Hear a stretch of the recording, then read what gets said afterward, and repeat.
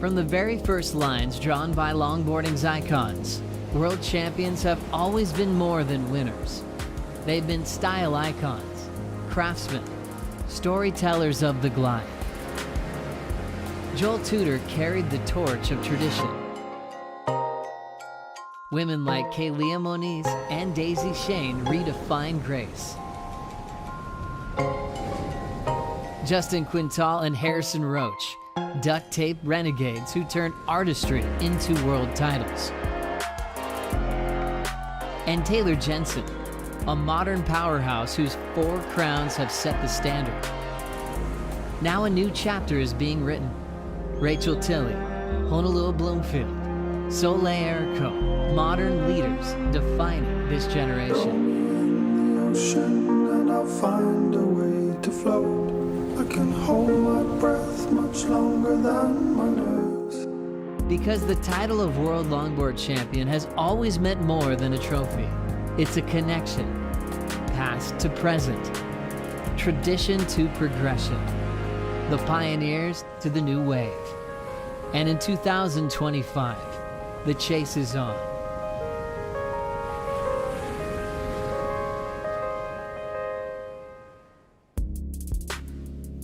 Buenos dias to a magical morning for World Title Day at the 2025 Surf City El Salvador Longboard Championship as 3 times Women's World Longboard Champion from Hawaii, Honolulu Bloomfield, gets her feet in the sand along with Kevin Scavana, the stylish goofy footer from Southern California, on his Steve Bainey Infinity single fin. He has been on fire in the free surfs, as we can see a little bit of action from our goofy footer Kaleopa'a, also from Hawaii, looking really smooth and silky on her Kai Salas longboard surfboards. And we can see Hiroki Yoshikawa moving through the inside there, representing Japan, along with another Asian. Of course, we have J.R. Esquivel on the men's draw. It's the top 8 men and the top 8 women, and people really starting to appreciate this incredible jewel in the crown of the El Salvadorian coast. Sun Zhao with Kai Ellis Flint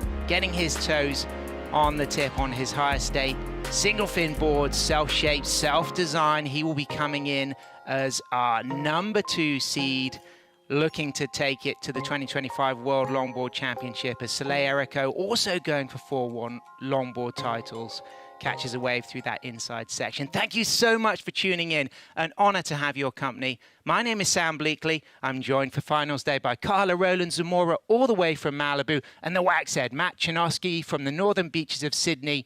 Matt, we had a day to free surf yesterday. Who were the standouts for you? I really love the intensity of Honolulu Bloomfield. She's here straight after Abu Dhabi, took that win, but she's got this newfound love for surfing, this affinity. She wants to show off this skill that she's developed on this competitive prowess. She's just got this little extra gear that she's unwrapped. I'm really looking forward to her to click, because yesterday she was one of the standouts. And Carla, we were sitting there on the balcony enjoying the action. Who really lit your fire yesterday? Max Weston. Wow. Max Weston got a little sneaker wave inside. All of everyone that was sitting on the outside let it go, and he just kind of turned and burned, and it built up to be a beautiful wave that he just did some fantastic surfing on.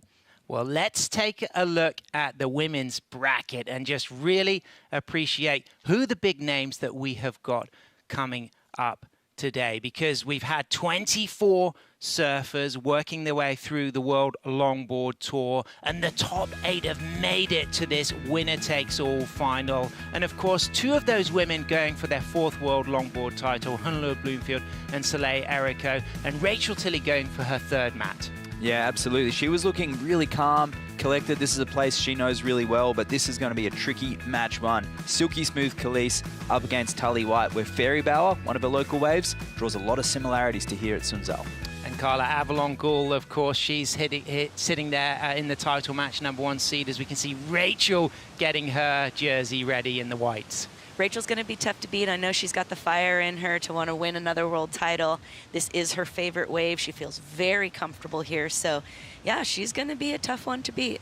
Carla, let's look at the men's bracket. Talk us through some of the big names. Who's missing and who's going to shine? Well, we're missing a lot of names. We're missing a couple Hawaiians on there. But what we have right now are some really new great standouts. Like I mentioned, Max Weston and Kai Ellis Flint this morning was just looking smooth as butter. So I'm excited to see all these matches go down and see what everyone's able to provide. Absolutely brilliant stuff. And of course, the first matches are 3 surfers, the winner progressing for another 3 surfer, and then it goes surfer on surfer all the way to the title match. Yeah, that's going to be where the real action comes in, and the fitness as well. We've got these long heats, got this long point break as well. The legs will start burning. The cardio, for those surfers that can make it from those 3-person heats into the 2, it's going to be very interesting to see how that fitness, plus the fresh feet of guys like Max, Kai, and of course, Edward Del Perro, who's fresh off a flight. Well, somebody I'm looking forward to hearing from, Kaipo Guerrero, is down there on the sand. Kaipo, what's the energy down there like? It is absolutely electric right here. The top 8 men and women longboarders in the entire world are going to be battling out in perfect point blank conditions for a world title. Checking the watch, Sam. 7:21 local time. 9:04, we're going to have a minus 0.7 tide here. Then the tide's going to be filling throughout the rest of the day.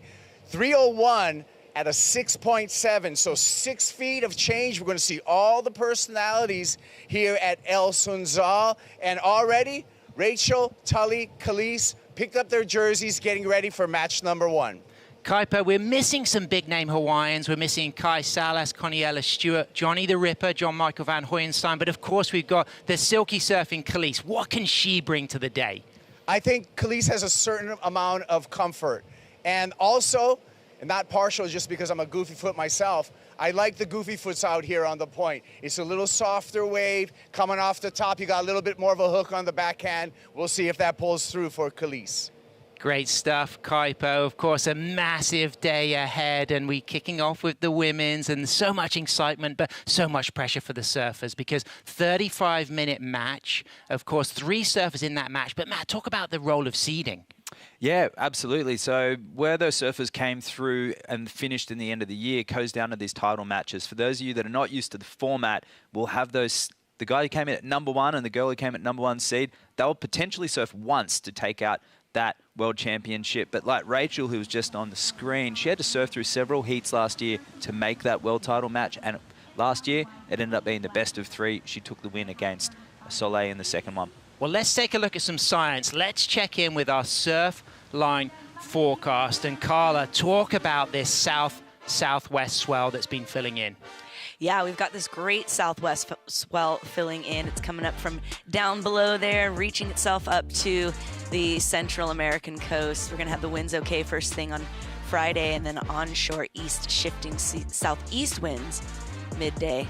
But yeah, we're going to have lots of power. You could kind of hear it roaring overnight. And when I woke up this morning, you could just see these beautiful peelers. 3 to 5 foot faces this morning should kind of pick up a bit as the day goes on. And the wind's going to stay pretty nice for most of the morning. I've been keeping an eye on this forecast since the moment it came out, and I predicted we'd be running today. So here we are. Over the next 3 days, it's actually going to drop a bit. So this is going to be the best day of the window. Absolutely. We're locking it in. We're locking it in. We got that 18-second period southwest swell. It kind of moves down to 16-second periods. But Matt, we got the low tide just after 9 a.m. local time, and then the high tide at 3. How will that impact the conditions? Yeah, big moon. Everyone's talking about it around the world. Some people's sleep a little interrupted as well. But of course, as a surfer, you can see the low tide starting to drain off the reef there. It will be a dramatic change. The footage that we see from this morning to the final match, it's going to be a very different lineup. But hey, a lot of these surfers are used to places like Bells, Makaha, Mona Lisa Point in the Philippines, Fairy-Bauer and Manly. So these tides is nothing new. Those spots are all very tidal as well. Well, the excitement is bubbling, it's building, it's going to be a brilliant day. It's World Title Day for the Surf City El Salvador Longboard Championships, and we'll be right back.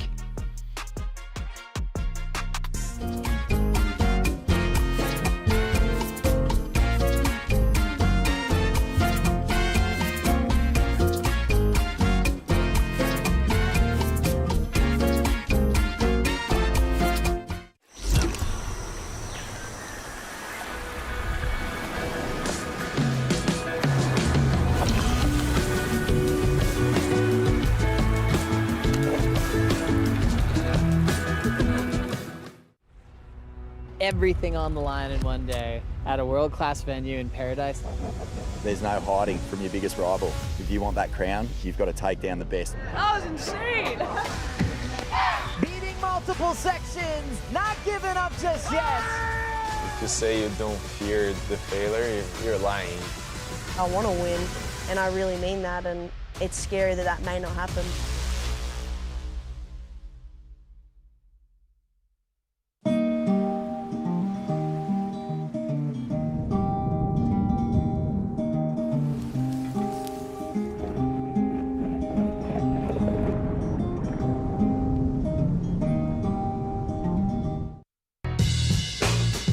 We are back. We have a very special guest with us today. As the next generation, I want to push that bar even higher.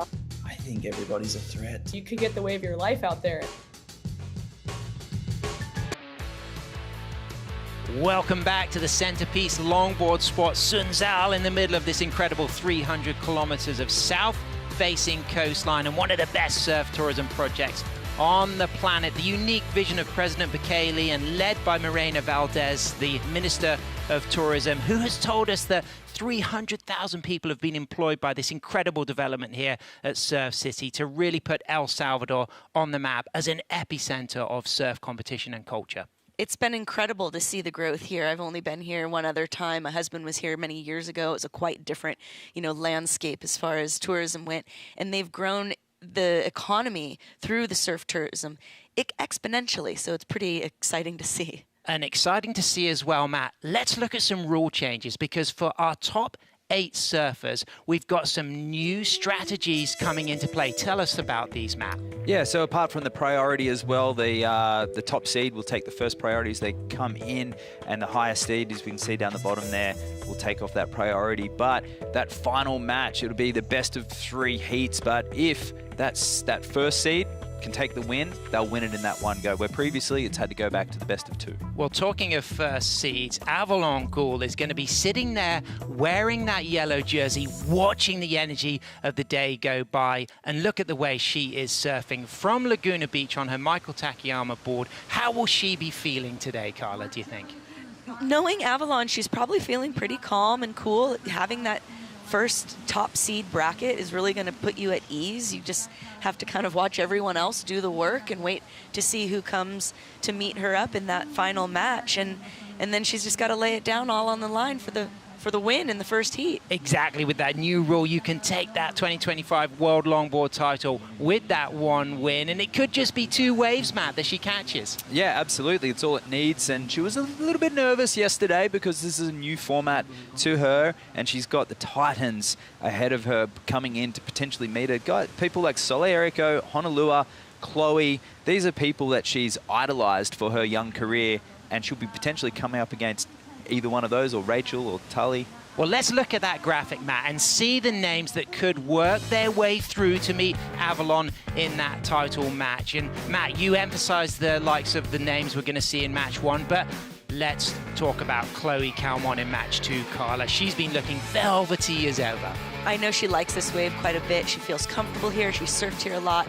And I think she's just got a new freshness about her that's going to be lively and exciting to see as she meets up against Hiroko Yoshikawa, who, quite honestly, was one of my favorites in a lot of the free surfs. So, see. A mum power for Honolulu Bloomfield, having had baby Rain only earlier this year. But Soleil Erico also going for her 4th World Longboard title, Matt. Goes without saying, the most technical surfer on the World Longboard Tour, and one of the most proficient, well-rounded longboarders that we've seen of all time. And she comes from a right-hand point break. She did really well at Bells Beach, taking the win. in that second event, so she'll be feeling very confident, and she's loving it here with a good entourage that she's got following her. Absolutely. There's so much to look forward to today. Momentum is going to be absolutely fundamental as we count down the seconds and kick off our opening match. Khalees Kaleopa'a, Rachel Tilley, and Tully White. Khalees, seed number 6, Rachel, seed number 7, Tully, seed number 8. It means that Khalees has first priority as we kick off this 35-minute long opening match. 1 goofy footer, 2 regular footers. Rachel Tilley going for her 3rd World Longboard title. Tully has been an absolute stylish force this season, Carla, though. I really have loved what we've been seeing out of Tully White. The lines that she draws and those drop knees that she incorporates. Her upper body is nice and smooth. She's one of my favorites. She's been a favorite of mine for some time, but it's been great to see her be able to progress through the tour and over the years. She's no stranger to, championship races and being in contests, especially within Australia. Sure. Yeah, she's had a fantastic year and very stylish surfer as well, and looked really good on the free surfs. Of course, she got a 9th in Huntington, the first event of the World Longboard Tour, the Lexus US Open of Surfing, and then a 5th in Bells. Lost out to Khalees Kaleopa'a in Bells there, and she also got a 5th in the Surf Abu Dhabi Longboard Classic. So she comes in here just getting into that top 8. In fact, I welled up with tears when we got the announcement in Abu Dhabi that she had made the top 8, because I know she's worked very hard this season. Yeah, and she's just got a great kind of air about her. She's hot. But she's just a powerhouse when she just is given the right wave. This is her first WLT final appearance, so this is going to be a big moment for her career. And I'd love to see her get the opportunity to really lay down her stuff. Yep, and she's smart. She's graduated with a Bachelor's of Environmental Science and Management, specializing in climate and sustainability. And she's traveling here with her mum, Donna, and her boyfriend as well. And she's also got Declan Whiten in her camp. How positive is it to have, someone also fighting for a World Longboard title in your camp? I think it's really important. I don't know if it's a necessity, but I think it's an advantage or a benefit that is set before her, because Declan is on the same kind of focus, on the same path. We know they're really good friends. Sure. They've traveled together for years and been, part of the whole scene. So I think just having that support, having somebody that knows you in your ups and your downs, because there's plenty of ups as there are downs. So that's important to have someone like that in your camp. And Carla, let's switch our attention now to Rachel Tilley. Of course, Rachel would be matching Soleil and Honolulu's 3 World Longboard titles if she takes the win today. Is that going to motivate her to be on that list with Soleil and Hono? 100%. I think that's fueling her fire. But what's happening now is Khalees starting the rhythm and taking that first priority wave. Working it pretty nicely here, just kind of like getting her go on. There's a lot of time in this heat, and the water is warm, so I think pacing yourself isn't a bad idea. But I really like what she's laying down so far, just nice and smooth. Great start for Khalees, using her first priority there. So in and out of nose rides, good velvety smooth rail work. And one of Khalees's big playing points is the fact that she's got that incredible velvetly smooth style, the precision, the Hawaiian grace that she brings to the table. And she works that wave all the way at Sunzao right through to the inside as that tide is still starting to fall. So it will get shallower. 9 o'clock local time, low tide. 3 p.m. will be the tide high, and Khalees has kicked off with a really nice start, Carla. That was smooth, it was precise, and it was clean all the way through to the last ounce of energy on those shallow cobbles. Yeah, and I think that's we talked a lot about yesterday, just how that setting that seed, being in that top seed in the heat, being able to set your rhythm. I think she's going to be able to feel good about that wave and the opening ride. She's a former world number 2 in 2023. Well, here's the replay, Carla. Straight into a critical nose ride, holds that nose ride, and then in the pocket, the way she walks out of that turn and then down carves really nicely. And now, as that wave starts to open out, she'll use all that clean, smooth footwork to keep things velvety and rebound off the foam, and then nice little cutback, redirect, cross-stepping, always staying active all the way through to the inside, Carla. That initial cutback, that turn, The early part of the wave was so stylish and just so beautifully laid out. And here we go. First of Tilly. Rachel to the tip. Defending world longboard champion holds that nose ride really well, Carla. Yeah, she's fighting for it. She's got the eye of the tiger definitely locked in there. She loves this wave, as we mentioned. She kind of stalls it back into the pocket wall on the nose, does a little steez action there. She's going to bring it back around here. That classic kind of wings spread style. Nice work from Rachel into a hang 10 through the middle part of the wave, and then just walks back to the tail and widens those arms. Another cut back, so really strong start for Khalees and Rachel as she makes it through to the morning light on the inside. You can see how it's golden, that sun rising just down the coast as you look towards El Tunco, and Rachel working this wave right through to the inside like Khalees did. Yeah, nice ride. Both ladies going to feel great with that opening start, leaving Tully out there with priority now. Those waves weren't the biggest I think we've seen this morning, but definitely some of the cleanest. Got them all the way into the inside and being able to check off all the boxes as far as using the board from nose to tail. And really demonstrating the impact of having that priority already predetermined. A higher seed Khalees gets that first wave. Let's study this replay, Carla. What was dynamic here? Well, she gets the nose ride pretty deep from behind there, locks it in on the 5, redirects it down there back to get back into the nose ride section. There's this little stalling moment where she almost comes too high, but she's able to bring it back down, throws the arms back with a little bit of steez, and then wraps it around again. I really do appreciate that big, spread open wings there in her cutback, getting some more tip time. She does it again on that final little inside there. Yeah, she's going to be stoked with these rides. So 4.83 comes in for Khalees Kaleopa'a's first ride. Rachel Tilly will be dropping that score pretty soon. As usual, it's a score out of 10. Top 2 rides will be added together to make that total. So the judges have now set the benchmark with a 4.83 for Khalees's opening ride on instinct. Carla, difference between wave shape, distance, was Rachel's wave slightly bigger? Was it slightly longer? I think the wave was slightly longer. Yeah. There was a bit more criticalness right in the beginning of the wave. She kind of almost, not backdoor, but kind of came somewhat behind the section a little bit and got nose ride right in there. So I'm leaning into a higher score for Rachel. I think it was a decent score for Khalees to open up with, but I think, it's going to kind of give her maybe that energy to just kind of push it a little bit harder and fire it up a little bit more. Sure, and we could just see then, Carla, the jet ski assist. Of course, the opportunity for the surfers to work with the jet ski, be taken out by the ski for the paddle out. Of course, they use the buoys and they will not interfere at all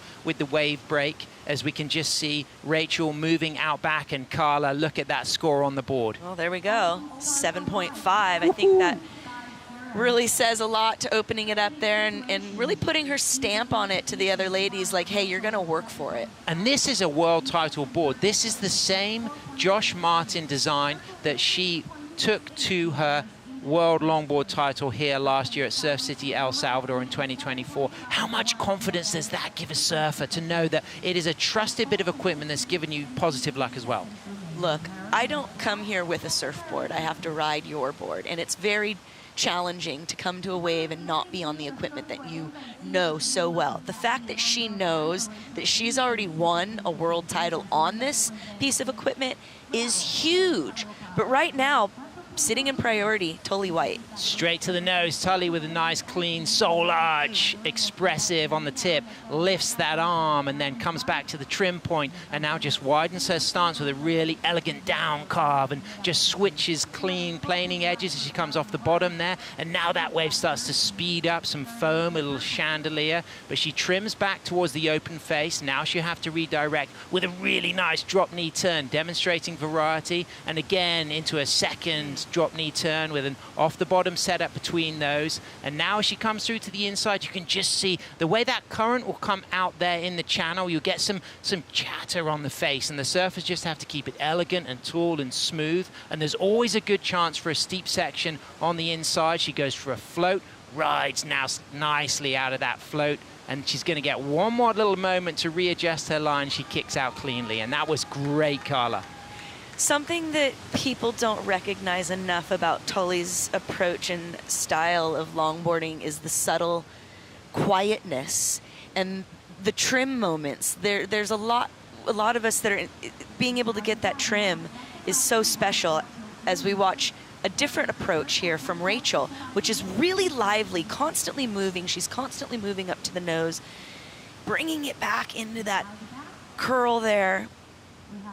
She definitely has a formula, I feel like, for here. Nice work for Rachel getting a backup wave, and you could just see the difference in shape as that wave dies out there. She kicks out, but Khalees is on the tip, gets a 10, walks out of that, and now close with her feet, but then widens the stance for a really nice roundhouse cut back and right in the hook in the steep section there, coming cleanly out of that turn, cross-stepping forward, finds the 5, holds that 5 really elegantly and keeping that front arm beautifully low as she now just gets one more cut back. And you can just see how this whole ride she's stayed so close to the steep section, so tight to the pocket, and the way she has her feet so close in the footwork and then just elegantly widens them for the rail turns is an absolute pleasure to watch, Carla.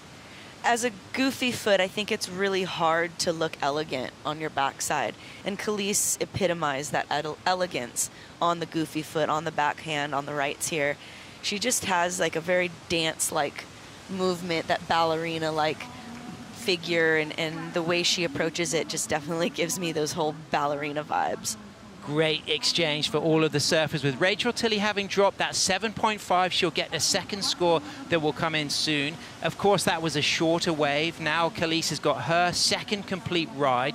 Tully, on one single ride, it looked to be absolutely beautiful. Yeah, here she gets the tip time. I love the sole arch in there.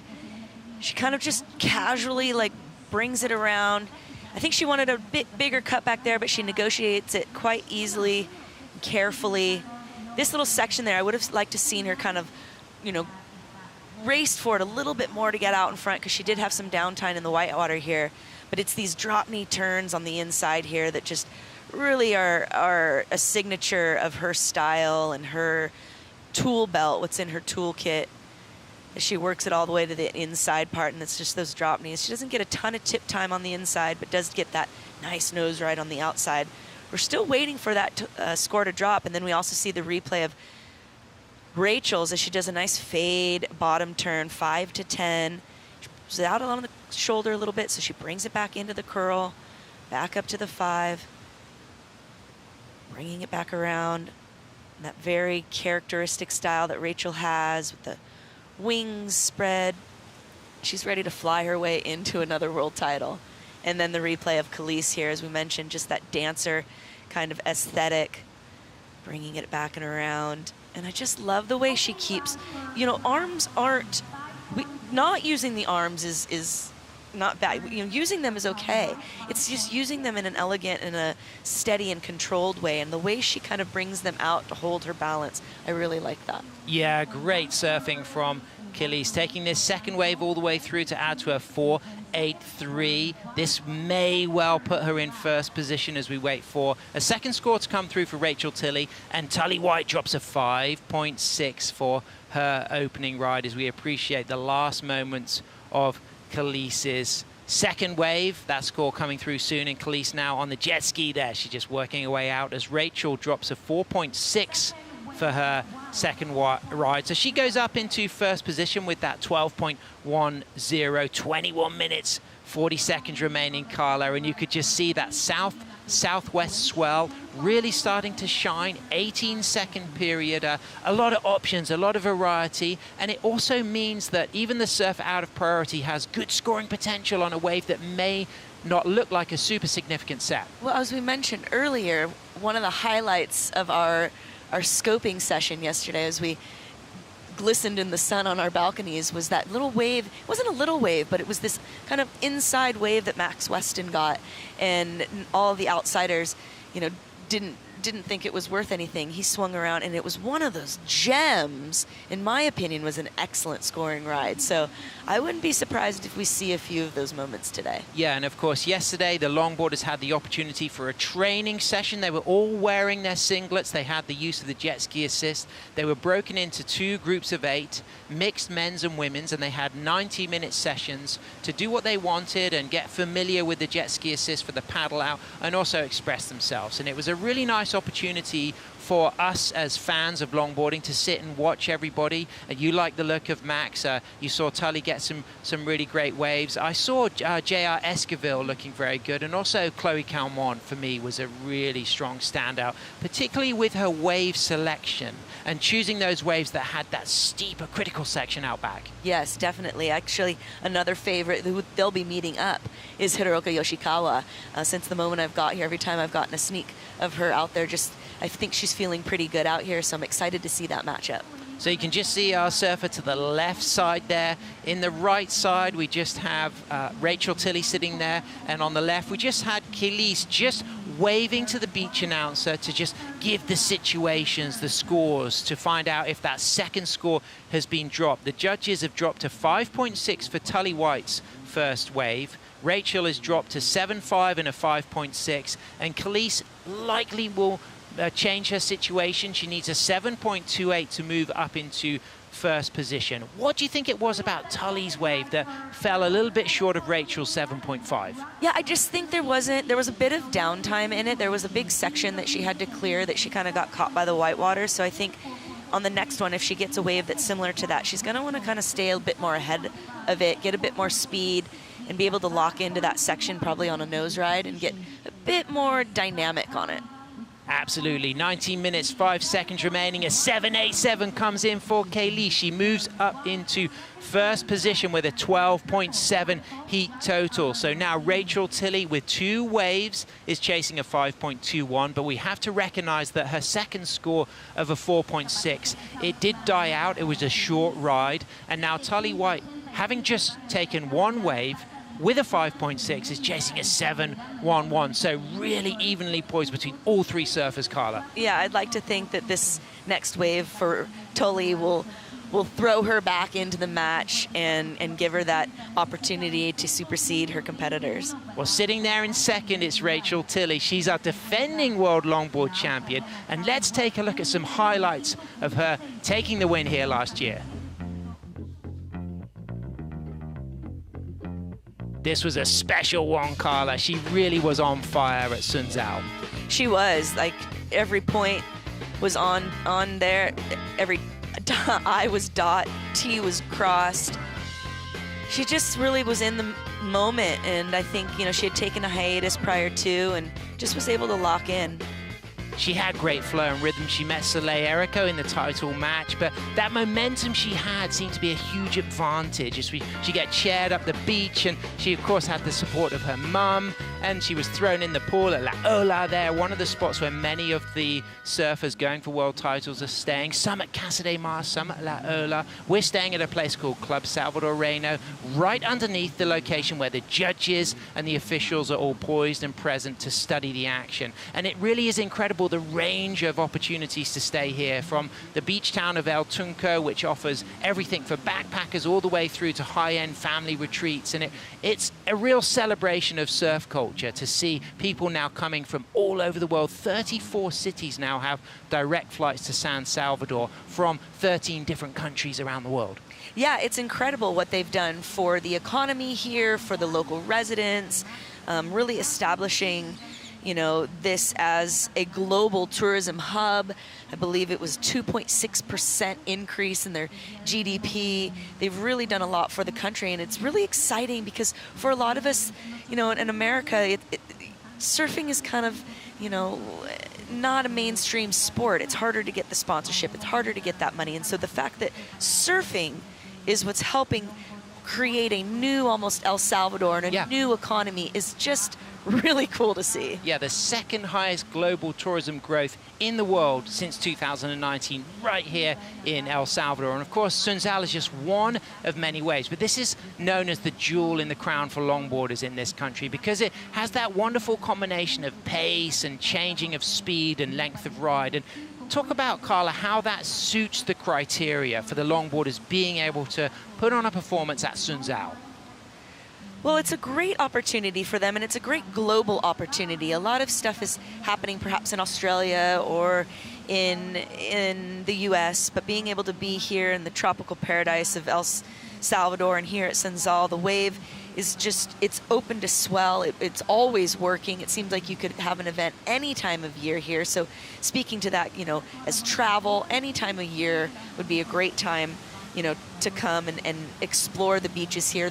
The project that they've been working on, this has been phase 1. They're going to be moving to the eastern beaches in phase 2, because there's surf not just here in La Libertad and in El Zonte. There's waves all along the coastline in El Salvador. So they're focusing hard on really uplifting each of those regions and using surfing to do so. And of course, Tori Gilkison, the head judge, gave some specific notes for the competitors before coming here to Sunzal, and talked about it being the right-hand point cobblestone wave, and the fact that it's a long paced-out wave, offering a perfect blank canvas for surfers to showcase traditional longboard surfing. And because the wave starts in deeper water, it has that tall outside section and then wraps in, standing up through the inside, leading to an occasional quicker section all the way to near the shore. So this gives the surfers multiple sections for major maneuvers, but also slower moments to really bring out the nuances and keep that flow. And I feel as if that variety in those slower sections is important, but also maximizing the steeper sections with critical rail or nose work. I think that's actually the most important part of this section, because the wave doesn't have a long wall like, say, Malibu or Rincon or some of these longer point breaks. It has a bit shorter of a shoulder, and so getting those critical nose rides really tight into the pocket is pretty key, because you can outrun the section quite quickly, and you have to be able to bring it back around and hook it in.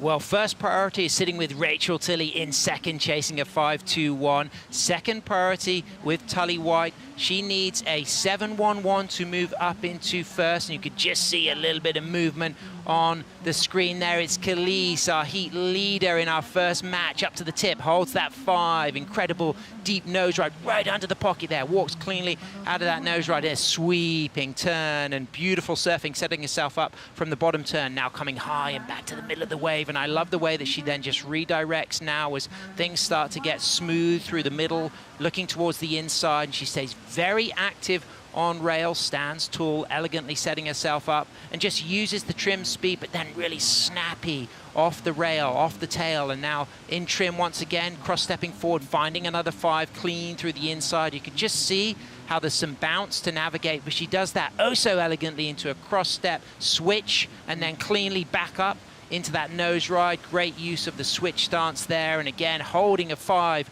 right through to the inside, and this is an absolute masterwork, a canvas painted to perfection. Well, on her second ride, she got a 7.87, and I feel like there was just more done on that wave, and that little inside part was actually really special.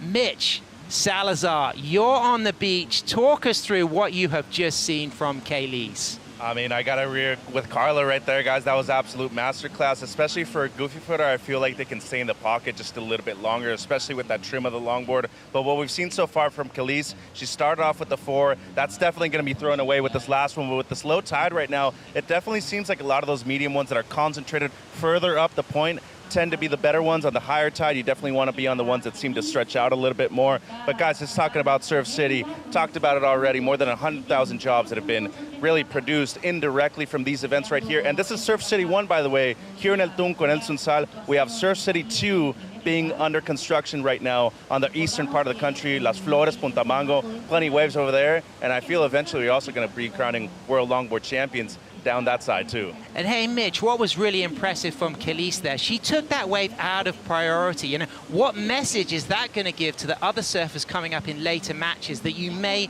be able to get significant scores out of priority? Yeah, and I think it's a message for the judges too. It doesn't matter what the size of the wave out here, and that's the one thing about Sunsal. You don't want it to be too big. To me personally, it always seems like the steeper ones tend to be a little bit further on the inside. Force them to go on the wrong waves, but especially if you're under priority, might as well take one, especially if time's winding down, guys. But she's in the lead. Seems like she's going to extend it right here. Mitch, you're looking hot down there. How warm is it? It's warm already. I got to say it's probably at least 85 degrees right now. It's probably going to get in the 90s later today. It's humid, it's beautiful, but guess what? We're at a surfing contest. I'm not complaining at all.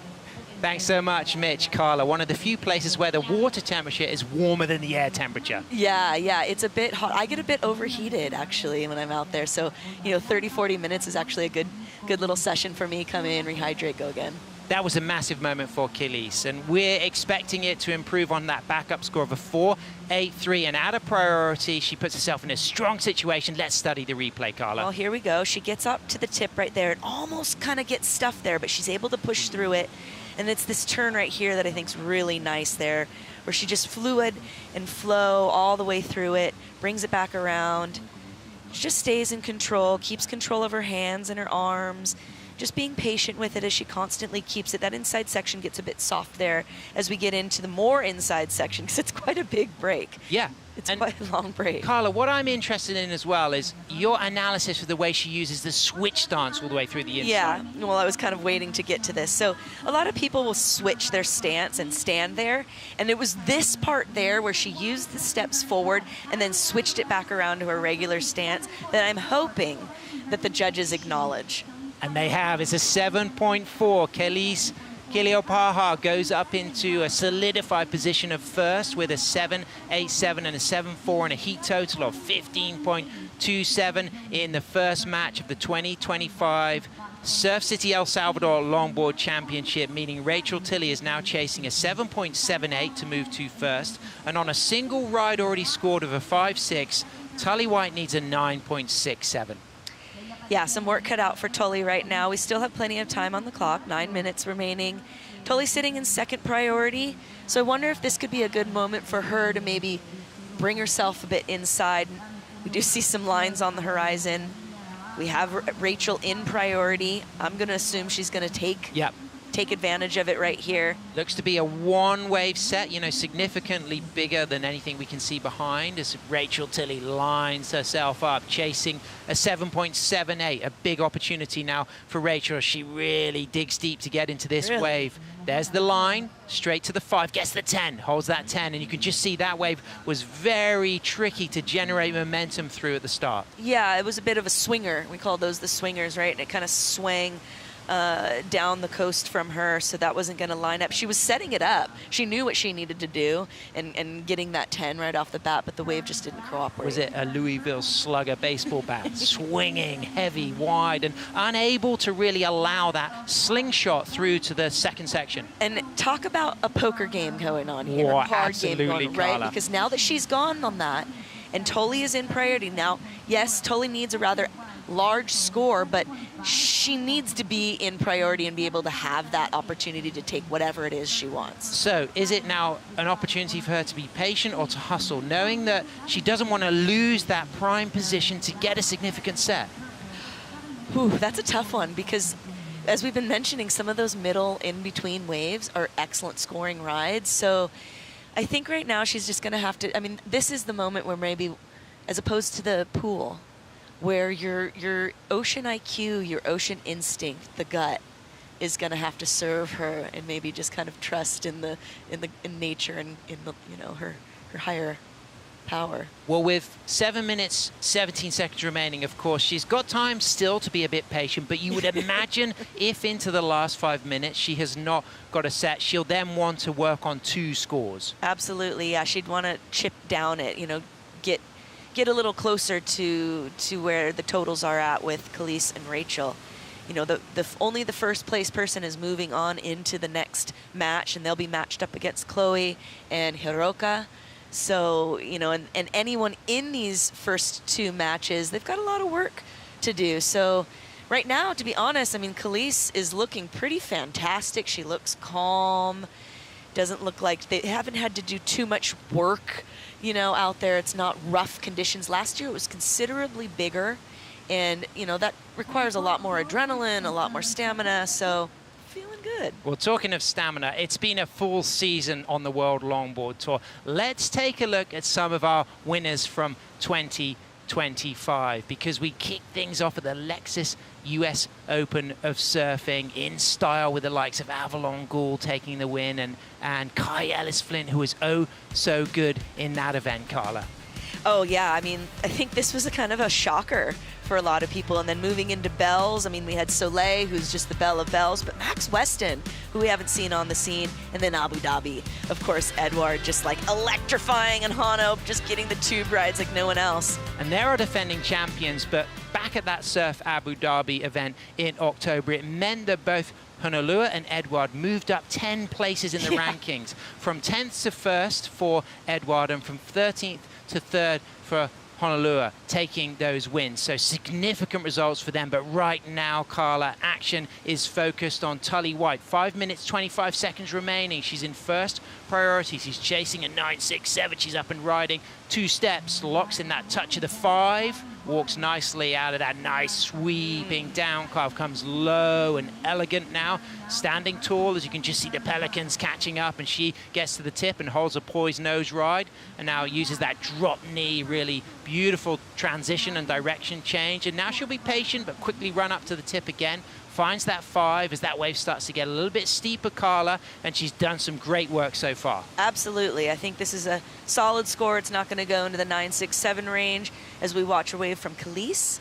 Nice turn again from Khalees. More of a shouldery, peaky wave, and she's going to be sensible and kick out early, which will give her the priority edge over Tully if she wins this paddle, and she likely will. And that's smart surfing from Khalees, because she needs to stay in the driving seat and really nurse through the last 4 minutes, 30 seconds. Yeah, this is now kind of getting into the nail-biter moments of the final draw of the heat here. You know, with four minutes on the clock, Tully's, we were fighting to get back out there. We'll wait for that last wave to drop.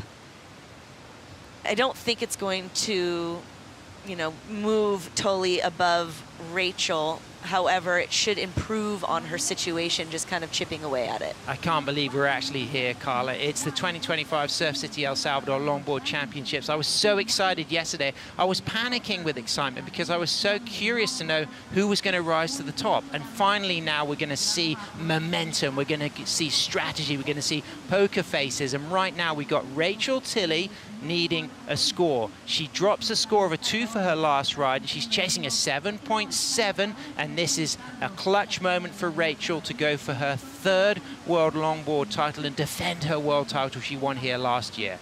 Yeah, I mean, I think she kind of had a similar situation. She was further back in the draw. She had to fight through some heats. She's no stranger to this wave, so if the wave provides, she's sitting in priority. If the sets come in and she's able to be in the right position, you know, she's going to attain that score easily. Tully White drops a 4.77 for that last ride. I noticed that she didn't take that all the way through purposefully. She probably was recognizing the need that she's going to have another important score to chase. Yeah, I think, you know, that was her 2nd ride, so she needed to get a 2nd ride on the judges' sheet. But I think she already knew kind of going into it that it wasn't going to be that excellent range score that she needed. So yeah, kicking out was going to probably be in her benefit so she get back out there for the potential of getting another ride, an excellent scoring ride in these last 2.5 minutes. Wow, it's looking good for Khalees as we stand right now. She's out there in the lead with a 15.27 heat total of that 7.87 and that 7.4. She's sitting in 2nd priority, which does give her the edge over Tully White. And now all to play for, as you can see, a really standout set. The first wave looks to have shape and flavor and form. The second wave also looks interesting, Carla. Yeah, well, I think they're not quite sitting in the right spot for the first wave. I think we mentioned before some of those waves needed to be a little bit, you know, tighter to the point, but the second one looks to swing full scramble for action, Carla. So first scramble. First priority, of course, Rachel. She's going to have the edge, of course. Right, and you see Khalees just kind of keeping herself in the mix there, and then it makes you wonder, you know, see how this wave stands up here. Here we go, Rachel Tilley chasing a significant score, a 7.78, locks in a 10, holds that 10, stays on a soul arch, goes into a second 10, streaking through this clean, long overhead section, and now she goes lower and then just eyes up the opportunity to come onto the glassy shoulder face here, walks back to the tail, and then readjusts, gets a nice clean bit of footwork again, a second rail turn, down carving, and a beautiful driving bottom turn as she sets herself up through to the inside. And Carla, this looks really strong. I'm already starting to feel that this is a potential excellent range. Yeah.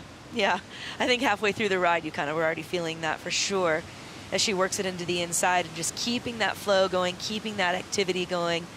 You know, I love the connectivity between each movement. She doesn't have a lot of downtime ever. Wow, massive moment for Rachel Tilley, chasing a 7.78, ending right there on the sand with 48 seconds remaining. She left that one right down to the wire, but the way she rode the first section in and out of 2 critical long hang 10s with an extended trim-based hang 5, the way she worked the middle part off rail and linked it all the way through to the inside, my instinct says that she's right there in the money to move up into first and potentially progress into that match 2 if the other surfers don't get a chance of a ride in the last 20 seconds. I'll go out on a limb and say that it's going to be the highest scoring wave of the heat. Big moment, 15 seconds remaining. Rachel Tilley already now on the inside. We can see our surfers in men's match 1 getting ready as she just gives a little hug to Declan there. It's Stephen Sawyer, Declan Whiten and Rogelio J.R. Esquivel preparing as we wait now for the score to come through for Rachel Tilley. Khalees was in first without this score having been dropped. Rachel is chasing a 7.78. Tully now out of the picture. She had a 5.6 and a 4.77, that heat total of 10.37. So the camera stays focused on our defending world champion, going for her 3rd world longboard title to equal the current standings of Soleil Erico and Honolulu Bloomfield, as she sits there patiently waiting and listening, and the score comes in at an 8.33, and she has turned the match and progressed into match 2 to meet Chloe Calmon and Hiroka Yoshikawa, and that was clutch, precise and brilliant, and she did it. Wow, that's impressive. And something actually, to be honest, I wasn't surprised to see. I think she's done this numerous times.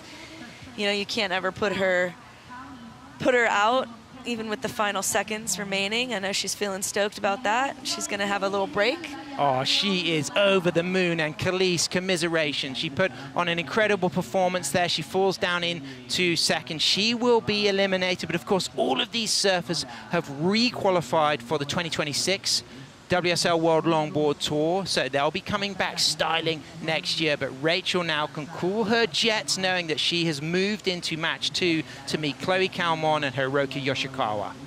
That is going to be a matchup that I am ready. We're not going to be on for that one, but I am be down there glued to the ocean to watch that go down. That's going to be really exciting.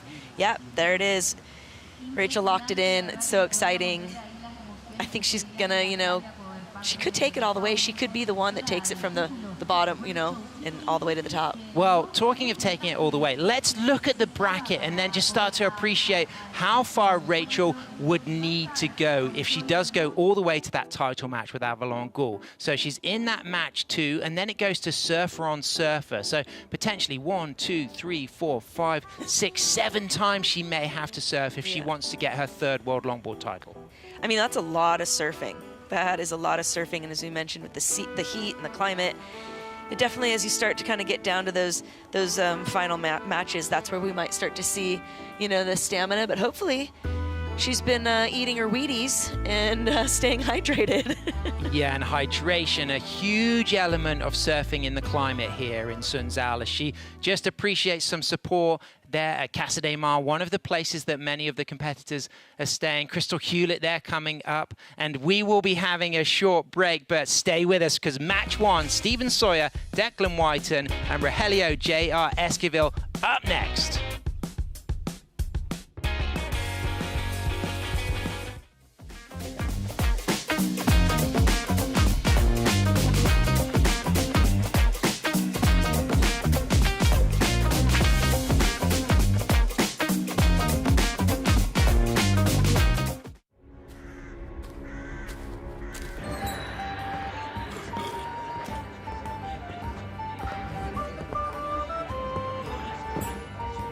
Shall we?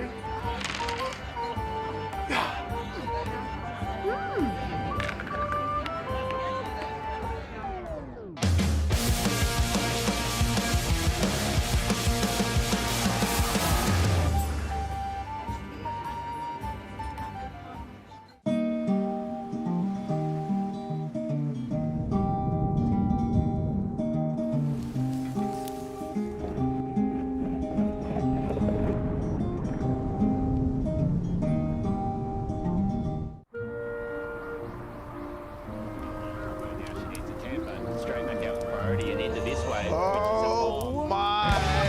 Deep one for Weston Webb. She comes out. She comes out. She needs a 10.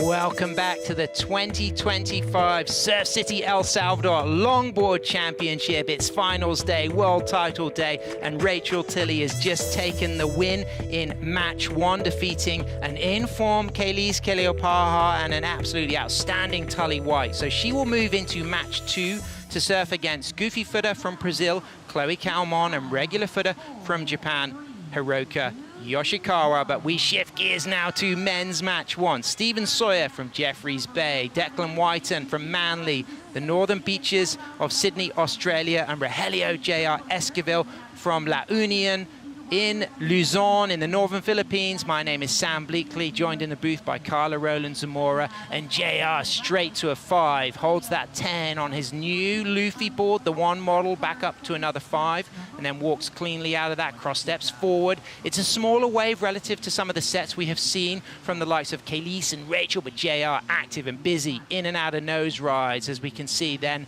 34 minutes remaining. It's again a 35-minute match, as we have seen for all our 3 surfer matches. Will go down to 30 minutes for our 2 surfer matches, as JR perches 10 on the inside, stalls, gets back up for another 5, holds that 5 from San Juan, La Union, Philippines, keeping it cool. 2 Asians in the draw, 1 from Japan, 1 from Philippines, and Carla Roland Zamora. You have seen this man grow up. You know the Philippines very well. Your wonderful partner, Ian, is from the great culture of the Philippines. How are you feeling about that opening ride for JR? I'm not surprised that he got it really quickly. He's under priority. He's the last seed, number 8 seed. And I know JR works on rhythm, works on kind of building his own self-confidence. He is his best cheerleader. And so, you know, getting that fire underneath him, he's got, you know, kind of a lot to prove in a sense, because he's got an entire nation rooting for him. And that's a lot, that's a heavy weight to carry. But he carries it really well with class and dignity, and he's an incredible surfer, so he's the one that could really take it all the way. Well, the nation of the United States of America will be rooting for Californian Rachel Tilley. She's just booked herself a spot in match 2, and she's down there on the glass with Mitchell Salazar. Yeah, I think the U.S., I think El Salvador is very proud of Rachel, our defending world champion, an 8.33. I mean, talk about the comeback right there at the end. Kaleopa'a was surfing an excellent heat, but in the end, he used priority and he used patience very well. Congratulations. Yeah, thank you. I had first priority for a really long time throughout that heat, and then Kaleopa'a got that other 7 under priority. And you know, I just knew with how these conditions are, all you need is an opportunity to get up into those 7/8s, and you need the wave to allow that opportunity, obviously. I made a mistake using priority when I shouldn't have, and fortunately, you know, the heat went the way it did, and I had the last 5 minutes back with priority, and like every single minute, or every single second of those last 5 minutes, I was just praying, like, please, just, God, give me another opportunity, give me another opportunity, and if I get the opportunity, I'll take it from there. And fortunately, that's what I got. And it ran all the way in, and I seized it for everything that it was. You're one of the few competitors that actually free surfed this morning, too. How valuable was that paddling out with the low tide, especially? Yeah, you know, I think this wave can be really tricky in learning positioning and everything. And I've done my time out here and spent a lot of time free surfing. And, you know, for me this morning, it was just about letting any of the shakes get out from under my feet. Being first heat of the morning, I just wanted to go knowing I already had a few great waves under my belt, and so I didn't have to deal with any of the shakes for my first heat of the heat. So yeah, I was happy to have done that. A word back home before match 2? What's that? A word back home before match 2? Hello family, sorry that was so stressful. Hi Josh, hi Mom, Dad, Michael. Yeah, I'm so happy that went the way it did, and on to another one. Congrats, Rachel. Thank you. Guys?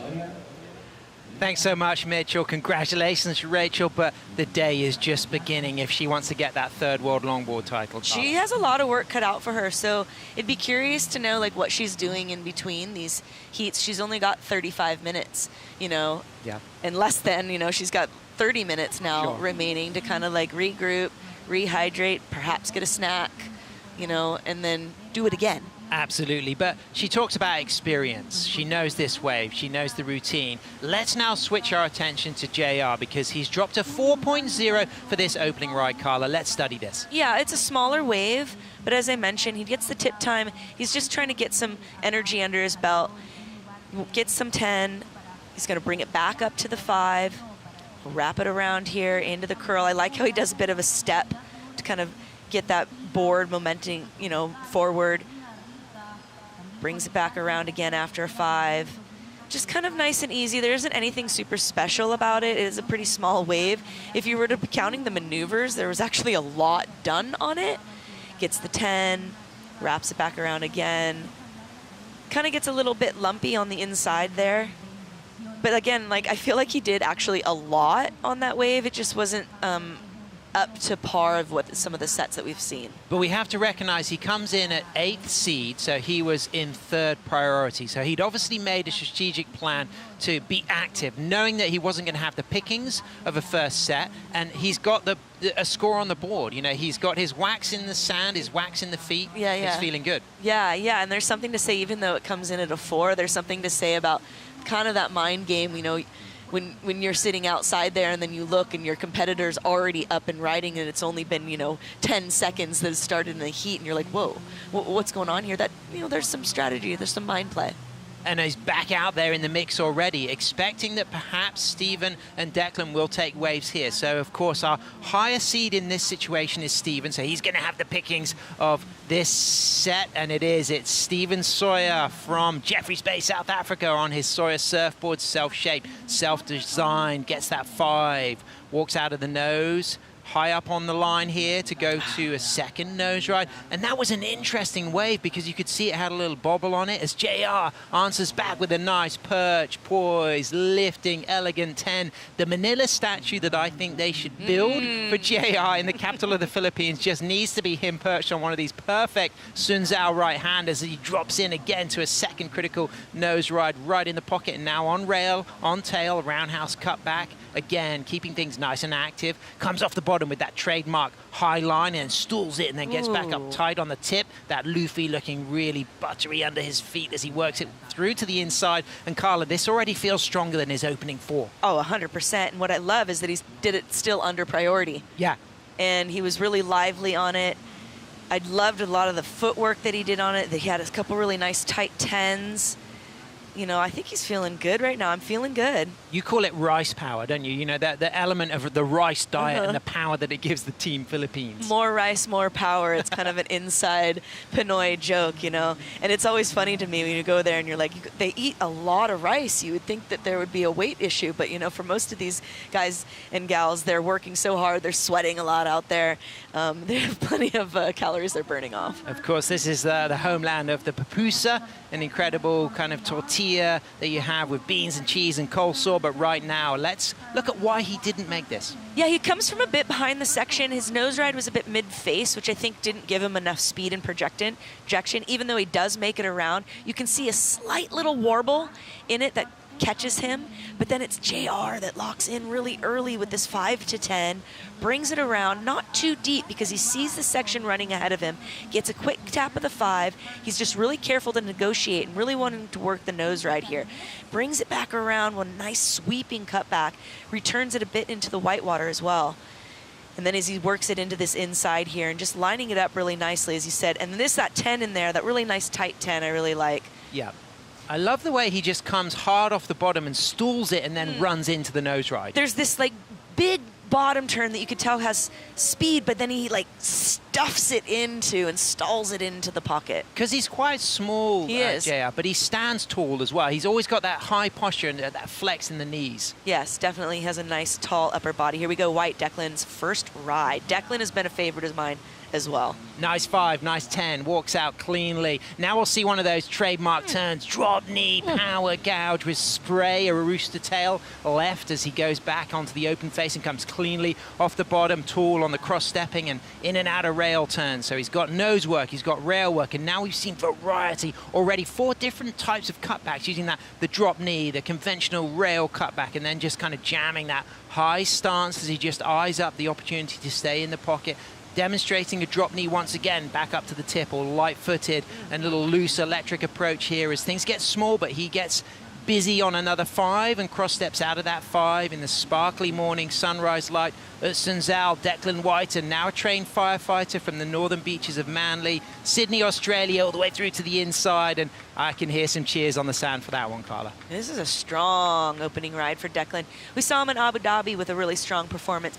It became rather formulaic, if you will, and here I really like the different variety that we're getting. You mentioned the various different cutbacks and the drop knees that we saw, and then he coupled it with some really nice nose time. Got a 5th at Huntington, first event of the season, losing out to Taylor Jensen, a 3rd at the Bergland Bells Beach Longboard Classic, losing out to eventual winner Max Weston, and he got a 5th in Abu Dhabi, losing out to Stephen Sawyer. Now let's look at the replay. Yeah, right off the bat, gets the 5, gets a nice 10 there. It's really locked in the pocket, brings it back around. It's this first drop knee. Ooh! Oh. Velvety and powerful. I want to throw my shoe at it, you know? Yeah. Your high-heeled shoe, I would guess, Carla. Yeah, I want to just be like, that is just so good. Isn't that what Jennifer Hudson does when she really likes an artist? You throw your shoe at it. Yeah, he has such a beautiful traditional aesthetic, but he has this power underneath him that's just, I love it. Yeah, that was one of the best turns we've seen today. Absolutely, so far, because we are only in the second match of the day. Yeah, really loving what Declan's putting down there. He just couples a lot of good footwork with those really powerful turns, working the nose ride all the way to the inside. Gives a little roller coaster and then a nice final little drop knee here as we get just right into the final moments here, right into the shore.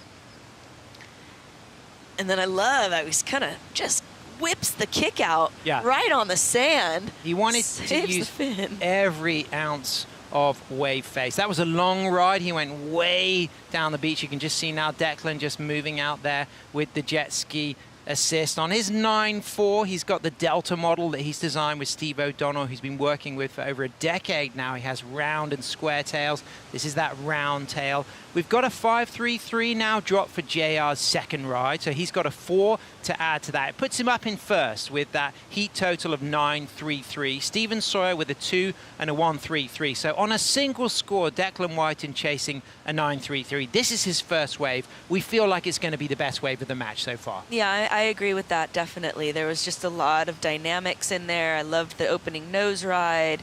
There was just a lot of power, speed, and flow that we haven't yet seen in this matchup. And also patience as well.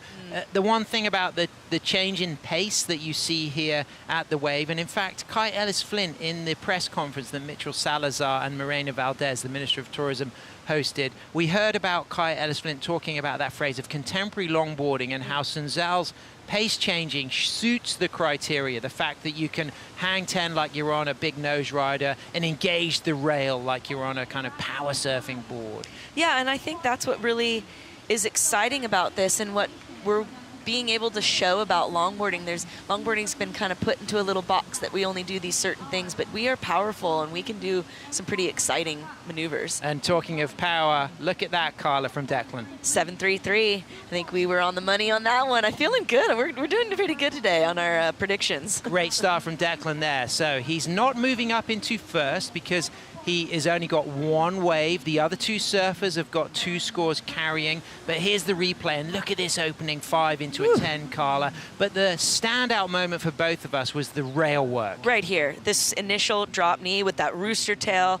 And I love how he kind of brings it underneath the curl. It doesn't go in front of the curl. He really utilizes the speed because of that. It is a fatter face, and so you kind of can get a bit deeper in your carves. And he does that really nicely. I love the way he's just underneath the foam and then pushes off the bottom to regain some more speed. Just kind of plays with it in the inside there as he waits for it to stand up again. for our final nose ride section there. And he's so quick on his feet, another like dance-like quality, just really being nimble and quick. And you know what I love is the way that he played with this, but brought variety into it. The down moments, he never let you think that you'd already seen that wave, that ride, that style of turning. Well, it's funny, his down moments don't really feel like down moments. Sure. It's just like, I'm setting, it's just the setup for the next one. And I think people have to kind of recognize that. You don't necessarily have to be moving at every single second. Like the art of trim is still valuable within the tail, the rail, and the nose. Absolutely. And if you look at the key elements from the criteria, commitment and degree of difficulty, variety and creativity, flow and precision. And there's been a real clarity this season of the judges really celebrating that composed upper body language as well, you know, not kind of putting yourself off with the overemphasis on that upper body language. As we can see, Chloe Calmon from Rio de Janeiro here with her father Miguel and her mother Anna to support Team Brazil. She is getting on a fitting green jersey, which is reminiscent of the great Brazilian flag. Well, I love the whole color combo here. You know, I've said it before, there's a thought that, you know, matching your color, your jersey to, you know, your shorts or your bikini to your jersey helps the judges see you better. So I like that she's kind of got it all blended out. And it's really great to see her back with her family. Yep. You know, she spent her earlier years, she's been on tour for 14 years. She started at like the age 14. Yep. So obviously she had guardians and her parents were with her, and then as she got a bit older, it was kind of a big deal for her to kind of take that separation, grab her independence, find some agency, but then to bring it full circle and have mom and dad back and back in her court. And I know how much they love her and support her. It's cool. I know that's going to be good for her going into this next round. Live action, 218 World Longboard Champion from J-Bay, South Africa. He took second at the Surf Abu Dhabi Longboard Classic, losing to Edouard Delpera in the final. Up and riding, Stephen Sawyer, nice readjustment of that line, elegant, controlled, locks in a long 5, right in the pocket, walks out of that 5 and just jams a nice driving rail turn on a single fin with a wide point back up for another nose ride. Walks quickly back to the tail, rebounds off the foam, now comes nicely off the bottom of the wave. Great use of the bottom turn. You could just see the acceleration as he came to the top part for a nose ride and gets back up for the tip, and good lock and lift on that super tight 5. Walks out of that nose ride and uses that drop knee, just engaging every part of that board, really working all angles on that wave, Carla. Yeah, definitely he's going to feel much stronger and much more confident coming out of that wave, because his first 2 opening rides were just pretty much throwaway waves. So with 18.5 minutes remaining, which is plenty of time on the clock, he's going to feel much better having gained a bit more momentum. Great drone clip there. You get to see the cobbles. It's got a Southern California-esque feel to it, a bit like lowers, a little bit of Sano in there, but it's also got qualities of the point section at J-Bay, of course, which is like a cold water version of Sunzao, which is a wave that Sawyer knows well. As we see live action, Esquivel looking to improve on scores in a tip ride on a 10, out of that 10, back into another 5, clean in the pocket, walks out of that and then drives off the bottom turn, cross steps forward and finds a nice locking 5. Cross steps back, and he'll use the rebound off the foam there, like Stephen Sawyer, the other goofy footer in this first match did, as he just comes out of that nice rail work, just snaking. And now he's eyeing up the opportunity to see if there's opportunities for some steeper sections. So he gets the stool, he looks over his shoulder, he wants to find footwork and flow and a steep section, and there it is, and gets the heels with the little one heel walk back into a little jump round, switch stance. He's still going, Carla, right through to the inside. Yeah, definitely milking this wave to its fullest as he brings it all the way into the shore there, as we see the cobblestones there popping up in that glistening sunlight. Does another little heel action here. The wave is so small at that point. I don't know if those, you know, little tricks will be very significant, but he definitely may have gotten the longest ride. So he's looking to get an improvement on that backup 4. Stephen Sawyer is looking to get a 7.33 on that last ride to move up into first. Declan Whiten is sitting in first priority with just 1 score, 1 wave. It's the highest score of the heat so far. Let's see if this could be the 7.33 Steezy's chasing. Yeah, he does some nice little rail work, turn work to get into this steep part of the section where he gets the long 5, wraps it back around underneath the white water there as he regains up into the high part of the wave gets a bit tip time quick there, not a lot of steep face, so he brings it back around into the curl, into the opening face again, just kind of that back and forth, bringing it into the curl and then up to the nose again. I would say this isn't like our cleanest wave we've seen from Stevie, but this is going to definitely improve on his first 2 rides. Probably going to fall lower than Declan's 7.33, and it comes in at a 6, so it puts him up into second. Look at this 10 from JR. Yeah, super cool 10. Kind of hanging a little bit on the foam ball almost, brings it down and around, and then that nice drop knee. You know, I was thinking as this ride was going, of the 3 goofy foots in the men's draw, 2 of them are in this heat. So it's interesting. We've got 2 goofy foots and a regular foot. This goofy foot style for me right now has really been lighting it up. And he really worked it all the way in the inside. I guess there's an argument that could be told, like, should he maybe have kicked out? We'll see as the score drops if it makes a difference, if it gets rid of, like, his 4. And they'll be meeting the other goofy footer in the draw on the men's side, Kevin Skavana, in match 2. So a lot of goofy foot action as we see these first exchanges. Stephen Sawyer with a 6, J.R. Esquivel with a 5.10. So it does improve on his backup. He's sitting out there in first, but carrying a 5.33 and a 5.10, dangerous territory considering he's got Stephen Sawyer and Declan Whiten on his back, hot and ready to pounce. And there's 15 minutes still on the clock, which is basically a normal timed amateur heat. So nobody's resting yet. No one's shut their eyes. Everyone's eyes are in the back of their heads, are wide open. You're keeping your head on a swivel. Chameleon-esque. Yeah, you're watching the horizon. I'm really big on, like, watching the ocean, like really tuning in, not really trying to pay too much attention to my competitors, but really keeping an eye on the ocean so that I can be where the ocean wants me to be. Yeah, so if we think of Stephen as a wizard, the way he kind of brings that magic, where can the hocus pocus come from him? What does he need to do to get in the mix and drop that big score? Yeah, I think what we're kind of seeing a little bit of an issue is that tide has been dropping quite a bit, so we're not seeing some of those bigger sets. But what really needs to happen right now is little bit more sizey of a set that gives him a bit more wall to work with and just be able to show off, and maybe some of that switch foot that we were able to see in Abu Dhabi, if we could see a bit of that coupled in, that might be able to bump him up in the scores and take the lead. And let's telepathically place ourselves in the mind of our multiple Australian champion Declan Whiten. You know, what does he need to work on, knowing he's got one significant score, but it's the highest score of match 1? You know, we talked a lot about formulas in the last event, and I think he's a formulaic surfer. I think he's going to go, well, I got a 7.33 on my first ride. I'm going to kind of try to play it similar. I'm going to do at least that much and more. So hopefully he's going to be able to spoke out the right wave. He is sitting in priority, so that puts him in a good position.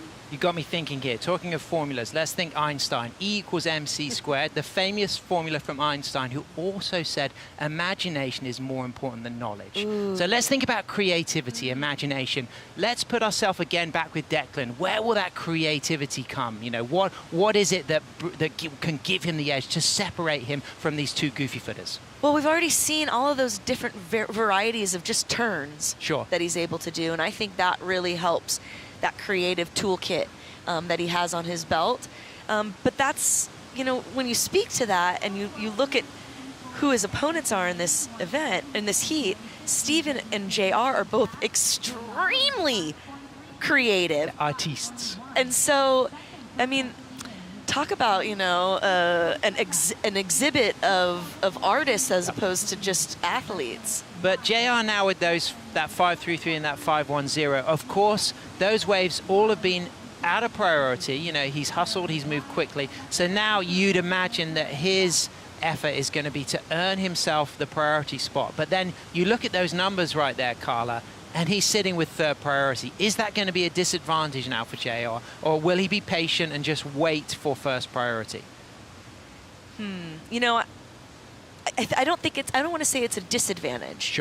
But I don't think it's an optimum position to be in because his scores aren't wildly high. He's only got a pair of 5s. And Stephen and Declan already each have a score higher than that. So I'd be kind of stressed, not stressing so much, but I'd kind of want the other guys to get their waves so then I could kind of be sitting in priority and in position and being the one to watch. Well, as we can just see a little bit of action there on the horizon. Are we going to get a turn from JR? He's not interested. Let's take a look at Declan's 7.33, Carla. And it's the highest score of this first match. What gave this the edge? Well, right away, he just gets that high line nose ride into the 10. It's locked in. He just has a lot of composure. He used very little upper body. And then as we keep repeating, that rooster tail of a cutback and the drop knee. And then another bit of a cutback there, but not so much drop knee there. So we're seeing that variety, more of just a power stance, but then drops the drop knee again. And I also like his upright chest and his body. And I love how he's very careful with his arms. And there's got to be an advantage to having two parents who are both teachers. I mean, if we're going to big shout out to all the teachers in the world, both Paul and Margaret, they have raised this kid well. I mean, he listens and he learns quickly. Yeah, and I think that kind of just goes to show, too, like his personality. And he's also someone that seems pretty humble and modest. And, yeah, his parents have taught him all the values and the virtues that are just needed to be a good, well-rounded human being, and it plays out in his sportsmanship as well. And he's got a lot of experience here at Surf City, one of the coolest tourism projects in the world, the unique vision of President Nayib Bukele to showcase and celebrate and sustainably develop this coastline. And we're now starting to appreciate these phases of surf and tourism development that are taking part here. And of course, we're down near El Tunco at Sunzal, which is a premier spot where they also film many surf sequences for the film Big Wednesday, released in 1978 as JR gets to the tip. Nice hold of a 5. But that one, you could just see the pace was quick, and he early recognized that there was no need to come and try to come around that section. But healthy for JR, he has got that wave out of priority again. Yeah, and it was interesting because when you saw that go, Steven actually took a look, and he had priority over JR. Decided that it was going to run too much and just kind of let JR do it. And under normal circumstances, you would say, well, was that a mistake? But he's not in priority. He's in bottom priority already. So it's no harm, no foul that the wave didn't pan out. He's better off taking the risk and throwing that gamble. Here we go, gambling, looking. You can see Steezy stood tall on his board just to get a look, decides not to go. In first priority, Declan Whiten, and that's nice for Declan because he knows he's only needing to add to that 7.33, and the fact that the highest scores drop for the other surfers are in the 5s and the 6s is going to give Declan a lot of confidence. But of course, the Pacific has to deliver. You do need a little bit of luck as well thrown into the mix. I mean, we're not at the wave pool where you're guaranteed your 4 waves. You have to be strategic. Your intelligence needs to be on point. You have to be paying attention and aware and then make smart decisions. And so, yeah, but at the end of the day, if nature doesn't provide, and that's where it sits. I know Steven has a really strong faith and has kind of come to a place in his life where it isn't necessarily about, as much as he, I think, wants to win another world title, I think he sees a bigger picture here and the message that he's sharing by being on this platform. Well, one of those surfers on your screen has been a world champion back in 2018, but it would be so interesting to see an Asian on that list. And it's a really nice blend of nationalities, you know, going back to Piccolo Clemente from Peru. Of course, we've got Phil Rasman from Brazil. We've got going for his 5th world longboard title represented here, Taylor Jensen. I mean, that is absolutely incredible as we look at those names, Carla. I mean, yeah, we have a couple repeats there, quite a few repeats there. Dwayne DeSoto getting it all the way back in 2010. Phil Rasman, the Brazilian, in 2016. And as you mentioned, Stephen Sawyer in 2018. Yeah, I think it would be really cool to add a Philippine flag to that list. And you know, just speaking to, you know, Manny Pacquiao is a big name in Philippine sports and really put the Philippines on the map. I think JR is underway to be kind of the second in line of that. Well, he's got 7 minutes remaining to stay in first position, but with that first priority sitting with Declan White, and you could imagine that there's going to be another score dropped. And you can now just see a little bit of movement there from Stephen Sawyer, recognizing that in second priority here, he wants to stay active. He's chasing a score. So JR is in first, but I don't think it's a safe first because he's got a 5-3 and a 5-1-0. I think Declan is kind of in the driving seat with that 7-3-3, but it's all to play for Stephen, because that carrying score of a 6 could be very important, and you know Stephen can easily replace that 2 even out of priority.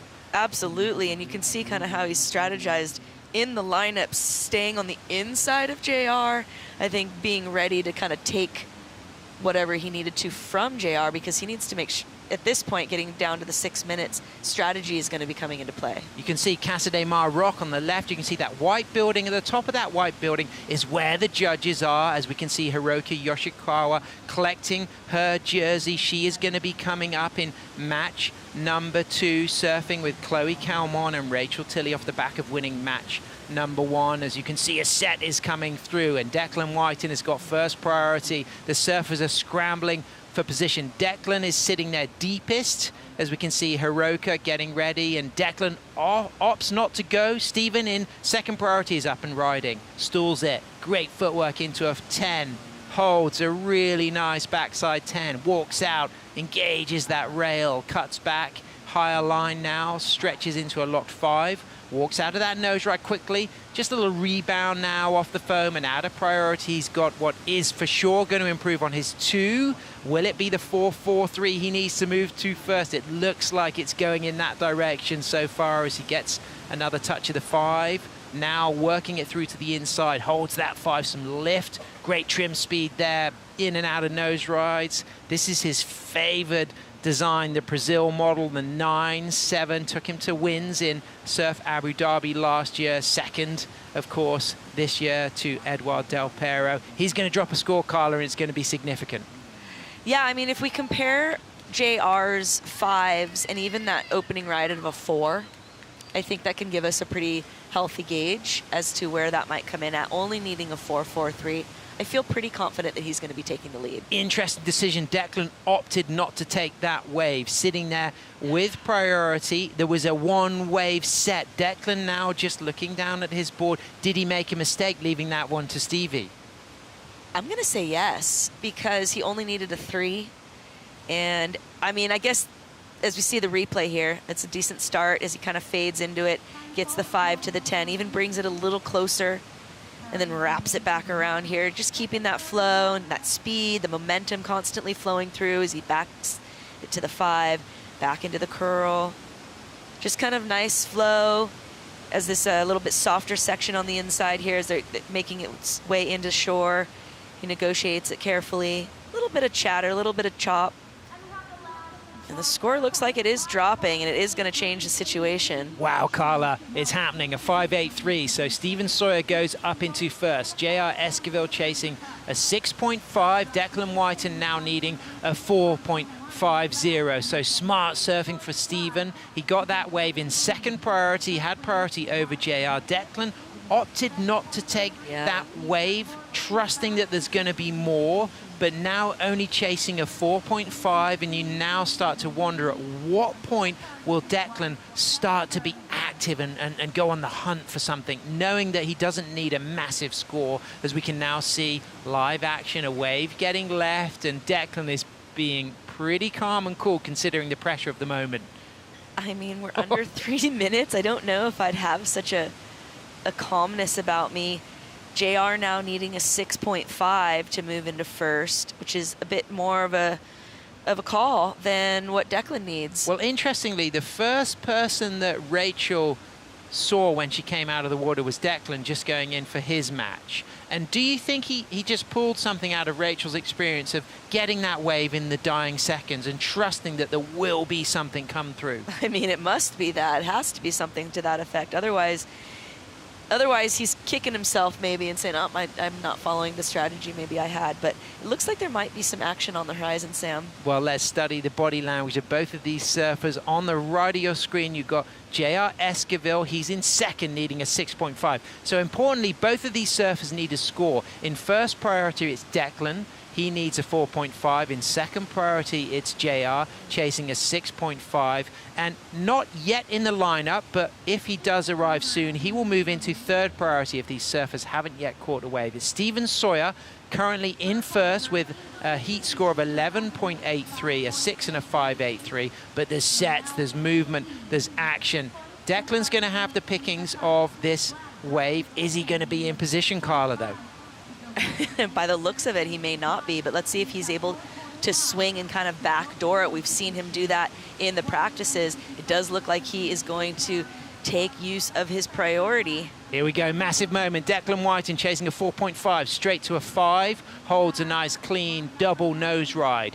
Out of that nose ride, and now he's just going to accelerate, widens into a nice drop knee down carve turn from the top of the wave to the bottom, back up to the top. Touches that nose and goes into a big wide-legged roundhouse. That stance just changing as he now goes again into another drop knee, and again using that foam and now standing tall. And he'll want to maximize all of these sections because with 50 seconds remaining, there will not be time to get out back as he gets a nice rebound off that. You would consider he's going to get the 4.5, but with 40 seconds remaining, is there a chance for JR and Steven to get a wave as Declan goes through to the inside, locks a nice 5, cross steps out, and we can just see the shine and the glisten and hear the cheers from the beach as Declan Whiten moves all the way through with another Steve O'Donnell crafted Manly Beach local maneuver all the way right to the sand. He's happy. Live action. Steven Sawyer chasing a score, stalls it straight to a 5, holds that 5. This looks good for Stevie. This is looking good so far. I was looking out behind the window there. I could see the set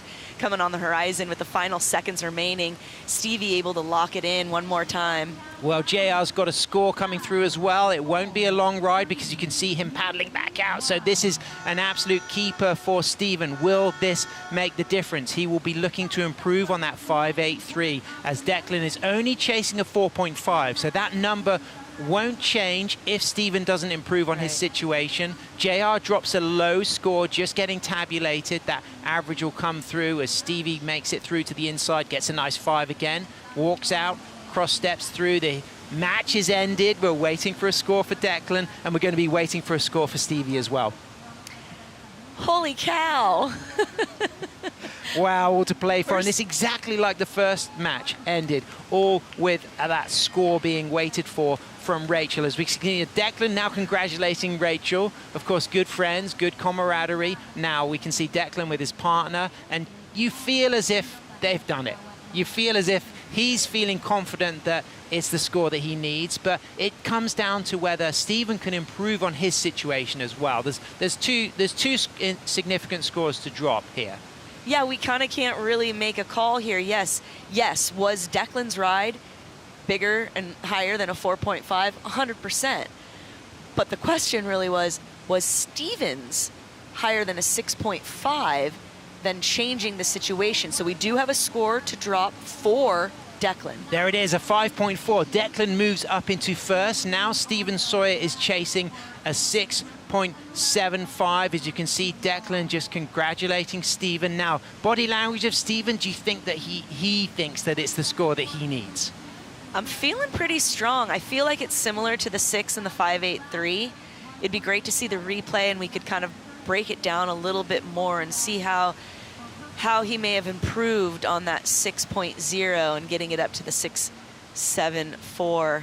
Crystal Hewlett, of course, Steven's partner, walking with him there on the sand as we get to appreciate the replay. Is it a 6.74, Carla? Well, we do get the 5 to the 10 and then a nice sweeping cutback, which was similar to the lineup that Declan had done on his 7.33. This wave doesn't have quite as much juice and as much wall down the line, and he's kind of required to kind of stay under the foam a bit more. So I don't think it's going to go into the 7 range. Well, it comes in. It's not enough. It's a 3.93. So Declan Whiten takes the win, and Declan Whiten books himself a spot in match number 2 to surf against Kevin Skavana and Max Weston, and a huge achievement there for Declan. Commiserations for Steven and JR, but the Australian has kicked things off in style.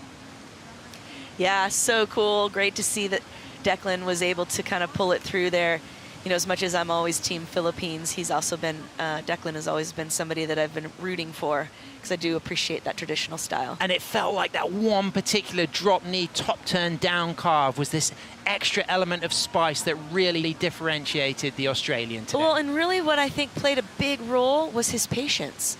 And paid off.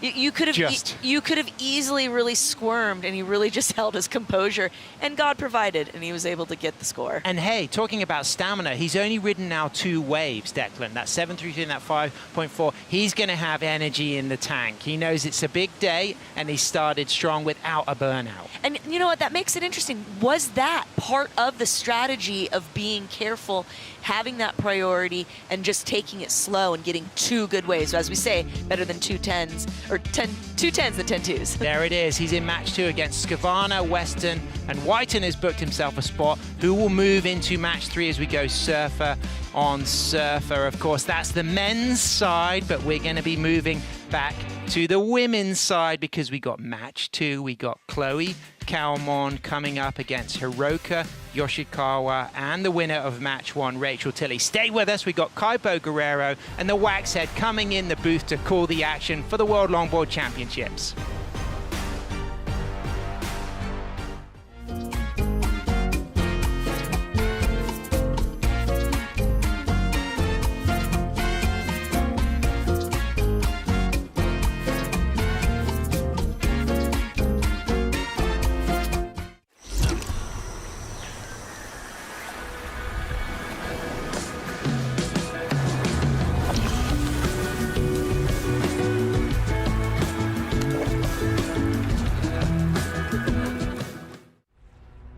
Everything on the line in one day at a world-class venue in paradise. There's no hiding from your biggest rival. If you want that crown, you've got to take down the best. That was insane. Beating multiple sections, not giving up just yet. To say you don't fear the failure, you're lying. I want to win, and I really mean that, and it's scary that that may not happen.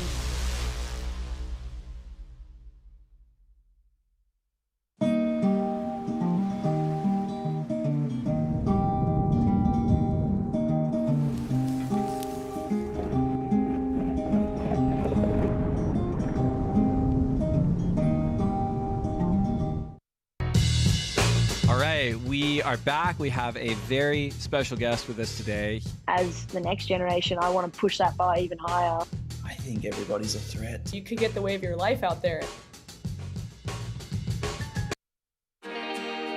That's it, Surf City, El Salvador. This is the Longboard Championships here at El Sunzal. Match number 2 for the women out in the water. Chloe Kalmon, the Brazilian goofy foot, stylish surfer, the Kaleopa'a out of Rio de Janeiro, Macumba Beach. And Chloe with a nice start right after the buzzer. 35-minute heats in this match number 2 for the women. 3 surfers out on the water. Top surfer moves on into head-to-head competition for match number 3. But nice start for the Brazilian Chloe Kalmon. You can see the calmness of her surfing. Took a little bit of time off from competition last year's, back with a vengeance this year, and she is looking for a successful day and a potential world title for Brazil. Taking this one all the way to the beach, and that's going to be it for Chloe Kalmon. Always support from the Brazilian contingency that seems to be everywhere in the entire world. And Chloe with the paddle back out. You can see our playing field today, El Sunzal, here at Surf City, El Salvador. Thank you for joining us. Welcome into the set, Kaipo Guerrero, along with Matt Shanoski, the Waxhead. And I'm excited for what we got going on today already, Matt. We're going to be crowning a world champion today. We have some amazing waves and so many matchups, including this one that we've been looking at on paper for a while. But Rachel adding to the mix with Chloe and Hiroka. I can't wait. And tell you what, Chloe not leaving anything to waste, just really starting early, and Hiroka up and riding now. Hiroka, our Japanese competitor out of Chiba, first time in this longboard title match. Runner-up over in Bells this year. And a great surfer, and comes from a great surfing lineage as well, Matt. Absolutely, yeah. Her father shaping her surfboards as well, and a great supporter of the longboarding world over there. And this wave's shaping up to be a beauty on the inside. Changing conditions throughout the morning. We're approaching that lower tide, and both these surfers not wanting to waste any time. And Rachel on the bomb on the outside sees another one behind, scores to lock, but I like how early they're adapting to the conditions. Declan only caught 2 waves in that last exchange, leaving it right to the last few minutes to go from 3rd to 1st. Yeah, and looking back to match number 1, nerves of steel for this woman right here, Rachel Tilley, who pulled it out in the very last wave of that match number 1 to make her way into match number 2. The San Clemente surfer and 2-time world champion, our defending world champ, with beautiful footwork here, has to clear this whitewater, the glide, the trim, Matt. On that Josh Martin board, though, looking right on point. Absolutely. She's warming up from her first heat out, winding up the windows there, but maintains control. And this is going to be the best looking wave that we've seen so far in this heat at the moment. And it connected the dots all the way through. So she is, I mean, you couldn't say it's just luck, but she knows this spot really well, and she waited for a good one, and she got it. Yeah, well, she's got to have good feelings about Sun Zhao and her surfing here. Like I said, she's the defending world champ. She's a 2-time world champion. And so she's got that energy already. And especially coming through, you know, a heat where she was trailing in match number 1 for most of the heat, and coming through and having that victory. Went excellent right at the end of that heat to make her way into this match number 2. What really sticks out for Rachel's style is her creativity on the wave, and that is in the event criteria. The judges want to see some unique lines, of course, style, flow, and grace, but Rachel was able to combine that and just show the judges something a little different, as she did on that wave there. Well, there you go. There's our seeds. Number 4, Chloe Coleman, Hiroka number 5, and Rachel Tilley coming in from the number 7 seed into this match number 2. Remember, all of our matches start, top seeds have first priority. Declan Whiten coming out of Manly Beach, Australia, already won his first match, and he's into match number 2. Let's hear from the Australian. He's against the glass with Mitchell Salazar. Yeah, thank you, Kaipo. Declan, congratulations. Only 2 waves needed. I mean, that's really the heat anyways, but it went slow out there. Just talk to me about the patience that you needed to have, especially after the 7-point ride. Yeah, it was a tough one. Like, I knew that Stevie and JR would, if the wave came, they were going to get a 7 as well, you know, so I had to kind of hold down that priority, and yeah, probably, sorry, Mum. But yeah, it was, I knew I only needed a 4 something at the end, and that was possible on an insider, so it was just about waiting and making sure they didn't get a set, so stoked. The other day during the press conference, I mentioned your really good drop wallet hack that you have, but it was on display on the 7, and especially with the get rail work, you surfed that wave way up.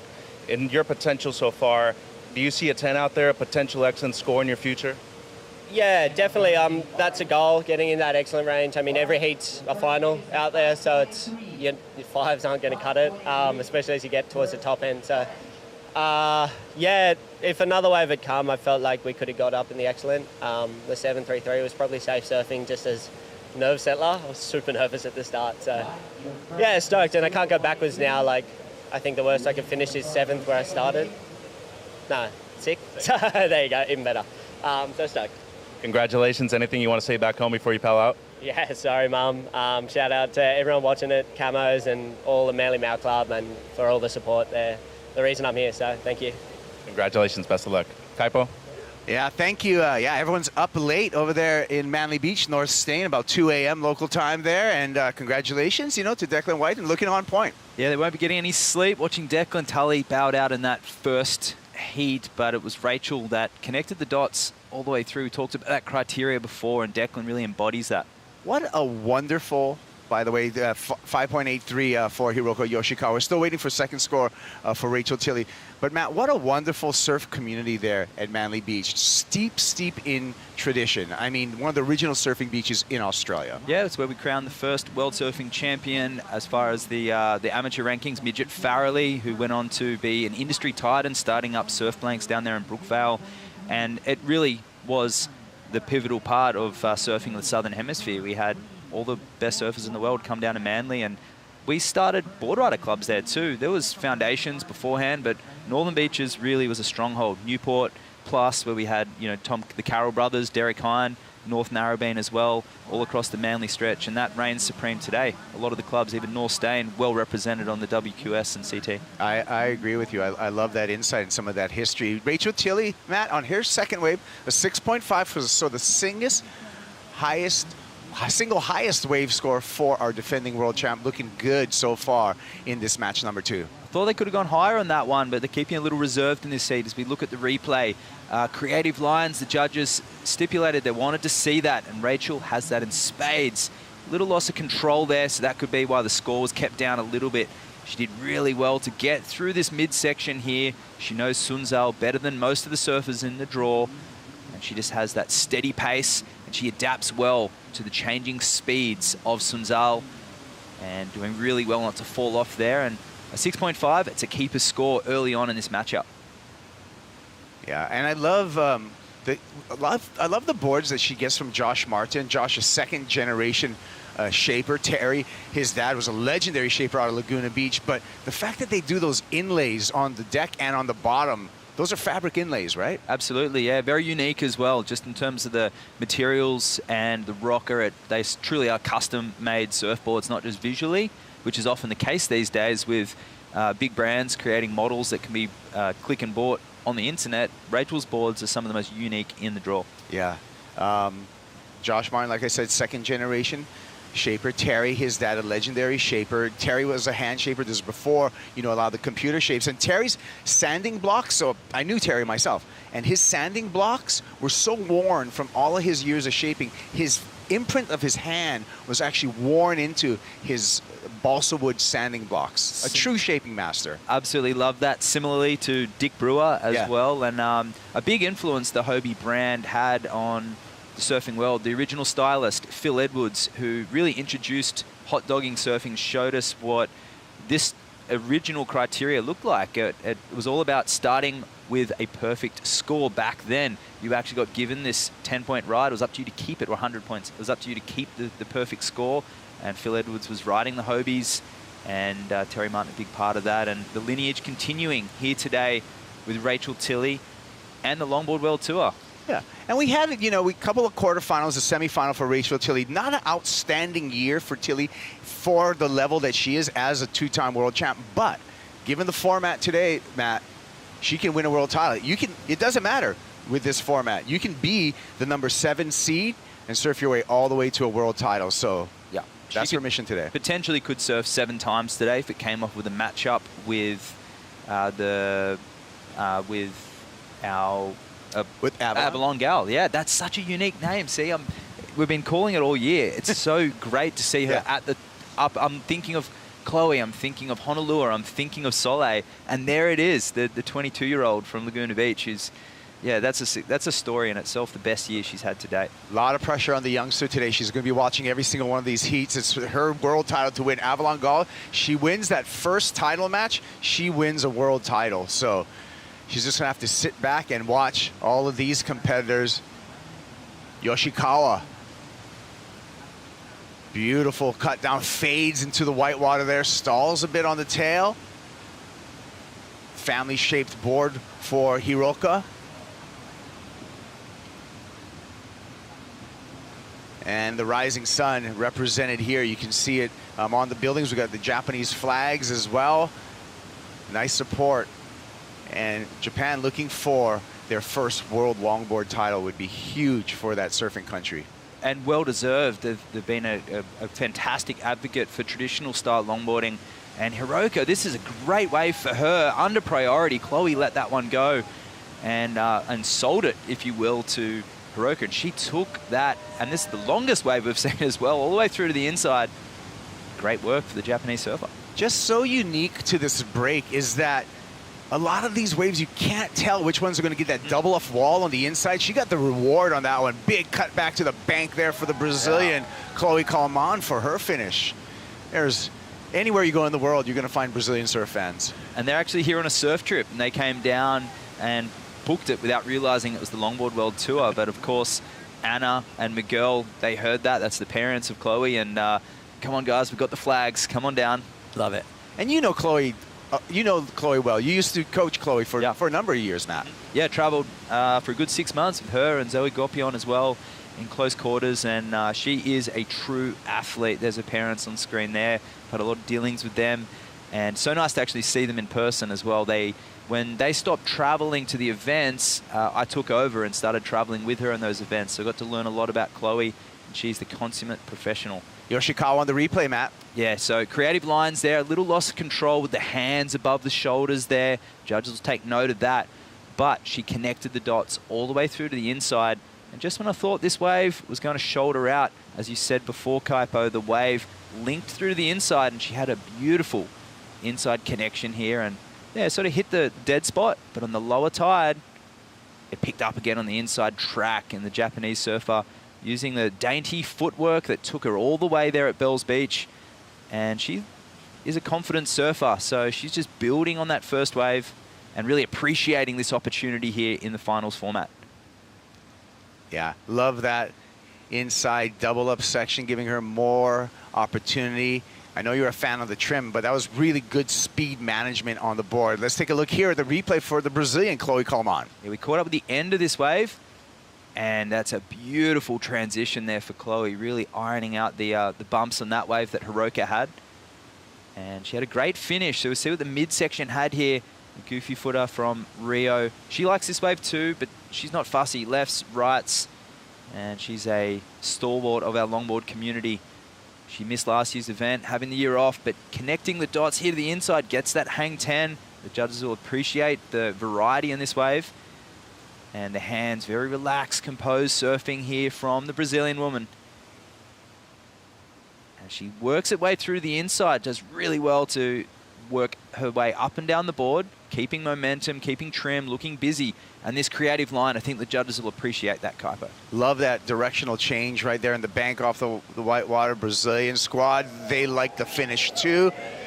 Waves showing up right now. We've just passed the low tide mark, Matt, and so now we got tide filling in through the rest of the competition day. Yeah, that could have been that lull that we saw in the men's heat in the last one. Typically, everywhere around the world, the peak or the bottom of the tide, you get that lull, and it happened here in that last heat. So these surfers not wasting any time, really trying to get the ball rolling, build some pressure. I think that'll be a great answer back for Chloe.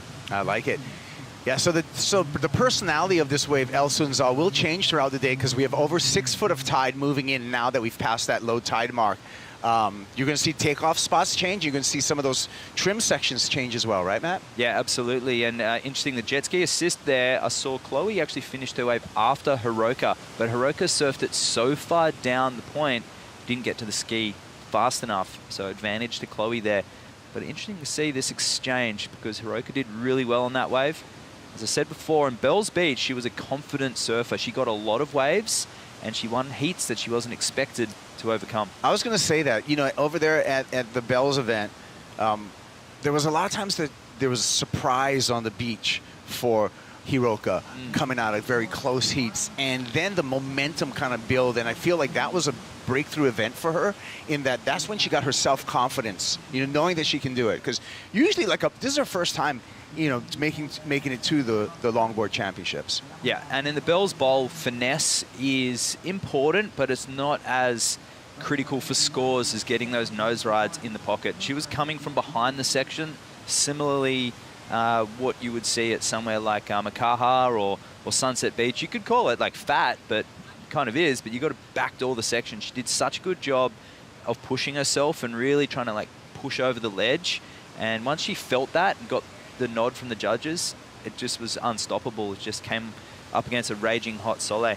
Yeah, it illustrates, you know, the versatility of the longboard tour. You have the beach break. We start off at the U.S. Open. Then you have the cold, chilly waters and long walls of Bells Beach. Then you have the mechanical perfection over there in Abu Dhabi. And right here, a cobblestone point for a world title. So you have to be a very well-rounded surfer to win a world title in 2025. Fades into this one. Rachel Tilley, who's just lost the lead to Hiroka Yoshikawa, but good size wave here for Tilley. Great footwork, nice cross stepping, utilizing the entire length of the board, gets to that mid-board trim line and up to a 5, comes to this section, little warble to deal with, no problem for Rachel Tilley. Off to the shoulder, wants to hop over this double up section on the inside, little stalled on the top, gets to the nose to get the drive down to the bottom. And Tilley, like a world champion does, stays composed throughout the entire duration of this ride, working all the way into the inside, and she's got more. Little side slip there, has got to get around this whitewater. Little downtime, will she stick with it? All right, well, she's gonna look for a little bit more on the inside, just hoping for a double up. I don't see much in front of her, but she does get, touches a tip one more time, and a bank. Yoshikawa right behind her, finishing up her wave. So there's gonna be an exchange with the top 2 surfers in this heat.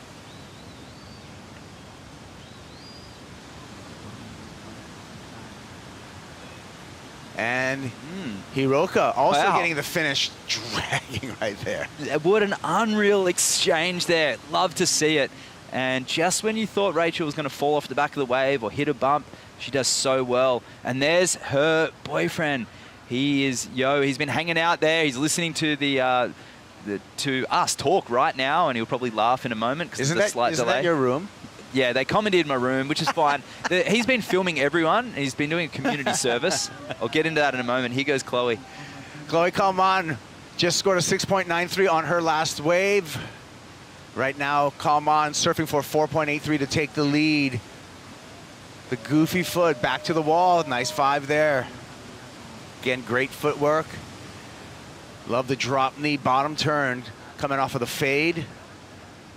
The Kaleopa'a having to bounce through this section, fades into the whitewater, a little far back there, but regains open face, setting herself up for a trim line on the inside with nice 5.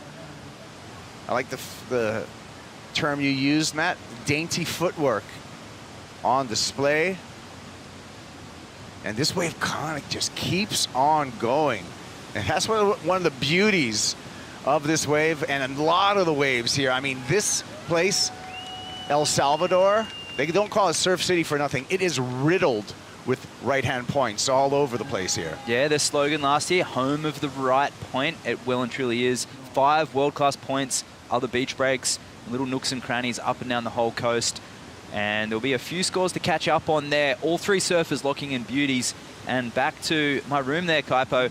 So, you can look him up on Instagram, Yo with the R, R-Y-O, Shimizu. But if you follow Hiroka, you can go see all his content. He shoots everybody, the after parties, the heats, the preheat. He's a hilarious guy. So I donated the porch of my room so he's undercover.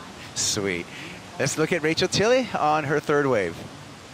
And this section here, I thought, wow, it's got a big kink in the wave, but she does so well to push through, as Rachel does. And I'm not surprised with the surfing that she's put together so far in this heat. But this is a crucial moment. She needed a score here. She was chasing a 5.26. Score's not locked in yet.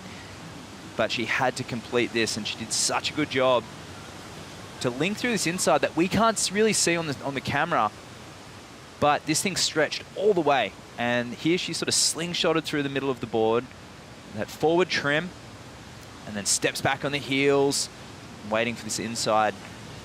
And just sort of a shouldery nose rides, not a lot of scoring on the inside, but this will be the longest wave she caught, so she's rivaling that of Hiroka and Chloe. That'll definitely be a keeper score for her. And behind her, this was Hiroka, who caught up with the end of this wave. Cleaner, more critical on the nose, and a smoother line. Beautiful transitions there for Hiroka, really working on her hand placement, the grace, which is in the criteria, style, flow, and grace, and of course variety. Linking the rail there, clean footwork. And we caught up to her wave about this point here. So this is, from a surfer's perspective, a much easier wave to surf than Rachel's. Extended nose ride there, so clinical surfing here from the Japanese surfer from Chiba, Japan. A far cry from the beach breaks there in Taito. And the black sand will feel familiar there for her though. Connecting it through, nice footwork there, long wave. And she finished this one really strong on the inside. So where Rachel's died away, the judges had the front row view to seeing this dynamic finish could be the best wave of the heat. I agree. Thought that was so well put together. And the goofy foot out of Brazil, Chloe Kaleopa'a. Let's take a look at her third wave. So where Rachel caught the third wave of the first flurry of sets in this heat, Chloe's done the same here. And this is the best wave out of all of them. And that power approach that Chloe's got, really leaning into her differences, riding that new advanced surfboard, looking super tight under her feet. As usual, it's something Chloe's always had a great affiliation with her equipment, her preparation, her fins, and a great exponent of the art of longboarding, both the performance side, the traditional side, and she's showcasing on this wave here. Yeah. And a great ambassador for Corona as well, one of our supporters over here at the Surf City El Salvador Longboard Championships. Absolutely, and makes so much sense. She's in those places where that slogan, from where you'd rather be, more often than not. So Chloe connecting the dots through the inside. A great exchange. Wouldn't want to be in the judges' shoes. But as a fan, this is what we came to see. Yeah. All right. Wow. While we're waiting for those scores, let's go down to the beach with Mitchell Salazar. Yeah, buenos dias, mis carnales. That's slang for brothers, by the way. We're teaching some Spanish over here. Talking about tides, hitting the low at the moment. The high is around 3 p.m. Big coefficient couples you were talking about this morning, 6 difference within the tide. And as you can see, there's a ton of sand on the beach. It's pretty uncommon for this time of the year in November. But right behind me, all those small cobblestones, those things are going to be covered in water this afternoon, which we've seen. High tide here tends to be much better. We're going to see the final matches in the peak high tide later on. Thank you for some of that intel, Mitchell Salazar, and also the Spanish lessons. Mitchell sometimes my interpreter here, sometimes not, but I do enjoy when he helps me. And there we go. Numbers are in, and there's some excellent numbers floating through right now. Got one more number owed to us by the judges for Chloe Kaleopa'a. But it was an excellent exchange so far between Hiroko Yoshikawa and Rachel Tilley. I expect the same for Chloe when her number comes through. Look at the scoreboard, Matt. You can see some big numbers. Yeah, great battle there. Surprised Rachel's went all the way. It must have been that bump in the wave, the way she was able to draw that unique line, because there wasn't a single moment that stood out on the inside section. So good work there from Rachel to really capture the judges' attention. An 8.17 will go nicely with that 6.5. And Kaleopa'a still to lock in a score. Yeah, Hiroka with the highest single wave score right now. So opportunity for the Japanese surfer with that 8.43. So tight matchup. Yeah, some judges giving the nod there to Rachel, and a couple others going a little higher. There was a 9 in the mix there for Hiroka. But they'll take the high and the low, eliminate those, and take the average of the threes in between. Ooh, and just a 6.3 for Chloe Kaleopa'a on her third wave. Okay, so yeah, once again, that was a nice, clean wave all the way through, but it wasn't a single moment that stood out, that dramatic moment of critical surfing that the judges do want to see as well. But she's got the style, the flow all put together. She's going to have to find a section that really drops the jaw of the judges, gets them on the edge of the seat. And I think most of the scores of Hiroka's came from the clean, clinical surfing, the long nose ride that she got, but it wasn't a huge wave. So Tilley in the lead and heat control. Tilley with priority as well as the lead. Yoshikawa just needing a 6.24 for the Japanese surfer. A bit more of a need for Chloe Kaleopa'a, 7.75 for Brazil to take the lead. 8 minutes and 30 seconds on the clock. We talked about Japan and its influence on surfing and longboarding in particular. We talked about the craftsmanship of Josh Martin and that California style that's become so prominent and the norm in surfing and longboarding, at least. You know, the resin tints, the single fins, the flatter rockers. Japan was a huge influence in that resurgence and really keeping the craftsmanship alive in the 90s. Brands like Hobie, Dewey Weber actually had a resurgence and being over in Japan, and they're still going well now with distribution. Surfer shapers like Tyler Warren, Tyler Hatzikian, great Robbie Kegel. They've got great distribution networks through Japan, and Hiroka really flying that flag a world champion longboarder from Japan would make so much sense, and I think it's well deserved. I agree. What a great surfing nation, a variety of waves there. But more importantly is the passion of the Japanese surfers. They don't have the, I mean, the typhoons come through and there are some moments there, but as a whole, they don't have the world's best waves, but their enthusiasm on a daily basis, the Japanese surfers, towards surfing and towards the whole gamut of surfing, like you said, whether it's longboard, fishes, or modern shortboards, there's a Japanese customer for all of those. Many thousands of them are tuning in right now, watching this as surf fans as well. We see it on the CT, the QSs, and the regional qualifying events. Hiroka, she's multiple JPSA regional champion over there. She competes and really jewels it out, mostly with Natsumi Teioka, who's the Japanese surfer we're used to seeing here at this level. She didn't have her best year, but Hiroka should be really supporting Hiroka right now and her friend Chloe Calmon. So a big hello to Natsumi. And there he is, Yo. He's listening to us talk right now. He'll get the slight delay. One of the friendliest, happiest guys. If you see him around the contest site, give him a smile and he'll probably get a selfie with you. All right. Maybe he'll make your bed as well. Well, that could be it. Yeah, well, but he did. I saw him sleeping in it the other day.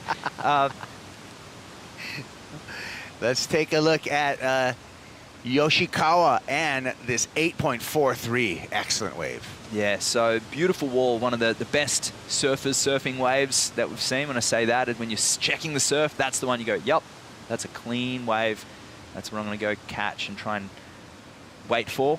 But that turn there, good transitions, really working on her control, the grace. And I know she's been meditating in the lead up to this event, and she's been really composed in her preparation and in typical Japanese style. Very soft and elegant through her movements, very purposeful, and definitely working on that hand placement. She reviewed all the footage from Bells Beach and saw where she could improve. Just great to see it.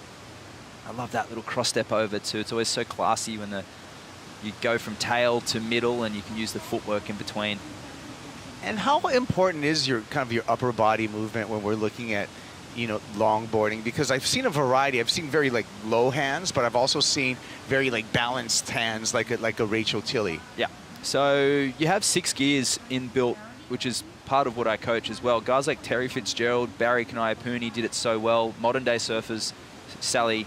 Well, Sally does have it, but more so Steph Gilmore. They really embody the style, the flow, the grace. So you got your ankles, your knees, your hips, you got your shoulders, your hands, and then the body torque, everything combined together. You've got to do it all in succession. Kaleopa'a is one of the best at it, and everything's flowing. That's where you get the word flow. If you bypass the knees, the hips, you're a bit stiff in that area, it shows, and it creates this kind of discombobulation in between the sections.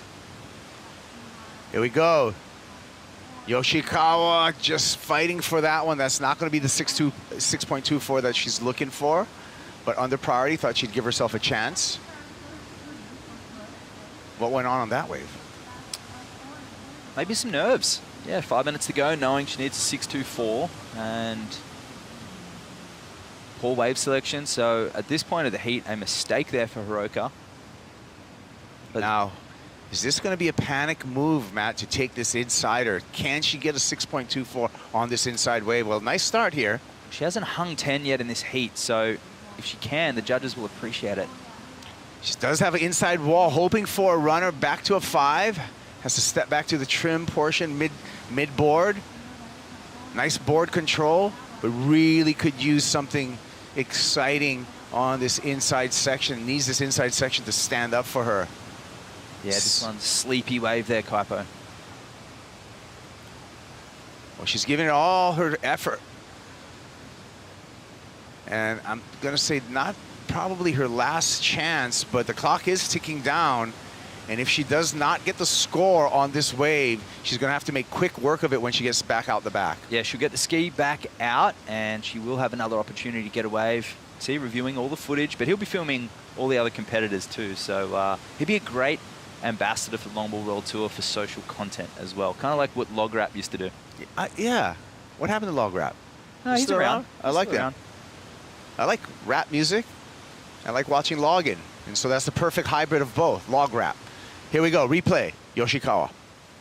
Nice footwork there. That rail transition, I think any points that come from this wave will be from that combination there and the variety, tail to nose. And it goes really sleepy through the midsection. She did tidy it up on the inside with no mistakes, but not a lot of critical surfing there, so I can't see it going there. Yeah, the feeling in the room is that this is going to be under the 6.24 requirement for Hiroka Yoshikawa, and as we're watching this replay, the number does come through in at a 5.03, so Yoshikawa has to make her way back out with right about 2 minutes to turn this heat. So Rachel Tilley continues to control this heat with the lead and priority at the 2-minute warning. If Hiroka was able to get a critical hang 10 at the beginning of that wave, it really would have asked the question. Just falling short with a 5, the surfing's there, and she did make that mistake, and she was last priority. Here goes Chloe, pulling the trigger. 7.75 is the need for Chloe Kalman. Starts with a nice, lengthy hang 5. Has to trim through this, banks off the top there. It's going to get caught in the white water for a bit. This is going to be hard to make it into the open face. The wave runs away, and I don't see any hope on this. I mean, you can trim, but there's a lot of downtime right there. She finally bails out of that one. Once the door shuts over here on that end section, even with 9'4" of rail, you still can't make it around. And now you can see her kicking, speeding, trying to give herself one more chance. And it does just look like it is Rachel out the back, holding priority. Can't see Hiroka paddling. She might have gone in on that last exchange. Oh, no. Down to under a minute.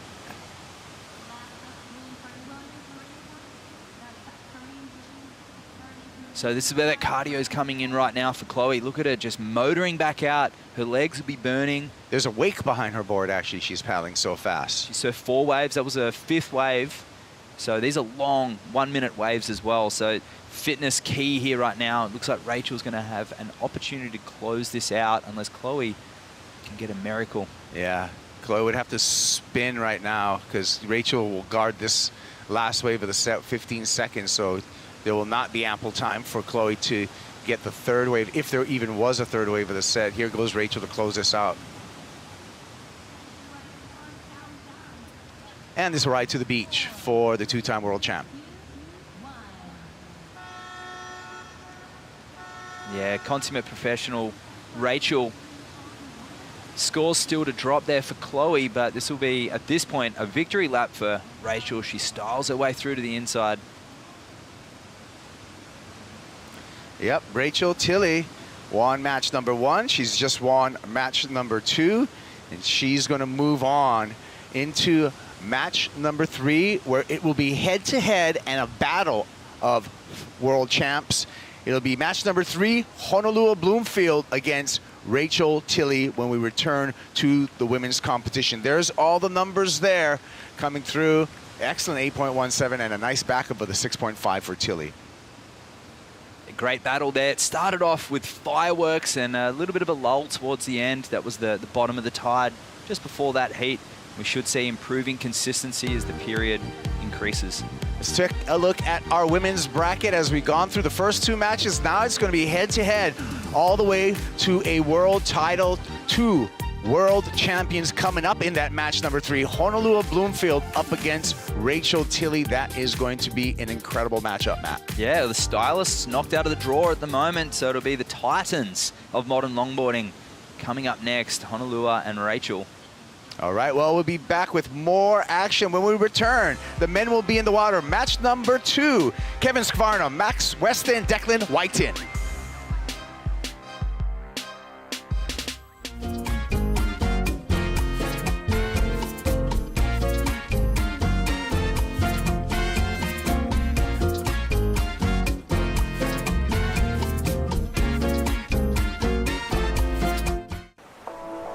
This is what I live for.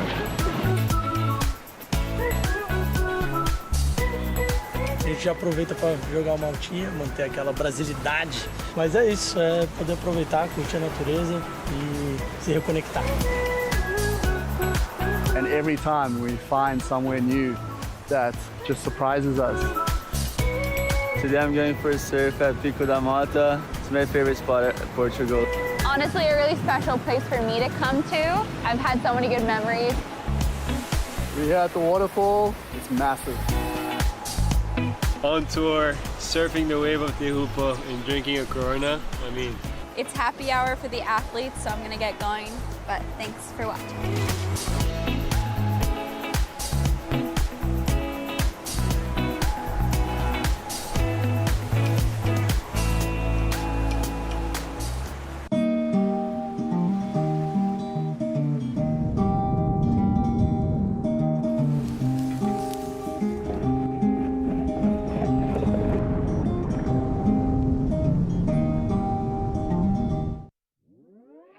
Rachel Tilley, successful in the first 2 matches, our defending world champ, on to preparation for match number 3 on the women's side of the draw. Kaipo Guerrero, as well as Matt Chinaski, the waxhead, coming to here from the Surf City, El Salvador Longboard Championships, El Sunzal.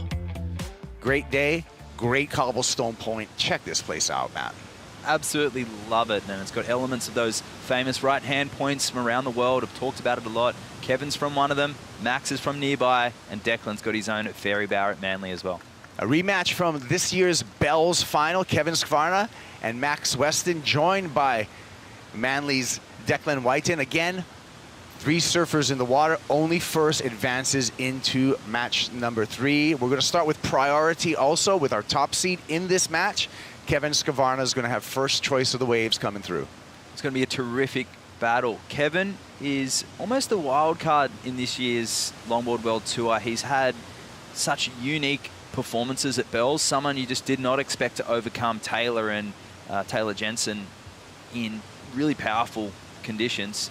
He took the win. Yeah, Kevin Skvarna from San Juan Capistranos, surfing with him yesterday, checking out his board. Steve Bainey from Infinity, who's been around forever shaping boards, made a beautiful board for Kevin.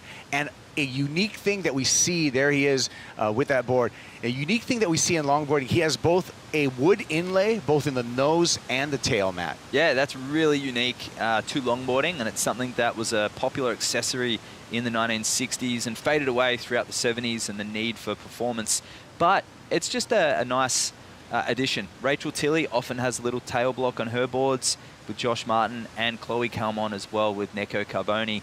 And we'll get a close-up on that as well. I did see a really good image as Kevin was walking up for the free surf this morning. Yeah. The tail block, it's cool. It's a little piece of wood on the end, front and back of the board. So to explain, it would be a laminated piece of wood that's on the tail and the nose. And the artistic part about and the craftsmanship in doing that is that you have to blend wood into foam and make it seamless in that foil. And that is something that really true master shapers, only true master shapers are able to do. There's only a handful left in the world. Sam Egan, an Australian shaper, father of former CT surfer Luke Egan, is one of the best. Check out his Instagram. Had a phenomenal big wave gun that he'd made out of a combination of woods. There it is. Oh, there it is. Beautiful. So you can see the laminate wood there blends seamlessly into the shape. And that's just extra sauce right there on that Infinity board. So you can see the contrast of the T-band stringer there, and then the wood, the different woods used in the nose. You can see a darker wood, and that maybe cedar as well. Beautiful. I love it. And that board, that's a Aussie style involvement. The wide point's a little further back as well, so it's unique to have those accessories, or they are accessories on a board like that. I'd like to say shout out to Infinity Surfboards, Steve and Barry Bainey, the couple there that run that surf shop in Dana Point, supporters of Kevin Skvarna. Steve and Barry Bainey, one of the original tandem couples in the world. Wow. Not just in the ocean, Matt, but also on dry land, skateboard, downhill, tandeming, Steve and Barry Bainey. Unreal, love that. And for those tuning in, those younger generations, knowing that surf history is a big part of modern day surfing. You can't go forward if you don't know your past, and skateboarding, born out of surfing. That's true. And tandem is a great way to share a wave. And for, hey, you want to make a friend? You want to meet someone new? Tandem surfing's an easy way to do it. Waikiki Beach Boys have been doing it for absolutely decades. almost a century. Yeah, definitely. I was gonna say. Yeah. All right, set coming through here. Priority with Kevin Skvarna. Love talking surf history with you, Kaipo. It's so relevant to so many little stories that I'm learning from you, and maybe you. Well, I appreciate your knowledge as well. It's rare for me, honestly, that there's not a ton of people in the world, Matt, that have that breadth of surfing history and that knowledge that you do. I'm just very fortunate to have grown up around basically legends, you know, that I just called uncles until I got older and I realized that they're legends. And so a lot of my history is just from talking story and observing. But it is really refreshing. And I feel that we're actually celebrating that when we're looking at longboarding even in 2025. It's a celebration of surfing, but it's also a celebration of surfing history. We talked about Declan earlier, coming from Manly Beach. But Max Weston, originally from Avalon, was part of the Palm Beach Longboarders, where Mick Dooley, who was a finalist in that World Surfing titles, a craftsman, is known for his tail blocks. He's known for his triple stringers. He was the patron of the Longboard Club. Max growing up around a long lineage of family of surfers, and he is familiar with his roots as well, coming from Avalon. John Gill from Keo Surfboards, big influence of Max in the early years. Hayden Lewis, one of the shapers there on the Northern Beaches as well. And Max Weston now in Melbourne? In Melbourne, living down in Melbourne, working down in Melbourne, and surfing whenever he gets a chance. And talk about history, and in that part of the world, we look at Torquay, we look at Bells Beach, the longest running professional surf contest, talking about the Bells Beach Easter Classic. That's a lot of history right there on that point. And yeah, Bells, along with Sydney, was the first place to be introduced to the modern longboard in the 50s. 1956 Melbourne Olympics was where the surfboard with the fin was unveiled. Well, we're going to talk more history here, but let's talk about the present day and congratulate Rachel Tilley. She's on to match number 3, and she's with Mitchell. Yeah, thank you guys. Rachel, congratulations. Another heat win. 4 would make you 3-time world champion right here after this one. So talk about that match. You kick out early on a wave right there, and luckily there's one literally right behind it. Talk about that decision-making right there. Well, you know, the second ones I think have been more of the call, and it's really hard to, like, still, even with that knowledge, make that decision. You never know if there is a second one, but I knew I missed the outside section on that first one that I took off, so like if I missed that, it wasn't going to be the scoring potential that I wanted it to be anyway, so even if there was nothing behind it, get out of that one and let's just wait with priority. And fortunately there was that second one right there. That was the better wave anyways, that I should have just chosen the first time around anyways. But yeah, that was a good decision that worked out, that then set the heat in a good motion. How has priority made a huge difference in these matches for you? It becomes a chess game towards the end. I mean, that heat I started with third priority, and so it's actually been kind of nice starting like with priority already decided, because I just sat back and was like, okay, well, you know, they're going to choose their waves and then I'm going to make do with what I get in the timing that I get. So I've kind of liked that, but yeah, towards the end it becomes a chess match, and I had priority for those last 10 minutes and was going to be super, super intentional when I used it. And so there were a few that I let the other girls go on, banking that I thought it wasn't going to be the score, and fortunately it wasn't. But your heart's always racing a little bit, waiting to hear what those scores come in as. How does the approach change in a 2-person heat now in comparison to 3 people out there? I guess that's what I'm going to go now and change my focus to. Going against Honolulu, we've had plenty of heats out here together, so you know, I don't think the approach changes too much, because what it comes down to is me surfing the waves as best as I can and having good wave selection. So whether there's 1 or 2 people out there, that's still my job. So that's what I'm going to go try and do. Congratulations. Best of luck. Thank you. Kaipo? Yeah, Rachel Tilley, talk about, you know, from a great surfing family. Rachel's dad, Glenn Tilley, had a great amateur career, was part of the NSSA, the National Scholastic Surfing Association's national team. At that time, the team was led by a couple of bronze Aussies, Peter Townend and Ian Carnes. Love that. PT, we talked about style and using your body to your advantage, and I was actually going to reference that with Rachel. She's got some of the PT arms. That's true, yeah. Soul arch bottom turn. PT loved the soul arch bottom and turn. Pink. He loved pink. Rachel, sorry for the loud exclamation, but Peter Townend, he's an exponent of the color pink. Yep. His boards were always pink in the 70s, and they still are now. Yeah, Peter Townend. He's watching now. Shout out to Peter Townend. Of course he's tuning in. Absolutely. He's one of the biggest surf fans I've ever met. I absolutely love that. One of the stars of Endless Summer for all those surf doubles, and did that surfing right here at El Sunzal. Another Aussie. Declan Whiten under the priority finds this one. The Manly surfer. A couple of weaves through the pocket there. Declan wanted to get on the board and get on the board early. So he's going to get a score right now. It's going to be difficult for him to find some open face. Surprised he's sticking with this one. He is not going to give up. But it's just, only a surfer knows the feeling. When you're just feet away from open face and finally gets there. Was that worth that downtime, Matt? Well, we'll see. He makes it on the inside. He just wants to go complete. So, yeah, he definitely gets a hang 10 in there. So worth an extra point or two. We'll see in the scheme of the heat if it makes a difference. But using his, well, he's not using priority. He's third in priority. So just trying to make it count. Well, I guess there's no harm and no foul there because he will have the ski to get back out the back. Really impressive. You know, spent a lot of time in the whitewater, but just to continue on that trim line on his toes to get into the open face, that was impressive. Absolutely, linking the nose to tail, but he was in the parallel stance there. We'll get a close-up of that. Typically on longboards, we need to adjust our footwork so the width of the board doesn't catch with the whitewash. I noticed that. We'll see it. Won't score, but the inside section and the outside will. So nice way to kick off for Declan Whiten. Yeah, 27 years old and just a rising star in the longboard world. Here we go on the replay. Yeah, nice hang 10 there. And here it's sections ahead of him, still on the lower tide, sort of hot dogging around here, and leans back into that gouge. Takes a high line here, and the wave separates on him, but he does really well to tap that one off and try and project forward. So you see here that right foot comes up to kind of meet the left foot a little bit, just a foot either side of the stringer right now. You can see him adjust back now, back to parallel stance, bending his knees there, just in the middle of the board, trying to leverage the trim. And here, if he's on the tail, he would have fallen off already. He does incredibly well to get through that. And now he shuffles back.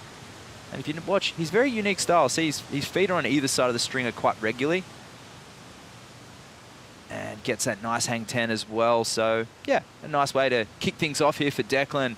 But you've got to think the way things have been going, he's going to need another score.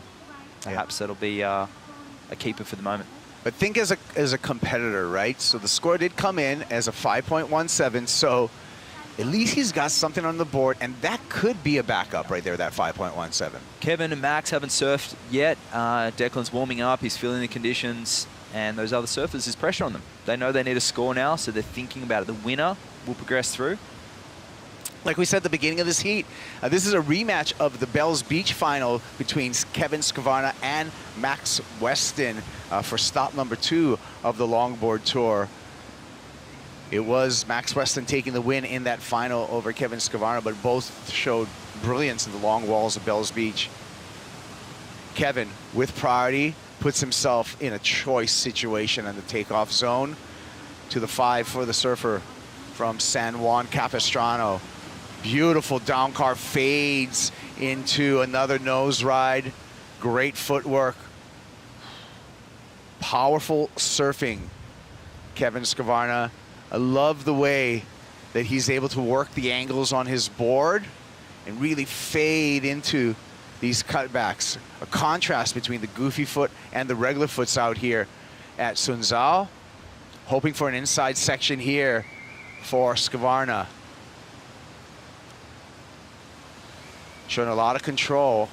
Unfortunately, this wave just tapers off on the inside, but showed a lot of control throughout the length of this ride. Yeah, this will be really interesting to see the contrast between Declan's wave, because this wave was quite balanced at the beginning, but faded away on the end section. So not leaving that dynamic ribbon around the wave like Declan did, but he does really well to finish there as well, and he had to complete that. So I'm just going to see where the judges are at, because we've got a condensed camera screen here, and the judges got that pulled back angle, that real time, the real vision. So I think that's why Rachel in that previous heat was awarded so highly on the waves, because she connected the dots really well. The judges can see what's ahead, but we can't on the camera. You see Kevin here rides really high, and the points on this wave will come from this down carve into this transition and gets the footwork moving using all 3 parts of the wave. So he's at the top now, back down at the bottom on the tail, and he'll move forward again just to keep that momentum running. So you've got 3 parts of the wave, 3 key sections of the longboard, Kevin using them perfectly. The transitional maneuvers, they do count. That's where the flow comes in. That's where the style, and you can add those little elements that differentiate longboard surfing from other forms of wave riding.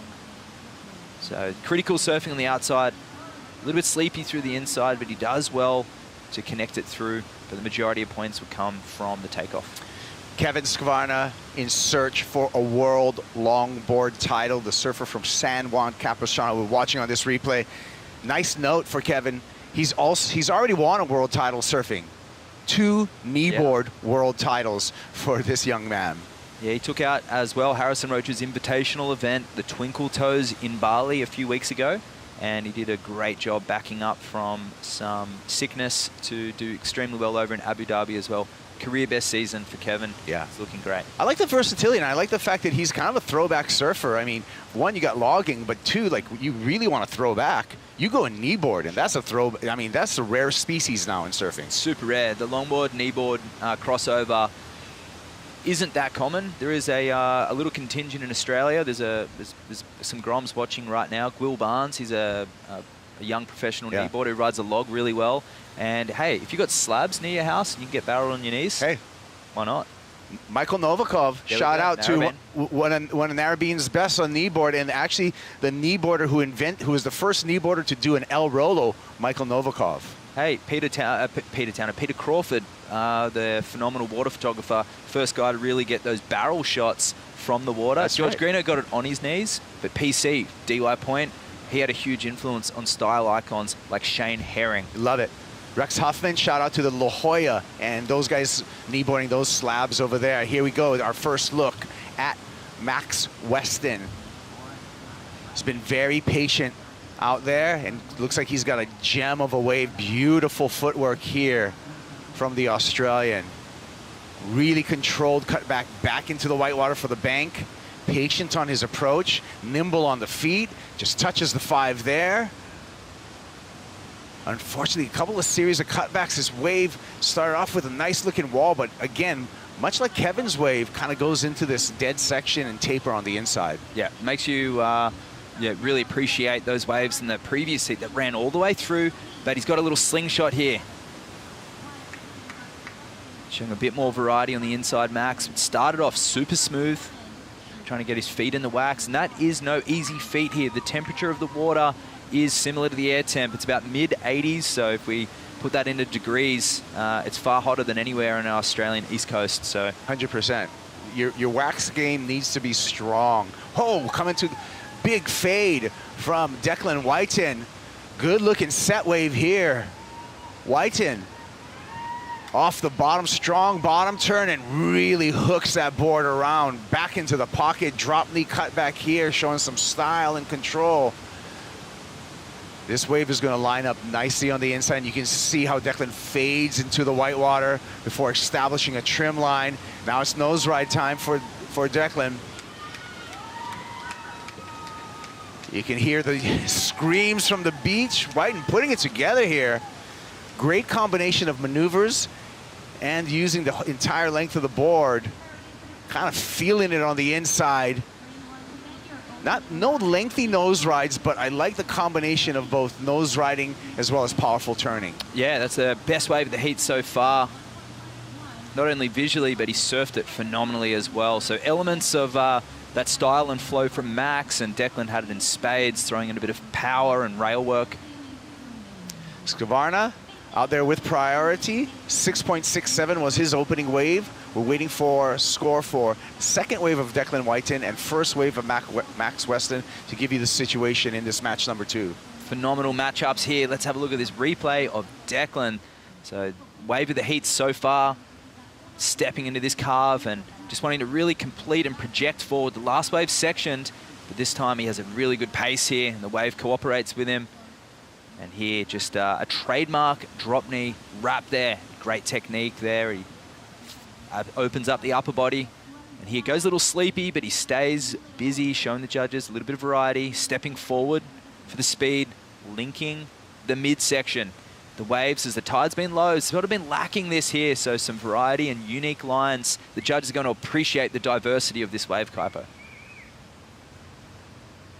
Yeah, I love the combination. I love the power in his surfing. Opening ride for him was a 5.17. We're waiting for this wave score. Yeah, that'd definitely be up there in the range of this heat. An excellently surfed wave, and I think it was the best looking wave, so I won't be surprised if it is one of the best of the morning so far. Feels excellent to me. Here's Max Weston. Okay, this came in at a 5.43. First wave, smooth transitions there on the outside. Obviously much smaller than what we saw of Declan's well overhead wave. But up until this point, very buttery surfing for Max. And this wave is really tricky to see what the inside's going to do. It's not something you can predict from the takeoff. But Max did a great job staying busy and linking the dots. And from this point, it just got a little bit sleepy and not much more scoring opportunity from the midsection onwards as you see Declan on the top left of the screen on that bomb. But first wave warming up to the occasion. This is that little slingshot that Max got here. These are super fun to free surf, but the judges want to see that tail buried in the whitewash. A lot more critical and really need the wave to cooperate with you as well. Coming back to live action and Max Weston on the paddle back out. We saw that replay of the 5.43. Declan Whiten, we felt went excellent on that performance. Came just shy of an excellent wave score for Declan Whiten. Oh, well, let's get to Max's score first at a 5.43, mid-range score. And as we're saying, Declan Whiten coming in just shy of that excellent score for the Australian with the combination of some power surfing as well as nose riding. This wave, Kaipo, has got, I have said it in the morning show, but it really draws so many similarities to a lot of right-handers around the world. In the Philippines, you've got Mona Lisa Point with JR and Bells Beach, of course. Max Weston surfing there. Declan's got Ferry Bow off Manly, the right-hand point there.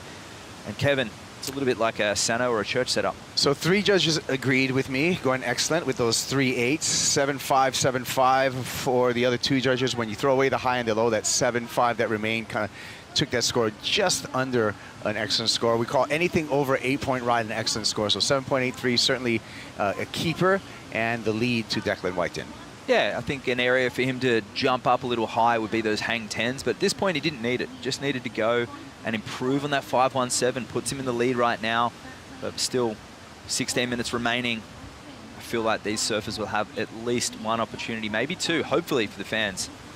Let's take a look back at stop number 2 on the World Longboard Tour, where it was Kevin Skavarna and Max Weston. Bells Beach. It was chilly, it was cold, and it was powerful with offshore wind. Yeah, and Kevin did so well just to add that trademark panache through his turns. He has the ability to really exclamate those cutbacks, but Max ironed out the bumps so well through the Bells Bowl. No one's really seen him surf too many heats at this level. It was a career best performance, but it was a contrast to me. The precision of Max Weston versus the on-edge approach of Kevin Skavarna, but there again, in Girac, Bells Beach, champ. Well, people were drawing comparisons to, say, Oki surfing Bells, where Oki has the ability, he's actually one of my favorite surfers, to make the easy look really hard, but obviously pushes so hard on those transition turns that it becomes a scoring maneuver. And, you know, really buries the rail and the board in some cases. But guys like, say, Tom Curran, in contrast, would surf so finessed, so clean, and really have to work their way for the points and the length of the wave. But Oki could just do 3 or 4 blasts, similar to what we saw with Matt Wilkinson a number of years ago in Bells. I think Kevin really took a leaf out of that book. Wayne Lynch, if you will, as well. Yeah. Mark Akalupo, the goofy foot, the godfather of goofy foots, all hailed Aki. You know what I mean? That I just let backside that push though. Oh, for sure. Well, the thing about Aki surfing is incredible, and anyone, you can apply it to backhand surfing, no matter what direction you're going in, is the draw that he gets off of the bottom turn. Those long drawn bottom turns set him up for those big top turns. Taking a look at Max Weston and his year, 9th place, a 7th, disappointing finish, in Surf Abu Dhabi. Was standing out is his maiden win over there at Bells Beach. That is the confusing thing. Max is a clinical surfer, and I thought Abu Dhabi would really play into his favour. And Bells, which was wonky, really hard to predict, and he did a great job there. So that was an unfortunate result for him, 17th. I think Abu Dhabi, they changed the setting to the CT setting. I think that's was good for some of the surfers and bad for some of the other surfers, just because that CT setting it's more cupped out. Yeah. It's a tighter transition than the previous year's setting, so I feel like there had to be that adjustment. Well, knowing there was more tube, I think that put some of the guys off. Guys like Max and Kevin, for example, Declan and Kai Ellis, they're great tube riders, and I think that they were really looking to get barreled and get buried, and they didn't come out. So had it been that weaker setting, you would contrast, yeah, they would have probably pulled in as much, but because it was super hollow, they're trying to get the barrel and go for 9s. But that wave, it's a 1.9 or a 9. Yeah. And, what a great job by the people who did perform there, guys like Edward Del Perro, incredible. Guys like Stevie Sawyer who were able to navigate those sections. And this guy as well. Leader with a nice 10 to start. Declan Whiten just starting to catch fire in this heat. On his way with a beautiful wall, a lengthy hang 5 through that beautiful trim line coming around this section. Precision surfing until I jinx him on that top turn. He was on his way. He still made better the 5.17. What do you think? Yeah, he doesn't fall very often, so that's very unconventional. Possibly just his tail. We talked about the wax before. It's so easy. It's so hard to get the bumps here. He might have just a bit of smudge of wax and slip back, but... Yeah. And he didn't even improve. This is a 4.17 here, so unforced error on this wave. Goes for the hang 10 this time. Knows it's a smaller wave. Great transition there. And that board flexing. We talked about Midget Farrelly earlier using a Surf Blanks foam shaped there at Rhino Laminating by Steve O'Donnell. Flex is something you really want in a beach break, and if you can understand it, it's like a slingshot, and very similar blank to what I was free surfing on yesterday, Kaipo, and it feels really positive. There, bang, flexes forward like a slingshot. And this is looking phenomenal, this wave. He was well on his way to a great score, especially with the hang 10 on the outside. Let's see what happened. He goes in for the drop knee, gets back, leveraged it, and just, slipped, caught a rail. So it's a Surf Blank core on that board. Yeah, and what Farrelly Surf Blanks, Midget Farrelly Surf Blanks. Okay, and what type of stringer on those? It's PU. That'll be a T-band stringer, just a very standard. Like an Apple Core stringer or something? It's the cheapest stringer you can get, ply stringer. Yeah. A ply stringer, nice. Yeah. A variation of a ply stringer. Steve's very methodical with what he uses. It works well for his customers, works well for his team riders. Yeah, and just tech talk with Matt Shanoski. Really the stringer is both the density of the foam, right? Yes. As well as the stringer. The combination of those really, that's what affects the flex of a surfboard. For sure, yeah. You've got the obviously the composite materials, but in terms of the blanks, you have different densities. And here goes Max on a Burford blank, shaped by Kai Ellis Flint, who we'll see coming up very shortly. Forward trim on the nose, does extremely well. This is a scoring maneuver. Wow. Can he get to the 10 here? He does. That's going to count. The judges will appreciate that. Wow, this could be turning the heat right now for Max Weston, showing some mastery. Stretch 5 behind the section to get back into the open face. Beautiful footwork here. Really good board control. Nice style with that drop knee hack off the top and a beautiful roller coaster finish. He's going to need more, but that'll be a great... Well, let's see where the judges go with it, because he didn't... The fact his hands didn't touch the rail and he didn't sit down, and he came down the low line, it's very, very unique and very fitting. We just talked about boards. So the surfers up in Byron and Noosa, or the Thomas surfboards, McTavish, they're using Burford blanks generally in Queensland. And then in Sydney, you've got access to a variety of different brands. So Farrelly surf blanks down there are very common. It used to be the Bennett's Dion's. The Bennett's. Barry Bennett passed away. The company are now focusing on retail and event space. But here goes Max. Let's watch this. Stretched out. Takes the low line through here. So his hands didn't touch the rail. The judge is going to really appreciate that. I hope they notice that. do. Yeah. I hope they notice that. Because it's much more difficult without grabbing the rail, right? Absolutely. Yeah, it's really, really tricky just leveraging his toes and his heels. This is great flow here. Small condensed wave. He turned a mistake, poor wave selection, into a successful wave. Just can't fault the surfing. Just might be what the judges deem that outside section, a question mark. Maybe I just love the alternate line that he took, that low line on the nose, but I love it, and It's in the criteria. They want to see unique lines. So this event criteria is a little different. The daily send out to the surfers, it does change based on the conditions. Like if it was onshore right now and really big, the judges might stipulate clean transitions.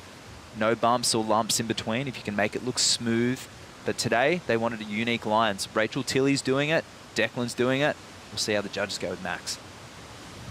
So waiting for last score of Max Weston. Declan currently in the lead. Of course, Kevin Scavarna, though, looking good, holding on to priority, being very patient as well as his heat plays out to just 8 minutes remaining. Honolulu Bloomfield. She's going to be coming up against Rachel Tilley, the new mom, coming off a win in Abu Dhabi. Can she win yet another world title today? Oh, she is hungry. Just in the last few days, really warming up to the occasion. Look at her, she's looking very relaxed. Got her boyfriend Clay there. Got their baby here as well. And the whole clan, they've arrived. Mum and Dad are here too. Yeah, Lynn and Kalohe, Mom and Dad, also here. So all the Bloomfields here. Clay, who's a great partner and one of my favorite skateboarders in the entire world.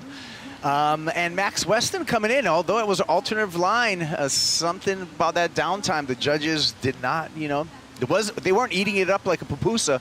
It was just a 5.47. Yeah, it was he got awarded for the work done on the outside and the flow. And here he goes, the inside, just trying to ask the question under priority.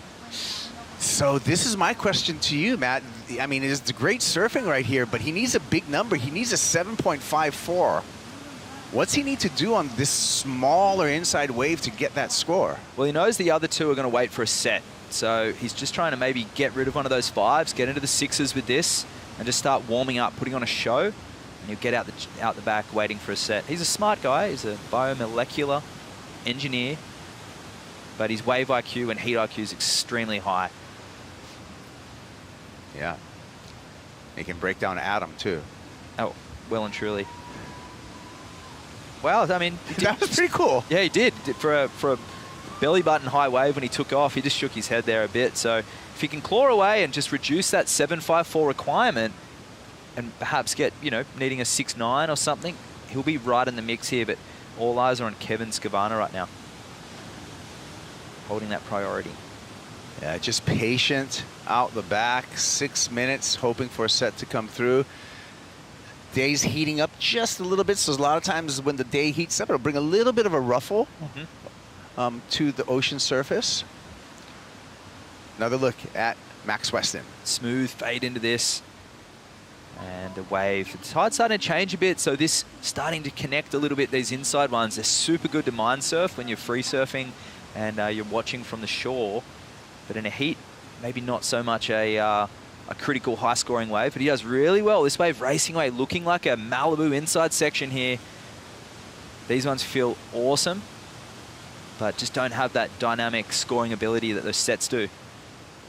Does really well. All work in the pocket as well. But scores locking in, and it looks like the judges awarding it a mid-range score, Kaipo. Yeah, just a 5.17. For Max, and kind of suspected that when he took off on that inside wave that the wave didn't have the 7 that he requires, so it just ate up some time actually for Max Weston. Good thing is the other two surfers have not caught a wave, so the situation remains the same for Weston, and he is getting that toe back out on the jet ski.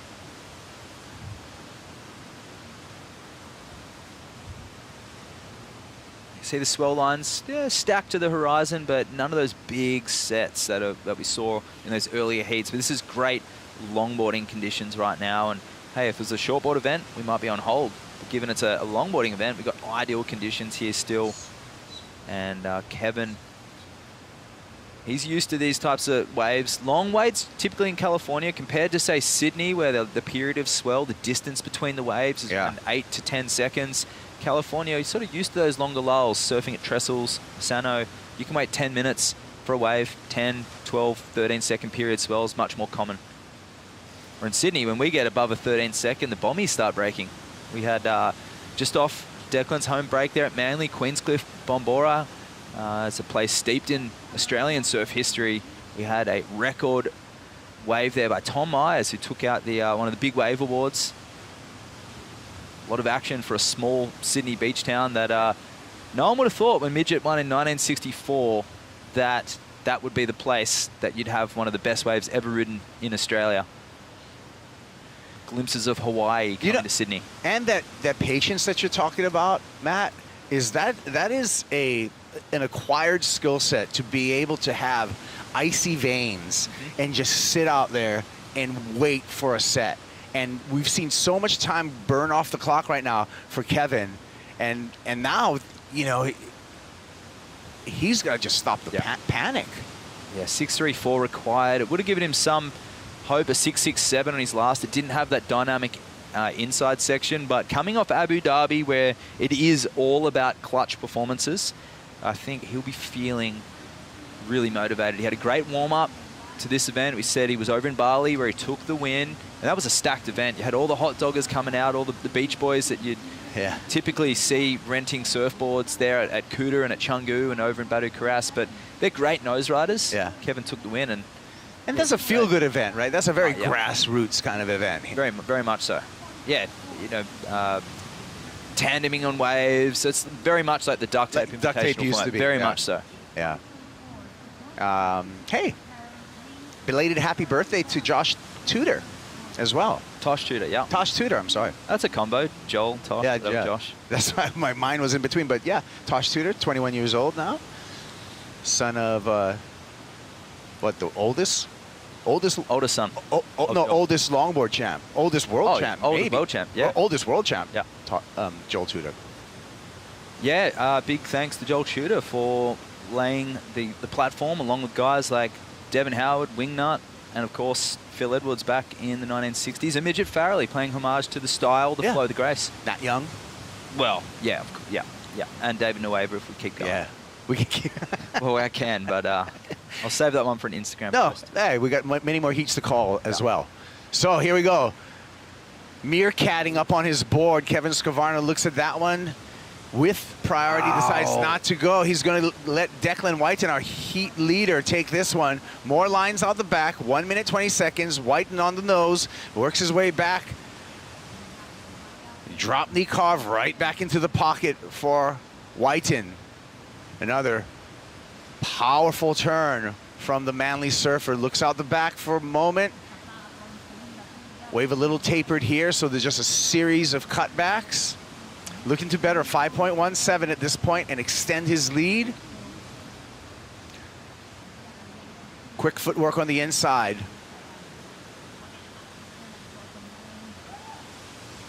Wow. And Declan may have just snuck one under priority. And 40 seconds on the clock for Kevin Skvarna. And that was well done. That was a pivotal choice for Kevin Skvarna not going with priority, and now he's put himself in a dire situation. Yeah, that was the wave for sure. Kevin with a bit of pressure on him now, 20 seconds remaining. And hey, Max has just got out the back, but he was third in priority. He wouldn't have caught a wave in that flurry. I don't think he's going to make it in time. There's 8 seconds. I don't think he's going to make it in time. Missed opportunity. That was a beauty of a wave there for Declan that he'd handed over.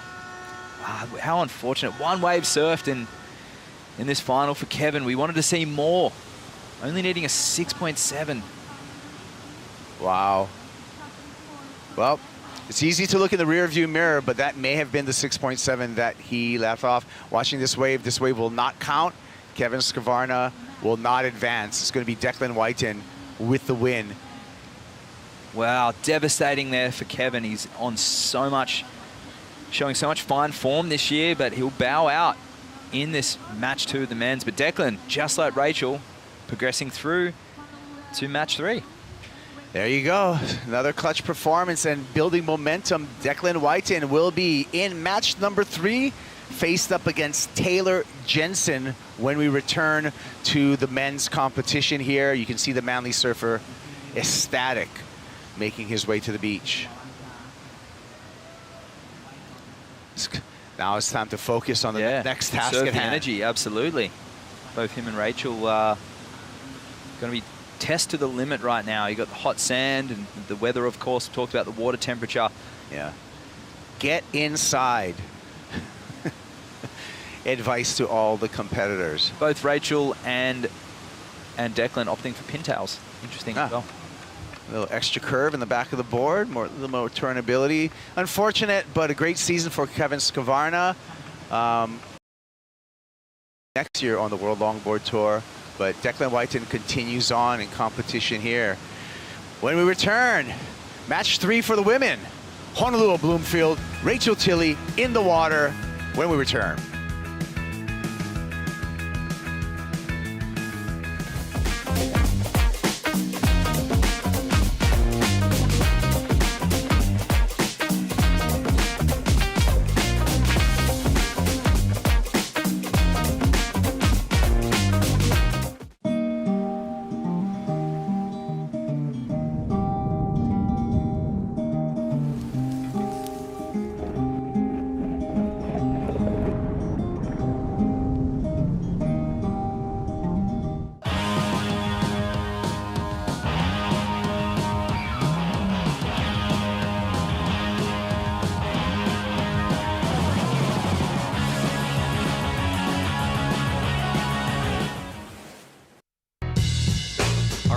We are back. We have a very special guest with us today. As the next generation, I want to push that bar even higher.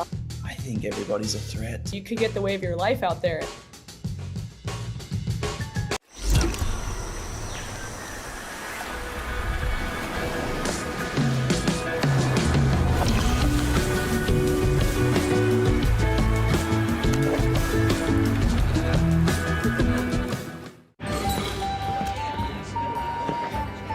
Shall we?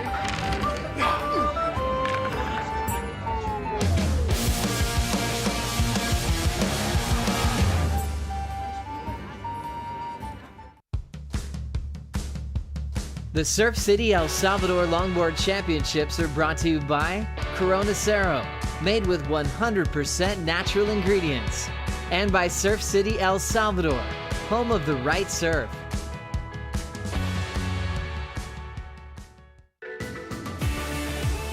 Welcome back to the Surf City El Salvador Longboard Championships. As we can see, a very happy Declan Whiten, who's just won match 2 and advanced to match 3 to surf against 4 times men's world longboard champion Taylor Jensen. My name is Sam Bleakley. Thanks for staying tuned. And if you're a longboard fan, you've already seen some incredible surfing. More to come, of course, because we move into match number 3 with Honolulu Bloomfield and Rachel Tilley, Carla Roland Zamora. We've got some big names. Rachel's got 2 world titles. Honolulu has already got 3. Yeah, I mean, we're talking 2 champions right here. Rachel seems to be on a roll, but so is Honolulu with the mom power. So this is going to be an exciting heat. I think both these ladies really want it, and I'm ready for them to get it fired up and hope some sets come in so we can really see some action. Rachel's already got through 2 matches. She's got momentum. She's seed number 7 coming in, but of course now she's got that feel, that vibe, that energy. Is that going to give her an advantage, or do you think that Hono is just going to be waiting to pounce? Well, I think Honolulu is waiting to pounce, but I think 2 things can be true at the same time, and I think Rachel has a lot of momentum right now. So it's just going to be kind of, you know, what's in the stars, if you will, for today, and we'll see what happens. Great stuff from both Hono and Declan, both coming from seed number 7, both wearing white, both riding rounded pintails on single fins, and both having momentum, you know. So be interesting to see, because in the last few years it's been very difficult for surfers to move through more than 3 matches. That seems to be the kind of tipping point. If they can get through more than 3, that is very impressive and a real demonstration of stamina, considering we've already had this top 8 format here in Surf City and also at Malibu. Well, I reckon that's going to be a big feat for Rachel right now. If she's able to get through this heat, she will have surpassed kind of that record. So here she's up and riding right away. Live action, locks in a 5. There's a foamy section, walks out of that 5, just touches the rail, holds that rail, keeps those knees pointing forward. There's a lot of foam to deal with, and she recognizes at that point it's time to press the eject button. So she would have got that wave out of priority, because our higher seed Honolulu Bloomfield, 3 times world longboard champion, is sitting there with first priority.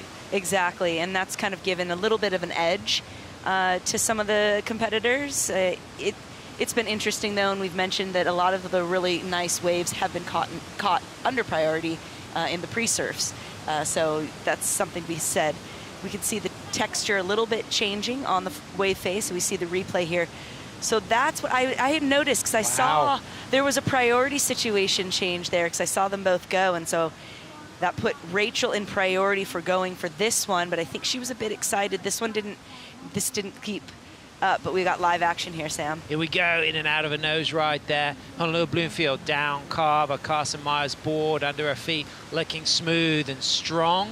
As she sets herself up now, touches the tip. She's got her partner Clay, her baby Rain, her mum and dad Lynn, and Kalohe on the sand cheering and watching. And this wave is starting to wall up through the middle, sparkly on the corner there, on the shoulder. Just stays low here in the wave, sets herself up now. You can see it's still an overhead section as she starts to taper off a bottom turn. Nice down carve on the top turn, and then she stalls it once more, looking to get a steeper wall ahead. As now we move through to that little shore break, and you do get a chance of a nose ride on the inside. And there it is, holds that 5, walks out of that 5, and Carla, this is taking her way down towards El Tunco, and she is ending with a really nice redirect into a top turn. Absolutely, that was a great start for Honolulu, riding on that mom power as we've discussed, and definitely going to give her great momentum going into this, you know, campaign with 27 minutes still on the clock, 30-minute heats for the 2-person heats. And I think she's going to open up with a really strong score. And 2 days ago at the press conference, when asked by Mitchell Salazar about El Salvador, she says, "I feel like I fall in love with surfing every time I come here because the waves are so good." She is an absolute stalwart of big performances here in El Salvador, but going for her 4th WSL World Longboard title, that would be it would be a game changer. She'd be the first woman to get 4 World Longboard titles. Right, and we see the replay here. She was kind of on the shoulder there, so she did a nice big fade to get back closer to the curl, gets the tip time, and then kind of wiggles around in the curl there. The wave here moves a bit like straight in as opposed to across like point breaks like I'm come from in California, but really great IQ here, just keeping herself in the curl and then finding those moments where she's steep enough to be able to get some tip time. And sections of this wave, a little bit like Chan's, a bit Haleiwa, you know, the North Shore waves that she knows very well. Yeah, I feel like this, it's a big water wave. I was watching it pretty intently, you know, over the last couple days, and it has the face is bigger than the back. Yeah, so very good point. And so it feels very Hawaii-esque because it's just got this like big water pushing behind it where the bottom drops off and really creates a face for her to do all of the maneuvers. The ending here was what I really liked too, how she just finishes it off. Yeah, nice direction change, gets the rebound, and of course she comes off the back of winning the Surf Abu Dhabi Longboard Classic, beating our #1 seed Avalon Gul in the final. And with that, let's go down to the glass because Mitchell Salazar is with Declan Whiten, who's just booked himself a spot in match #3 against Taylor Jensen. That's correct, Sam. Declan, congratulations. A very intelligently served heat right there, especially towards the end. Kevin had a priority. He needed the score. He made sure to go on that wave, potentially needing yourself a score at the end, too. Congrats. Yeah, thank you. I'm stoked. There was definitely a bit of luck in that one, for sure. yeah, just that random rogue big one that got us a 7, and then I fell on the 417. That was probably the biggest mistake. I felt like that was going to be an all right score. But yeah, I mean, you need a bit of luck in this game, so stoked. And what about the situation right there with the 7-8-3? You take a little while just to get back to the open face, but once you did, rail to rail once again, it seems like these walls really suiting your style out here, Declan. Yeah, I love it here. It's such a good longboard wave, and yeah, it's just picking the right ones is tricky, especially in this next matchup coming. It's going to be a hard one, but that's all right. It's pumping out there. It's so much fun. The wind's not into it yet, and I'm stoked. You know, I'm making a few heats, and yeah, happy. And it's not your first time in this format. How do you keep calm and present in a really fast-paced day?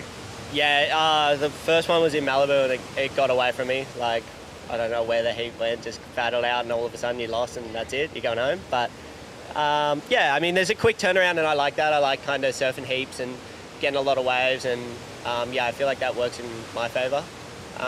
So yeah, just going to keep surfing and getting 2 good ones, hopefully. Congratulations, best of luck. Thank you. Sam? Thanks so much, Mitch. Let's look at the bracket and see how far Declan has come and what he's got himself up against as we move into that surfer on surfer format. Yeah, it's exciting to see someone. I've kind of called him the underdog a bit, but he has been very close, you know, in the brackets in past.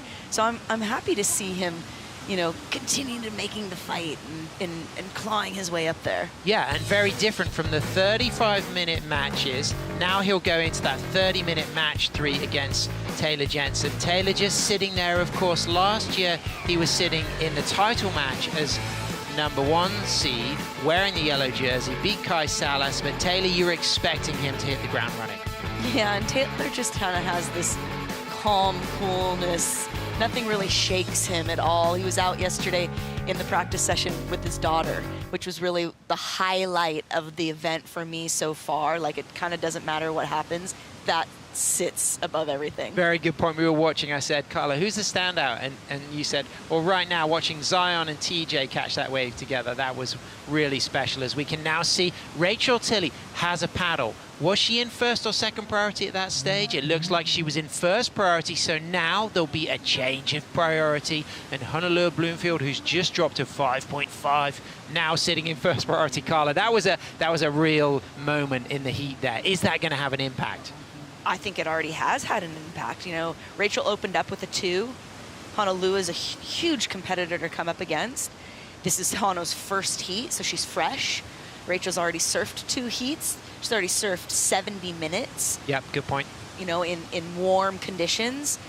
That's unlike Rachel right there, to use her priority and then not get the outcome, not at least get into the waves. So I can't help but feel there might be a little voice in the head saying, rah, rah, rah, rah, rah, rah. So it's going to be key right now that she has positive self-talk, kind of regroups under priority, and is able to, you know, get the score she needs. Yeah, and she's already had 8 rides, only 7 counting because in that match 2, she did have a ride just after the horn blew, so it didn't count. But, you know, she's been getting 7.5s, 8.33s in match 1. She dropped an 8.17 and a 6.5 in match 2. And, of course, that's the kind of form that you need to get through these matches, to go all the way to that title match. Yeah, I mean, you need to surf the top level, and you need to be having, you know, really high level of IQ, and whether that be wave selection and technique.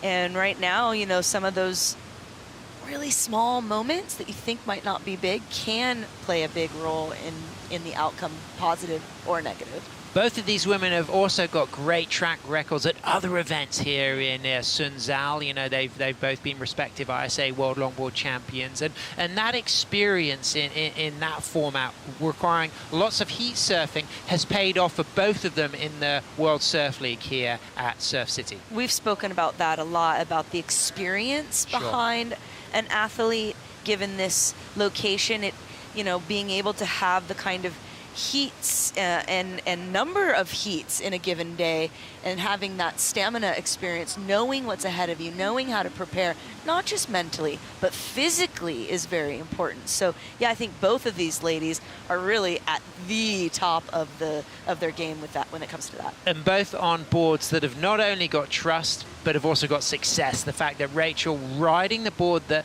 took her to her 2024 WSL World Longboard title last year here at Surf City, El Salvador, her second world title after winning it at the age of 17 in 2015 in Ryuan, Hainan, China. But also looking at the equipment, the Carson Myers board under the feet of Honolulu. This is the board that she has just won the Surf Abu Dhabi Longboard Classic on, and that board just looks so made for every moment of her repertoire, from the low, powerful tube rides to the really elegant, long, controlled nose rides. Yeah, that Carson Meyer board, she's been on for a while now, and I think she's really found just a good niche in there with that board, and probably a good relationship with him. And you know, she doesn't do a lot of, I don't think, R&D. She finds something she likes and she sticks with it as we see her up and riding. High line, clean, 6 steps up to a 5, holds that 5, walks out of that nose ride. Really nice sweeping turn. You can see the spray thrown from that turn. This is a glassy wall for the second nose ride, and she's holding an extended long 5 through the section. One of the longest 5s we've seen of the day. This is match number 3. We've already seen some great surfing, but demonstrating her nose riding finesse, holding onto that long 5. Now she's gone low here. She'll look to see if she can get the reform. Do you think she's going to find an opportunity for this to open back out, Carla? You know, there was an opportunity in the last ladies match where Chloe had an opportunity and it wasn't able to quite open up again. So it looks like the tide's a bit too low still to find those opening sections on the reform when you come inside there. But I think as the tide turns around and fills in, there will be more of those moments. We're traveling down the coast towards where the judges are viewing the event. This is the beach here at El Tunco. Of course, Sunzal is the foiled right point that the competitors are performing on, and the judges are lined up in that tower, and that number 1 in white there means that first priority is sitting with Rachel Tilley as we swing back out to the lineup, and we can see that set coming close, and it looks like Rachel is going to strike to add to her 2. She's got a high line with 4 quick cross steps to a soul arch, back arm raised. Walks out of that nose ride, really nice, trademark, quick, dynamic, sweeping cutback. Comes back up for a second nose ride, and like Honolulu, she holds this nose ride through the section. She uses the soul arch. She walks out cleanly of that nose ride. Great footwork back to the tail, and then cutting back from the top of the wave down to the middle, and now staying active, a bit of rebound off the foam, and then climbing and dropping. And Carla, what's so great is the way she'll lift that arm when it's necessary to just lighten the load as she gets a nice soul arch set up for this section. Yeah, I like what she's putting down here. I think this is a crucial wave, not only just because she needs that high score, but this is going to really set her momentum and get her feeling that fire again in order to get into the lead and take it another round. And a nice drop knee turn at the end there to add variety. She's still going all the way through to the sand here. She gets more rail work. So this is going to be a fantastic opportunity to add a significant number on to the board. She kicked off with a 2, but you feel as if there was an element of excellent range surfing on the wave size there, and the variety and the criticalness of those rail turns. Yeah, there was some snappy kind of tail, the tail snapped kind of fast in that one cut back there. And then I actually like, there was a moment towards the end there where she did a little bit different hand jive. This is the replay of Honolulu. She gets the nice tight nose ride there, brings it back around into the curl again, kind of snapping the tail, brings it back up to the nose ride. This becomes one of the longer nose rides I think we see. Such a long time on the 5 and through that section, Carla. And it was an interesting read there. She saw the section far ahead, and so she just decided, I'm going to hold it as long as I can, and then hopefully I'm going to be able to get around. There are moments here that looks like it was going to fatten up and let her in, but wasn't going to happen. Drops in at a 4, 6, 7. Unlucky because you felt like there was a 5 already earned from everything up to that point, but the wave didn't deliver any more. And then the second follow-up here for Rachel, I think this was an incredibly important ride for her. Obviously, she needs the score, but these movements here and the way she carved it in the beginning there, getting a nice long critical 5, coming around this section. You see how she just stayed just in front of that section as opposed to Hana's wave, and then back around in the curl, sweeping it around. Then there's this moment here, because we know this big wingspan, you know, that's very trademark of Rachel. She does some steps up, but she kind of gives us a little bit different with the elbows, yeah. Right? The elbows down, the hands. But I kind of like that. It's something different. And you know what's really cool as well is there's some variety here, but she does throw at the end of this wave a really cool drop knee turn as well in the cutback. There's nose rise, there's more kind of trademark Rachel style kind of cutbacks, but then you get the drop knee, and that was really cool to see. Yep, I like the variety. I think this was one of the more, I guess, not as predictable, if you want to say it. I feel that's not quite the right word, but seeing more style, seeing some new dance moves that she hasn't maybe tried quite as often yet, but she's just really trying some new flavor. Starting to sing, Rachel Tilley drops a 7.5, Carla. So she's not in first because Honolulu Bloomfield has got a 5.5 and a 4.67. Rachel now needs a 2.67, and you got to feel a little bit unlucky there for Honolulu on that 4.67 because the work was done phenomenally well, but then the wave just didn't deliver anymore from the mid part. No, and that will be specifically what she's looking for in her next wave selection, because she knows she needs to go ahead and, like, boom, stamp it down and throw a nice big score, because at the moment Rachel only needs a 2.67, and Rachel will also be paddling back out with her eyes on another excellent scoring ride. I mean, you know, it's incredible to think that along with our head judge Tori Gilkison, these two women in Soleil Erico, they have owned our world longboard titles for a long period of time now. Yeah. So, I mean, one of them is going to go down. One of them is going to continue that legacy. But it's pretty interesting to see how these ladies have been able to take it, you know, this far for so long. Absolutely, of course. Both Soleil and Honolulu have got those 3 women's world longboard titles. They've got the same number as Corey Schumacher, and it would be amazing if either Honolulu or Soleil could get 4. But you know the competitive edge of Rachel, the streak that is paramount in the personalities of all of these top 8 surfers. She is absolutely determined to get herself a 3rd world longboard title. 100%. And you know, you pulled the graphic out there. You know, I had to shout out to Corey Schumacher, who was, you know, in my generation, but somebody that I looked up to and was just such a strong female surfer at a time where, you know, but beautiful and graceful too. So, you know, bringing it up and having these young ladies, you know, have someone like Corey to kind of, you know, match up with as far as world title victories. It's cool. Shout out to Corey and her mom, Jeanette.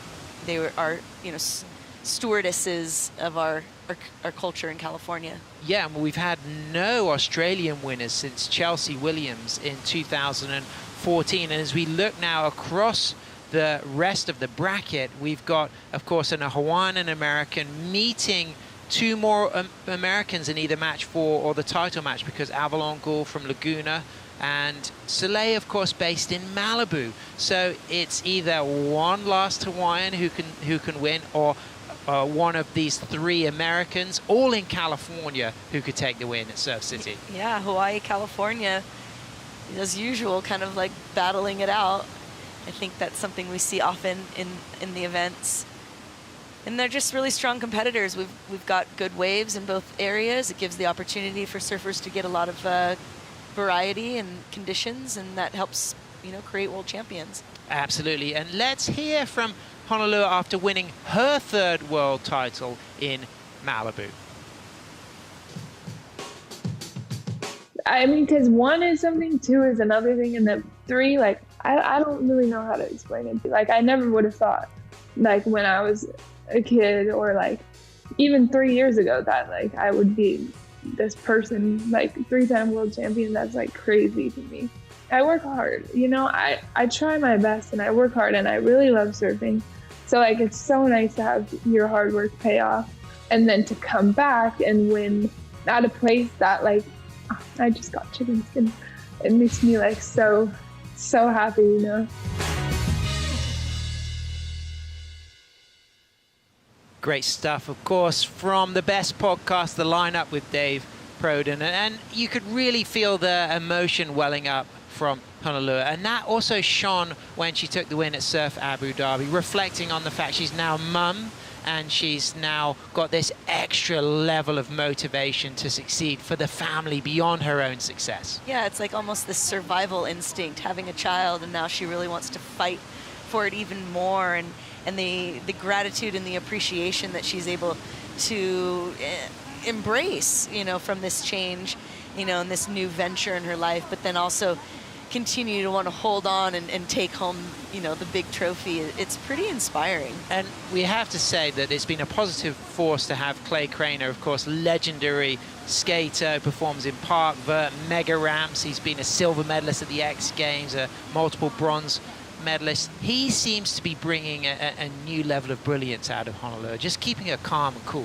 Yeah, he's been kind of her coach. She had mentioned it, you know, in the previous event, and here we see her taking off right now. Nice drone clip to appreciate the takeoff. She gets a high line and locks a 5. This wave has got huge scoring potential, as you can see it opening up ahead. She goes into a nice wrapping down turn and then comes off the bottom elegantly, stands tall, cross steps forward and finds another touch of the 5. So already we've got 2 nose rides, 2 very dynamic turns, particularly that one, but also having to work with the bounce and now really read this wave and match her tempo through turns, footwork, rail work, nose rides with the tempo of the wave. And now you can see it getting silky out on the shoulder. She gets a high line and she's right in the pocket for another 5. And this wave again is walling up still, and she just cuts back, rebounds off the foam. And Carla, again, she's proven that her wave selection is paramount, and she's chosen something that's going to take her way down the sand towards El Tunco. Will she end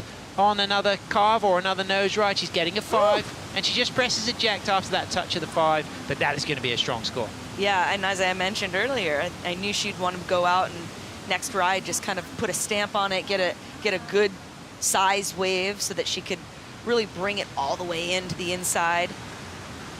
So it's 1.5 hours off the low tide. Now, how is that rising tide going to affect the wave shape, do you think, Carla? I think it's just gonna soften it up ever so slightly, but I think it's gonna open up that section that's been closing out a little bit on them.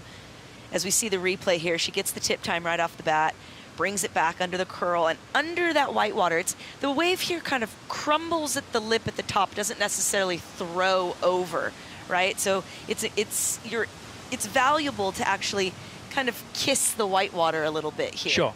She really had to match her pace with the wave here and do the right thing at the right moment. Well, and that's that tide kind of rising up there. It's going to start getting a little bit fatter in certain moments, but that's going to give perhaps some downtime, but a moment to get into this opening inside section that stands up. You can see there is a bit of bump, but she negotiates it all right there and then brings it back into the little curl and the foam there, just trying to find another opportunity here. She gets more tip time, and then we're going to see her actually work it to the left, or then she'll just kind of end it there. Gets a little touch of the 5 here, and then just a little ejection there right through to the inside. She's safe on the shallows, and she's now out on the ski with the paddle assist, and that is a huge positive force for our top 8, because it can be a 7-minute paddle if you're right on the inside all the way to the top peak. I'm from a break with a long paddle, and the paddle here is next level. Next level, too, is that 10. Nice work from Tilly out of a nose ride. Beautiful readjustment of the feet there on that inside rail. Gets a second nose ride.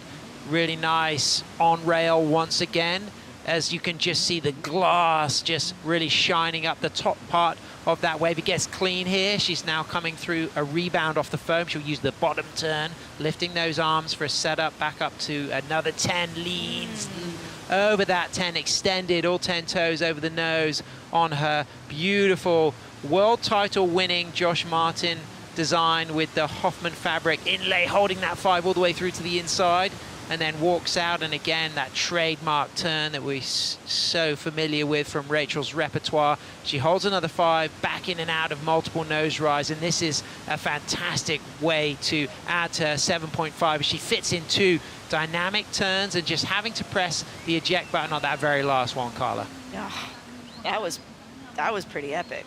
Talk for about a tit for tat, too. Got Hano's wave there, and then Rachel just being like, honey, I'm here, baby. I'm still here. Don't put me out of this.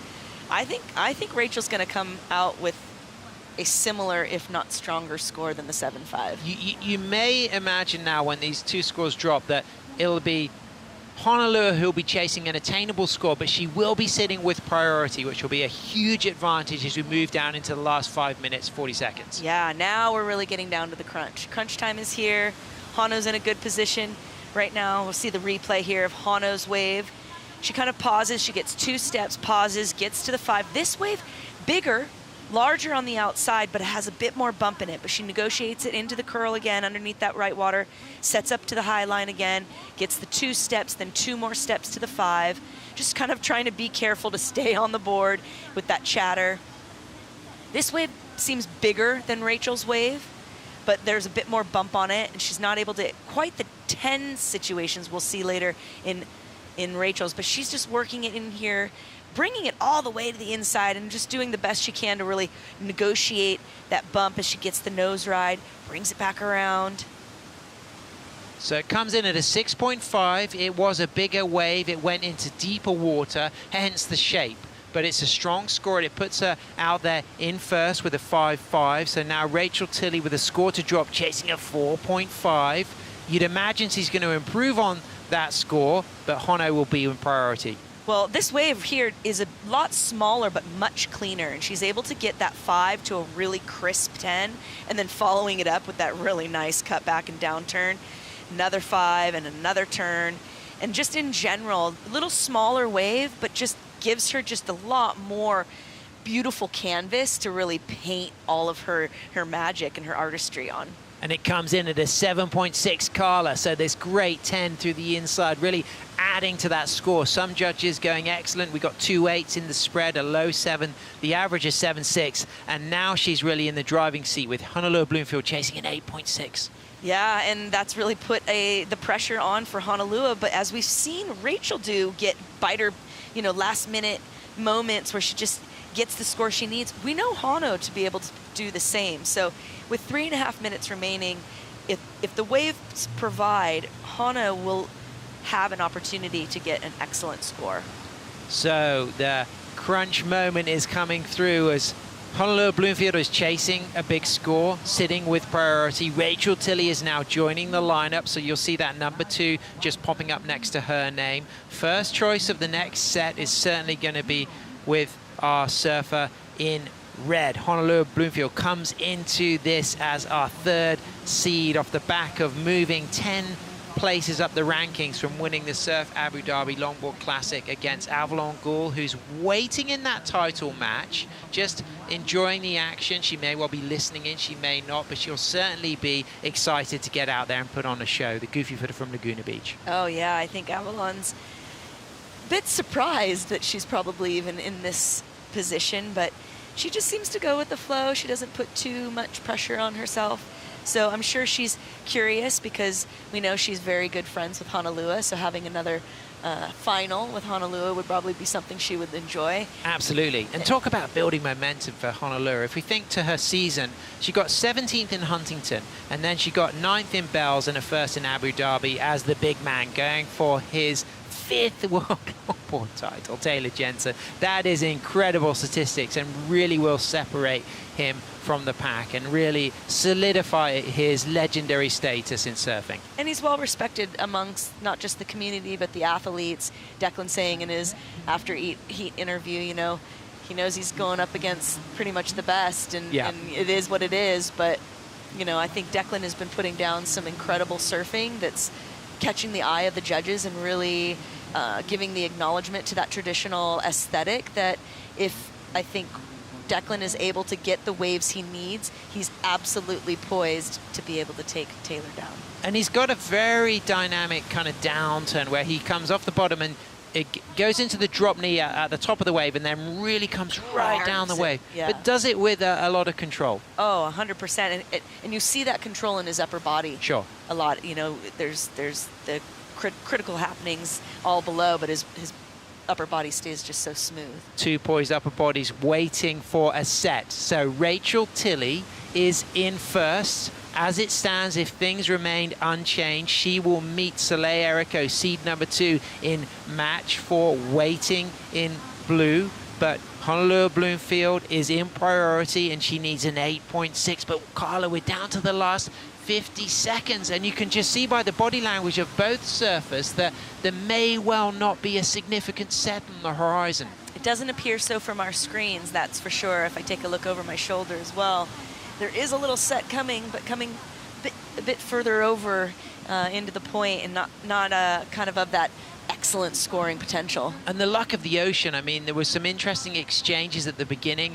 Honolulu's 6.5, you felt like she rode it perfectly, but it was a bigger, wider wave, and she had to navigate a lot more open face, in contrast to Rachel selecting one of those slightly shallower, more kind of walled up waves that gave her those opportunities for those 2 dynamic 10s that seemed to add to the score and go into the 7.6 as we move down to the last 2 seconds, and Rachel Tilley takes the win, and she is going to be surfing in match number 4 against Soleil Erico, and our 3 times Women's World Longboard champion. She's eliminated, but we have to celebrate the mum power off the back of having baby Rain coming in at seed number 3 and flying the flag for surfing mums and sporting mums and all mums around the planet. Yeah, she should really be extremely proud of herself. She may not have snatched the world title this time, but I bet you it's in her near future once again.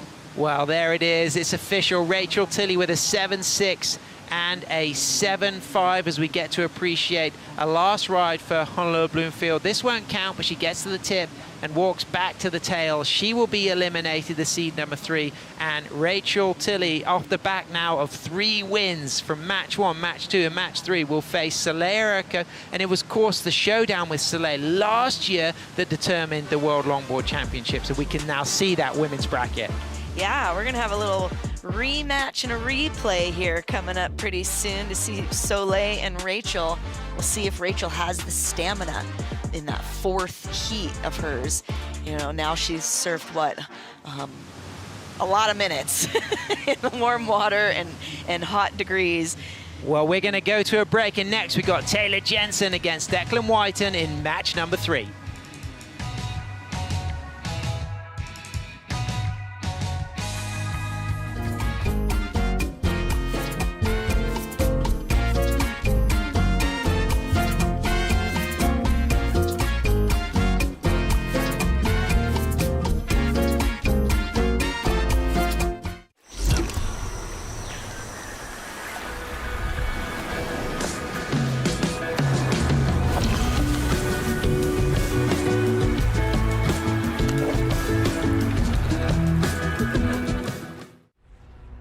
Everything on the line in one day at a world-class venue in paradise.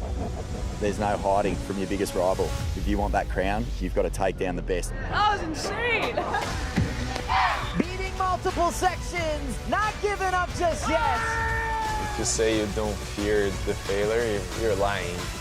I want to win, and I really mean that, and it's scary that may not happen.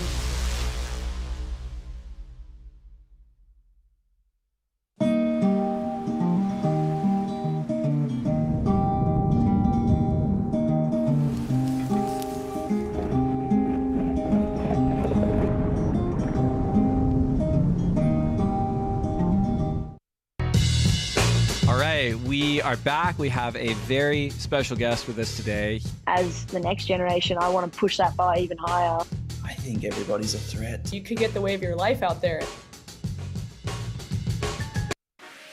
Welcome back to the Surf City El Salvador Longboard Championship, as our 3rd seed, Honolulu Bloomfield, has just been eliminated, beaten by the 7th seed, Rachel Tilley, who moves to match number 4 to surf against Soleil Erico, 3 times Women's World Longboard champion.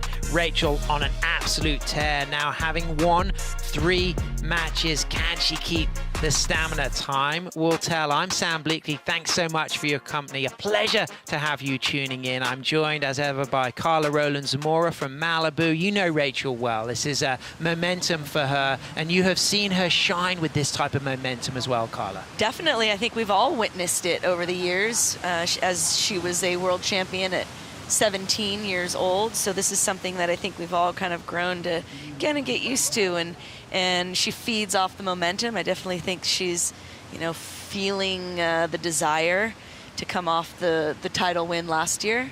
But right now, we've got a pretty hot heat on our hands. Wow. And that's so interesting because Declan also seed number 7, wearing white. He's already on a roll. He's having match 1, match 2 against Steven Sawyer and Rogelio J.R. Esquivel, and in match 2 against Kevin Scavano and Max Weston. And now he comes up in match number 3 against our 4 times world longboard champion, Taylor Jensen, seed number 3 in red.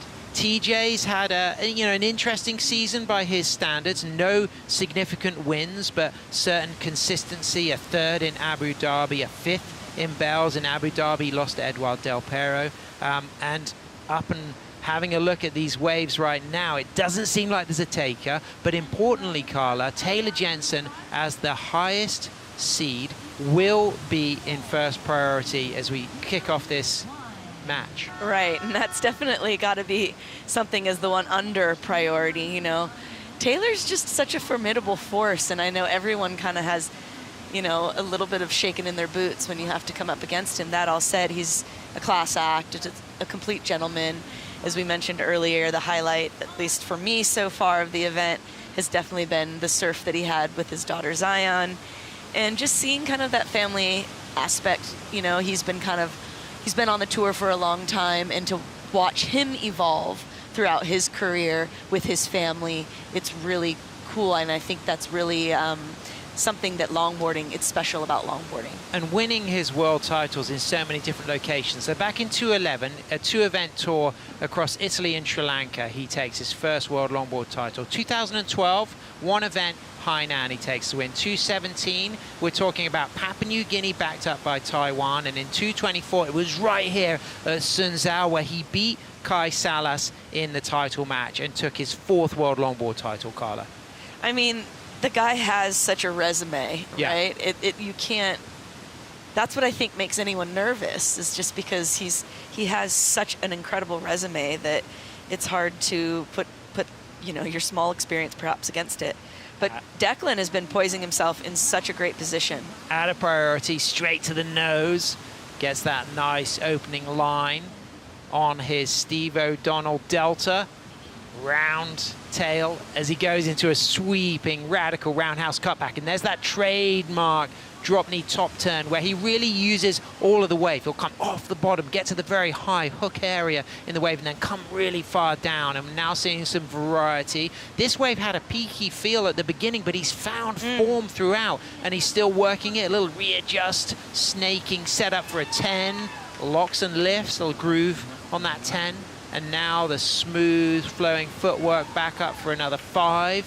And he's walking back to the tail to go for a nice little downturn again. Rebounds off the foam as Taylor gets his first wave.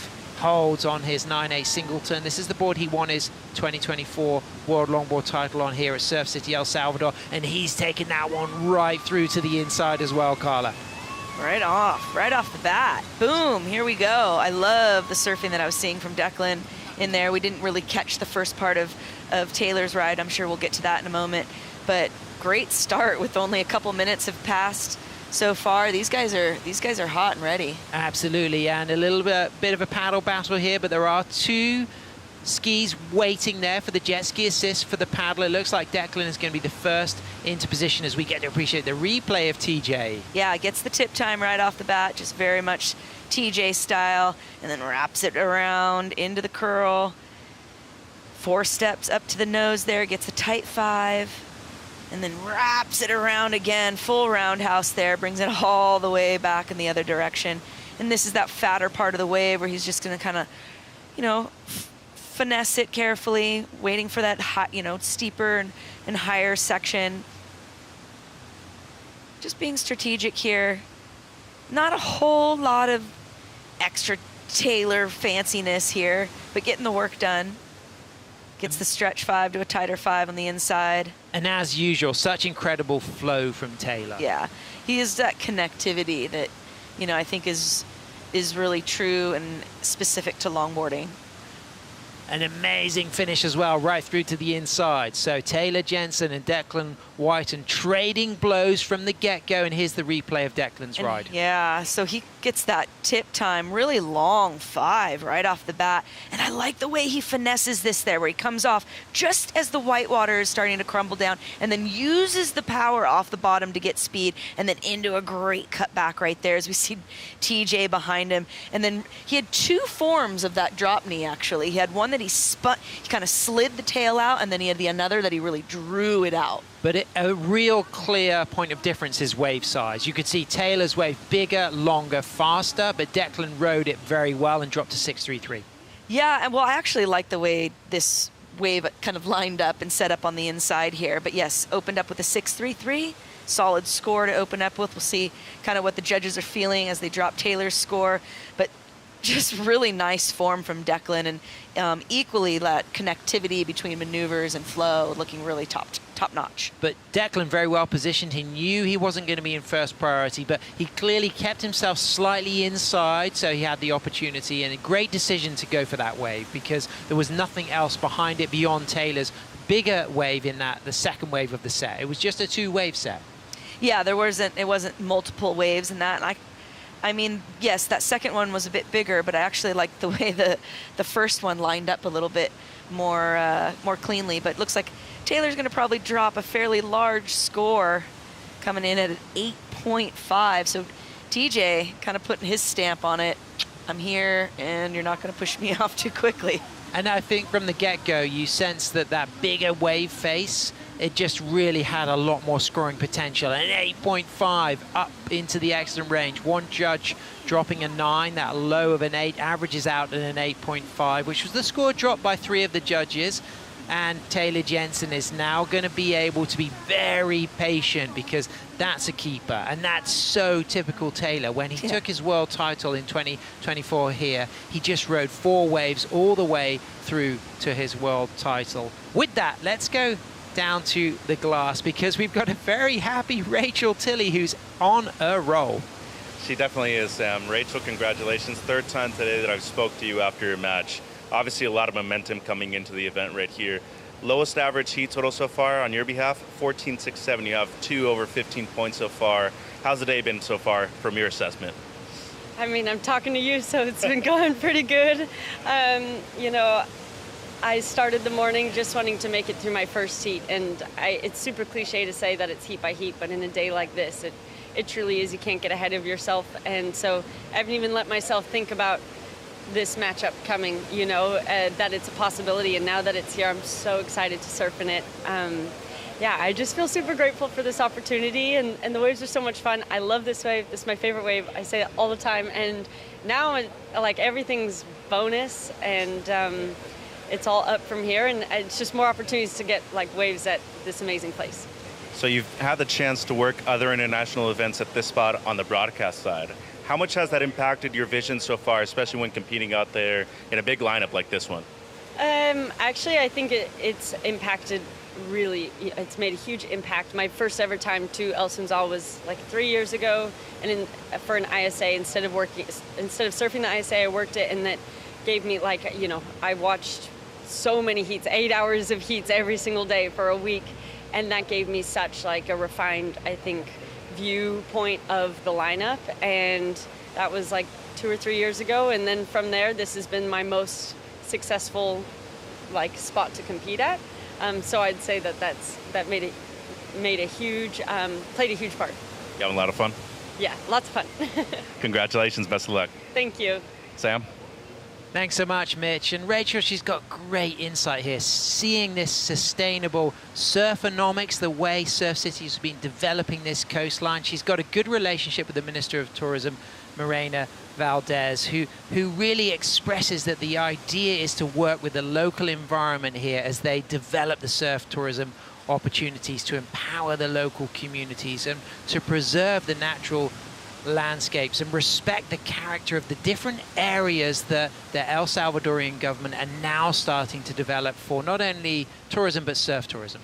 Yeah, and Rachel's been a great spokesperson, you know, for that, and she's so well spoken, and it's interesting to hear how being here on a different side of the glass. Sure. Quite literally. Yeah. Has changed kind of her perspective and benefited to her, campaigning for, multiple world titles. Both of these men on your screen traveling with their partners here, of course.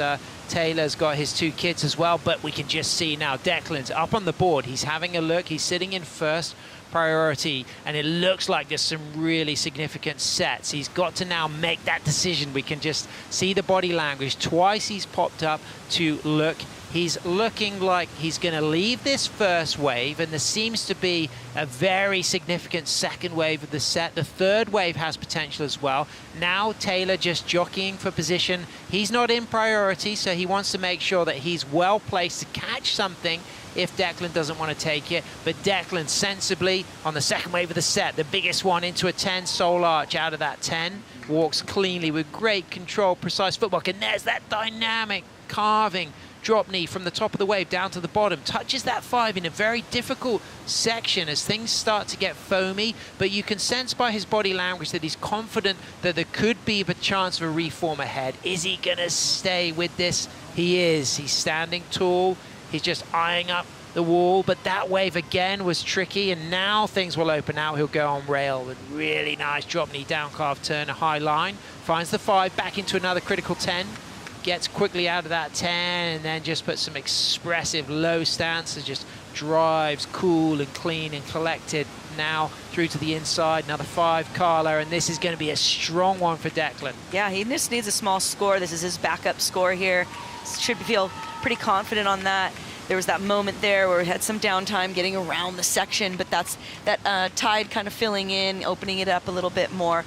There was a wave going on for Taylor behind there, so we'll get to see what was happening as we see. Here's a wave right now, live action. Taylor.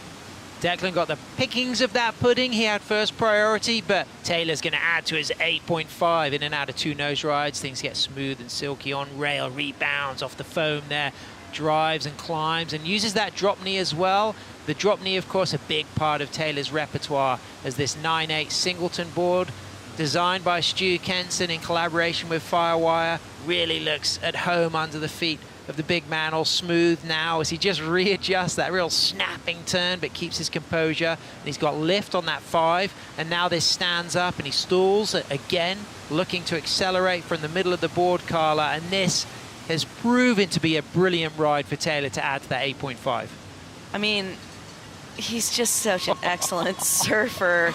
It comes so easily. We talk about, like, you know, pulling out excellent surfing means you're making it look easy, and he really is just like one of the best. And he seemed to earn that one as well, because Declan had the opportunity to choose, and they left that first wave. He opted for the second wave, and yes, Declan rode his to precision, but I felt like Taylor's wave seemed to build and grow in size and steepness through the middle section way more than we anticipated. Yeah, I actually think, so here's the replay here of Declan, but I love the 10 that he sticks in there, and he negotiates a nice bottom turn into a nice wrapping carve, steps it up again, comes underneath the foam there, and this is where he kind of has to wait for that reform. And unfortunately for him, it does. Now, this is the wave behind their tail. I don't think it's the one that we saw earlier. He kicks out, yes. Yeah, a 1.5. And yes. So it's the 4th wave of the set that was significant. Yes, so this one here, not a bad ride, definitely linked up. He was able to pull in some more maneuvers into this inside section. That nice carve goes to a 10, brings it back around, a little more wide stance carve there. Keeping that upper body and the hands really nice and in control. Nice drop knee. Brings it back up to the 5 and 10. Finding the 10s on every opportunity as well. Yeah, 10s and turns, babies. 10s and turns. So that is going to be a good score. And here's the replay. This is the 4th wave of the set after the kick out. So actually a smaller one here. But these smaller ones are lining up just a little bit better. He's able to get that big wrap around. Continues it with a nice 5. Wraps it around again, dragging the hand while he does so. And at this stage, you think there's not much left, but it proves to be a grower. The way it hits the shallow cobbles from now really starts to open out for him. Yeah, it does. It starts to bottom out, stands up. He gets that nice 5. He's going to bring it back around again. So he just kind of like snaps the tail, gets the 2 steps up. Just nice little like whipping it, pivot turn. And how's the float at the end as well, Carla? Yeah, just the nice chef's kiss, the finishing touch. The finish is always really important to me. I love it when you can have a nice finish like that. Just tie it all up. Scandinavian style finish? Hey. Okay, 15 minutes, 50 seconds remaining. Declan Whiten, a 5.33 and a 6.33. Taylor Jensen waiting for a score. It's going to be the 3.16 for sure. It'll push him up to first. Of course, we're expecting it to go much higher than that. It'll mean that Declan will be in second, but sitting with priority, and we're only halfway through. Oh, there's so much time on the clock, so a lot of things can change here. We still haven't seen one of those. We saw one of those sets kind of come through, but it'd be great to see another one, a little larger set, and just get some more canvas to see the artistry on display. And great to see both surfers starting strong, you know, trading licks, blow for blow. Big scores dropped already from that opening exchange, and we're now waiting to see the score for Taylor Jensen and Carla. It looks good. Yeah, 7.67, so really setting himself ahead. Now Declan requiring an excellent score, 9.84. So definitely putting the work out ahead of him, but we've got lines on the horizon, and I like what I'm seeing. Tactical decision will be required again, though, from Declan. So, yes, he's got priority, but he's got to make that key decision. He's looking to leave that wave, so he's recognizing that he doesn't think there's improved scoring potential. Taylor has a little look. He knows it's not worth going for. He knows it's not going to improve on his backup, 7.67. But do you think there was scores for Declan in that first wave, or do you think he's made the right call? I think he's made the right call. He's already laid down a 6.33 and a 5.33, and that wave that came through kind of looked similar to those. So I think at this point he really needs to get something that's got a bit more punch and a bit more pizzazz so he can lay down some excellent score. Well, on a single score he needs a 9.84, but he can go two waves to match the 8.5 and the 7.67 as he goes up to the tip. And this wave looks like it's got great potential, and trademark Declan with that drop knee turn. Off the bottom, stands tall, goes up for a second nose ride there, touches that 5 very quickly and runs through the cross steps back. Really snaking quick readjustment. Now he's got to go critical to really maximize the scoring potential. He's got another 5 there, and then widens the stance and rebounds off the foam with control. And then, Carla, you're really loving to appreciate the use of the drop knee top turn down carve he does. Yeah, I just think it really is like an homage, an acknowledgement to that old school style, that Dewey Weber, you know, drop knee, and just really giving a nod to it. And I like seeing it. I like the way he presents it. Just in general, he has that kind of contemporary traditional style, as Kai had kind of mentioned. And ends clean with the land of the float and the kick out on his single fin as he throws that over the top of the wave. So he's chasing a single score of a 9.84, but he needs to improve on those waves in the 6 and the 5 range, because he's matching Taylor's 8.5s and 7.67s. So across two scores, as long as that heat total goes higher than that 16.17 of Taylor, he's right there in the mix. You're not expecting a 9.84 and a single score on that, but he could well improve his situation. Yeah, let's hope so for his case, right? He's definitely wanting to keep this campaign going, and been putting in the work. I think he's been putting in a lot of the work. He's been working out. We know he was working with Harley Ingleby in Abu Dhabi. So, you know, he wants to get a little bit of that reward from all the hard work put in. Yeah, and he's just become a firefighter, a long-time Manly Beach lifeguard, now joined the firefighting community, and he really is looking to improve his situation there as well, Carla. Yeah, definitely. We'll see how his campaign runs with 12 minutes remaining.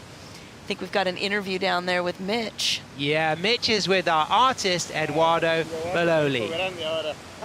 That's right. We're chatting with Eduardo Bololi, artist here for Surf City and an ambassador really of Stoke too. Originally from Uruguay, I know you lived different parts of the world, but you spend a lot of time at these events right here, and you display your art, which is right here. Beautiful stuff. I believe that's the Sunzal Rock right here in the background, no? Yeah, that's the El Tunco Rock.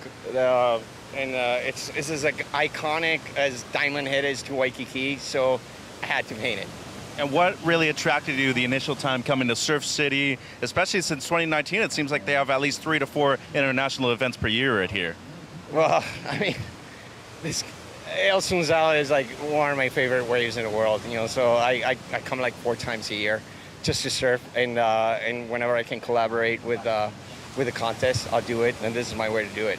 And what about the colors? Why these specific colors? It seems like it's almost resembling a little bit of a sunset right here. Yeah, exactly. It's like, I mean, this has the most spectacular sunsets in the world. I mean, you can't miss it. It's like, I mean, you're surfing at sunset, and it's kind of like, wow, I got touched by God. You know, it's like, so I had to do it.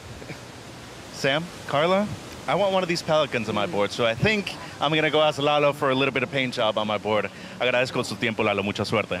Muchas gracias, Mitch. Guys? Great stuff. Thanks so much, Eduardo. Your artwork has been exciting the surf community for a long time now. And if you've never noticed, I recommend re-watching Big Wednesday. And the very opening shot in Big Wednesday is a pan from Sunzal down towards El Tunco Rock, which features on that fantastic art commissioned by the WSL for this event by Eduardo. It is an iconic bit of the landscape here, the El Tunco Rock, as we can now see the replay of Declan White and 6.9, Carla. Yeah, that was a great carving drop knee that he gave us. Gets a bit out on the shoulder there for that nose ride, so he wraps it back around into the curl. His nose rides seem like they're a bit high on the face, kind of dropping down, but he's using them to kind of make it into the next section. So there is a strategy there, the way he's setting up and drawing the lines with his board. Another nice drop knee. So he's still chasing a 9.27, so because that score didn't go into the excellent range, it still means he needs something super significant down in the last 9 minutes.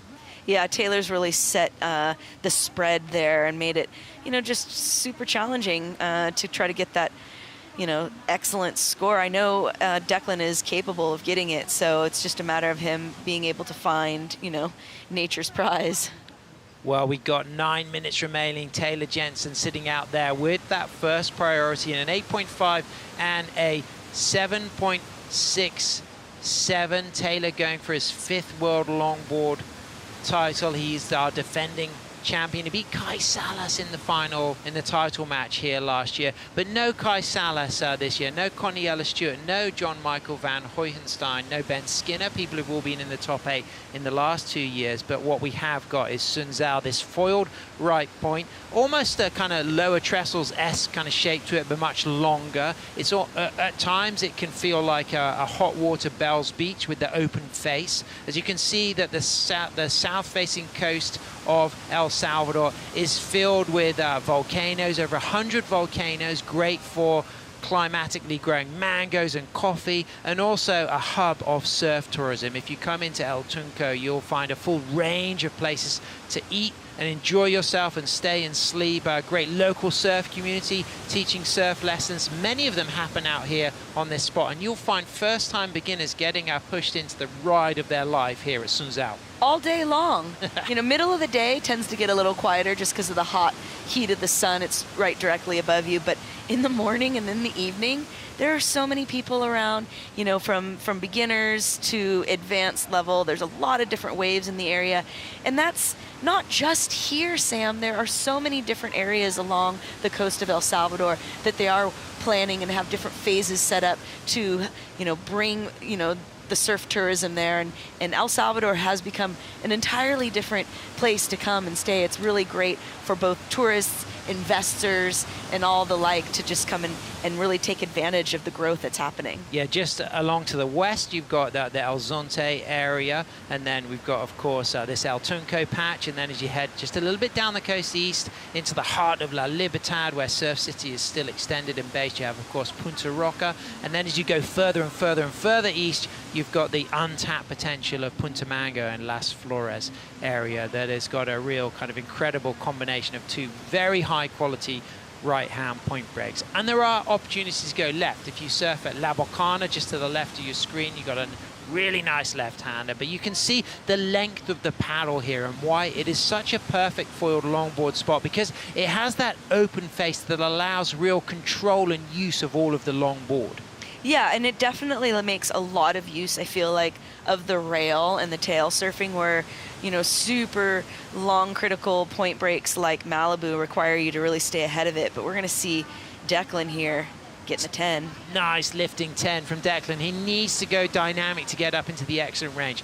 So smart, committed approach to really start with a strong halo maneuver, but that wave just didn't allow anything more, Carla. No, but I like, you can kind of almost like hear his thought process. Like he knows he needs to just go big. Sure. Right now he needs to get a good wave. He needs to get the score down early, kind of get those points down early on in the wave. That way he can just keep milking it in the event, and hopefully that the event, I mean the wave, you know, peels properly into the inside, because not all of them have done that. Some of them just closed out like on that. So Carla, the winner of this match 3 will move into match number 4 to surf against seed number 2, Kai Ellis Flint from Australia. And Kai has had a really good season, kicking off with the win at the US Open.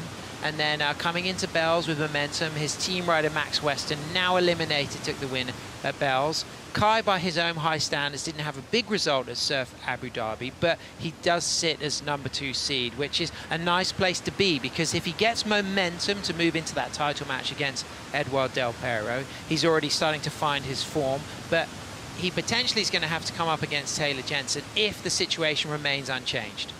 Yeah, and that's an interesting seat to have. I think Kai is in a good position right now. I like what you were saying too. I agree, like being in that second heat, you know, you don't want to peak too early, and not having a bunch of heats yet, you know, could be an advantage. That said, going up in your first heat to Taylor Jensen, who never seems to have a moment of not peaking. Absolutely. I mean, you look at the season, you know, a second, a fifth, a third, you know, he's just been on form all year. And of course, the top 2 results count for the seeding here for the top 8. And all of these surfers have re-qualified for next year's World Longboard Tour, including surfers in the positions of 9th and 10th who are not here in the top 8, but, you know, already have done the work to get into next year's 24. But Carla, what's happening right now, positioning wise, with Taylor in priority and only needing to improve on that backup 767? Taylor's going to stick on Declan right now like glue, in my opinion. There's just under 4 minutes remaining. Taylor's going to play it smart right now. He has 2 super strong scores. Declan, while capable of getting a 9.27, the risk, or I should say the odds, are more in Taylor's favor at the moment, just considering what the ocean has been doing over the last 30 minutes. So that said, the ocean and nature will do as it pleases, and if, you know, the powers that be decide that they want Declan to get the 9.27 and he's able to perform that, then that will be what happens. And somebody sitting there in the yellow jersey is Eduard Del Pero in that title match. You know, if you were going to put your money on someone, the odds are highest for him to be having his bowl of cereal out of our 2025 World Longboard Trophy. Definitely, definitely. Eduard is somebody also too who's well known at this break, has had a lot of success here, and just has a fervent fire to him that you can't really put aside. As we see Declan up and riding, he needs to go excellent range here. He's chasing a 9.27. It's a smaller wave. He's going to have limited time for a combination of scores. He holds on to that second nose ride, walks out, nice carving turn, comes off the bottom, and then projects a high line back up for a 5, walks out of that, and then as things get sparkling, smooth and silky, it stays clean on the wall on the face up ahead, and he walks back to the tail with a really incredible display of power surfing, and it comes radically out of that. There was an element of involvement surfing from the mid to late 60s, the way he compressed so low on that driving bottom turn out of that maneuver, Carla. And if he doesn't make it through, we can celebrate that this guy is at the top of his game right now. Absolutely, and what a great representation of what I think real longboarding is, you know, using the full length of the nose to the tail, but just doing it with, you know, a beautiful aesthetic that also gives homage and pays, you know, respects to our fathers and mothers of yesteryear. Is he going to have time to go out for one more?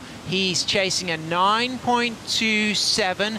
It looks as if he's come through to the inside. Is he recognizing that there's no chance for one more score, Carla? Yeah, you get a sense of a bit of a defeatedness to him. I don't think that score is going to come into that excellent range. seems it's going to kind of fall in place with where his other rides were, you know, scored at. But like you mentioned, like, he should be proud of the representation that he has made for longboarding in general and within the community. Taylor Jensen up and riding, goes to a nice 10, holds that 10. He's looking to improve on a 7.67, goes into a nice sweeping turn, and you could just see the continuous spray coming off his rail as he went on rail then, and then now rebounds off the foam, and he just slices in and out of these sections with so much precision and flow and control, and then stands tall, gets that footwork back in and out of the trim spot from the middle of the board, really loose and electric as he gets back up for another roll of the 5 toes, right over the very tip of his board. And a lot of dynamic work as well from the tail, the way he can really use his torque and his height to power and really extend that rail in deep into the water and throw clean spray, all done with control, Carla. The way he's able to garner momentum is really fascinating. I mean, he's obviously a decently statured man, but you know, his projection off his turns and even within nose rides, you know, is pretty outstanding.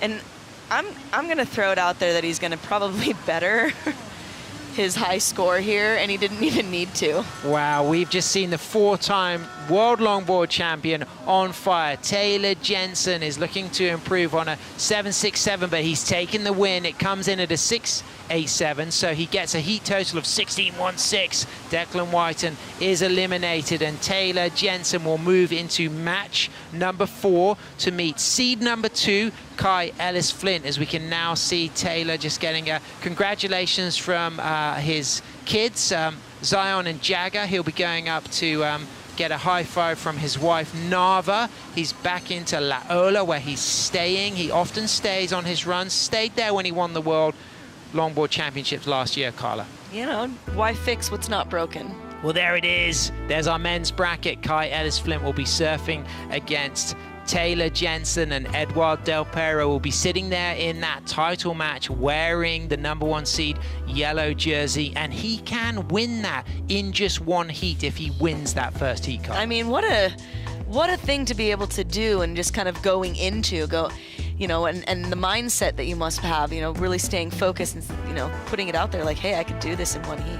Well, coming up next, we've got match 4, Soleil Erica and Rachel Tilley. The Wax and Kaipo are coming in to call the action. Stay with us.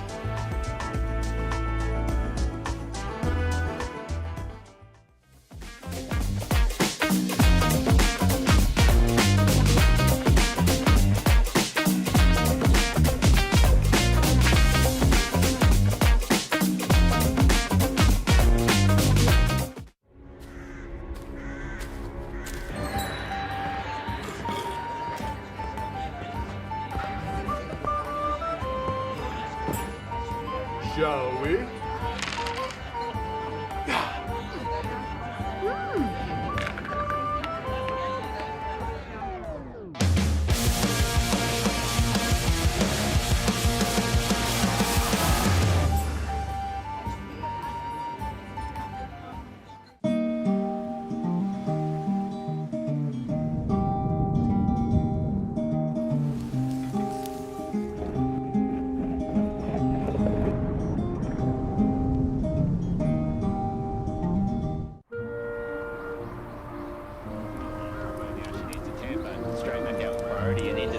Oh my! Deep one for Weston Webb. She comes out. She comes out. She needs a 10.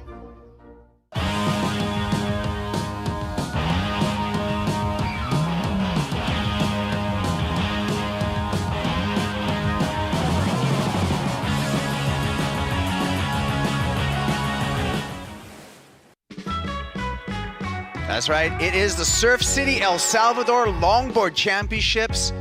Beautiful El Sunsal right-hand cobblestone break is where we're going to be crowning world champions. Welcome to the set here at Surf City with a special guest, Kevin Skvarna.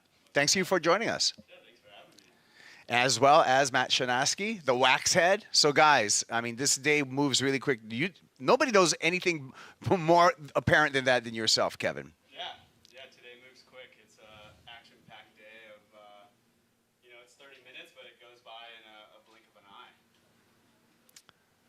We're going to get to this heat right now and introduce Soleil Erico and Rachel Tilley in this match number 4 for the women. And we're going to come back on with, as we see, the number 2 seed and number 7 seed. Come back on. Let's try this again, Kevin. Give me, how are we going? We're doing good. Yeah, we're just seeing if we can hear you. I think we're working out a little bit of audio stuff, so we'll be back up with Kevin Skvarna.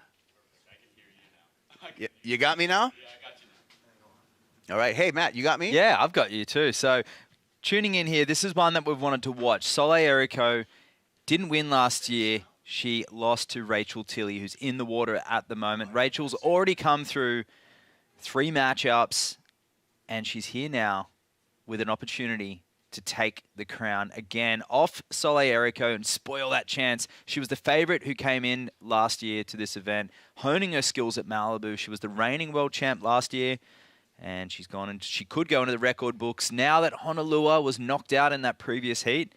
But it's Rachel who's vying for the opportunity to equal Soleil and Honolua on 3 world longboard titles. And there it is, 2018, 22, and 2023. Soleil took those last 2 over there in El Salvador, and in 2018 it was over in Taiwan. But kicking off proceedings, Rachel Tilley. Rachel Tilley, who's surfed the very first match today under priority. Again, for these matches, the top seed always starts off with priority, so that's already settled. So Rachel Tilley already knows she's in second priority, just staying busy, just an up and out for her.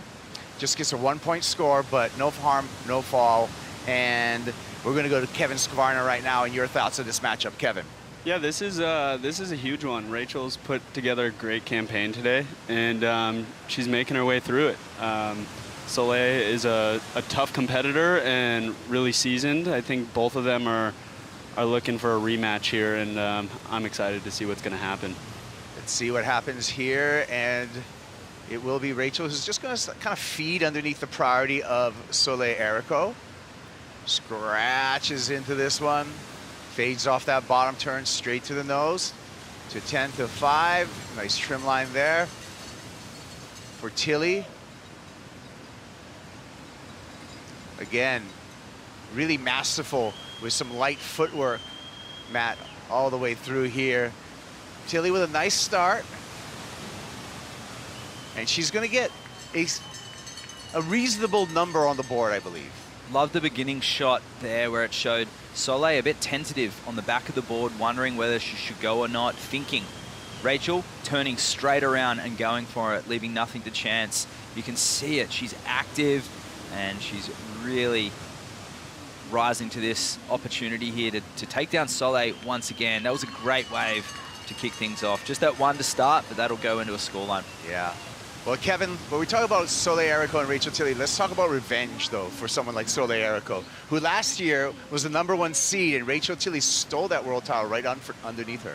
Yeah, I think she'll be feeling that and thinking about that. You know, those losses carry with you, and you think about them. It's not doesn't define her at all, but she'll be thinking about it and going, okay, this is my chance to have a rematch here. I'm excited to see what they're going to do. I mean, Rachel's starting without priority, so she's going to get her campaign going. She's going to look at waves and have less pressure to pick the best wave. I think she's going to think, you know, I can get an up here, you know, by being under priority and really, and she picked a great wave here. I mean, hang 10 off the start and then, you know, extended that with the hang 5 into a really nice turn here. She's putting it on rail really nice and like extending out of her bottom turn, which Soleil does really well. So I think she's looking at that and going, okay, where are the points of difference here? Like Rachel Tilley's probably one of the most savvy competitors on the longboard tour.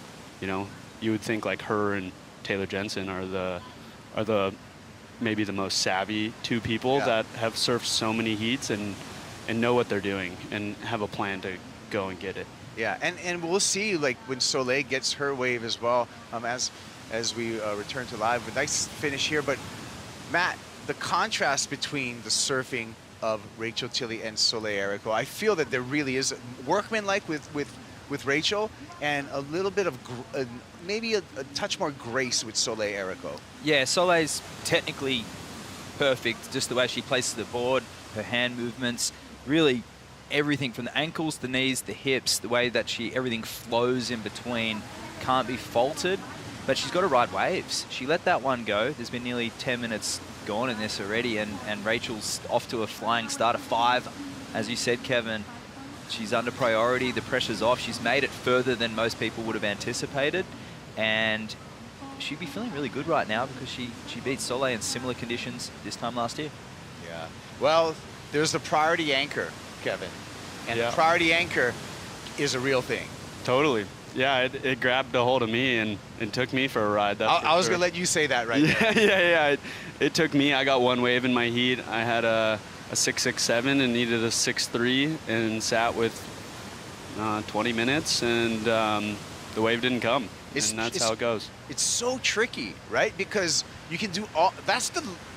Okay, I'm going to say it. There's luck involved in surfing. It's not an exact science. There's luck happening here. You would think in that time, with priority, a wave would have come for that score. Yeah, I believed it. You know, I was like, okay, the wave's going to come. I'm going to get an 8, and we're off to the next one. Like, that was my thought process until there was 10 seconds left. Yeah. Live and die by the sword, right? Because if you go one, you don't get the score, and the set comes on the outside.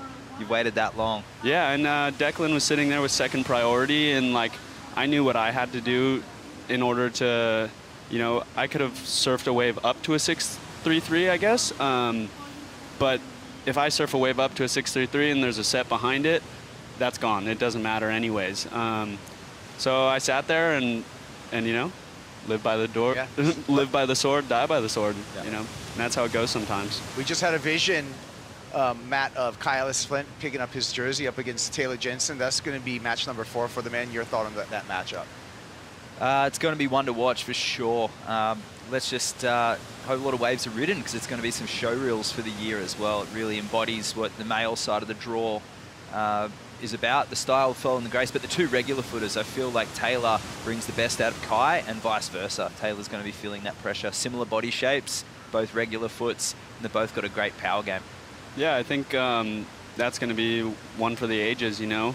Taylor being who he is and how dominant he's been through the last, what, two decades, 3 decades. Like, he's the strongest competitor here, I think, pretty undeniably. And Kai is really strong. He's had a great year and a great showing in Huntington, and then, you know, he's put together some really nice heats, and some things haven't gone his way, and I think he's ready to show what he can do now. Yeah, again, thank you for tuning in. Kai Pogrel, the Waxhead, Matt Shanaski, and Kevin Scarno joining you here. It's World Title Day in Surf City, El Salvador, and we're in women's match number 4 with a couple of world champs out there, Kevin, in the way of Soleil Erico and Rachel Tilley. Yeah, I mean, both of them have 3, right? It's been Honolulu. Let's go with Soleil here. Here we go, using priority. Erico to the nose, stays there, planted. Nice trim to start. Graceful on a carve back into the pocket, back onto the nose, hangs up there, stays. Got to get around this whitewater section, grabbing the rail, engaging the rail, trying to trim through to some open face. This place likes to shut you down, though. And that was a shutdown. She's going to stick with it, hoping for a reform on the inside. Picks up some trim speed. Matt, she does find a little inside section.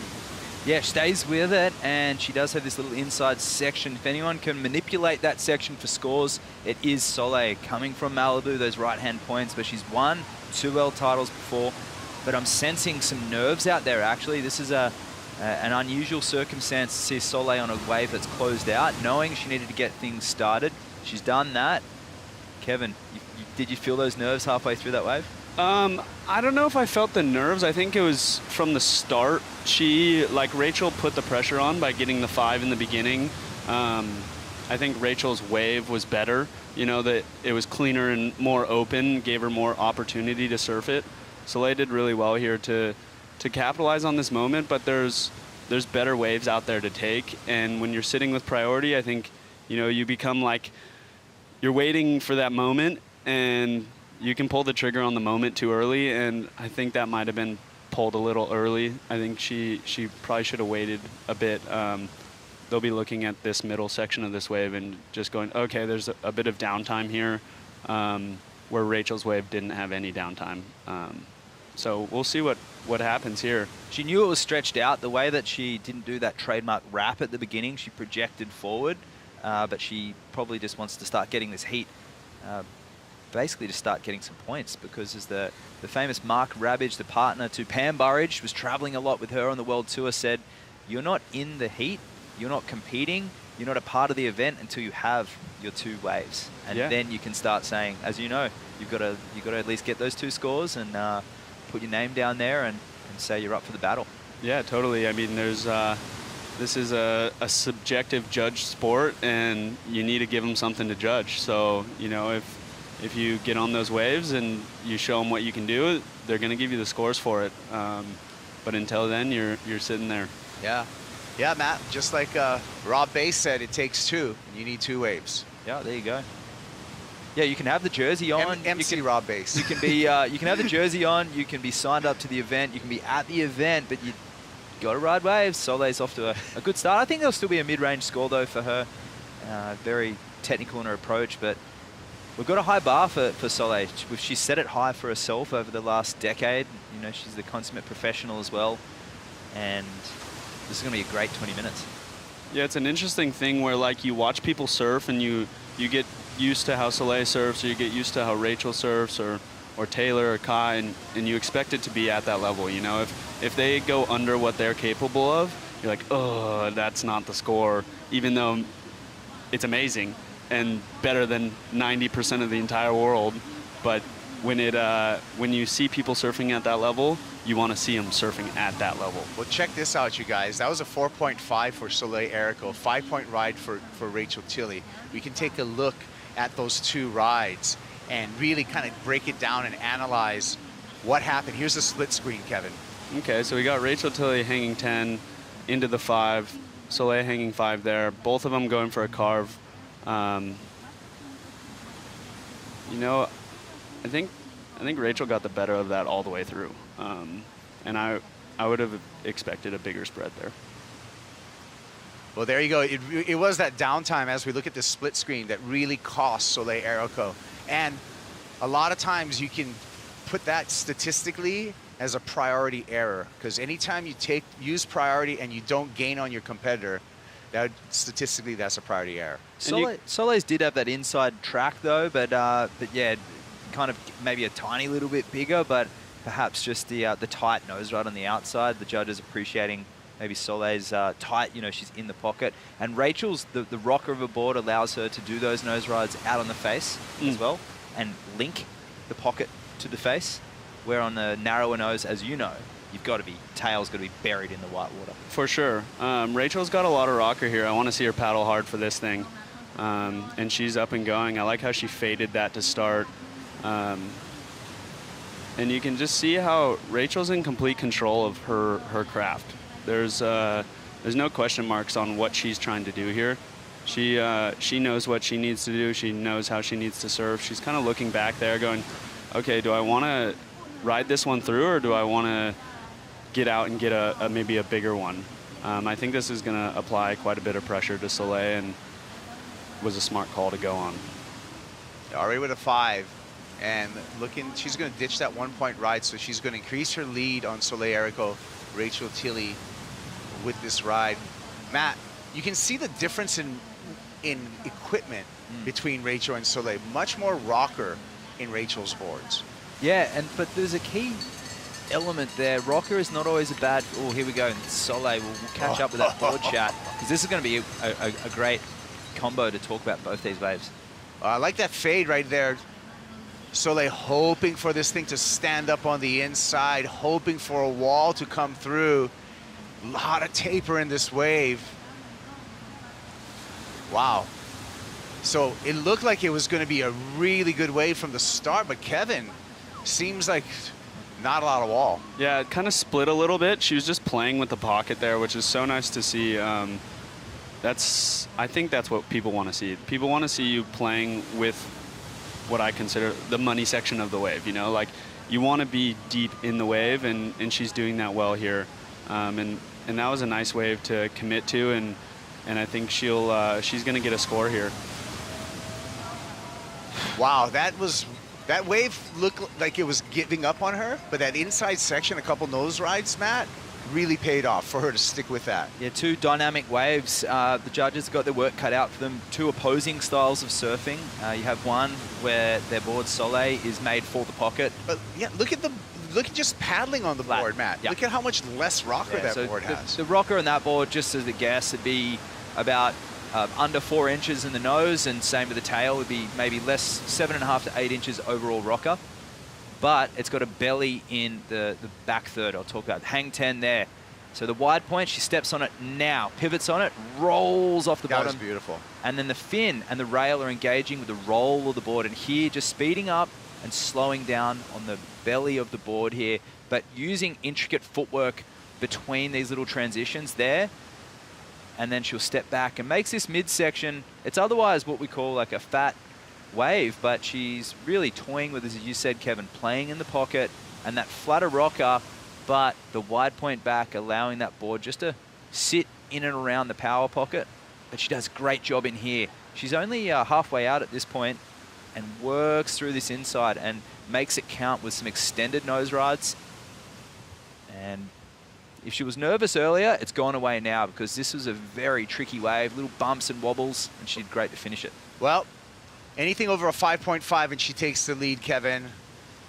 What do you think? Well, let's go talk. I'll let you talk through Rachel's wave right here on the replay first. Yeah, this was an interesting one for Rachel. I think that was really nice, the way I really like how she's like putting it really on rail and using that rocker of the board to, you know, the rocker's not there for being able to nose ride out of the pocket. Like Rachel Tilley surfs in the pocket, I think, and she's doing the same toying, just in a different way, and she's using that well. I think both these waves, like I think Soleil's is going to go higher, but both these waves were smart to go on.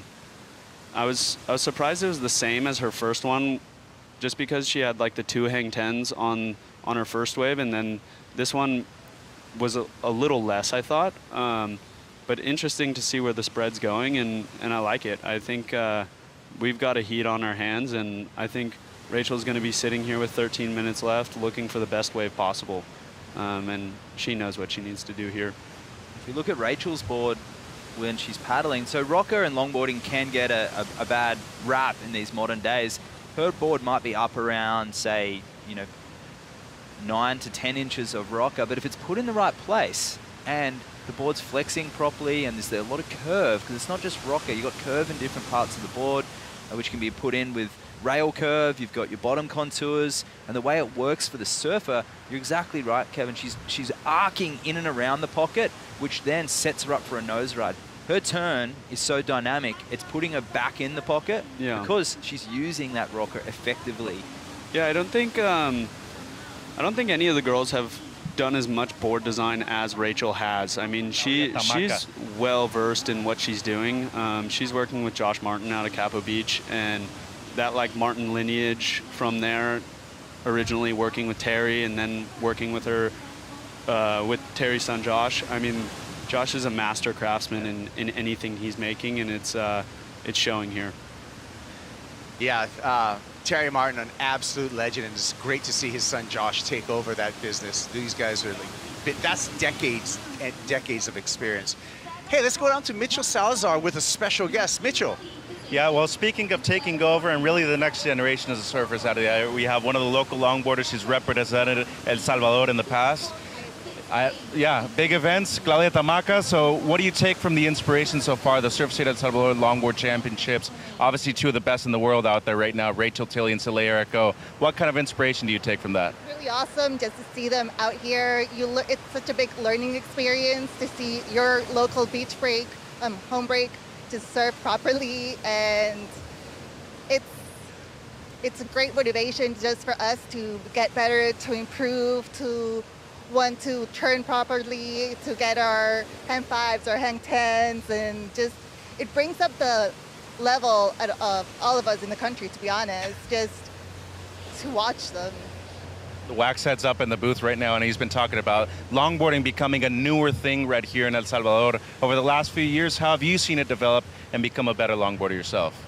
To be honest, I'm very happy and proud to announce that we finally have a women's division, because last year we were forced to compete against the guys. And this year, there are more girls wanting to try out longboarding, and now we finally have our own competition. So that's really cool, just to see more girls motivated, and we're just hoping to get younger girls to come in and want to try the longboard instead of just the shortboard. Can we eventually see you in this event in future years? I don't think so.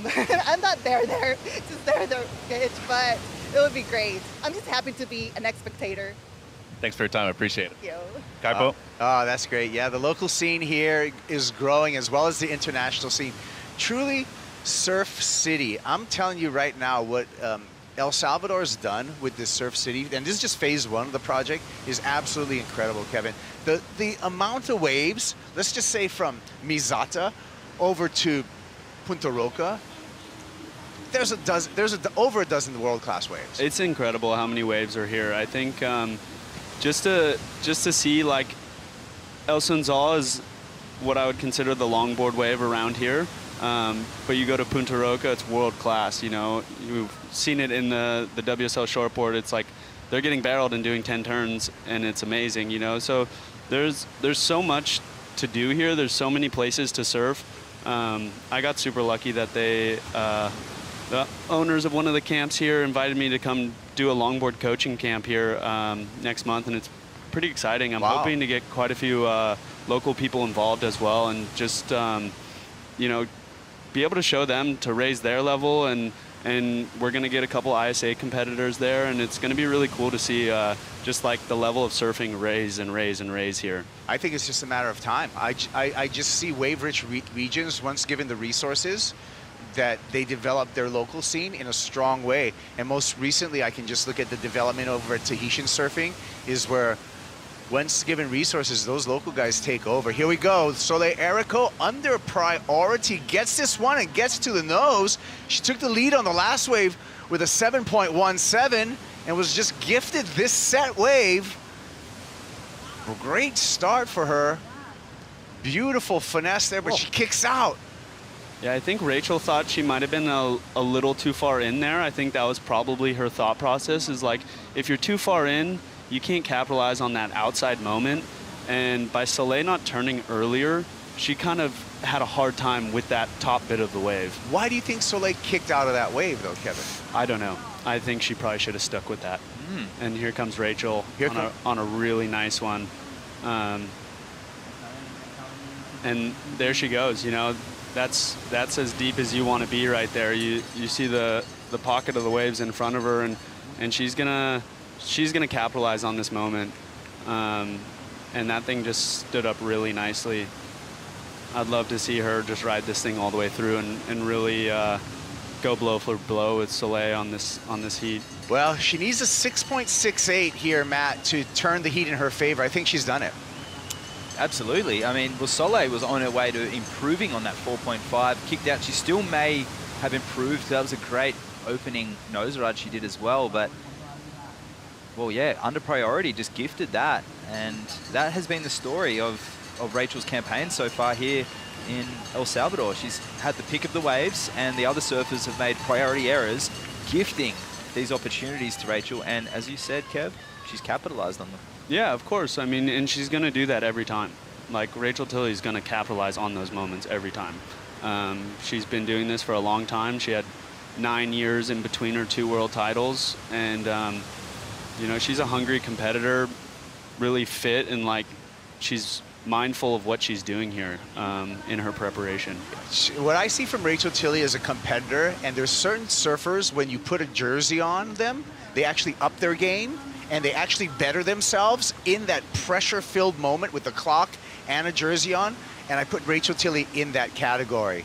Let's take a look here first at Soleil Erico on the replay. Yeah, so that super critical nose ride on the outside washes off the speed here, and this wave shoulders out. She has to punch through the whitewash And at this point, she can't see too much more scoring opportunity, thinking she needs to go big, so she kicks out and had a front row view to Rachel on the answer back. And this is one of the better actual waves of the heat so far. Offered a lot of scoring opportunity, and she made it count. Critical hang 10, and here just wave opening up, and just needs to, she could have just safety surfed it, but she just chucked in a couple of these nose rides and transitional turns, and showing us why she is the reigning world champion. Linking through to the inside, constant flow and connection. She's just got a wonderful relationship with this wave, I feel, Kevin. Yeah, I mean, she's connected to it. I've been, here goes Soleil, and let's go with her on this one, because this is going to be exciting right here. Bit of a smaller one, hang 5, just as maybe more of a trimming aspect, like to set up for this more bowly bit in here. And we'll see what happens. She looks like she's getting a little caught behind it here. But she comes around nicely, and that was a real zah kind of turn that looked really good. Oh, there we go. Shoot. Yeah, it'll be interesting to see. I mean, whoever goes on here is going against Avalon, and I'm really excited to see that matchup. She's the lone goofy foot, and I'm rooting for just all the time that I've spent with her surfing, and watching her just like excel has been really exciting. And then to see her sitting in this like just money position of like, sure, you guys are going to do whatever you want all day, and I'm going to be here waiting for you. I'm excited to see what happens. And Rachel, she goes just under excellent there with the 7.83. The pressure's on, and this is going to be intense. Yeah, winner of match 4 goes into the title matches. Like you said, number 1 seed is going to be Avalon Gall. And this year, the format, Avalon just needs to win that first match. She wins the first title match, she wins the world title. So to your point, Kevin, it's Avalon's world title to win today. Yeah, I mean, you can look at it glass half full or glass half empty. It's hers to lose or hers to win. I've known her for a long time, and I think she's ready for this moment. I think she's ready to serve. And this was an interesting wave for Soleil with priority, right? She just saw Rachel go on that 7.83, and this one comes in at a 4.33. So you could chalk that up as to a priority error as well. Like you want to be in those positions to give yourself the 8, and I don't think that wave was. She would have been better on that wave before, sticking that out and pushing that requirement of the 4.5 than going on that one, I think. Yeah, Matt, this is when we got to see Rachel Tilley, the competitor. As you can see her zoning in on Soleil Erico. She's got the lead, she's got priority. I call that heat control, and she's got 3 minutes and 20 down. Yeah, and she'll be joining Honolua and Soleil if she can get through this with the potential to take a 3rd world title. But this is ultimate respect both for Soleil and for Rachel. Soleil making sure Rachel was, well, at the very beginning, giving her a lot of leeway and just thinking she needs to get the set waves. Speaking of world titles, let's go through this list, Matt. Yeah, so Rachel last year, Soleil, the 2 titles there at Malibu. Honolulu before that was a force to be reckoned with. And then she took it out in 2018, Soleil, and Honolulu before that. So it's pretty much just all the same names. And our head judge, Tori Gilkison, 2016. And that was Rachel's last one down there in 2015. Yeah, and sis, Kelia Moniz, back-to-back world titles. Go to Honolulu Pawn Shop if you're ever in Honolulu, Hawaii. Check out some boutique stuff right there. Yeah, they just dropped their Fox collab. It looks pretty rad. It's pretty sick stuff. I see Moses wearing that stuff. Here we go, Soleil. She needs a 5.67, Kevin. Yep. Yeah, she's gonna put in the work here, and I want to see what these girls can do with 2 minutes left.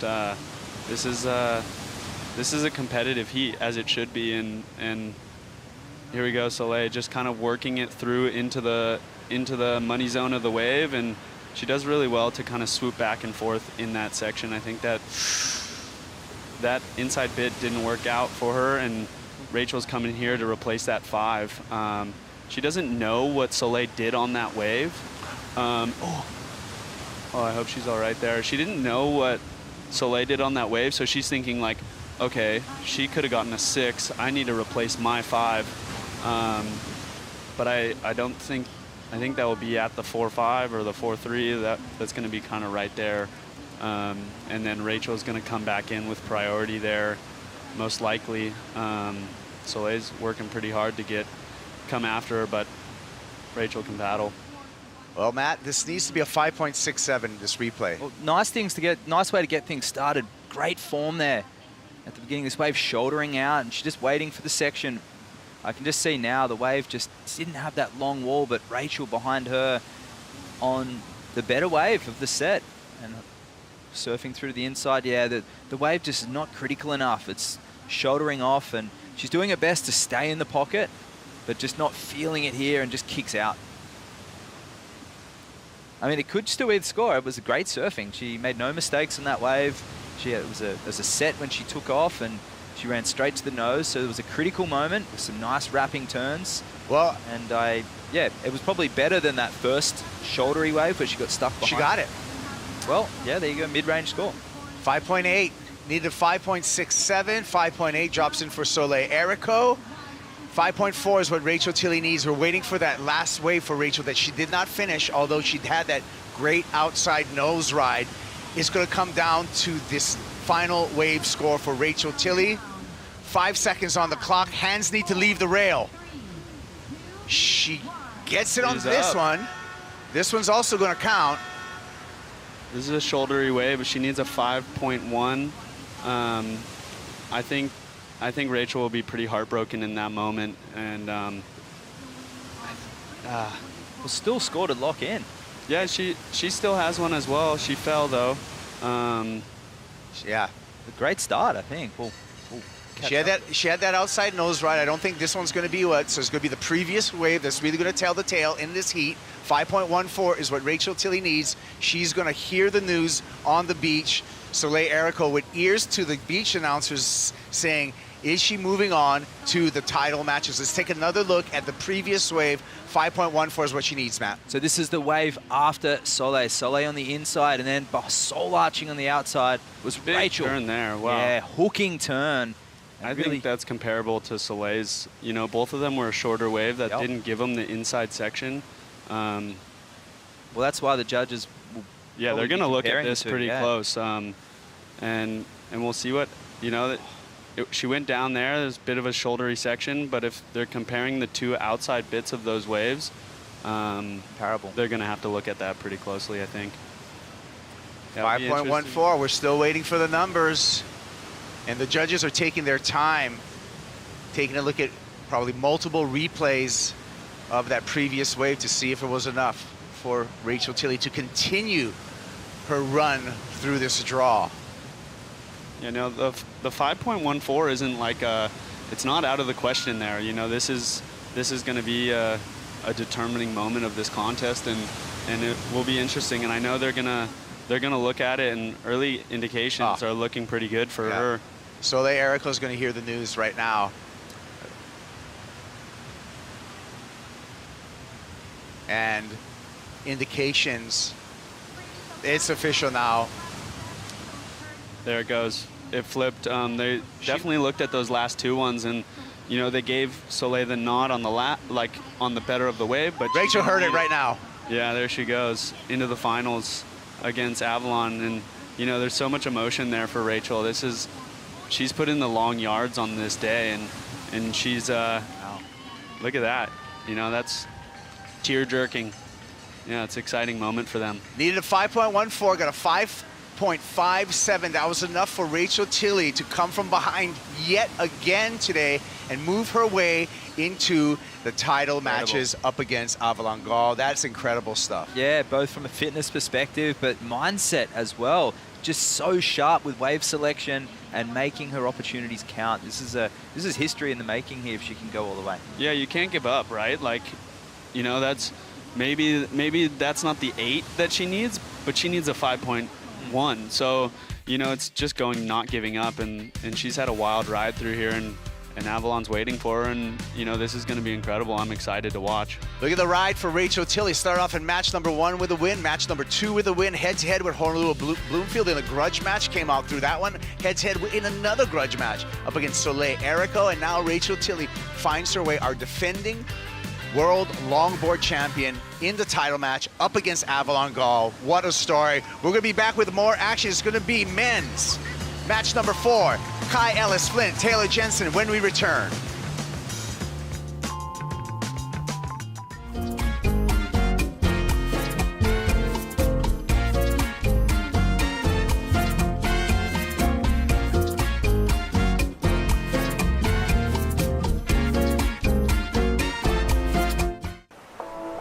This is what I live for.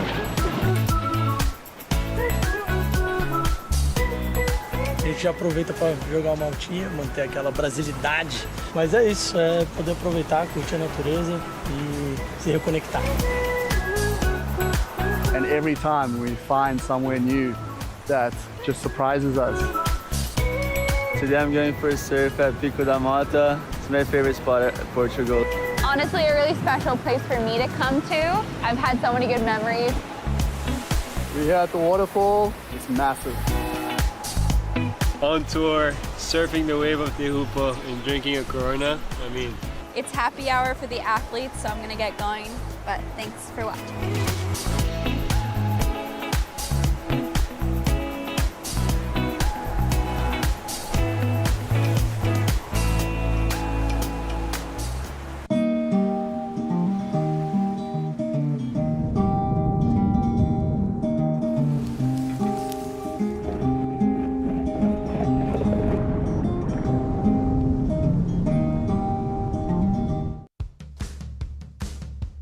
The Surf City El Salvador Longboard Championships are brought to you by Corona Cero, made with 100% natural ingredients, and by Surf City El Salvador, home of the right surf.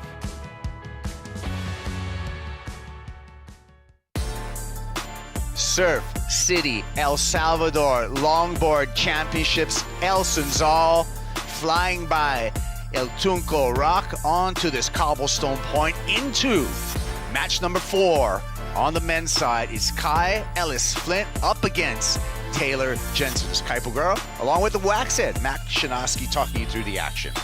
Incredible day of action, Kaipo. The waves are pumping, and from the very beginning, we knew it was going to be a big tidal shift, and we're starting to see it now. The guys, they're going to be settling in on this inside section.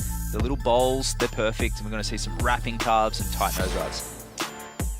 I feel like this match number 4 is going to be a contrast of different style. You're going to have the finesse of Kai Ellis Flint versus the power of Taylor Jensen. Yeah, and all those little intricate details that we've been painting a picture of this year on the World Longboard Tour is going to be on show right now. The canvas is set. These guys are drawing their lines. Taylor Jensen, defending world champ, where he won just last year at El Sunzal, his 4th world title.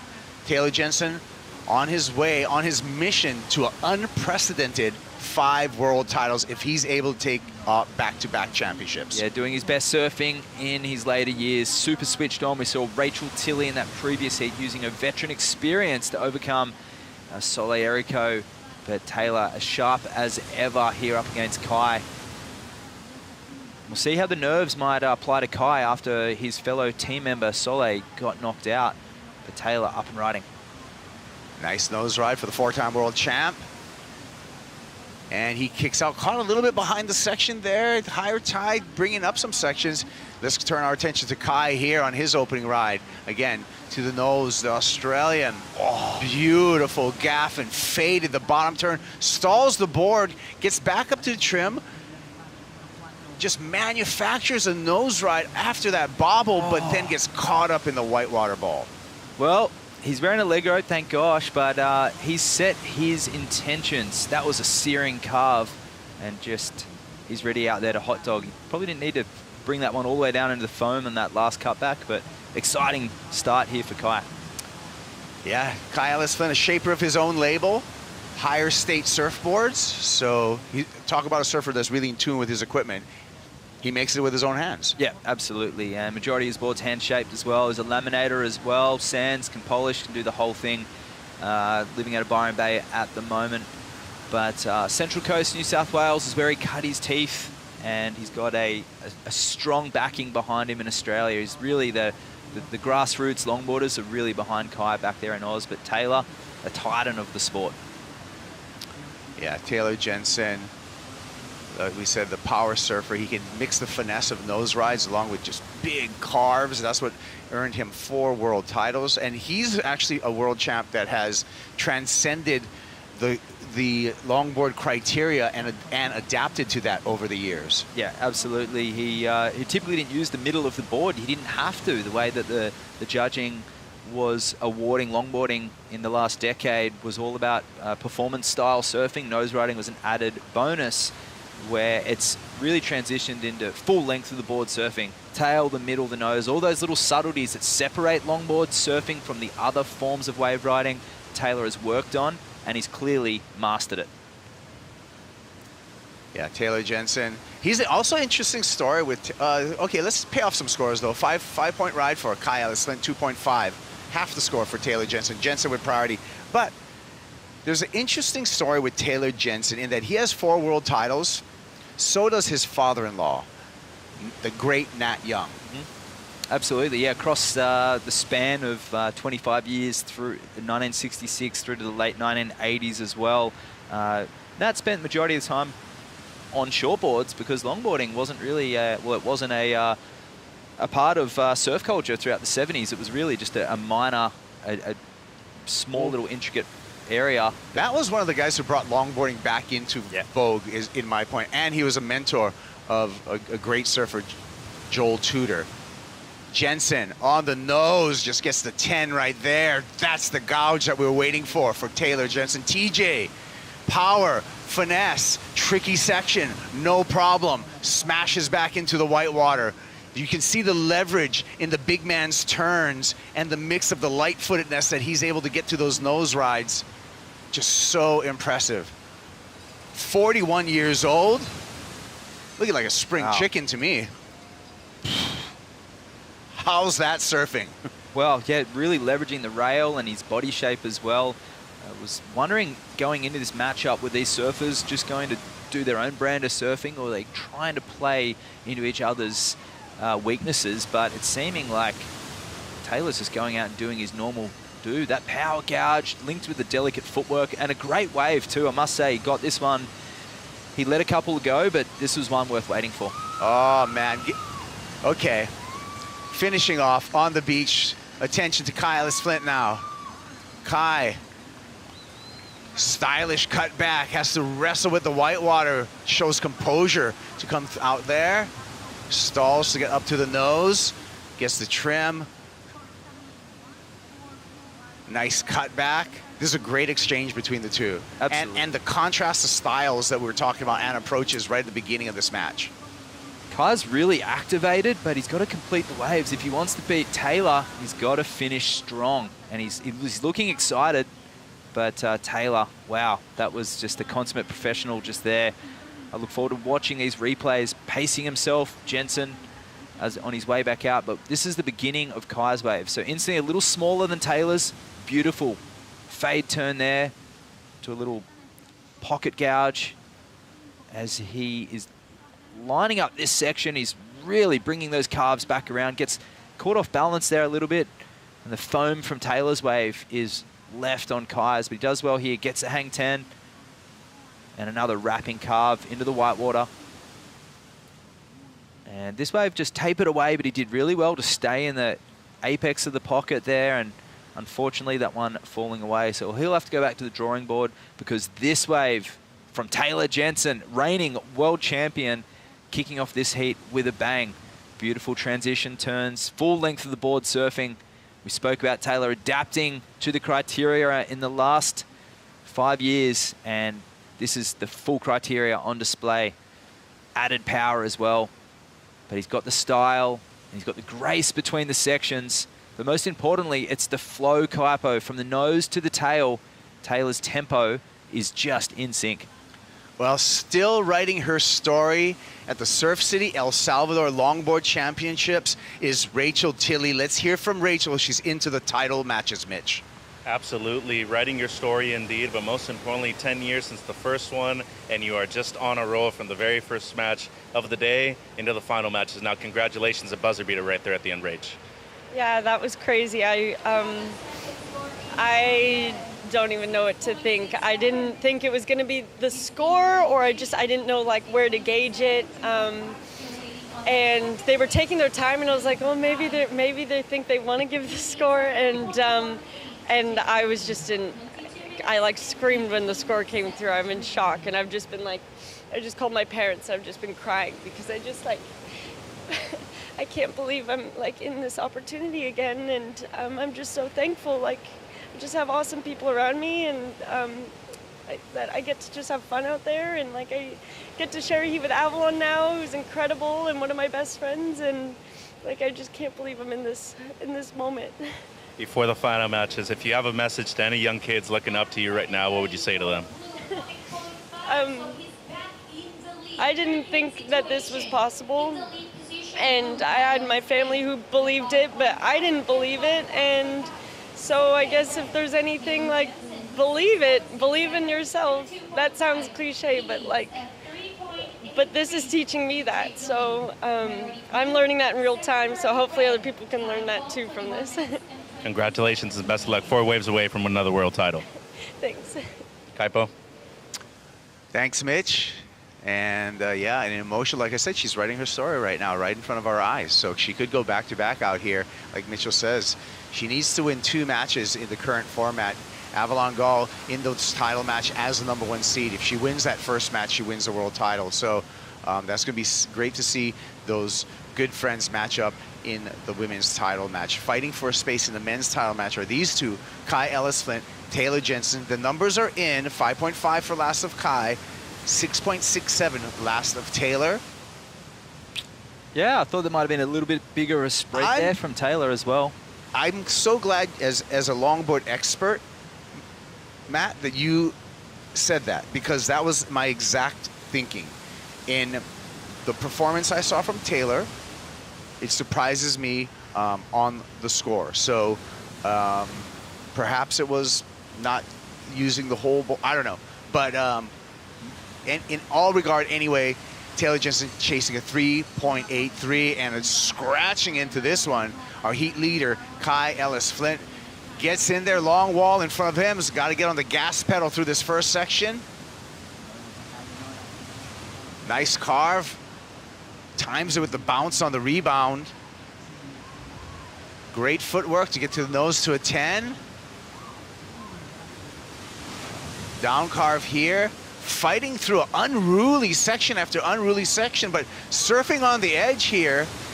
Looking to better a 5-point ride and extend his lead over Taylor Jensen.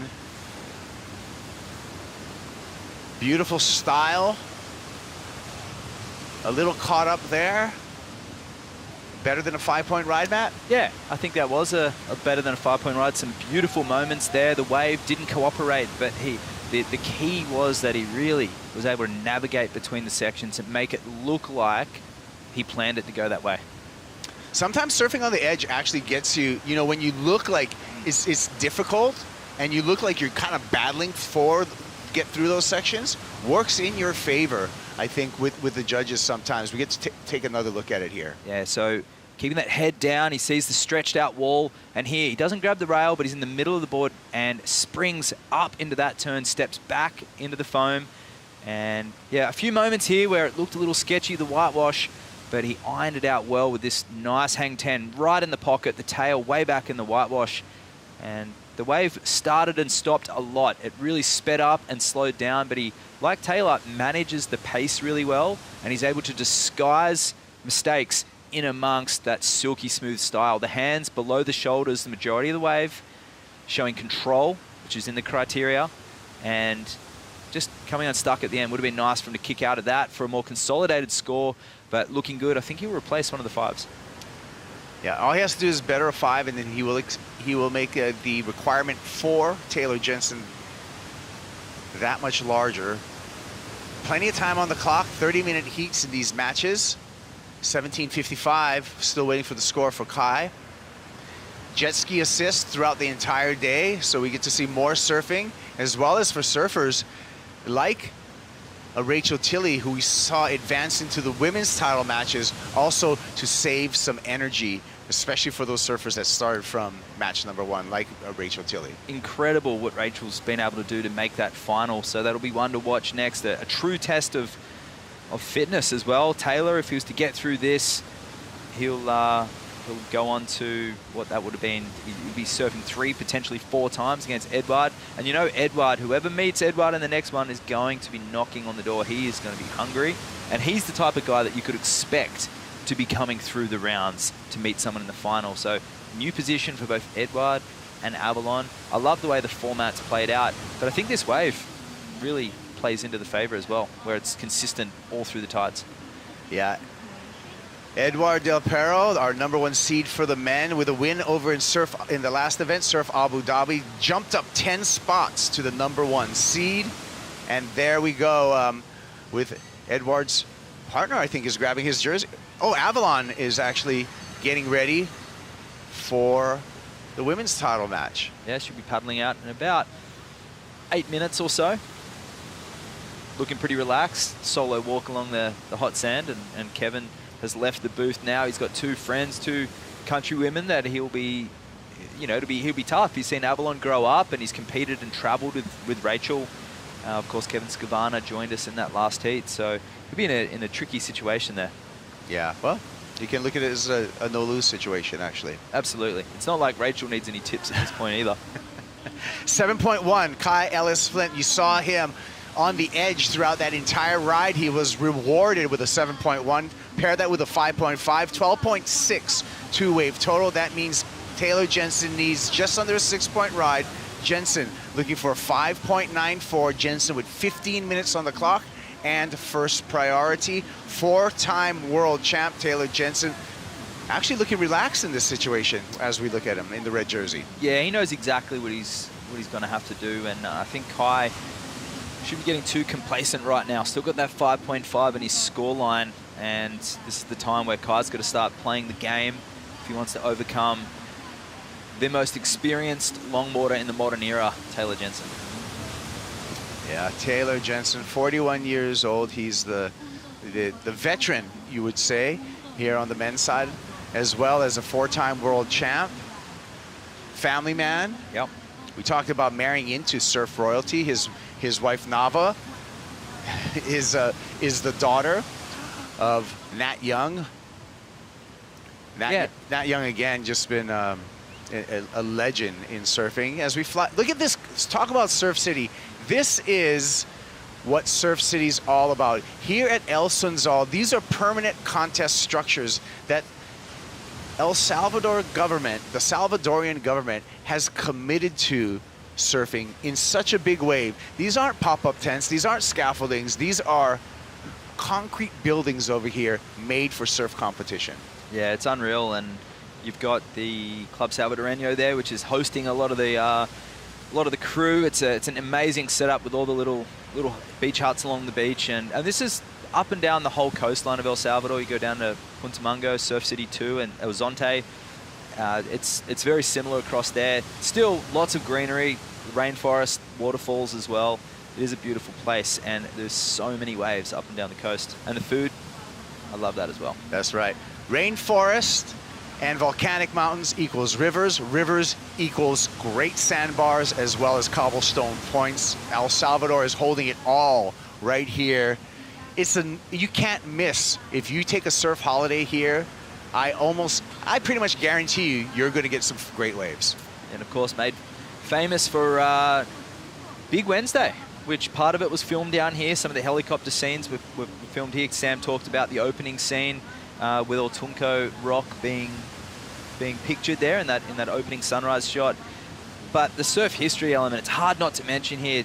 I mean, one of Kai's major influences there is that of the father-in-law of Taylor Jensen, Nat Young, the animal, the Australian with the power approach, who in 1966 took the win down in Ocean Beach in San Diego with a performance that included roundhouse cutbacks, something that the surfing world competitively hadn't seen.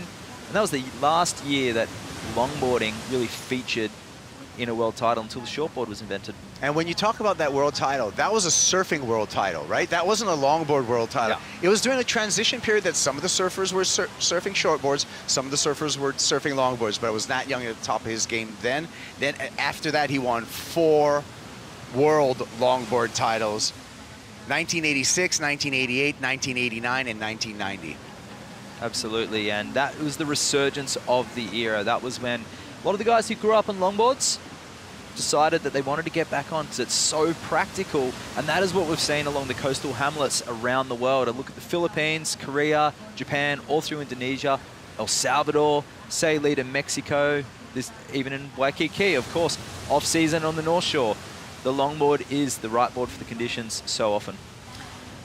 Mitchell Salazar, what are you up to? Guys, you know what time it is. It's Corona Cero time. We got the title matches coming up. It's beautiful outside right now. The tide's coming up. It is pumping, and we are ready to crown some world longboard champions in just a few hours. Cheers to that, my friend. Salud, and cheer to a Corona Cero. That's right. Chug it down, Mitchell Salazar. It's 0% APV, all natural ingredients. It's great to enjoy on the beach and with a lime, just like Mitchell Salazar, Corona Cero. That's right. Love that stuff. Love that. I saw the pupusa in his top pocket too. Are you talking about a pocket pupusa? Yeah, he had it in there. That is awesome. That's what more do you want? Look at Surf City. Like you said, Matt, rainforests, volcanoes, rivers, making all of these epic peaks as well as points throughout this entire coast. It is incredible. Looking up towards El Zonte and Mizada, we have so many breaks here. I mean, we can talk at Mizada, K59, K61, El Zonte, Sunzawara, La Bocana, and Punta Roca, all in order down here. And that's just a handful of the many, many surf breaks that are here in El Salvador. Yeah, half an hour drive up and down the coast. It is somewhere that's rivaling that as far as like point breaks and fishers and fun boards as well as short boards. No, it does. Swell gets big here, but not really. They had about 8 feet swell here the other day. It's about as big as it gets. So for the fun surfer, for the everyday surfer, this is the type of destination that they can come most of the year too. I've been here out of season and it still pumps. Nice. And you don't need a wetsuit. The water's about 88 degrees. It's actually, the water a lot of times is warmer than the air, which is this is the only place I think I've been, maybe Indo sometimes, that the water is actually warmer than the air temperature. Yeah, it's warm down here. Just bring trunks, maybe a rash vest for the midday surfs, but it's gorgeous and super proud to be presenting World Longboard Champions today at this wave. It's gone a little sleepy now, but we'll see some sets starting to roll in. Hot tip for accessories when visiting El Salvador: base coat wax.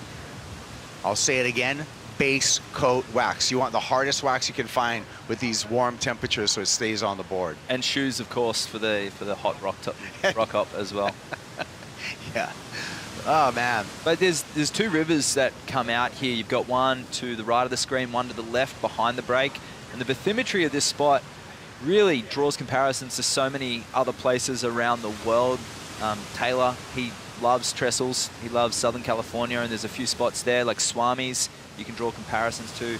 And I think of Watergoes in Byron Bay, which is a really fun wave, a shreddable right-hander, Kai from Byron Bay.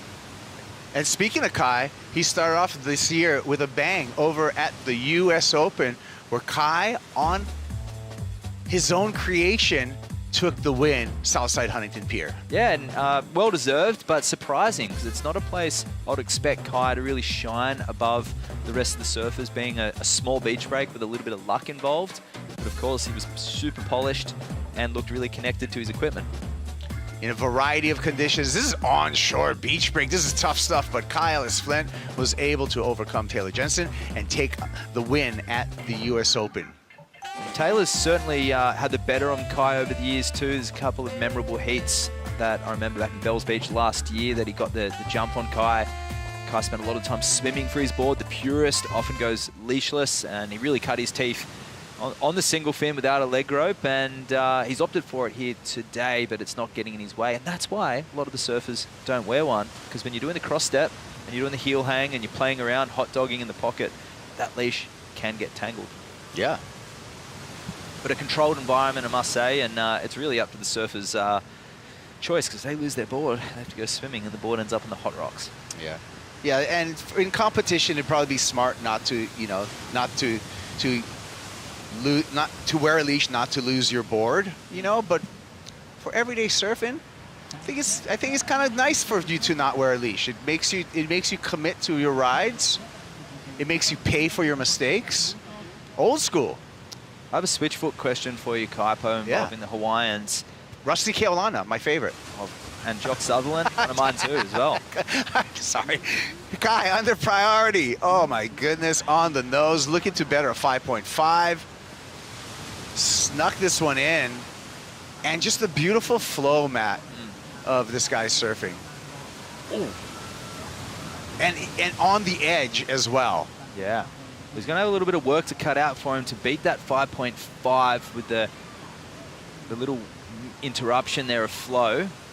And this wave's standing up on the inside section. I think he stole a little gem right underneath the priority of Taylor Jensen.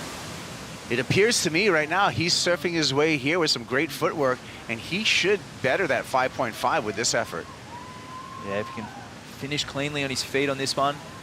Nice 10 there. Perfect. Steps off on the sand. Loves it. What else can he do? Love it. So in that 1966 World Titles, Nat Young famously steps off his board onto the sand, looks up at his judges, puts his hands on his hips, and goes, basically exactly that. What else do you want me to do? Well, I think we saw Kai at the beginning of the year at the U.S. Open actually leave the water early and win the heat. Whoa, this is a replay. So Kai stepping back into this flowing carve and projecting forward. I love the way that he's connected to the board, using his tail, the rail, and here turns a mistake into function. Forward trim, punches through the section. Love this angle. Kind of looking like a bowly Malibu wave. And Kai back up on the nose again. Intricate footwork. Delicate, but throws in power when it's needed as well. So really exemplifying the criteria, and low body language, relaxed body language, showing control. I love the style, and I love the on-edge surfing that Kai's showing us. Even the intricate details, even on this inside, never giving up, and just the style factor here. Steps off and just goes, what do you want? Well, that wave, you know, that wave's traveled. We saw on the Surfline forecast earlier, that wave's traveled about, conservatively, about 10,000 miles to get here right now to land at Punta Roca, and with ultimate respect for the ocean, and to step off on the sand and show the judges ultimate control. I love it. So waiting for the scores, we're suspecting that it's going to increase Kai Ellis Flint's lead over Taylor Jensen in this match for 4 minutes and 25 seconds on the clock and counting down. So the switchfoot, both these surfers, switchfoot's not necessarily in their performance, but the Hawaiians really bring that element. Johnny the Ripper, I would like to see more switch from him over the years. I know Carniella's amazing at it, but we don't see it much on the guys' side. Kevin Scavana, pretty much the only one. Bring back the switchfoot, I'm telling you right now. Hawaiian switchfoot royalty. We're going to start off with Buffalo Keolana, then we will move on to Jock Sutherland on the North Shore, Buffalo's son, second son, Rusty Keolana, a three-time world longboard champ. Incredible switch stance. Rusty actually dropped in at the eddy, switched stance, and switched to his regular stance at the bottom of a 30-foot wave one time. Incredible stuff. So he switched from regular to, or goofy to regular. Yeah, he dropped in, he dropped in regular. Yeah. And then he switched to his natural goofy and bottom turn. Wow. He's nuts. He's my cousin, so like I've been around the guy my whole life. The reason I asked that, because Kai just moved forward and there's the score locked in at 8:17. So the downtime in between the section I remember Jock telling me, he's like, looks at me and he goes, would you like to be backside at Waimea or would you like to be frontside? Because we switched around and it would give us a little speed burst when they do the switch. But that's what the cross step's for on the longboard. You can step forward, the board accelerates. Well, this situation has changed in a giant way. 8.17 drop down. Excellent performance by Kai Ellis-Flint. Kai got that wave under the priority of this man, the 4-time world champ, Taylor Jensen. Now Taylor in a bit of a corner. When he once needed just a mid-range score, now Taylor needs an 8.6 to turn the heat. We talked about kind of that priority anchor, Matt. It seems like Taylor put down the anchor and needs to pull it up real soon. Yeah, I think in all fairness, though, I don't know if Taylor would have got the score on that wave if he'd had gone. He realizes that he's going to have to maximize a set wave to get those scores, a bigger frame. Well, at the time, he just needed a mid-range score. Absolutely, yeah. And now that's extended. So now he's really in. Now this is a pickle for Taylor Jensen. Kai raising his hand for the on-site announcers, and Kai wants Taylor to hear this. Kai wants Taylor to hear 8.17 is what you need, buddy. I mean, 8.6 is what you need. I just got an 8.17. Yeah, he does. The way he paddled out, put the hand up right in front of Taylor. Now he's what we call sitting on top of him. This is not the type of thing we see too often in the longboarding world, but in recent years, as the tours gain momentum, and especially with the quick succession of these events following the storylines, you can see an invigorated Kai Ellis-Flint currently in the lead, minute and a half remaining, and it's a storyline across the longboarding world. Avalon Gal, a 22-year-old in the women's, coming up in the yellow jersey next in the final match. If she takes the win, she'll be world champion, and it'll be a shock. If you start at Huntington in the beginning of the year, that first heat, I don't think anyone would have predicted Avalon to have taken the win, let alone be here with the yellow jersey. Yeah. Stories unfolding on the women's side, and we got one more minute on the men's side to shore up our title matches there. Unfazed Taylor Jensen sitting patiently. See a couple lines, but nothing super sizable. Edward would be fizzing right now. He'd be so keen to get out there and surf with these guys, and we'll see him coming up in title match number 1 on the men's side. It's going to be an exciting matchup as well. The tens times here for Taylor. Oh, man. Yeah, he's going to need something special. And at 30 seconds, I really don't see much. There's a line coming through. He's going to have to surf his heart out. I feel that the wave's going to have enough time to get to Taylor Jensen right here, this first wave of the set. And that one just goes under him. Second wave of the set. Hands need to leave the rail. Oh, and it's just going to be seconds short. And look at that. That was a set he was waiting for too, Matt. Absolutely.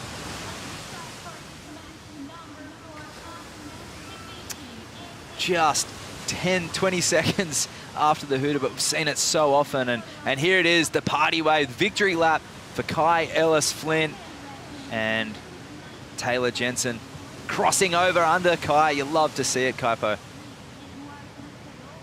Hey, great sportsmanship right here.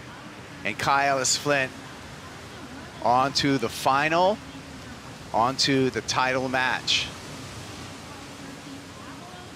Yeah, you have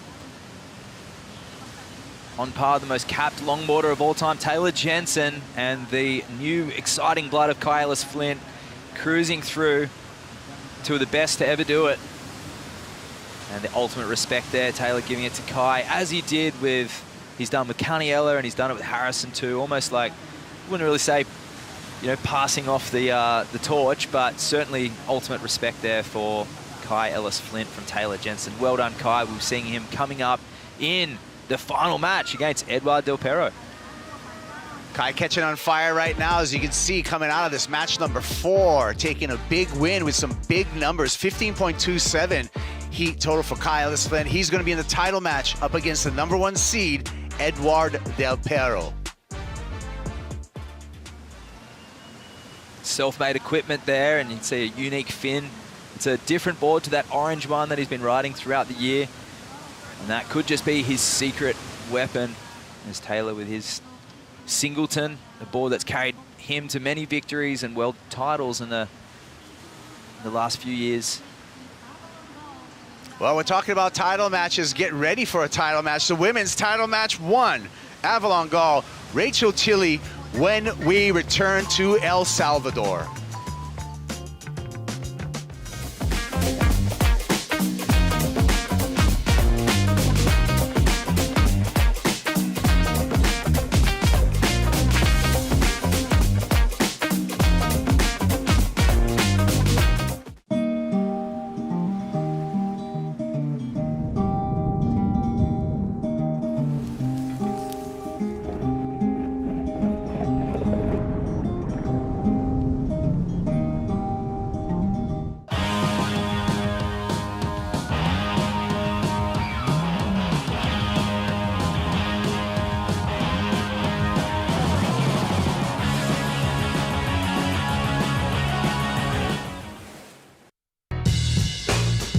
We are back. We have a very special guest with us today. As the next generation, I want to push that bar even higher. I think everybody's a threat. You could get the wave of your life out there.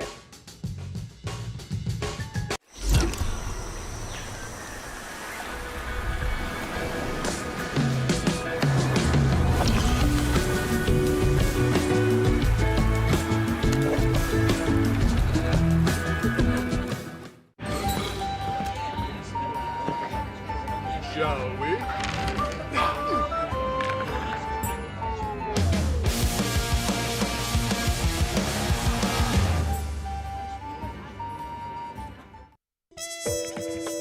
Welcome back to the first title match of the 2025 Surf City El Salvador Longboard Championship as we see Avalon Gall taking on Rachel Tilley. I'm Sam Bleakley here at Sunzao, joined by Carla Roland Zamora as we get to appreciate, Carla, the beauty of this fantastic part of the planet.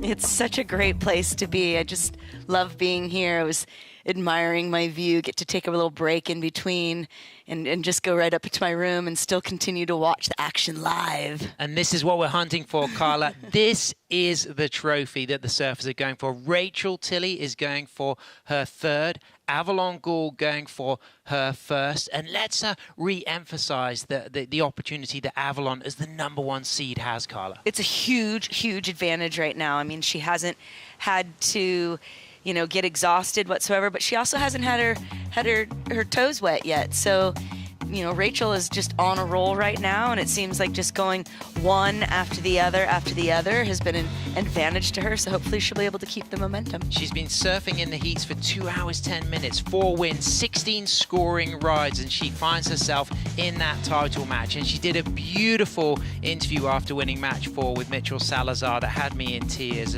recognizing how blessed she feels to be here.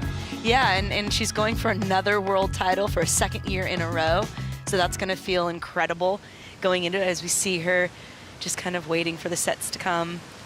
But Avalon's kind of been the dark horse, you know, if you will, from the season, and being able to just give us some incredible rides. And let's look at the rule book as well to really appreciate how much of an advantage Avalon now has, Carla, as #1 seed. Yeah, well, that world #1 can win the world title with just that one heat. So if she's able to knock it out right here, right now, she can take it. But otherwise, if not, then there will be that title match, best of 3 heats. And then for every longboard championship heat, the higher seed always starts the priority. So Avalon will be starting in that priority situation. So we're going to have that 30-minute first title match in yellow. Avalon Gall in white. Rachel Tilley comes in at seed #7, having already won 4 matches. She's got momentum, she's got rhythm, but Avalon Gall has had an incredible season, winning her first World Longboard Tour event at the start of the season in Huntington, beating Soleil Erico, and then moving into Bells Beach to get a third, losing in the semi-finals to Hiroki Yoshikawa, and then she found herself in the final with Honolulu Bloomfield at the Surf Abu Dhabi Longboard Classic, getting a second. So it's been that amazing season, but she now sits here as the top seed, not having surfed yet. So what difference will that have for the goofy footer? Well, she hasn't, as I said earlier, she hasn't gotten her toes wet. She hasn't really, you know, got a feel for the waves today, and having her board underneath her feet. That said, she hasn't surfed 5 rounds as Rachel has, and where that could be an advantage as far as having that momentum.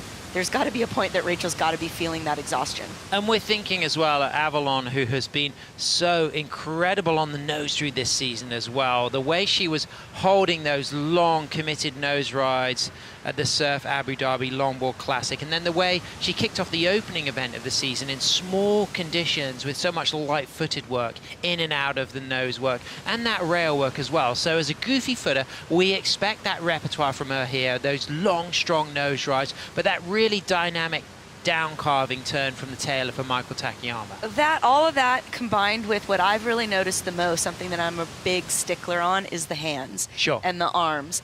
And I think whether she's acknowledged it and done it intentionally or not, I feel like there's been some control and some thought put into her hands, and she's stiffening up that space between her elbow and her fingertip, not allowing her hands to sort of flap around. So that's what I've noticed the most this season, and I think the judges have seen it also. Both of these surfers regulars at San Onofre as well, both very good friends. How does that affect the psychology, you know, when, of course, Avalon younger than Rachel, but they're still both very young, and they were grown up surfing and competing together at club and coalition events in Southern California? I would think it'd be kind of difficult because, you know, something about competition is just wanting to quote unquote take down your opponent.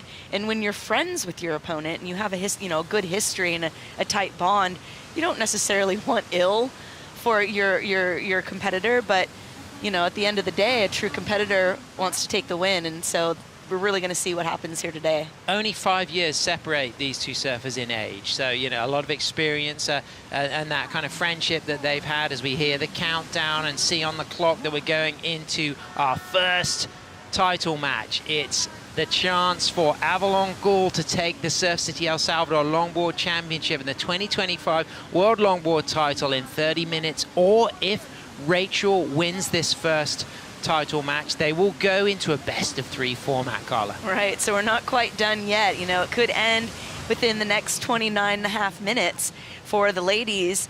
Look how calm and kind of relaxed. It just feels like they're out in an everyday session here, just having a chat. But this moment right here is the battle for a world title and to take this cup home that's sitting in between us. Absolutely. A 9.5 under the feet of Avalon Ghoul. She rides the boards designed and shaped by Michael Takayama. Her dad, Ray, an attorney. Her mum, Vaughn, will be tuning in. They'll be supporting Avalon as we can now see the first set moving through. And our surfer in yellow, #1 seed, will have first priority, but it looks like Rachel Tilley is having a look for this wave. Out of position for it, but it doesn't look like a super significant one to kick things off, Carla. No, I think, you know, she knew she was under priority, so I would probably have done the same thing, at least take a look at it. There was no harm, no foul in doing so.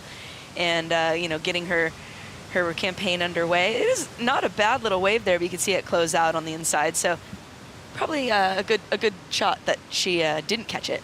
So we still got that rising tide at the moment. It's nearly 12:40 local time. We'll see that high tide later on this afternoon, just after 3. That period of 18 seconds, just slowing down a little bit to around 16 seconds this afternoon. But that south-southwest swell continuing to push through sets. And we have noticed through the finals day that you occasionally get a 3 or a 4 wave set, but often it's just a 2 wave set today. Well, and that is the indication of that longer period swell. You're going to have a bit more energy because it's coming from a bit further away, but it's going to be a little more infrequent, not quite as close. The shorter period is going to give you waves that are in succession a bit more frequently. There she is, the winner of the US Open of Surfing in July this year. Avalon Ghoul from Laguna Beach, a goofy footer, her regular at San Onofre. She's looking to get that first opportunity to get a score. Her first wave ridden in the competition as well, it will be. You know, and she's also a season wild card.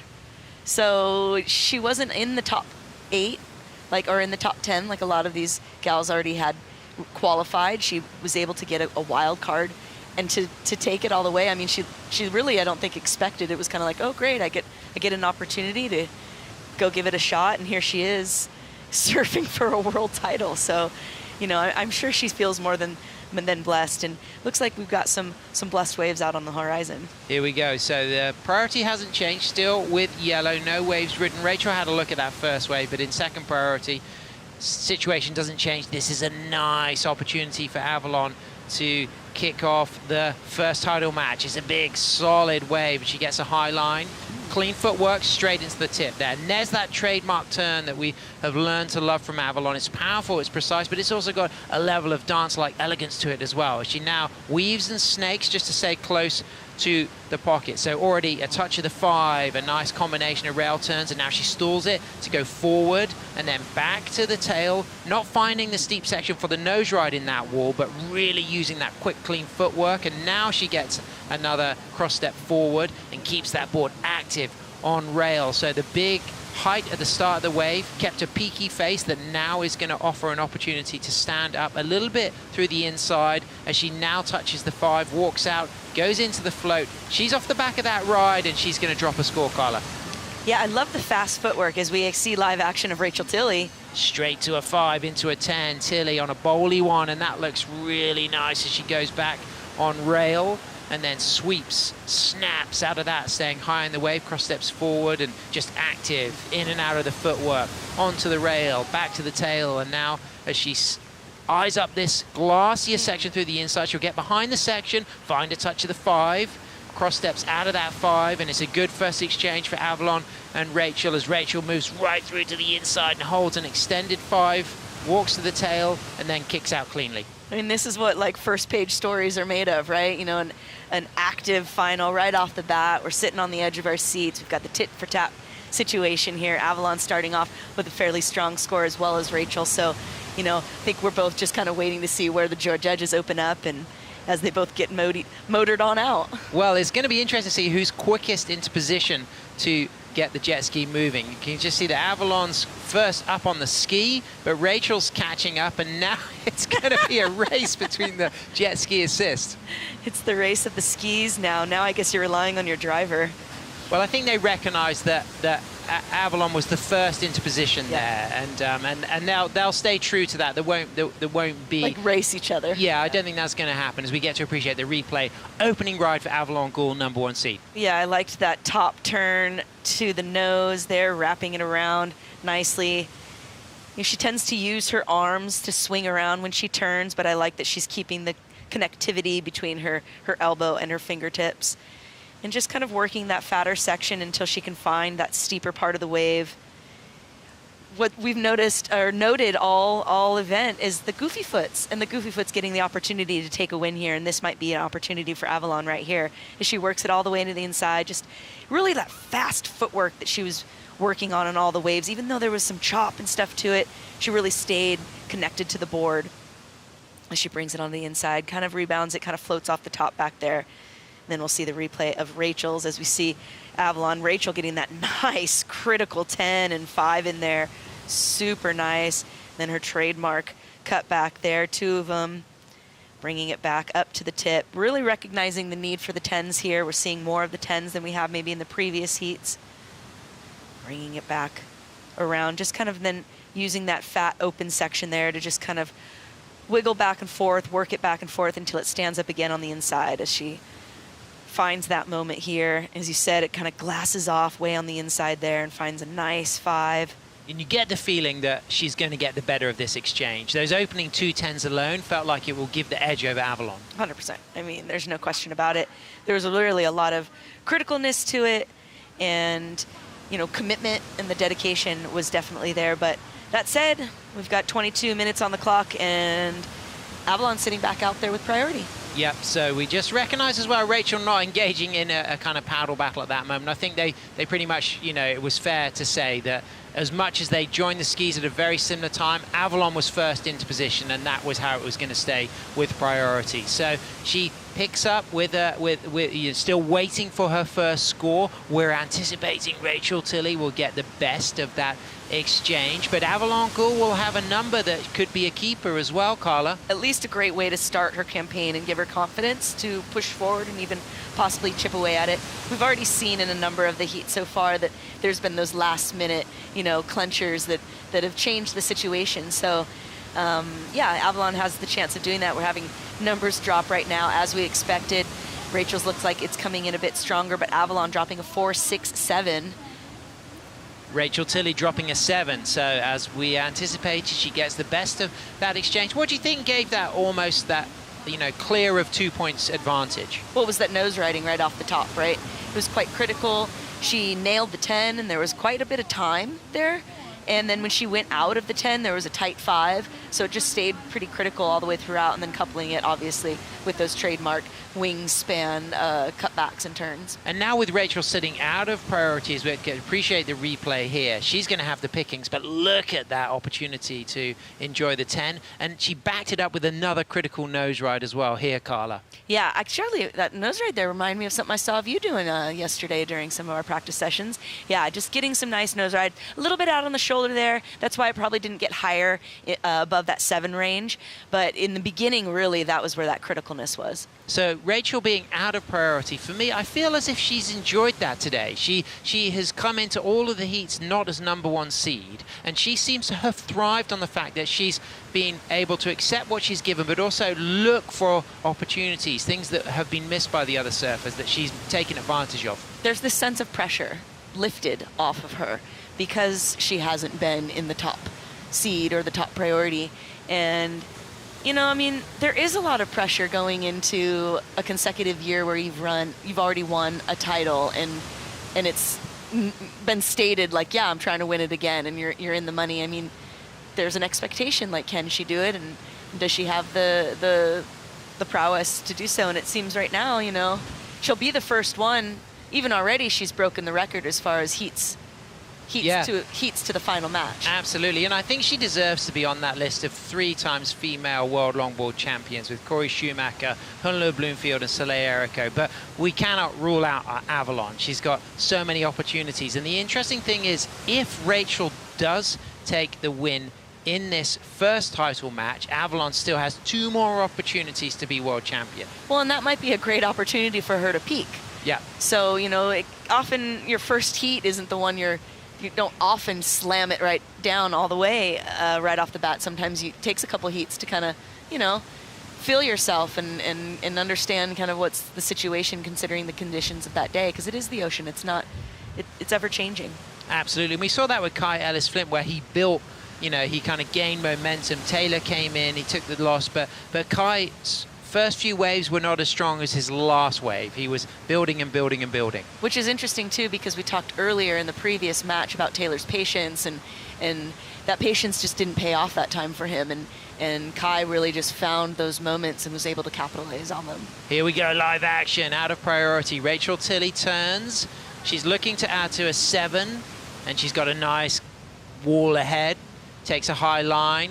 4 cross steps to a 5, holds that 5, stays true to that nose ride, just controlling her balance as well with her arms, and then trademark Joyce Hoffman-esque soul arch from Rachel on the tip, and then in that same trim, back up for a 5, quick touch of the 10, and now she breaks that trim into a really dynamic cutback that we've learned to love on her Hoffman fabric inlay board that she won a world title on last year here at Sunzao. It's the same board, and there's that high soul arch turn again, Joyce Hoffman-esque, as we can see now. Trademark Tilley all the way through with 10s, with 5s, with rail work. And Carla, this looks to be so good. Potentially better than the opening 7. Rachel Tilley is on fire, Carla Zamora. Ouch, burning. She's burning up. She's definitely feeling the heat in all the right ways. She's smiling as well. And you know what? She smiles through all of her surfing. One of the more joyous surfers to watch in the media, because whether she's in the singlet, in the jersey competing for world titles, or whether she's free surfing,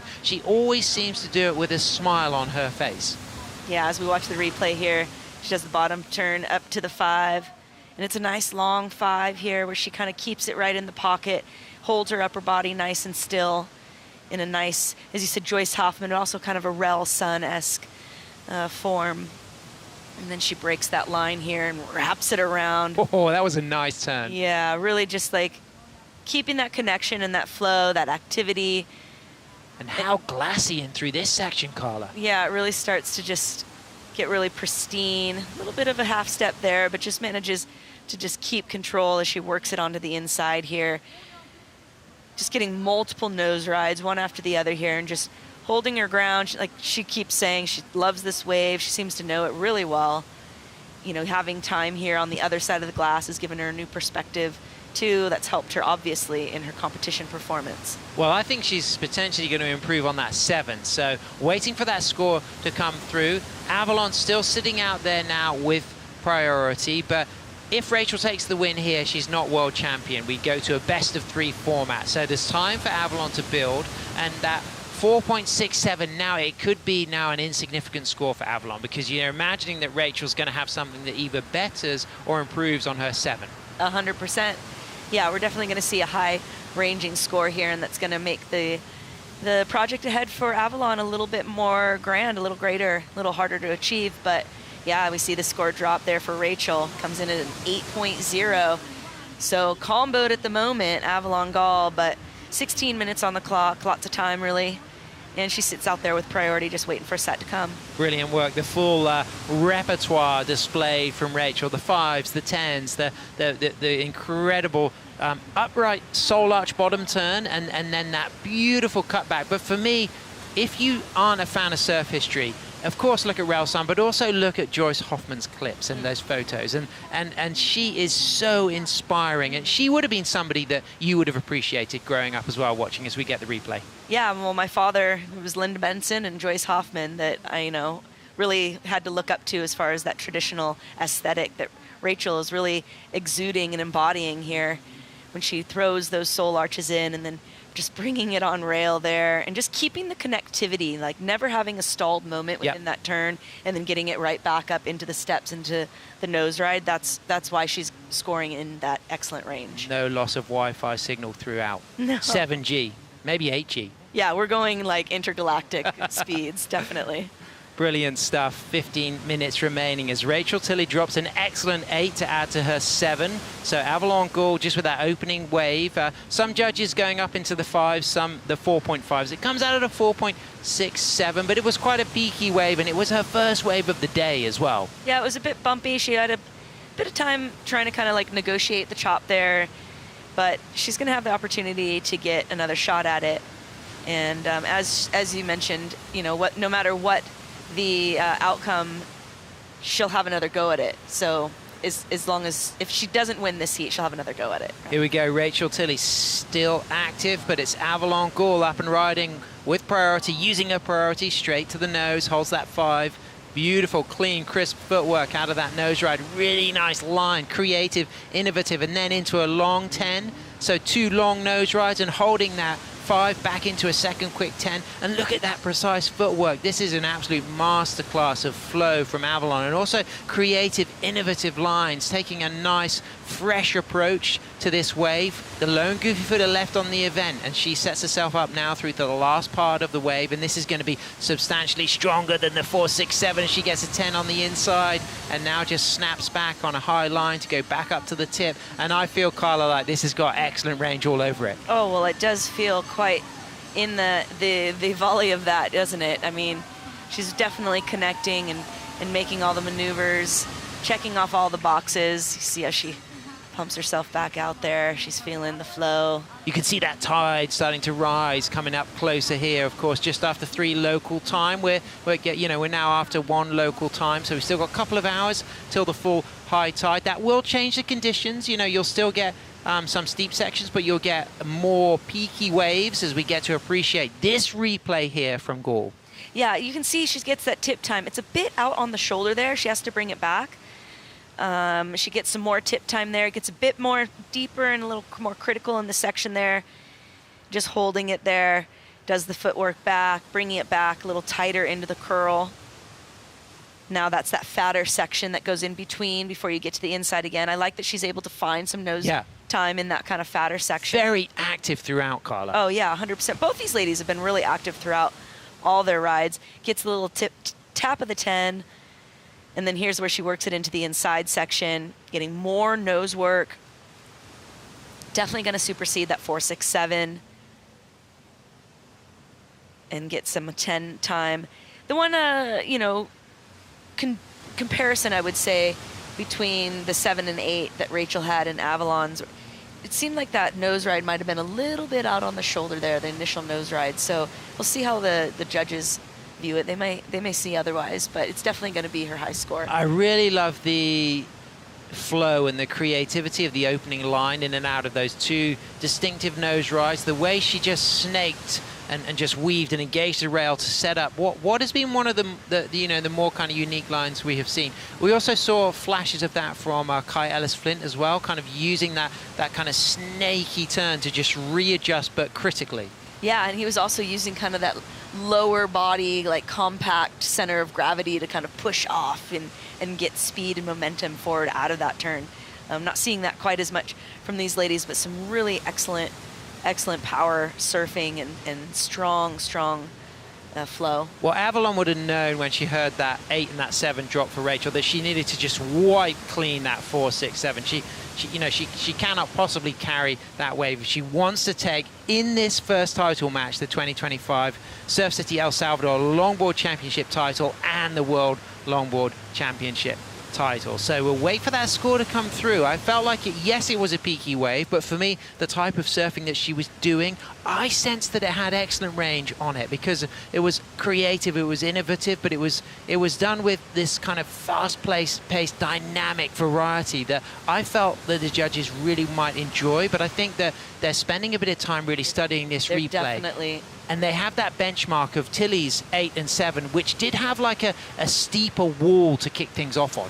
That's where I'm sitting with. I think that steeper wall that Tilly had in the beginning of her nose ride just had a little bit more criticalness to it. Not to say that anything to take away from Avalon's wave. Like you said, there was just so much done on it, and the connectivity and the flow was pretty fantastic.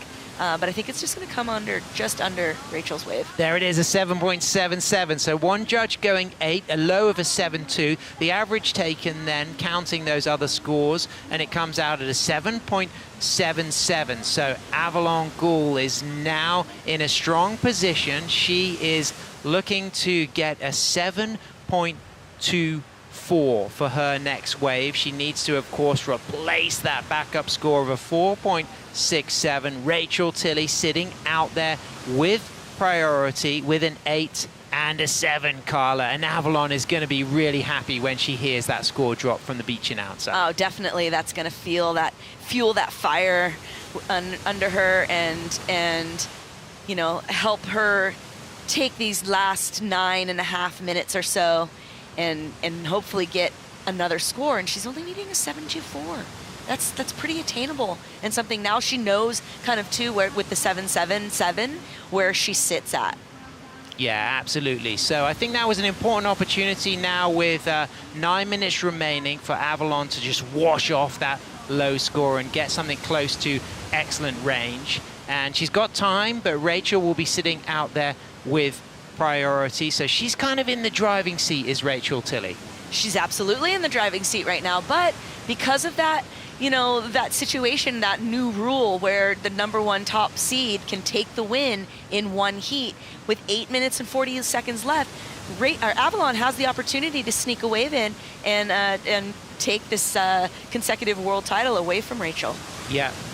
Rachel Tilly, of course, had momentum, of course, that 16 waves ridden up to the 2 she's ridden now that have been counted. So 18 waves counting so far in her campaign. She's been surfing for well over 2 hours now. This is 20 minutes into her first title match. So 2.5 hours of competitive surfing, and an absolute stellar effort as well, because the fitness, the energy and the focus to kind of stay as sharp as she has been. I mean, that's some focus, the laser sharp focus, being able to run all of that through and yeah, like you said, just kind of maintain composure, and not too many people could do that. And now as we kind of see that there's no significant sets on the horizon, a little bit of movement there, 7 minutes 35 seconds remaining. Avalon Gould sitting with priority there, and Rachel Tilly in second priority, looking to improve on that 7. And what will be going through the mind of Edward Del Pero as he gets ready for his first title match, Carla. And you know what? Really interesting news. His boards have not arrived, and he is surfing one of Rachel Tilley's boards. He is? Okay. Yeah. So I feel like he's kind of got this own, we could do a telenovela of the Eduardo. Telenovela, yeah, I love it. Del Perro story, you know, whether it be him just having a baby, to winning Abu Dhabi, jumping 9 places, you know, but up right now, getting ready to try to win her consecutive world title. Here we go. There's the soul arch for Rachel Tilley. Really nice start to this wave. She's looking to improve on a 7. Avalon Gould chasing a 7.24. That will change if Rachel improves on her backup 7. She goes into a really nice second hang 10. Now in that nice sweeping down cover. Just look at the way she changes her feet position as she comes out of that turn in style, and the flow and the flavor of Rachel Tilley. Such a joy to watch that repertoire, that soul arch bottom turn, and then moving through into that hang 10 through the inside, staying true to that incredible hang 10 right through to the inside and all the way to the sand. Rachel Tilley may well now improve on her backup 7, and it may mean that Avalon is chasing more than a 7.24. Oh, 100% things are going to change right now. That inside 10 there was something spectacular to watch, and it's nice that she's being able to put it down. Yeah, the 7.0 that she's opened up, she's got the second wave with the 8. I think we're going to go even higher than that.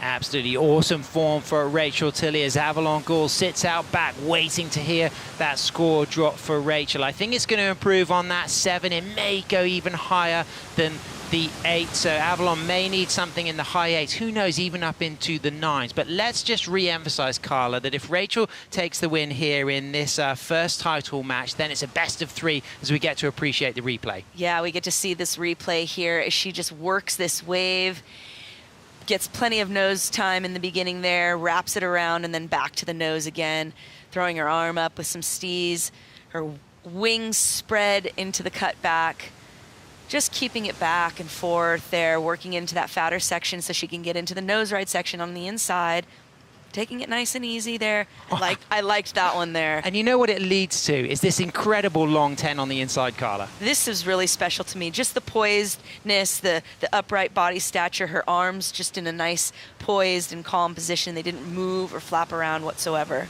Absolutely incredible work for Rachel Tilley, and it comes in at a 7.2. So it now increases the requirement for Avalon Gould, who's now chasing a 7.44 to move up into first position and just hold her nerve here, because we're moving down into the dying part. Rachel Tilley in the driving seat, but Avalon Gould, of course, it will go to a best of 3, Carla, so there's plenty more room for maneuver for the goofy footer from Laguna Beach. Oh, there's plenty of room here. We do have 4 minutes remaining. Hopefully there'll be some waves on the horizon. It's kind of interesting here. It looks flat, and then all of a sudden there's lines that kind of pop up on the horizon. The next thing you know, you have an epic set on its way. But they will have another chance if Rachel is able to take the win in this one. There will be another heat where Avalon will get another shot at that first opportunity at a world title. This is her career highlight, the first time appearing here in the WLT finals. I know, she's done so well to be here, but she's still right in the mix. So as it stands right now, an attainable score is 7.44. She's got that 7.77. She, of course, needs to wash off that 4.67. And what was interesting for me then was I think that Rachel's last ride, the fact that it didn't improve on her 8, it just seemed to keep that window of opportunity open for Avalon. Yeah, because the 7.44, it was just incrementally increased, but previously, before Rachel got the 7.2. So yeah, I think Avalon's still in the mix here with 3 minutes remaining. We see some action on the horizon, and I'm ready for it. Carla, let's take a look at the rules again to just really emphasize how it sits. The fact that Avalon, if she does get the score and Rachel doesn't improve on her backup, she can take the win as #1 seed. But of course, if Rachel takes the win, it goes to best of 3. That's right. There'll be the best of 3 heats, as we've seen in the past. And each heat, you know, the higher seeds start with priority. So even though they'll have a second heat, Avalon will be starting with priority.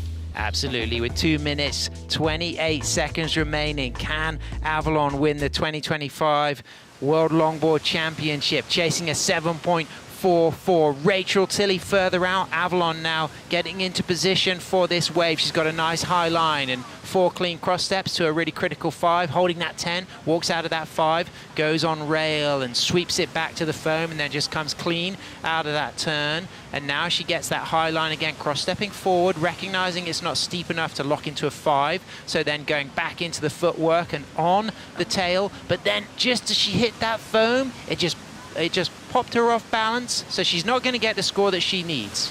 Nope, she's not going to get the score she needs, and there's only, under 2 minutes remaining. Rachel, she's going to be up and riding, though. Here we go, a foamy section, but it's cleaning up now. Rachel Tilley on fire, holds a long 10, gets those arms high, comes cleanly out of that nose ride. 1 minute, 30 seconds remaining. Avalon Ghoul dropping a score. It's not going to be the 7.44 that she needs, as Rachel just decides to kick out early from that, recognizing that she's not going to improve on her 7.2, and also knowing that she can get out ahead of Avalon and sit there and hold the priority as you move down to the last minute. And now it starts to look much more likely that we're going to go to a best of 3, Carla, and that's exciting for the fans. And that is exciting. And in the past we have had the best of 3, and none of the matches, they were all the 2-0, right? So none of the competitors were able to match up the person that ended up winning the title. Wow, what a roll. Rachel Tilley is on a 7 and 8, a 7-2, and a score soon to come through. We're not expecting that to go into her top 2, but very smart, tactical, wise surfing from Rachel, kicking out early, and she can just coast out the last 30 seconds here with priority. Right, 30 seconds remaining. It almost makes you wonder if it was worth paddling back out again, but yeah, they're going to have a little bit of break as the first match for the men's, or I should say the last match for the men's go. And just they're going to be counting it down here. I don't think anybody's going to get out in time for this wave, but that was a great run of waves for these ladies. But Rachel really kind of putting her stamp. And I mean, I'm kind of blown away. Amazing. At her stamina. 5 heats surf, 5 heats won. She's going to take it to a best of 3. Rachel Tilley wins the first title match against #1 seed from Laguna Beach, Avalon Ghoul, as we get to see Rachel now just moving through. This felt like it was just outside of the horn, so I'm not expecting this to count, but it wouldn't matter anyway, because she's got an 8 and she's got a 7.2, and she's keeping her hopes alive of getting onto that all-star studded list of 3 female world longboard champions of Corey Schumacher, Honolulu Bloomfield, and Soleil Erico. I know this is so great and exciting. It's so special to be able to celebrate these people here in El Salvador, where they've really done such a great, made such a great effort and impact in surfing, especially for the longboarders. And Avalon Ghoul is going to feel cool. She's got a 7.77 to work on, so she's got a lot of opportunities, but we're going to be shifting into the men's first title match next with Edouard Del Perro against Kai Ellis Flint. Stay with us, we'll be right back.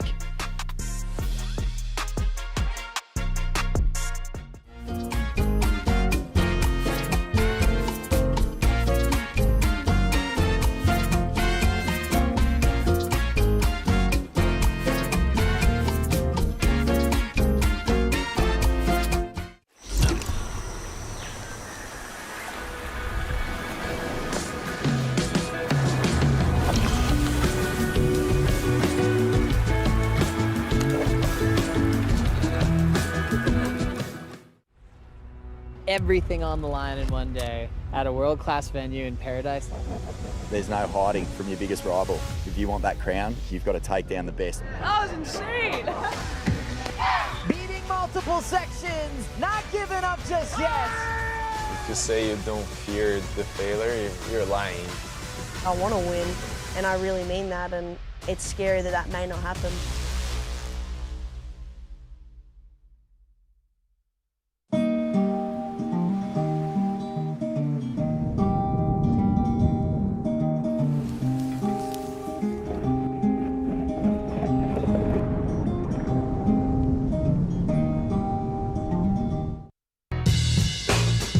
We are back. We have a very special guest with us today. As the next generation, I want to push that bar even higher. I think everybody's a threat. You could get the wave of your life out there. Welcome back to our title matches for the 2025 Surf City El Salvador Longboard Championship. We've just seen Avalon Gore lose the first match to Rachel Tilley, but it's now going to be a best of 3. My name is Sam Bleakley. Thanks so much for tuning in. The finals have already kicked off. The action's hot. I'm joined by Carla Roland Zamora from Malibu and Rachel absolutely on fire. But let's not rule out Avalon. She's got opportunities. Absolutely. She hasn't had a heat yet. This was her first dip in the water. So, you know, for her camp, they're hoping that she's just going to peak from here on out. And she's got a 7.77 on one particular ride. So that's going to give her a lot of confidence that her surfing's in that excellent range ballpark, which is absolutely essential to win the world title. Yeah, and she's not really someone that puts a lot of pre-planning or pre-thought into her game plan, but I would like to think that she's going to look at that wave, think about the wave, maybe visualize and try to recreate it again in the next heat. Well, we're going to be shifting into the men's first title match with Edouard Del Pero, our yellow jersey wearing #1 seed, born in Marseille, based in Biarritz, from France, surfing it against #2 seed Kai Ellis Flint from Australia, who beat 4 times world longboard champion Taylor Jensen in match #4. And Kai Ellis Flint was building momentum and really started to peak towards the end of that match #4. Comes up against Edouard. And Carla, the interesting thing is his boards have not arrived on the airline, and he's borrowing Rachel Tilley's backup board. Yeah, I mean, that's got to put a little bit of funk in your step, just because you don't have the boards that you're used to riding, and you're battling for a world title right now. That said, Edouard is an incredible athlete, and I watched him surf on at least 3 different boards since we've been here, and he was surfing incredible on each one of them. So we'll see which one he's decided on and how he goes. And he's the winner of a 2025 Surf Abu Dhabi Longboard Classic. And just before this, I had a message from Rachel. Thank you, Rachel, telling me Edouard is going to ride my backup board in his final. It's the same shape as my board with just a little bit more thickness and slightly heavier. Also has the same stringer or springers, as Martin calls them, as mine. It's just covered up with the paint. So you can't see that springer, but it's under the body of Edouard Del Pero, riding a Josh Martin design here in the first title match on the men's side against Kai Ellis Flint. Kai, a stylish surfer, of course, both regular footers. Edouard comes off the back of winning the Surf Abu Dhabi Longboard Classic. Kai comes off the back of winning the US Open, Carla. I mean, what a big win that was for him on such a big stage. As we've mentioned, he kind of manifested it, saying pretty early on that he had his sights set and he was gonna hit his target, and he did. So 1-0 to Rachel against Avalon. What will these two men pick up from what they've just seen in that last 30 minutes as far as positioning, impact of changing tide, and potential strategies or approaches? I do think they've definitely both taken some tidbits there. Rachel just kind of came out of flying, so if you're not going to go put on that kind of heat, then get out of the kitchen.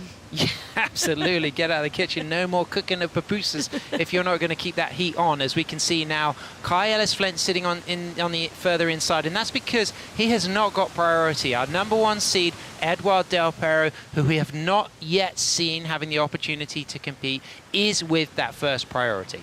Right, and so will he be able to just lock it in this one heat, considering all of the different variables that he's kind of had to overcome? Like, that's going to be a huge moment if he's able to do so.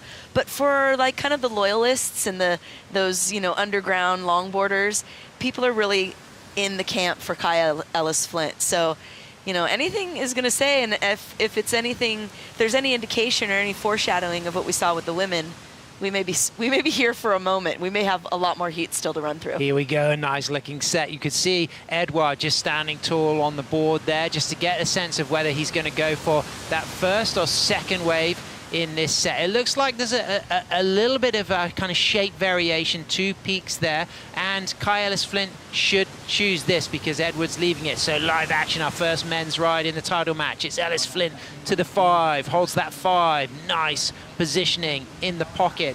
back in for a second touch of the 5, and then squats lower and accelerates from the middle of his board and walks back to the tail, and nice sweeping down carve and transition off the bottom with involvement style contemporary longboarding, as he calls it. Goes on rail again and then just comes off the foam. The sole arch stool set up here as he gets that high line into the shoulder, and now he'll use his drop knee turn, keeping that controlled upper body language, and then stalling at the top of the wave, dropping back down, going on rail once more. Ellis Flint all cool and electric here through the inside as he weaves on his higher state board. A Frisian model, of course, it's a French word, so he's kind of taking some inspiration from the European continent, locking into a nice lifting hang 10 on the inside on his 9/8. Oh, nice. As he just goes into the shore break, and that's why they call it the Frisian model. That's thrill in French, and he just gave us a thrilling end to a brilliant ride. Ooh. That was something. Way to like just commit. Like you can't commit any more than that. That was precise, clean, dynamic. There was variety. There was a panache, brilliance, and it was all creative. It was lines that we didn't expect to see, and that's what was really fresh to watch. Yeah, he brings a new creativity that we haven't really seen on the tour, and I think that's what's a lot of the community is appreciated about him, and why he's being acknowledged and made it this far. Here it is, Carla. Let's study, analyze, and appreciate. Well, you can see how deep and critical it is as the wave actually crashes and curls on his board while he's on the nose, but he negotiates it really well. He doesn't come fully back on the tail until that open face. He uses that mid part of the board, which was what made him make it through that section. And then just this open face here, as the tide's gotten higher, it fattens up a little bit, requires a bit more tail and rail work. Just does the nice drop knees, and then you just notice his lower body. It's funny, since I've been watching him, I've been so more conscious myself of my hands and my body, and wanting to kind of emulate this style. I just love the drop knees, and I just love the intentional hands. And talk about a thrilling end. After this nice 10, he locks in, walks out, and Carla, just as things get nice and steep here, it gets sucky, and he keeps us on the edge of our seats. Well, like if he had like maybe 40 more feet, he actually could have probably ended that really cleanly, because you saw him kind of catch a lip there but hold his ground. So yeah, really good surfing from Kyle Flint. 9/8 single fin, of course. These are higher state surfboards that he designs, laminates, finishes, sands, does the whole show, and he is going to drop a score. I think it's going to be really massive, and it comes in, Carla, as a good one. 817 you. There it is. So Kai Ellis Flint is out there in pole position. Edward Del Pero waiting to get his first ride, and here it is. Del Pero straight to a 5, holds that 5 on a Josh Martin board.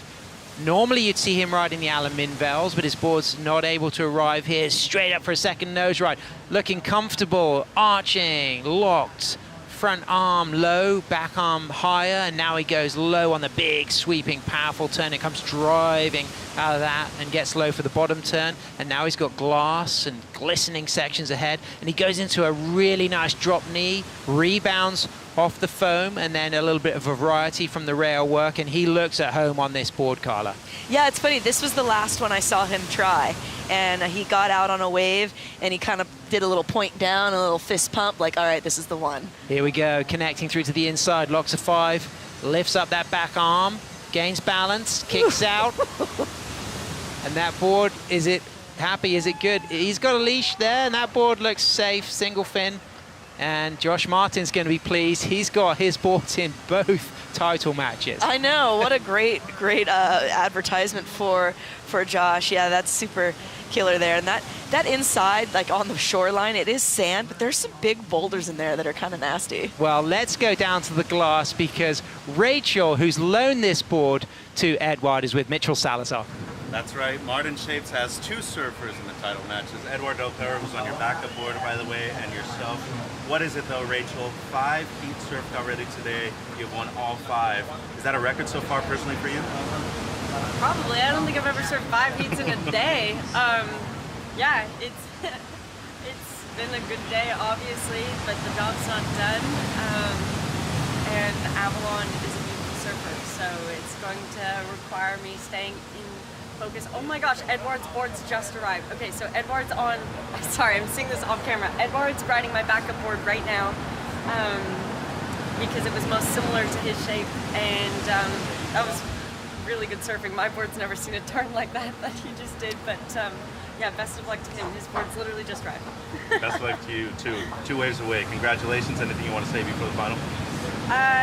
Just Mom, Dad, Michael, Josh, and everyone else watching. Thank you for all your texts and support throughout this. This is truly a team effort, so I'm really happy to be representing our team. Congratulations. Best of luck, Sam. Thanks. Wow, Rachel, Oh my gosh, you are that's just absolutely on fire. And we have just heard Rachel just sharing that the Minvels have arrived. So is he going to get the opportunity to get on one of his own boards? As it stands right now, he's back out on the ski with the Josh Martin board. He's waiting for that score to come through. I think it's going to be a really good score as well from Edouard Del Pero. It's going to put him right in the mix. As we can just see now, JR has got the Minvel. You can't write a better script for a telenovela, I swear to you. So here he goes. As we mentioned by the rules, if he wins this heat, he gets the title, right?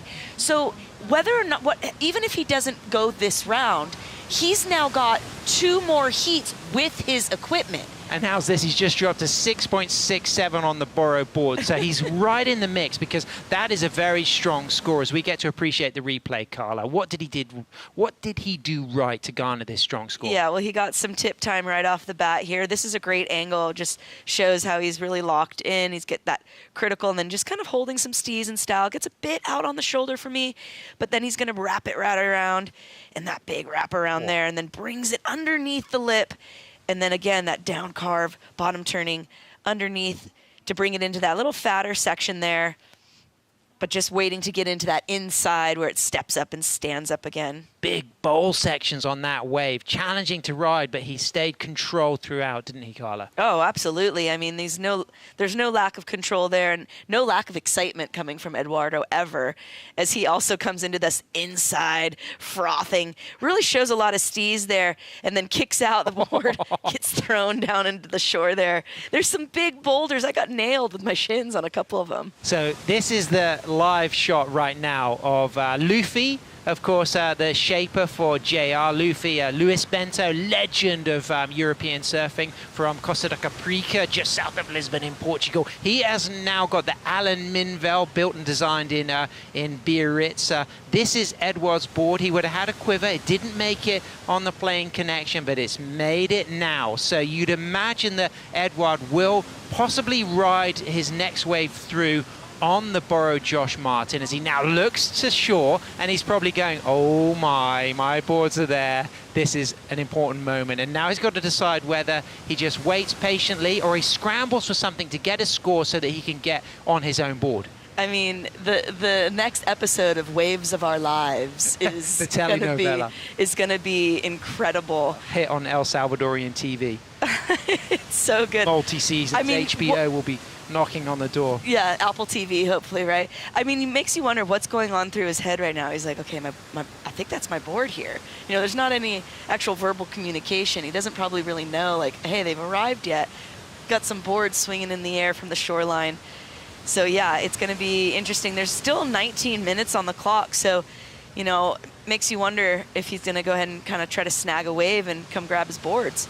Absolutely. So Kai Ellis-Flint sitting there on the left of your screen. Further out, we have Edouard Del Pero. Edouard in second priority. Kai Ellis-Flint. Let's now shift attention. We've had a lot happening, but Kai keeping cool, kicking off with an 8.17. Of course, he's based in Byron Bay, and in the press conference, he talked about how this wave has a lot of similarities to the famous The Pass in Byron that he surfs regularly. Yeah, and that's going to really, like, go into his confidence building and going into his campaign. You know, we already saw that in the U.S. Open, he really manifested, if you will, his victory there, saying early on that he was going to take it. In second priority, Edouard Del Pero. For me, that emphasized that he may well be hungry to catch a wave that takes him through to the inside and gives him the chance to get back on his own equipment, Carla. I mean, there's a part of me, if it were me, because I've been missing my own surfboard myself while we're here, I might be paddling in and trying to go get it and get myself back out as soon as possible. 17 minutes, 50 seconds remaining. Del Perro drops to 6.67. His boards have just arrived on the beach, waiting there to be collected. Of course, the surfers are not able to bring those boards out to him. He has to physically leave the water to collect his own board. Right, so, yeah, but that doesn't say he can't go in, take a small wave, and then can be jet skied back out. He will have to paddle across the bay a bit to kind of get himself back into position, but yeah, opening up even on a board that's not his with a 6.67, that's pretty strong. So we'll see what Kai chooses to do here, if he kind of keeps Edouard from dropping in. Well, priorities with Kai Ellis-Flint, and Kai Ellis-Flint is up and riding.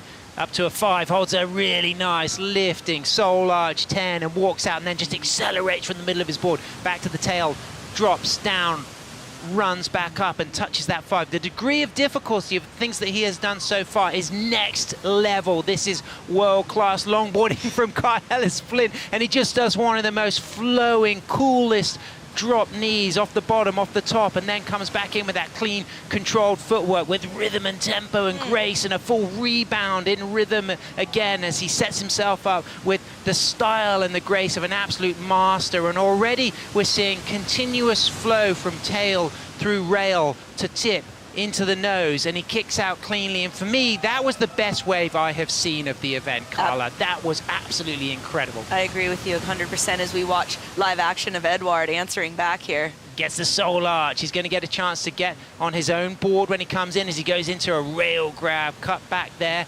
low and driving, and now using the drop knee turn as he sets himself up for this section on the inside, comes off the bottom, goes back into the drop knee, hooks it, and then he's going to eye up the reform on the inside. He knows this wave so well. He's had great success competing here at Sunzal as he stalls, cross steps forward, rolls a 5, holds that 5, walks out, comes all the way through to what we call the Papusa section on the inside, where things get spicy and shore breaky, and he kicks out, and he's going to have the chance now to come in and get his Minvel board. As we can just see the exchange, JR Esquivel helping. That is just freshly arrived from his travels. He's got the leash wrapping up soon around his knee, as he just has to deal with the Papusa section as well to add to the drama, Carla. Oh my goodness, I love it. My girlfriend messaged me. She came up like, I don't take credit for the waves of our lives.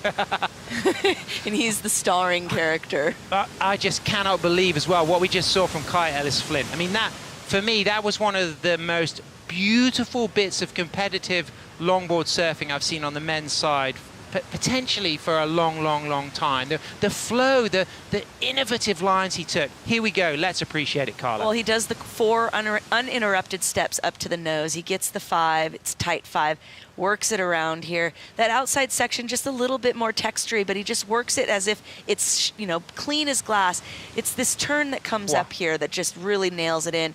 But just the drop knee, and then just pushing off the bottom, bringing it all the way around, and just really just keeping it so cool. And as I keep saying, just giving that acknowledgement to that old school style, keeping it the flow and the connectivity between the maneuvers, nothing overdone or overpressed. I think this is going to go massive. If he got an 817 on that first wave, I think this is nearly a perfect 10, Carla. Well, it comes in. It's a 9.5. There it is, and here's the replay from Edouard. This is going to be a strong score as well. Absolutely. He gets the 5 to the 10 there, locks it in for actually quite some bit of time. As he starts to get on the shoulder, he wraps it back around into the curl there, and then gets another critical nose ride. Just keeping his flow here. Again, if he wins this heat, he takes the title home back to France and his new baby. Working it all the way inside. We're going to be seeing him paddle out, I believe, on his own board as he worked it on the way inside there. And you see him here getting jet skied out. Now he's got his shoes on, right? He's worked the soles in on this pair of shoes. It's not somebody else's feet. There's the spread, and high 9.8, a low 9.5, averages out at a 9.5. Kai Ellis-Flint adds to an 8.17, a heat total of 17.67, highest heat total so far of finals there at the Surf City El Salvador Longboard Championship, as we're in title match 1 on the men's side. Edouard Del Perro waiting to drop that score. He may well be in a combination situation. In fact, I think if we look at the math, he will be in a combination He is, situation. yes, he is in a combination. When the score drops, I mean. Yeah, but that's just going to chip away. There's still plenty of time on the clock, plenty of waves coming through, so that could change. And we've had a couple of nail-biter last-minute moments where the situation has changed, and that could be the same thing for here. And the reason I say that combination situation is because if you imagine he got a perfect 10, he'd still have a 16.67. Yeah. So he still need to improve on that backup score. We're not anticipating a perfect 10, but we do anticipate a strong score. And we must emphasize that of this title match one with Edouard as #1 seed, it goes to a best of 3 if Kai Ellis-Flynn takes the win, as Edouard drops a 6-1-7. So now he is chasing 2 scores to beat the 17.67 heat total of Ellis-Flynn. I mean, talk about really making a statement, if you will, for Kai. And really the judges. I think the judges really laying down some scores that is acknowledging this new direction that longboarding, it's not really a new direction, but the true direction that it should be going. It was so radical what he did, though. The power and the flow and the precision and the way there was no hesitation between all of the linking maneuvers, engaging that rail and moving in and out of critical nose rides, kicking off with a very dynamic 10 in a very tricky part of the wave, but then the silky, precise rail work throughout. For me, the way he covered parts on the wave that you don't normally see ridden, that really excited me. I was thinking the same exact thing. You and I are on the same page. It's the subtleties. It's the subtle movements as we see a scratching in here. Edouard. Here we go. Edouard on his own board. Up, cross steps forward, cross steps back.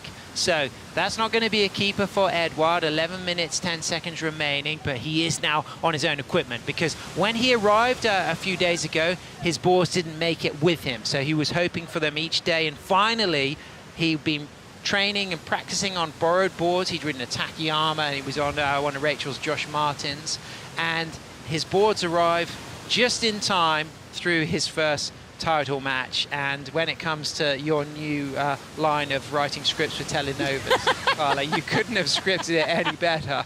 And Emmy and Oscar, you can win them all. I mean, when I was watching him practice on each of these boards, you don't notice any issue or anything. I mean, he ripped on each one of them. He could have easily, in my opinion, come out here on any one of those boards and taken it away. But as you mentioned earlier, it's the subtleties that Kai Ellis-Flynn is bringing to the table that is just standing him apart. Yeah, that was an incredible display of longboarding. We can now see Kai on your screen in blue, just raising his arm, just asking the beach announcer to just re-emphasize scores and situations. The time code is the time call as well, down into the 10 minutes.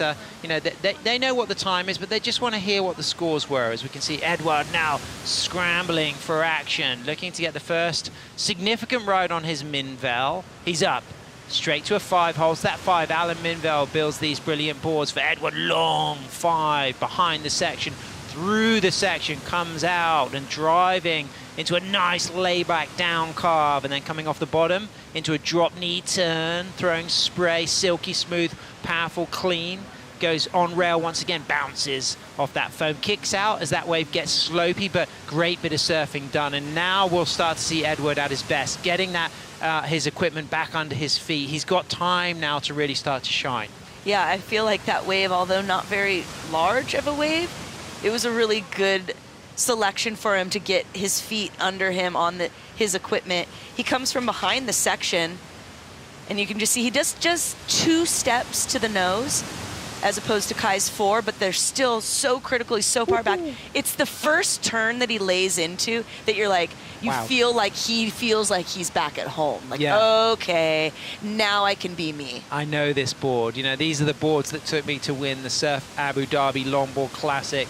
And this is the equipment I've designed with Alan Minvel. Alan himself, credible shaper, heavily inspired by Donald Takayama boards that used to come through at the Biarritz Surf Festival. He took a lot of inspiration on rockers, templates, concaves, rail shapes, as we now see Kai Ellis-Flynn looking for his 3rd score. He just kicks out cleanly, recognizing that that's not going to better his 817.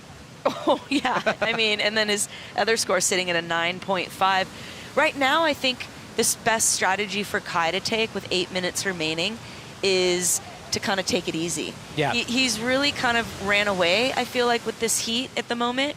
So being strategic since he's sitting in priority, perhaps kind of making sure Edouard doesn't have the opportunity to get a wave that can give him an excellent score, and then reserving his energy because he's going to have to surf again. Yeah, but he also wants to keep that momentum going as well. So yes, there's going to be an element of patience, but there's also going to be a need to just keep that hunger alive. And that was one of the points that, for me, separated him for the Lexus US Open of surfing. It was that hunger, that sense that he did not give up. When things weren't going his way, he found a way to make them go his way. And that's the Kai Ellis Flynn I want to see. I want to see that one who digs deep, who's hungry, who's competitive, who recognizes that he's one of the greats, but to be at the top, you have to really be resilient. Well, I think with a 9.5 and an 817, he's showing us just that he's got the grit and he's got the adaptability to, you know, shift gears and, like you said, kind of fight for it. If things aren't going his way, he's got to make it happen. Well, let's look at one of the greatest rides of competitive longboarding,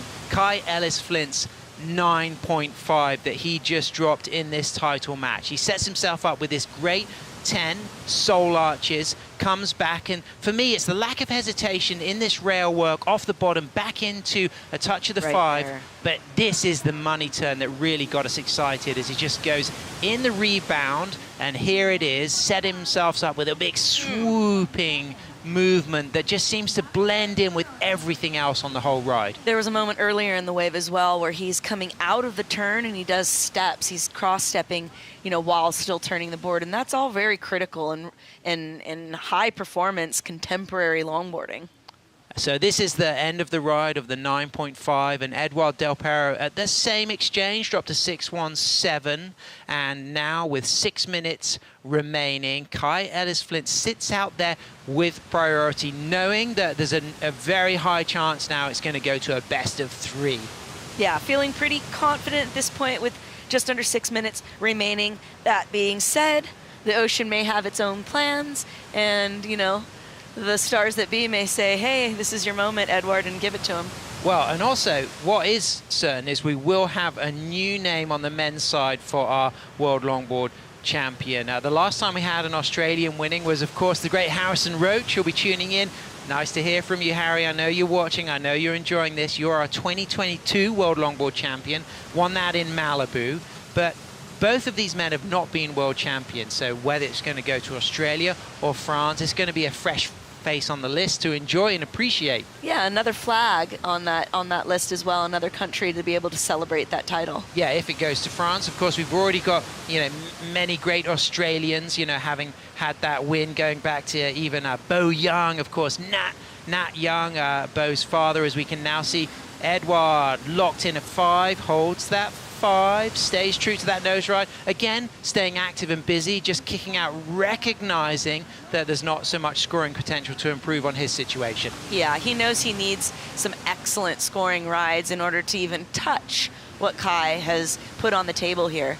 So, you know, with 4.5 minutes, feeling like there's going to be another, you know, heat to run, he may also be kind of already thinking about the next heat. Must mention as well Harley Ingleby on the men's side, another Australian former World Longboard champion, twice a World Longboard champion. And on the men's side, I must mention Edouard's brother Antoine, twice second in the World Longboard Championship, twice being beaten by Hawaiians. Bonga Perkins, San Onofre, 2008, Dwayne DeSoto, Makaha in 2010. So the pedigree in the Del Perro family is rich, as we can now see Del Perro's fantastic season, Carla. That's right. He got a 17th, kind of starting slow there at the US Open, but boom, at Bell's coming in 3rd, and then it was really at Abu Dhabi where he just clinched things and just getting the tube riding that was just next level compared to the rest of the field. And also a new parent as well, had baby Nico with Lindsay Stein riding. Yes, who would actually do really well in a wave like this. So perhaps she'll have some mom power once she gets through these beginnings parts of motherhood. And she's a 2011 Women's World Longboard champion. So it really is a family affair, the World Longboard scene. You know, there's a lot of world champions represented in these various families. The characters of the waves of our lives contain the upper echelon of longboard surfing. They do it all from, you know, tip time to toasting. Nice, and I'm going to throw my high-heeled shoe at that because I completely agree with your Telenova script as we move into the last 3 minutes, Carla. All to play for, a combination situation for Edward, but we can go into that best-of-3 situation with Kai Ellis-Flint needing to take 2 wins to win the 2025 World Longboard Championship. And right now, Ellis-Flint is paddling into this. He's got a high line, cross steps forward, 4 to the 5, holds that 5, gets tied on that 5. Walks out of that opening nose ride, now on rail, cut back, comes off the foam, and then uses a drop knee, and then stays high in the wave as he just stalls again with that cut back turn from the tail, just making sure he can stay in the pocket, gets a real nice stall into a touch of the 5, and then again that clean flow and that precision into a really critical roundhouse cutback, just projecting elegantly with an almost vertical precision, but then coming back into the open face and keeping all the while a very composed upper body, doing a lot of that work in the toes, in the ankles, in the knees, in the hips, and keeping it cool right through to the inside as Kai Ellis-Flint, with 2 minutes remaining, looks to improve his situation. It's really inspiring.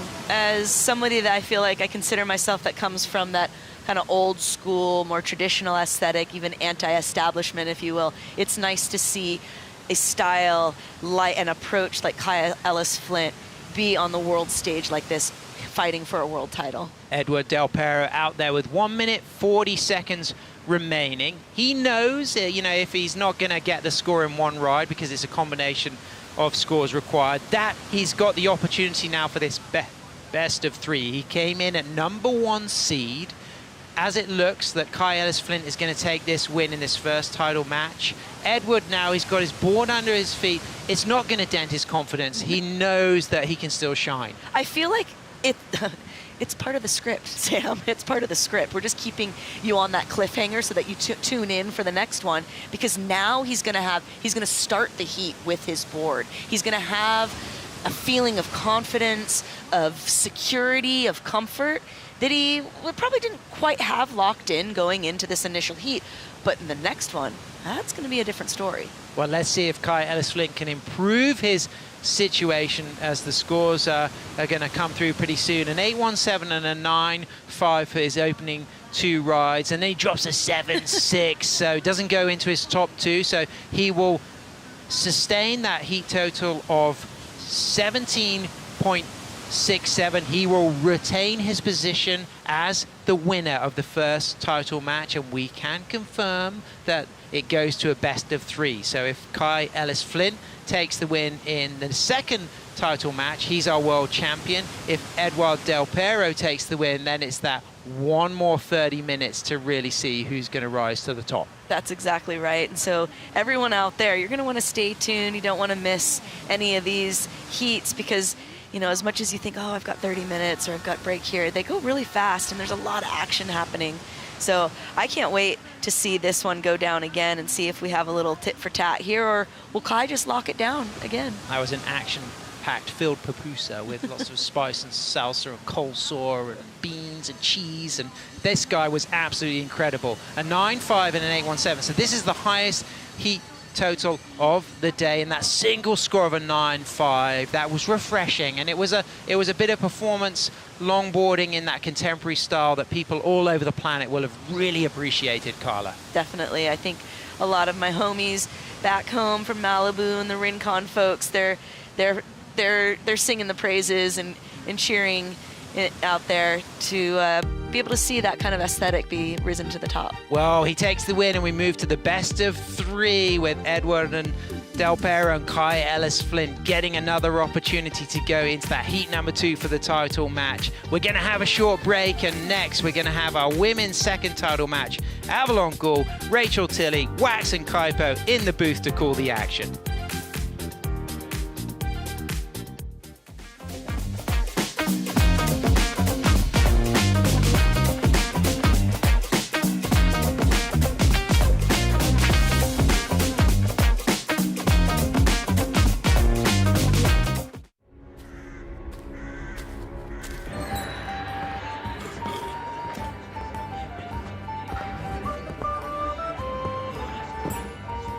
Shall we?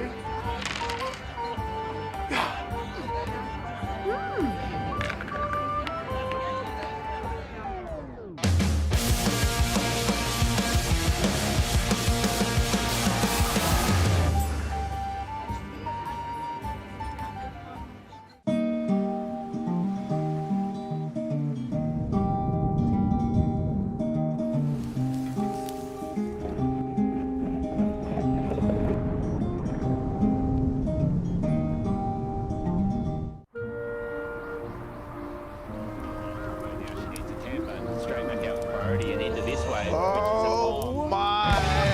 Deep one for Weston Webb. She comes out. She comes out. She needs a 10.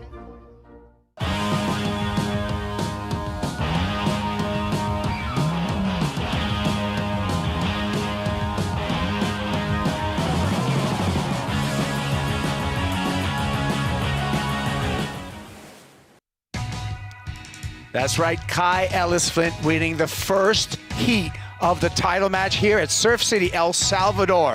Longboard champions, the Australians going to force it to a best 2 out of 3, beating the #1 seed, Edward Del Perro, in the first heat of the title match for the men. And guess what? We're going to go into the second heat for the title match for the women because Rachel Tilley has forced it into a best 2 out of 3. Kaipo Guerrero, the Waxhead, Matt Chanoski.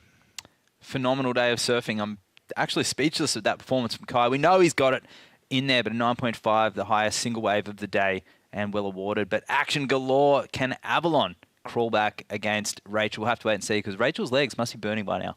You know what? I want to see that 9.5 again from Kai Ellis Flint because this was textbook mastery of longboarding. Yeah, just that new age of longboarding that we keep talking about, linking everything together, style, the flow, and graceful emotion. The hands just showing complete control, staying below the shoulders, the way he's springing through the board, and to really top it off, a self-made surfboard. It truly is a real success story here. Kai Ellis Flint, the grassroots surfer shaper, and in the modern era, combining it all with this type of performance here at Sunzal, Surf City. Yeah, and just, you know, the biomechanics, if you would, just the body positioning that and the leverage that he has, just proper turns, tilting the board, calm as could be, no wasted energy, light on the feet, 9.5, well-deserved, and a dominant Heat 1. Let's hear from Kai Ellis Flint with Mitchell Salazar. That's right, a 9.5 in the process of winning the first seed out of the title match too. Kai, congratulations. You come up against the #1 seed right here, but we're talking offline about you settling in the opening round and really just get things going over there. How do you feel in the first title match? Yeah, it felt good. It was nice in the heat with Taylor to be able to just like get out some energy. It's been pent up all day, just like watching the heats and wanting to surf. So moving into this heat, you know, legs are feeling like they're just sort of sinking into rhythm, and yeah, I'm just ready to get another one under my belt, another heat, get another couple of waves under my belt, and then yeah, see what happens from there. When you won at the Open, I told you how cool it is to see everybody kind of admire you, but at the end, you only have to impress 5 people, right? The judges upstairs. But when you get recognition from your peers, how valuable is that to go out there and perform once again? Yeah, it is valuable for sure. But you know, I'm just trying to surf to my own, you know, standards. You know, I'm pretty critical on myself. So when it comes to surfing a heat and surfing against peers, you know, surfing with my mates, you know, the love and support is amazing. But I really just got to try and beat myself every time that I'm heading out for a wave. 2 more waves, the support of your family right here as the women's title match has started once again. Anything you got to say before you pal out? Oh, I'm just so stoked to be here. So stoked to be in this tropical, beautiful paradise and with family and friends. My brother's come and, you know, after some heavy times. So I'm just grateful for the family support. Appreciate it. Best of luck. Thank you very much. Kaipo. Kai Ellis Flint's going to force it to a 2 out of 3, as did Rachel Tilley in this Heat 2 of the title match. Tilley coming up from the #7 positions as a seed, taking that first seed off of the #1 Avalon Gall. Avalon now had the luxury of just having to win 1 heat for a world title. The job's a lot tougher for the 22-year-old out of Laguna Beach, Matt. Rachel Tilley takes this Heat 2, she wins another world title. Yeah, and playing actually into Avalon's favor is that she's a momentum surfer. Having not surfed this format before, she is somebody who did impress us over there in Abu Dhabi, because that is a place where your mindset and those clutch performances do come in key. But throughout the year, this is a new and invigorated Avalon. As she's gone through the events, she's really started to peak at the right time. So for the fans' sake, let's hope this goes down to the best of 3, because Avalon and Rachel matching up against this. This is something that Rachel may have looked at Avalon 10 years ago and gone, wow, she's going to be good one day. And here they are competing for a world title. Rachel, winning a world title here, going back-to-back, will join the three-time club of Corey Schumacher, Honolulu Bloomfield, and Soleil Erico. All three of those women with 3 world titles to their credit. Rachel Tilley, 2 good waves away from joining that exclusive club.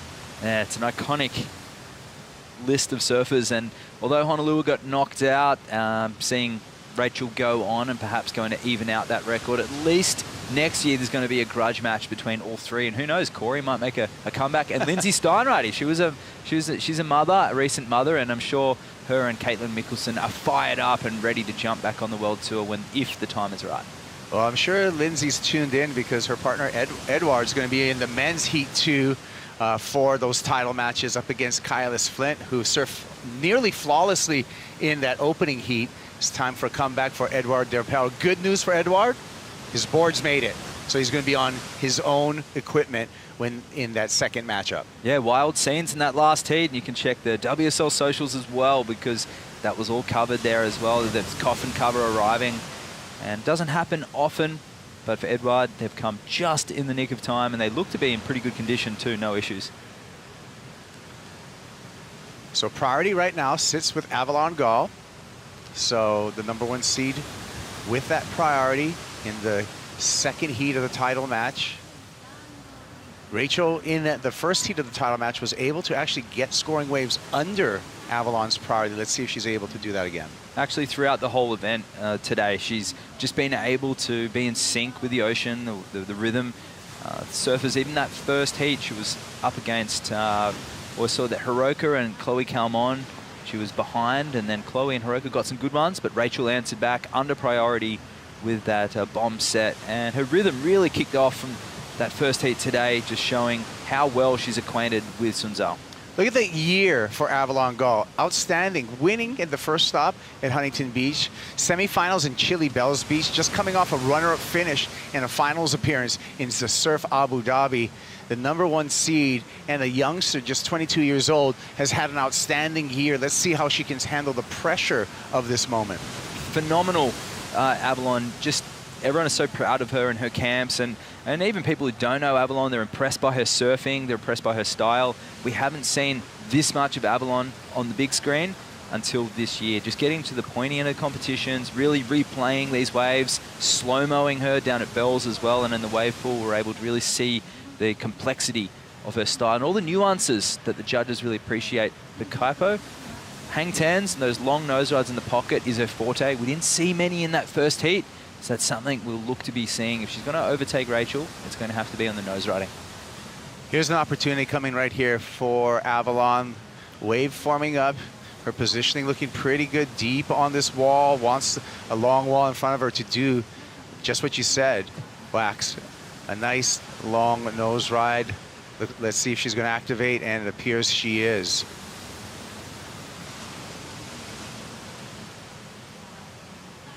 Scratching into this one. That wave backs off. Wow. High tide. That fooled me even from this perspective right here. I thought that was an easy one to go. Had the big wall ahead of her too. But that thing, look, that wave still has yet to break.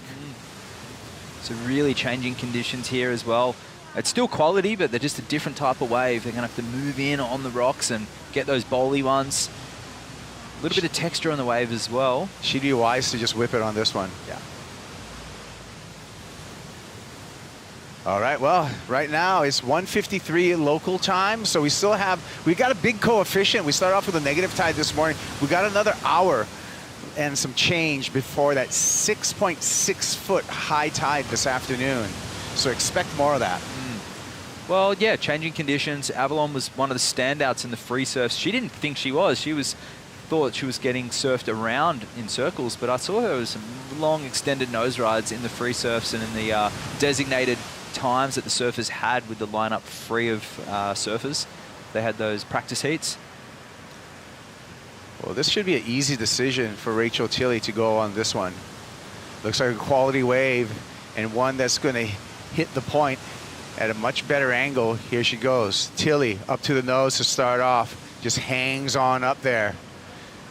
Oh, And an unforced error gets bounced off. Wow, it's one of the first times I've seen her fall off on a set wave all day. Conditions changing here. The surfer's adapting though. Long heats. We saw that restart in the one before last, and well, could it be fatigue for Rachel Tilley as well? I mean, she started match 1 this morning. Yeah, she would have surfed. Well, how many waves? So over 20 waves. They're about 50 seconds to a minute long today. So that for anyone would be leg burning, and of course the jet skis there, but still a lot of paddling and a lot of walking around the contest site as well. That is our contest site. There's Sun Zal in all its glory. Beautiful break, one of many breaks available here in El Salvador, and all part of Surf City and the Surf City movement. Where the world title used to be decided over there in Jinzun Harbor in Taiwan is a spot very similar to this at this size. It's a peaky right with a bit of a left, and it draws a lot of similarities, especially the black sand as well, and the seawall. Just takes me back, although this is a little bit sunnier and of course a lot warmer water as well. But that is subtropical.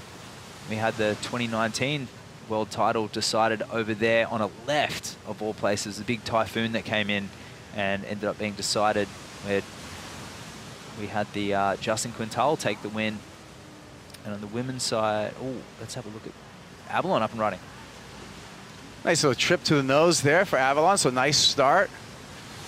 She will be taking the lead with this effort here, hoping for an inside reform, just S-turning that board through this high tide chunk. The wave typically steepens up on this inside section, and it's going to give her the room to get up there to the nose. Beautiful carve, down carve, fading bottom turn, nice cross step again up to a 5. Graceful surfing for the Laguna Beach surfer.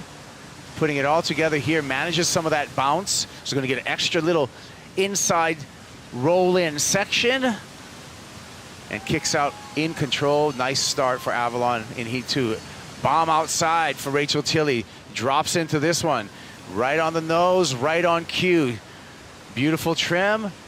Powerful down carve for Tilley. Stalls that bottom turn.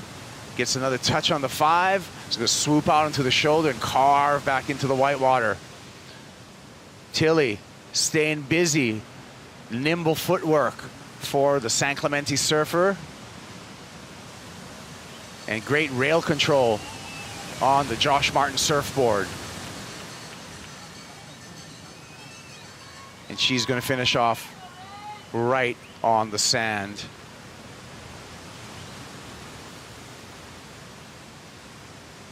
Wow, what a wave there for Rachel Tilley. I'm actually in awe. That was incredibly surfed from start to finish. Not a foot wrong. It's going to have to... I mean, that was excellent surfing. Bumpy conditions. They've adapted well.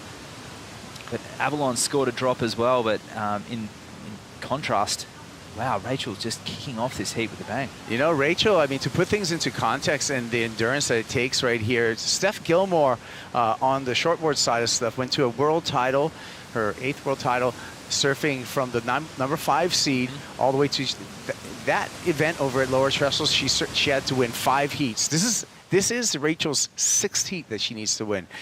Replay here of Avalon Gall.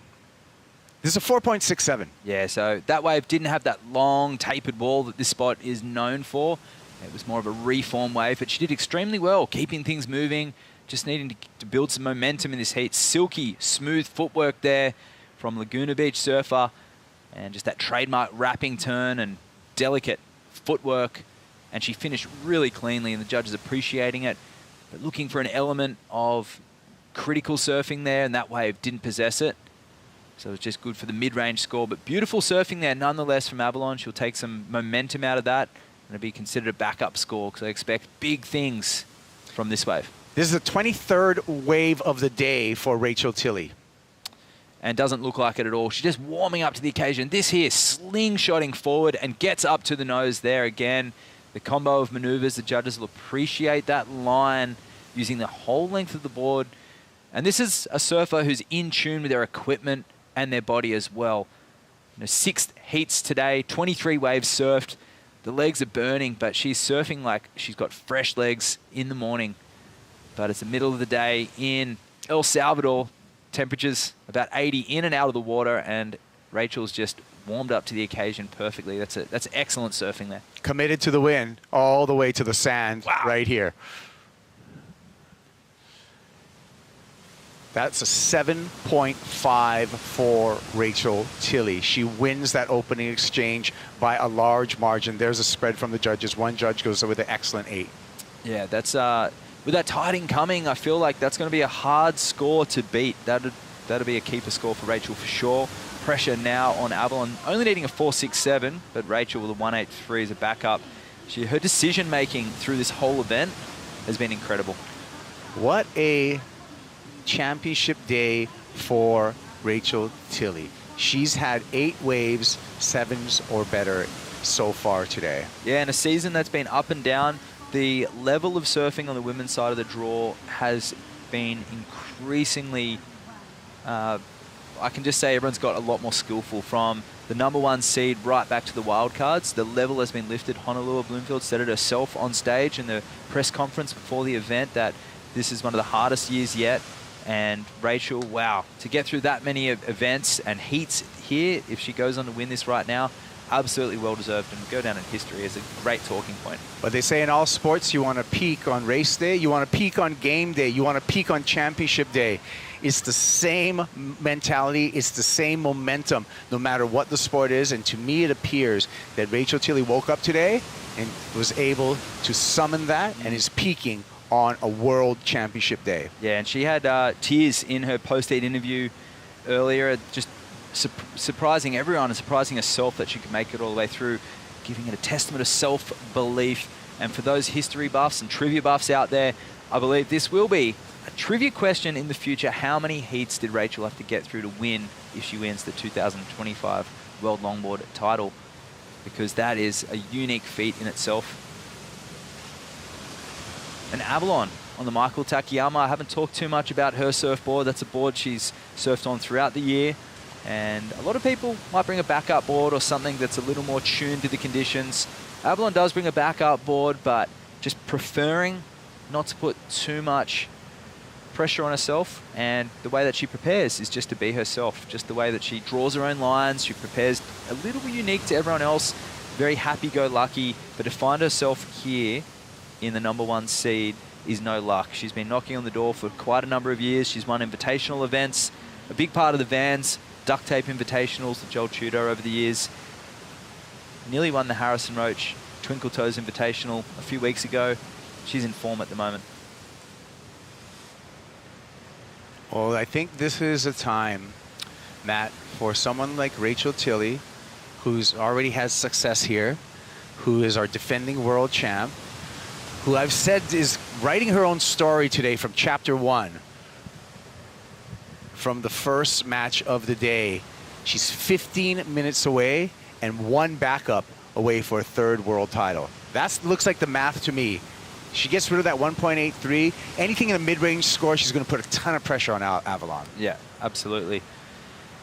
And I'd like to see how Avalon copes with it too. She's done very well this year, very strategic in her approach, but Tilley, the veteran, there's only 5 years separating them, and it feels like Rachel's been on that world tour and at the upper end of the rankings. Well, she has been for a decade now.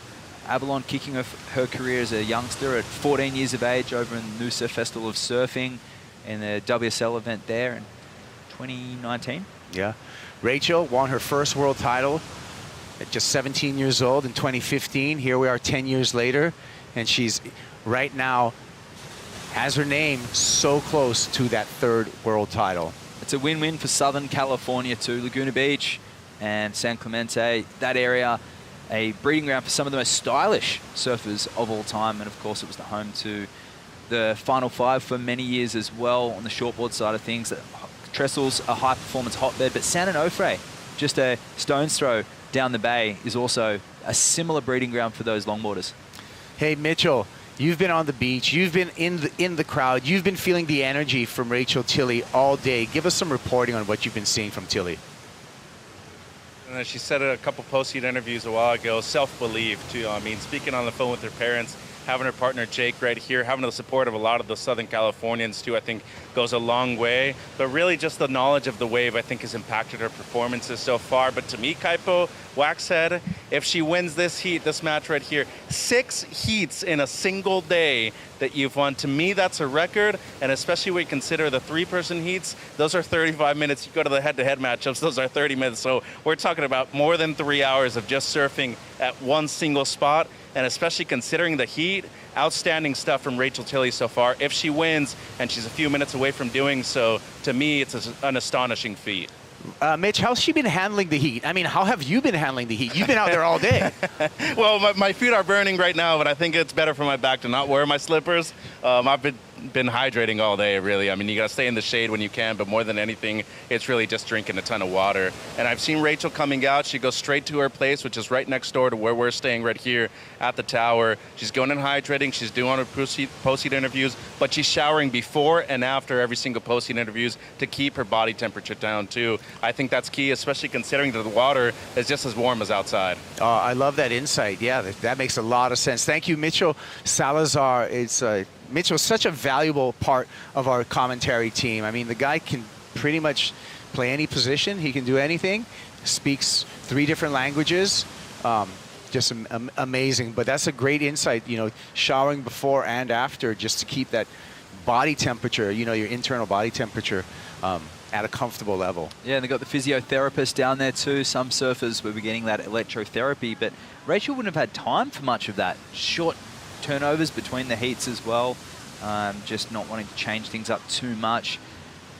An incredible feat. We just keep saying it. It's actually unbelievable to look at someone from that match 1 today to go all the way through. I remember looking at the bracket thinking, wow, that's quite the feat.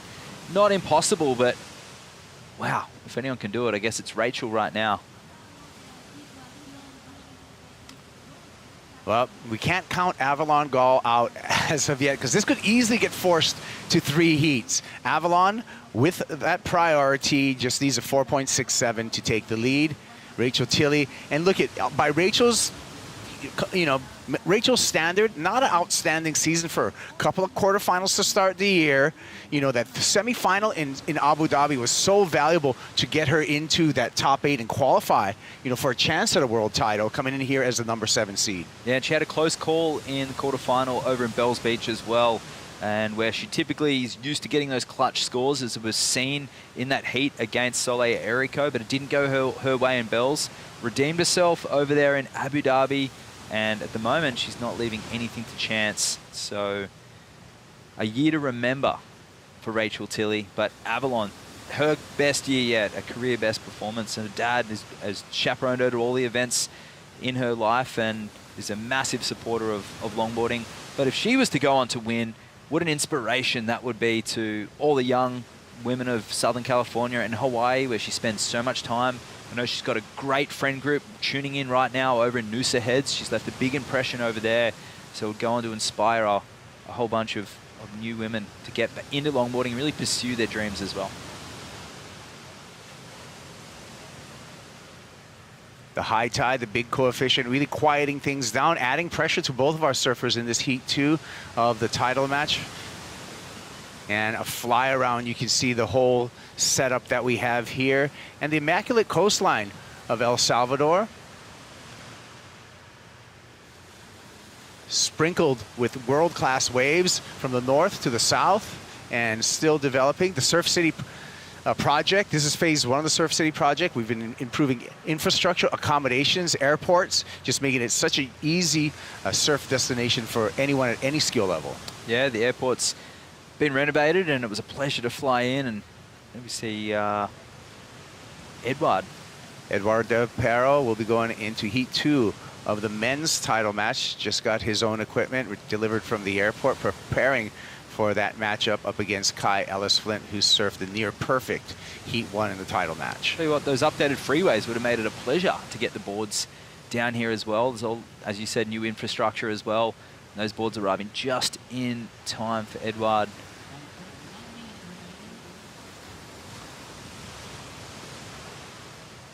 That'll be looking forward to that matchup as well. He's going to be playing into his strengths on that performance board. He had some good signs as soon as he jumped onto that. Big layback carve and utilising the rail work, an element of difference that he has with his smaller frame. He's able to be really compact and drive the board tight in the pocket, which is what we saw over there in Abu Dhabi. You can see him there just stretching the body out as well.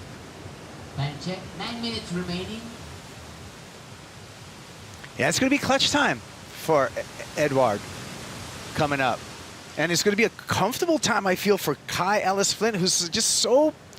He's understated in a way, just kind of cruisy in his, you know, and while we know Edouard, his passion, right? It's actually like, it's going to be a comparison of different surfing styles, but also surfing personalities in that matchup again. Yeah, completely juxtaposed in their styles on the wave and also on land.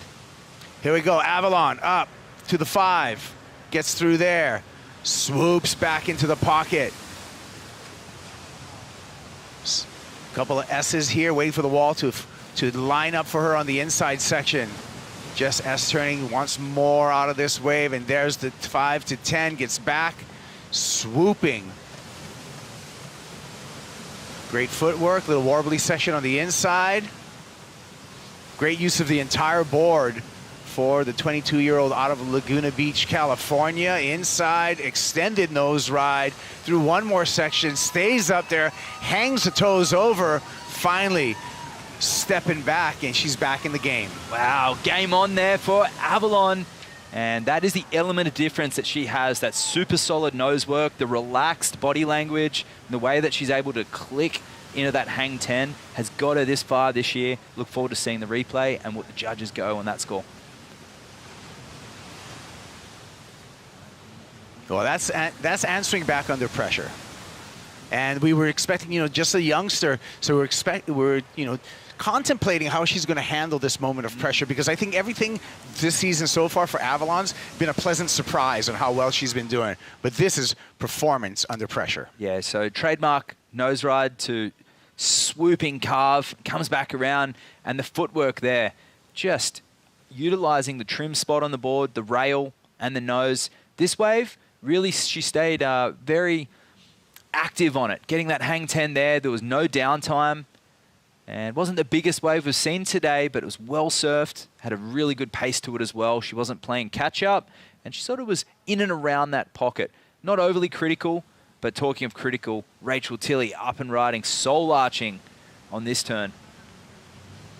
Rachel wanted to stay in the game, and she's going to do just that. Remember, she already has that 7.5. You can see it on the scoreboard to her credit. So she's going to easily ditch that 1.83 and not want to let this heat and a third world title get away from her. On the nose, gets the 10 back there. This is a great answer back for Rachel Tilley. The Josh Martin board, she just tilts it and the thing turns too. It looks like just such a magic board under her feet. Yeah, the rocker is in the perfect spot. We talk about it's got a lot of nose and tail flip, but the ability for, she doesn't even use her knees, just sort of like pushes forward a little bit with the hips, and the board accelerates. And those types of boards are really good to paddle, Kaipo. Typically, flat rocker paddles better, but if it's in the right spot with a bit of edge in the tail or a nice foiled rail, an absolute pleasure in the choppy conditions to sort of get those chip shots and slingshot into the wave. Yeah, throughout today's surfing, just when you analyze Rachel's surfing, you can just see that board, the rocker's just in a, it seems like in such a proper spot for where she normally stands on the board. Because all she does is just very, like a little twist, and that board responds. Avalon, 7.17. She's back in the game, but we're still waiting for score for Rachel Tilley. Tilley just needs a 4.34, which I guarantee she's going to get to take the lead back. How much? By how much? We're still waiting for the judge's decision. And Rachel deciding to paddle back out. Oh, she's paddling to the ski, actually, is what she's doing. Here's a replay. Yeah, fading through that one, gets a soul arch. Really good read on this wave, the way that she was able to fade through that. A little caught up on the heels in that cutback, but at this point, not requiring a big score. And just staying very active on this wave.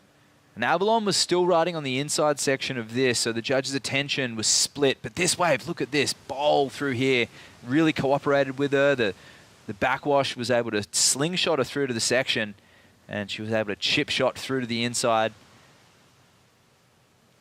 And just staying active, swiveling through as she does, using the hips there and kicking out with control, doing exactly what the judges asked of her. It'll be a fantastic answer back. Will it be enough to go back into the lead? I think it will be. Needing a 4.34 at this point. The judges utilizing that video replay. 3.5 minutes remaining, so the surfers may get another answer back, but they've certainly settled into the high tide lineup at the moment, Kaipo. They've had to adjust. Instead of those outside stretched sets we saw in the men's, they've now moved in, and it's more of a sort of a cove point break type wave. Down to 3 minutes.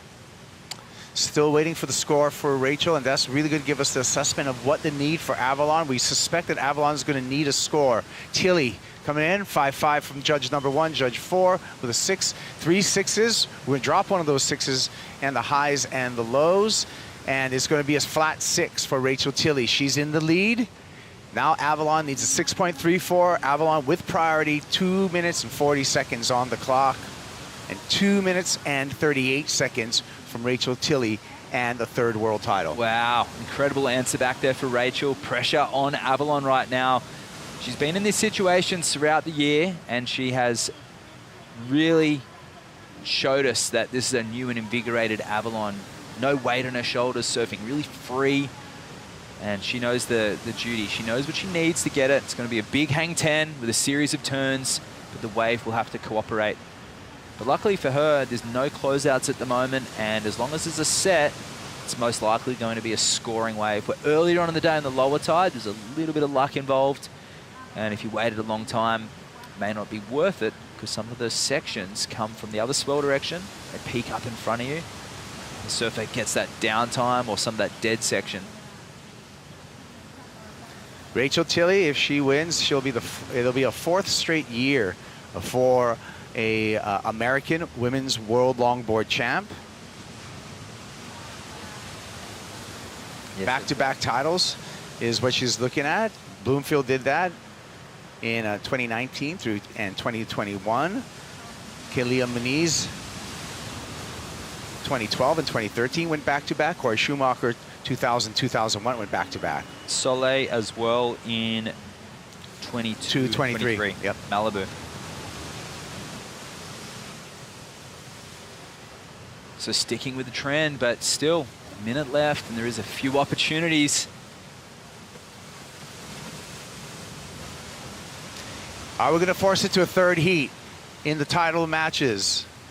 The answer is going to come right now. Avalon up. Quick turn off the top. Little bobble there, gets to the 5. Swoops it back right into the pocket. Stalls for this section, cross steps, touches a 5. Swoops it back again. Staying busy on the board, hoping this wave gives her a trim line, a high line, and some room for a nose ride. Not finding it here. Needs to turn it on this inside section. Yeah, I feel like it's got one, Kaipo. Here she goes, 5-10. She's got to hold it. Oh, beautiful nose ride there. And it's stretching through to the inside. It's going to be a dynamic finish, one of the better. Oh, she goes down. Wow. That could be it. Uncharacteristic from Avalon. She usually sticks that. Rachel Tilly waiting for the news. Avalon so close. Was patient, found that inside section, got an extended nose ride, a last-minute pearl of the nose. Will it cost her, and how much will it cost her? Waiting for scores. She's just starting to warm up in this heat too.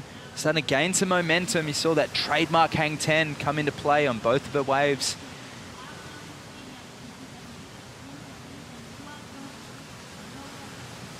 I feel like she had the hang 10 on the outside, which I thought she was going to do it, but she stays with the 5. It fattened up on her a little bit there, but carves it back around.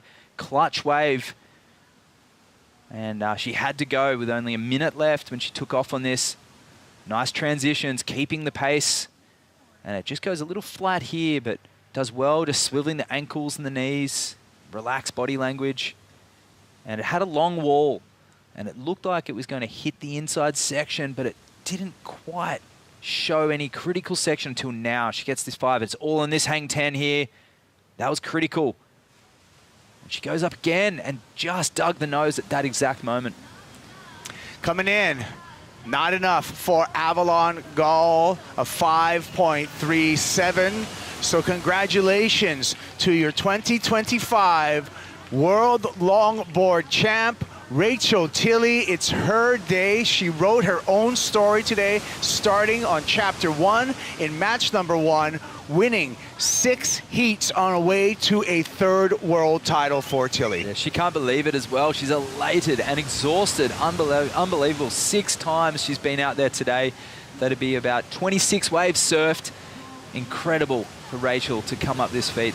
That's going to go down in history as one of the most hard-fought battles. Well-deserved, Rachel. Lap it up.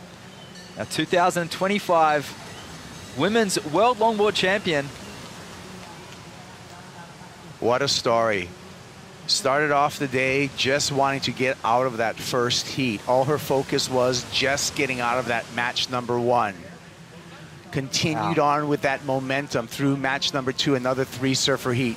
Then head-to-head for Rachel Tilley, forcing this title match into the best of 3 and winning the first 2. And this is a victory lap for your 2025 World Longboard Champion. Incredible. Unique style, doing it her way. Back-to-back, and Sunzal is a place, and El Salvador will be a place that'll be very close to Rachel for many years to come. It's already her favorite wave, and she's made history here again.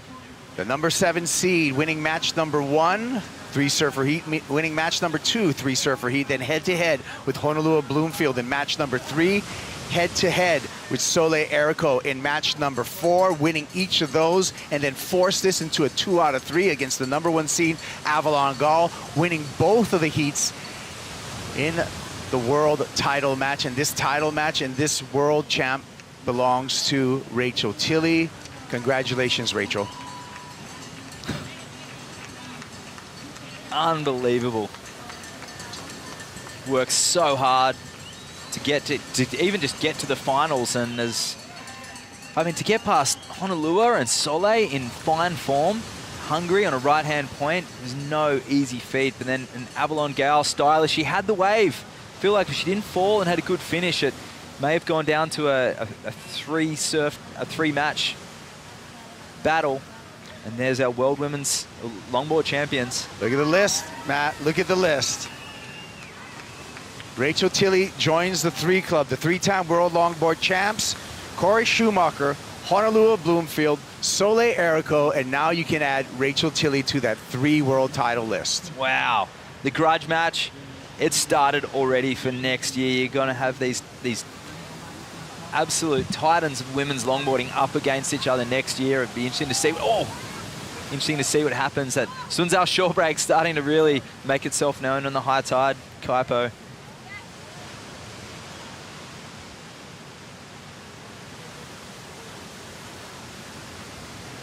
Looks like it's time for a chair up the beach, Matt. Iconic.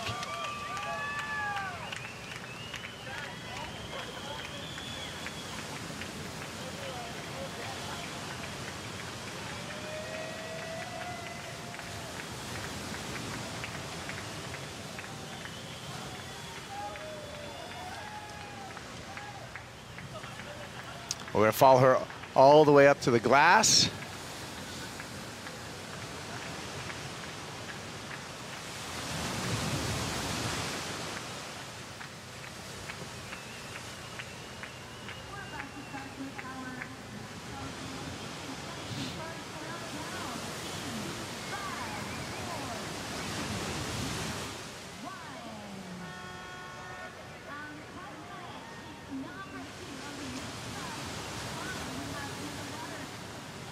So congratulations from Stephen Sawyer.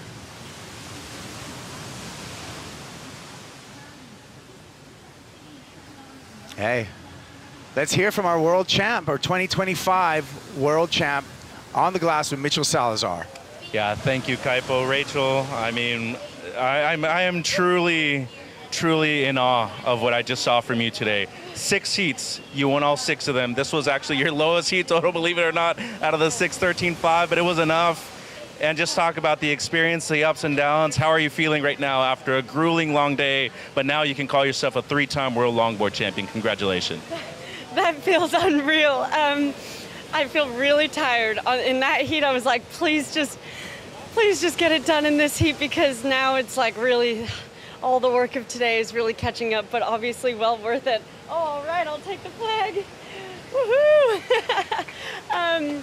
Yeah, I feel I have no words. 3 times is always, you know, Honolulu and Soleil have had 3 forever, and I'm so inspired by them, and they've set the bar, and I've just been reaching for that bar, and so I've worked hard. This is my spot. I love this spot. I love Sunzal. I love El Salvador, and I can't believe I walked into today with like no expectations. Not one part of me thought that this was going to be at the end of today at all, and I did have a moment after my first heat, or right before this last heat, that I was like, if I play my cards right, 3 times could be after this. And yeah, glory to God on all of this. I've been talking to him all day, starting from getting that buzzer beater at the end of my first heat, and I was praying so much for those last 5 minutes to get the opportunity, and then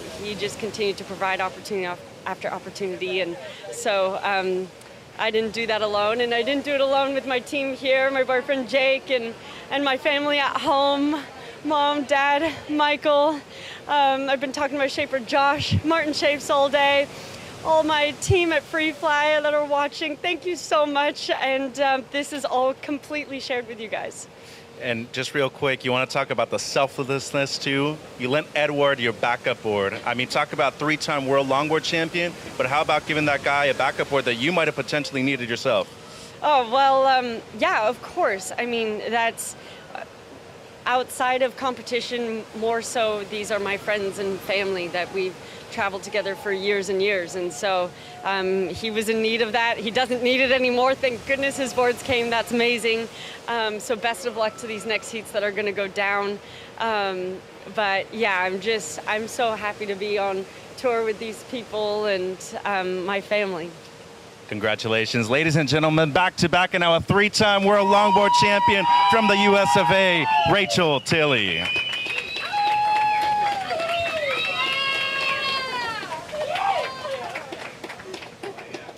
Congratulations to Rachel Tilley, as we're catching up with Heat 2 of the title match for the men. Edward Del Perro in a must-win situation up against Kai Ellis Flint, who won that first heat of the title match, forcing it to a 2 out of 3 for a men's world title. Number 1 and number 2 in the seeding and the rankings, going up against each other head-to-head, Matt. Ooh, can't wait for this. We saw the inset there with Kai on fire on that wave and carrying momentum from that last heat. He said in his post-heat interview that he was just starting to get his feet in the wax and get some confidence, and he was looking forward to surfing some more waves. And that's always good.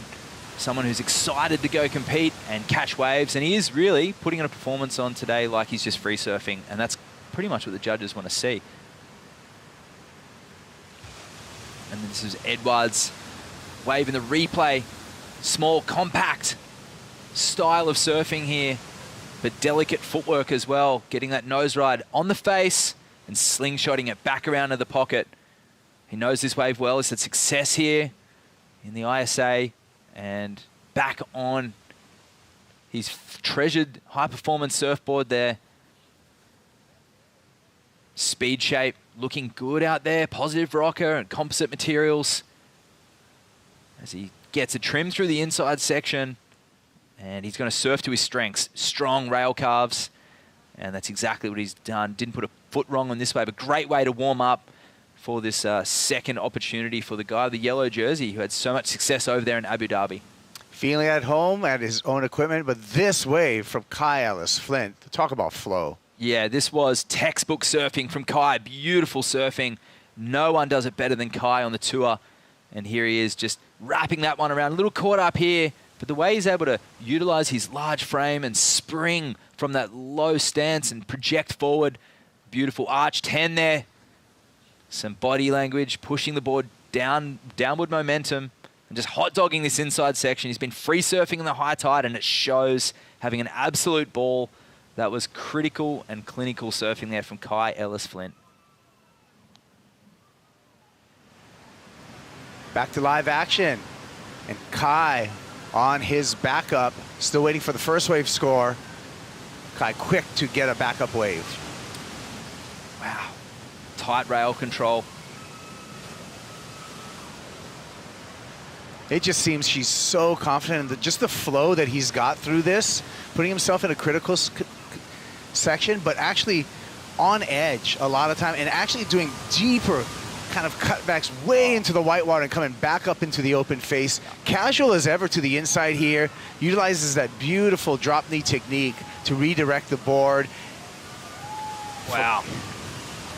Man, so style is subjective, but flow is not. And the way that Kai's able to connect the dots is incredible, but the style element, it's so hard not to draw comparisons to some of the style masters of the past eras. And have a look how straight his back is. A lot of guys who have the straight back end up having an odd square stance, but like Billy Hamilton, Barry Kanayapuni, some of the stylish power surfers of previous years, Kai's able to blend it with use of the hips, the ankles, and the knees. Full rail calves, technical nose rides, but he's able to just transition between maneuvers and make it look faultless. The hands have very little action. It's all body language. And for me, that understated style is Kai's style, and he's got it in spades.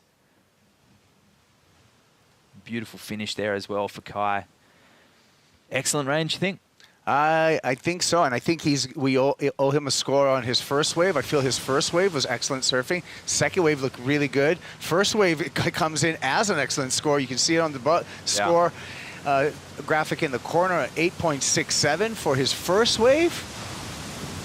His backup's going to be very, very strong, and I feel that Edgar Del Perro will be in a combination situation. Easily will be in a combination by situation. We'll see if he can come back. We're taking a break. We'll be back with Heat 2 title match, men's here, Surf City, El Salvador.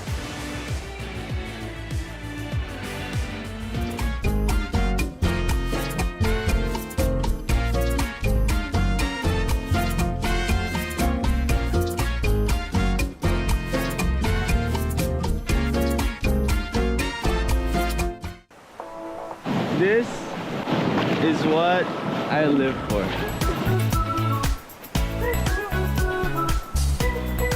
A gente já aproveita para jogar uma altinha, manter aquela brasilidade. Mas é isso, é poder aproveitar, curtir a natureza e se reconectar. And every time we find somewhere new that just surprises us. Today I'm going for a surf at Pico da Mata. It's my favorite spot at Portugal. Honestly, a really special place for me to come to. I've had so many good memories. We're here at the waterfall. It's massive. On tour, surfing the wave of Tehupa and drinking a Corona. I mean, It's happy hour for the athletes, so I'm gonna get going, but thanks for watching.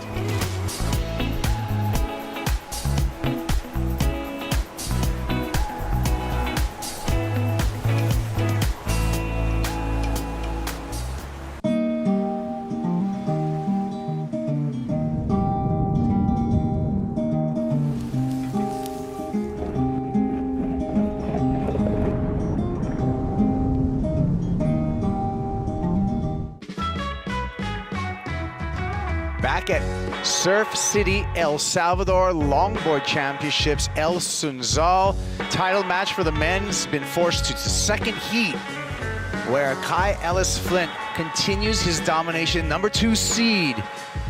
As we went to break, we were waiting for scores for Kai. Scores are in. And Kai is surfing an excellent heat. There you can see 16.2 wave total, at 8.67, a 7.33. That's excellence. Kai Pugura, along with Matt Shanowski on the call here. Dominance. Wow.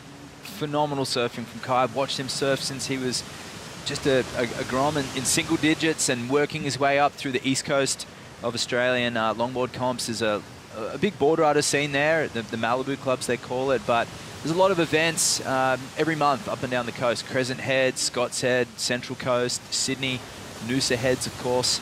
And here he is shining on the world stage with performances like this. Silky smooth surfing from Kai, using the whole length of the board.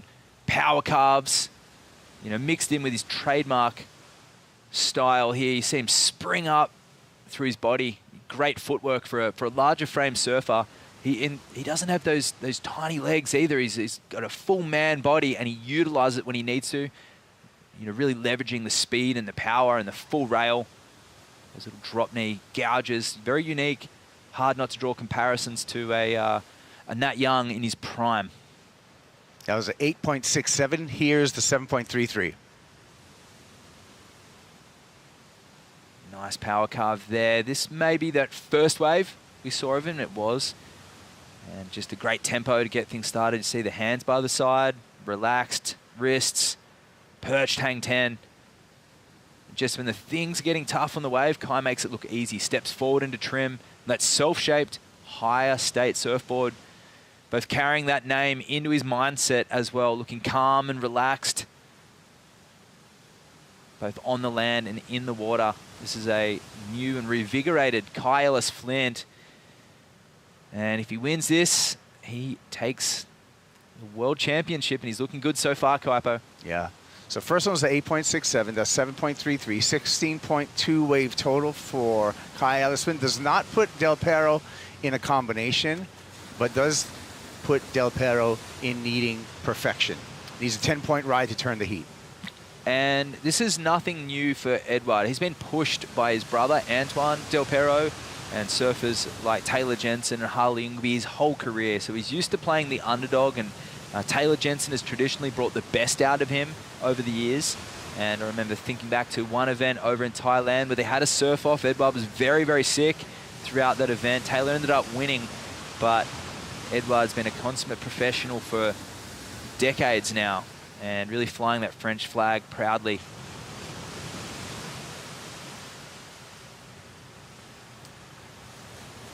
Del Perro with priority, 17 minutes on the clock. You can see him stand up on his board, try to get a peek out to the horizon, see what's in store. This is what's in store right now. Deep on the point. Edward's going to get a glide in here. He's going to have to get over a section. A little bit of a dead water there.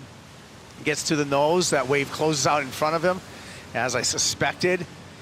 And a priority error for Edward Del Perro, digging himself deeper into the situation. Now with priority, we'll see how it plays for Kai Ellis Flint.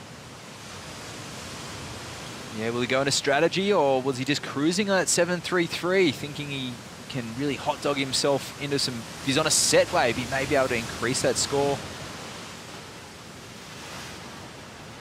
Whipping it around here. Screams off the bottom, banks off the top. One more time for beautiful carve right back into the pocket. Lining up the wall here, looking for the nose. Can't really find the 5, but swoops back with a big cut back into the whitewater. Make it 2. Wow. Nice style and positioning. Quick feet back to the rear of the self-shaped board, onto the nose here. A little bit of levitation through that section. And it was a set wave, but was it better than the 7.33? A few little bumps and wobbles and that. He really looked so understated, almost like he wasn't trying. But super relaxed Kai as he makes his way back out. It's hard not to dip into surf history when you look at the style that Kai possesses, but he grew up riding classic style longboards. In Australia, we call them old mals, and they're really thin-railed, hippie boards, narrow noses, and there's not that many of them in Australia. There's a few hundred of them, but it's really shaped the way that Kai surfs, and really just power surfing this in a traditional manner and manhandling through these sections. This is a bumpy wave, but he ironed out the kinks really well. Didn't get a nose right on this outside section, but he linked the dots really well. If you're watching someone free surf this wave, you'd be straight out there because he has a habit of making gnarly sections look pretty relaxing. And look at him just so relaxed in this wave as he works his way through to the inside. A little step there, he got caught up on the wobble and the bobble, but carries his momentum through this section, through the backwash. And really composed surfing there, Kaipo. No extra points for the bunny hop, but great combo. He's feeling it right now, and he's ready for whatever this next 14 minutes chucks at him. He's going to have some time to kind of just reset on the way back out with the ski assistance. Del Perro looking at this one. Trying to get back in the game. Fades through there. Straight to a 5 through this 10. 5 onto the section. Doesn't like what he sees in front of him. Wants to hold on to priority. Yeah, his surfing was phenomenal in that last heat, but also the first wave of the 6. So he's being really picky, looking for that perfect wall.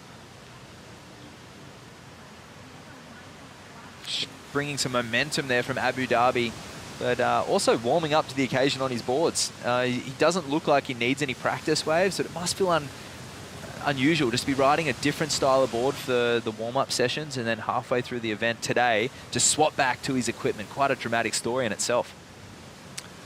You know, working with competitors, Matt, how, does someone get back into a positive mind frame right now, knowing there's a ton of pressure on him? I mean, he's the #1 seed, and now he's trailing once again in a heat. Yeah, Edward wears the real passion on the external. You can really generally see what he's thinking because he's so animated and often like kicking out of waves, and he shows his distaste for results sometimes physically. Like he does emotions, very emotive. And at the moment, just taking off on waves, kicking out, it's showing he's a bit restless, a bit frustrated listening to those calls from Kai. And knowing Edward, he's quite possibly doubting that it couldn't possibly have been that score. So he needs to maybe focus on his own reaction there and look within, because a 6 for that wave was well awarded, and the judges are appreciating his style. Even though he's got a different style of board there, it's the finals, and Rachel, big turns, flowing cutbacks, and not really elevated hang 10s. She got the win, so Edward could very well take the win from Kai in this heat if he's to get things started there. A 10, it's going to be tricky. It'd be the highest single wave of the event so far, but he can do it in 2. Yeah, and just the way the math works out, though, he's going to need more than 2 8s, because even if he was to score 2 8s and we went to a tie, the highest single wave score would still be with Kai Ellis-Flint. So he's going to have to do even more than that. And the clock also is something to factor in at 11 minutes and 20 seconds. I mean, when is this a tap? When is this done? Well, yeah, he's pulled off 3 waves. That last one was looking good at the beginning. He's moving over. Maybe handshaking Kai early? No, surely not. Surely not Edward DeFaro. Well, I mean, on the turn of the tables there, Kai did it to Ben Skinner many years ago. Yeah. He hopped out at US Open last year. He hopped out early. Ben had nearly comboed Kai at Huntington, and Kai got out with 5 minutes to go and just gave his competitor a bit of a clap. Yeah, that's when he exited the water early. Yeah. But Kai's actually lost heats that it was ahead. There was one with Caniella Stewart in 2023 where Kai was out to an early lead. He had 2 excellent scores, ended up losing to Caniella, who came back through the inside section. He let a wave go, and Kani got the double up on the inside, hung 10 with that trademark upright style that Caniella has, and he got the win in that heat, and a paddle battle ensued that Kani won as well. So he has worked on his strategy over the years. That's obviously he's coming in ranked 2nd, but yeah, he hasn't had a faultless competitive career, that's for sure. Yeah, this is Kai Ellis-Flint first WLT finals format appearance. So this is a first time for him on so many levels, and to be so successful at your first time's gotta be a good feeling. Right now, he's getting really, really close to a world title as the clock ticks down and the ocean settles down. Absolutely. It's a different type of lineup. You see the inside of the bottom of the screen. We're approaching that higher tide right now, so still super fun, but very difficult for Edward to try and get those set waves because they seem to have died down a little bit. If you're free surfing, absolutely no problems. The judges want to see that critical surfing on the set waves. That's what I love about Sunzal and El Salvador in general with the waves, Kaipo, is it's super rippable, and it's not the type of place where you need to wait a long time for the sets. There's always different sections, whether you're at Punta Roca, sort of broken up into 3 sections, or further down the coast or up the coast. They seem you can surf at different tides, surf up and down the points and different takeoff spots. Yeah, and it varies with this big, with the big tide coefficient too. We talked about it first thing this morning, Matt. Sunzal showed a lot of different personalities all within this one competition day because of those tides. Hey, Kaipo, power surfers in Hawaii over the years from the 60s to the modern day, who are the most stylish ones that you can, because I know there's a lot of raw power surfers, but who are some stylish power surfers over the year? I'm thinking Ben Iper. I like Ben, but I also have to go to Uncle Barry Kanaopuni. Yeah. Actually riding 17-inch wide boards at sunset, pintails, just doing those arched, soul arch kind of speed lines through the bowl. So Barry would be one, and of course, I don't know if you put power, but you put style. It's just GL, Jerry Lopez. Oh yeah. Well, with speed comes power as well, and Jerry didn't lay it over too often because he was too busy in the tube and soul arching out of it, but giving multiple fins coming out of the barrel. If you had that 70s attachment to the wave, put on those boards he rode in the 80s and 90s. And then more modernly, I'm going to go with Sonny Garcia and Andy Irons. Okay, sweet. So BK actually did a shaping stint over in San Diego and was heavily inspired by what was going on over there. Guys like Phil Edwards and Mike Hinson. In fact, the Mike Hinson Redfin model, the GNS board, which almost towards the end of Mike Hinson's longboarding career, shaping career, they started to put almost down rails on it. He was one of the first to do the down rail, Mike Hinson, one of the most stylish surfers. BK taking some of that inspiration, that parallel outline, the pointy nose, shaping for Rick surfboards. Him and Drew Harrison came up with these San Diego style outlines, but with power surfing in mind, taking that back to the islands. He ended up being a different type of Hawaiian surfer. He had that polish, that precision. Also one of my favorite surfers, but California went on to inspire. I mean, I guess California's the stylists. Australia a bit more on the design influence of surfboards, and the Hawaiians power surfing. Speaking of Australians, if Kai Ellis Flint's able to win a world title, this would be the 8th Aussie world longboard champion. He's on a great list of surfers. Oh yeah, so we have a look at that list. Of course, Harrison Roach from a few years ago, Harley Ingleby, Josh Constable, they're all tuning in right now. And of course, we talked about Nat Young, but the evergreen Bo Young, the regular footer who was expected to have lost to Joel Tudor. It was the final over there in Raglan that he took the win. And Stuart Entwistle, Marty McMillan, of course, as well. Stylish regular footer, Stewie, a goofy footer. That's a great mixed bag of Australian. Through different chapters and absolutely. Generations of the longboarding 80s as through well. the modern era. And of course, back in the amateur days, Nat Young won in the 80s and the 60s as well. Well, Midget Farrell in 64 as well.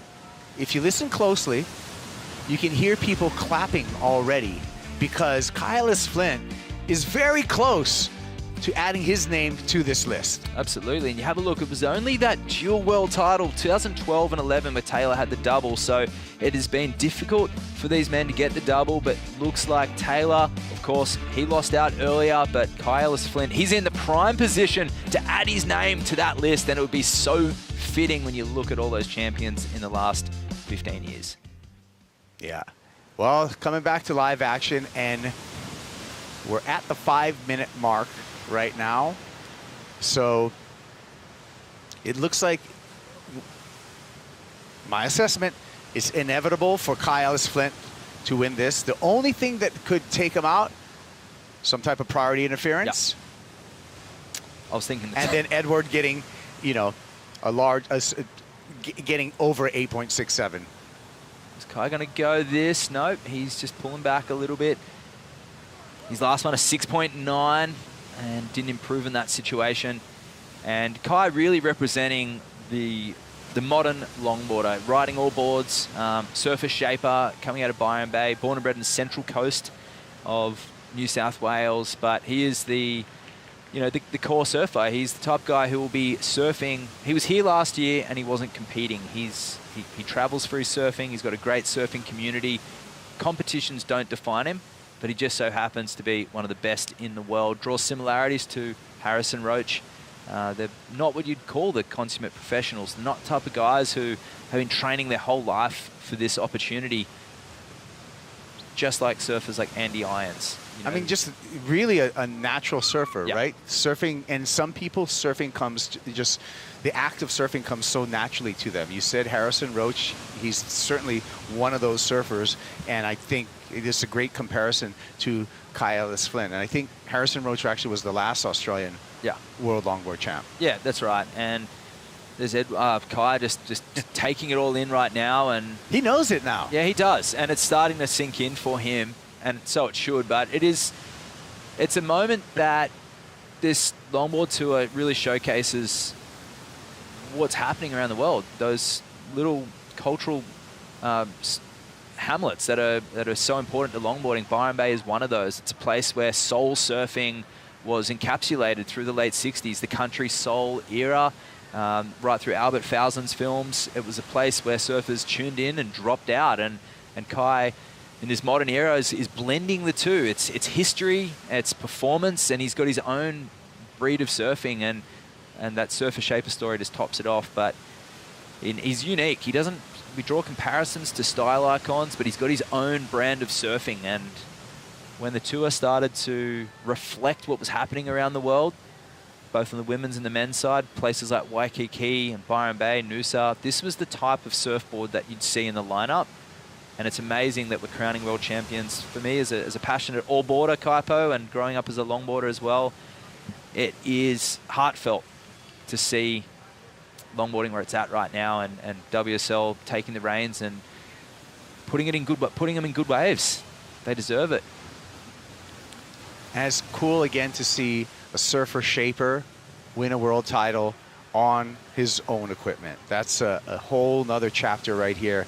We saw Kai Salas do the same, in 2023, but for someone like Kai Ellis Flint, what an accomplishment. Yeah, Piccolo Clemente in the past years has done that as well. And a lot of surfers have been heavily involved in designs, Taylor as well, Harley Ingleby, and think back to Bo Young as well, tuning in their equipment. But to actually shape it and be a student of the art, the craft, and ultimately a student of trim, really. All his boards are based around style and flow, and the criteria really embodies not just him on the wave, but his lifestyle as well. So if you want a higher state surfboard shaped by Kai Ellis Flint, you better get your order in right away, because I feel like there's going to be a long list for a board from Kai. Yep, from Japan and Korea, they'll be putting in orders right now because they are some of the biggest fan bases of surfing right now. That Asia region, they are lapping up what's happening here on the World Longboard Tour, as they have done for decades. And Kai, he is at the pinnacle of longboard performance, and he has been for quite a number of years, but to see him potentially take that crown, unless Edward can pull a rabbit out of his hat. Yeah, well, stay away from him. Sit down, Kai. No lapse of concentration right now. Edward with first priority. This is a time where you don't even want to move if this guy's paddling for it. And there you go. And we will see, finishing off world number 2. Great season for Edouard Del Perro. Wow. Long nose ride, the pride of Europe at the moment. And, whoa, gets him a little bit of air there. Frees the fin. Goes up for another one. That's the old hang and bang style. And he goes down, and it's looking like Kai Ellis Flint will take his maiden world title, Kaipo. What a campaign. Okay, well, casual dude, stylish surfer. Let's see if he gets excited here. Let's maybe crack a smile. It's still, just calm as could be. Kyle Flint, you're the world champ. Let's see if he uses his hands on this wave. See if his hands go above his waist for once. Maybe will he claim? That'll be huge. Oh, please, for us. Oh, this has got to be one of the best feeling he's had in his surfing careers, riding a wave in after winning a world title. Go, Edvard. Beautiful. World champion mode. Kai. Wow, side slipping through that. Oh, they just still putting on a clinic. I love it. Grins ear to ear here in the booth. This is a great success story, and modern longboarding is in safe hands. We've got two fantastic ambassadors for the craft, Rachel Tilley and Kai Ellis Flint, our 2025 World Longboard Champions. Yeah, and it's just wild. And just go to show you, you know, if you come into this format, the #1 seed, that does not guarantee you a world title, and that means Kai Ellis Flint, he did it the hard way. Had to force it to a best 2 out of 3. He's your 2025 World Longboard champ, Kai Ellis Flint. Oh, so good. Max down there with CJ Nelson. Modern stylist Max and CJ. It's stalwart of the industry in Kai's corner this year. Sole Erico as well.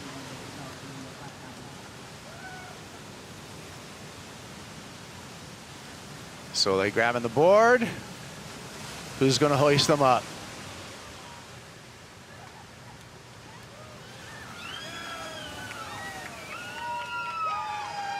Well, it's early days in Byron Bay right now, but they'll be tuning in right now, and all the crew there at North Coast Surfboards and the whole town, East Coast Australia, all Australians should be proud right now.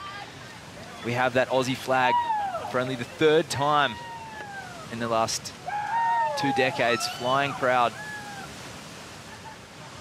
Yeah, 8th World Longboard title for Australia. Kai Ellis Flint, you saw the graphic, added his name to that list. Had a sensational year, started off with a bang in Huntington Beach and ended it with even a bigger explosion here in El Salvador. Yeah, just style epitomized there for Kai, blending that power and that precision that he's known for, and he really is in and out of the water. He really embodies that style and flow criteria. A soul surfer. Maybe we can listen in here.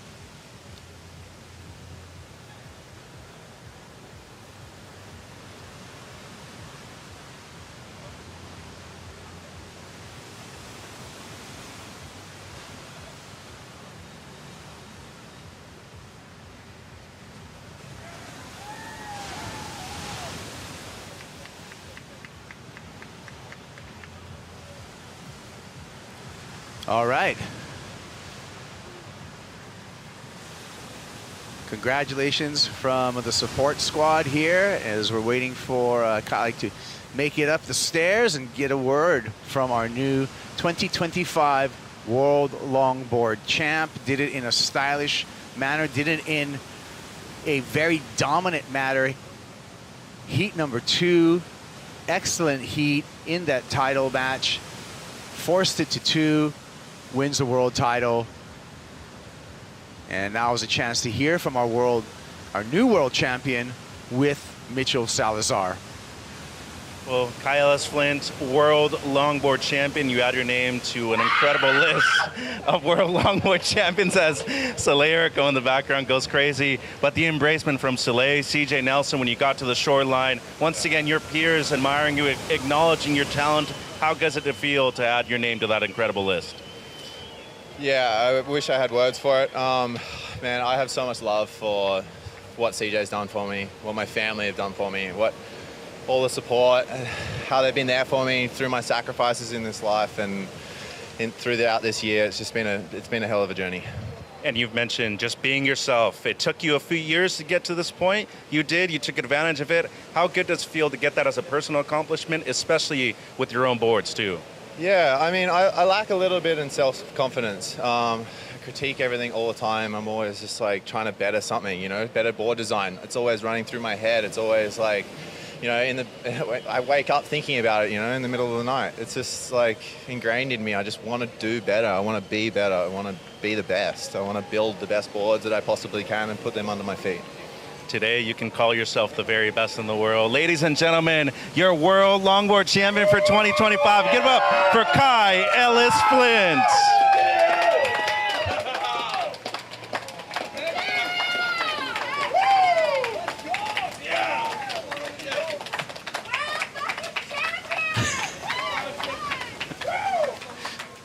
Congratulations to Kai Ellis Flint winning a world title. Well, the day's not over. We got much more on store for you. We're going to wrap up all the happenings coming up after this break. The Corona Cerro post-show. Stick around.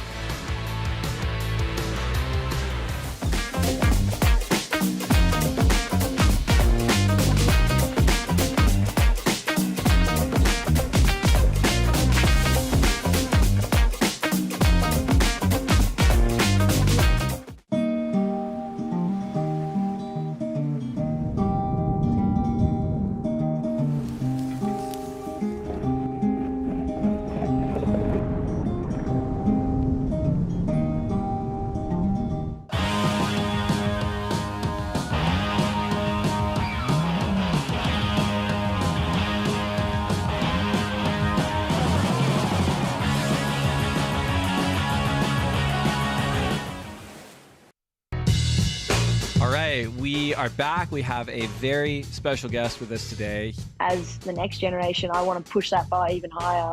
I think everybody's a threat. You could get the wave of your life out there.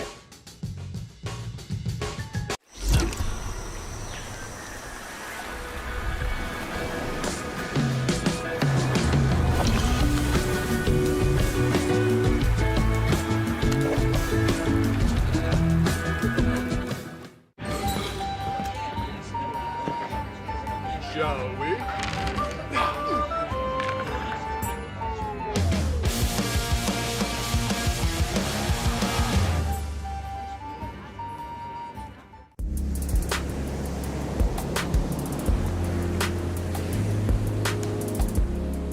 From the very first lines drawn by longboarding's icons, world champions have always been more than winners. They've been style icons, craftsmen, storytellers of the glide. Joel Tudor carried the torch of tradition. Women like Kaleopa'a Moniz and Daisy Shane redefined grace. Justin Quintal and Harrison Roach, duct tape renegades who turned artistry into world titles. And Taylor Jensen, a modern powerhouse whose 4 crowns have set the standard. Now a new chapter is being written. Rachel Tilley, Honolulu Bloomfield, Soleil Erco, modern leaders defining this generation. And I'll find a way to float. I can hold my breath much longer than my nerves. Because the title of World Longboard Champion has always meant more than a trophy. It's a connection, past to present, tradition to progression, the pioneers to the new wave. And in 2025, the chase is on.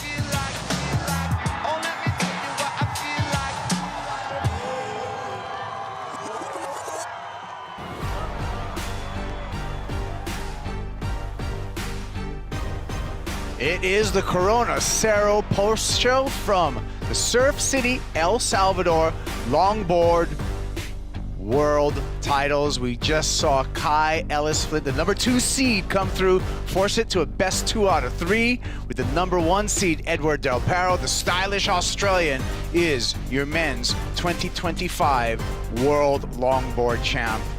What an accomplishment. What a day here at a dream location for longboarding El Sunzal, El Salvador, Cobblestone Point.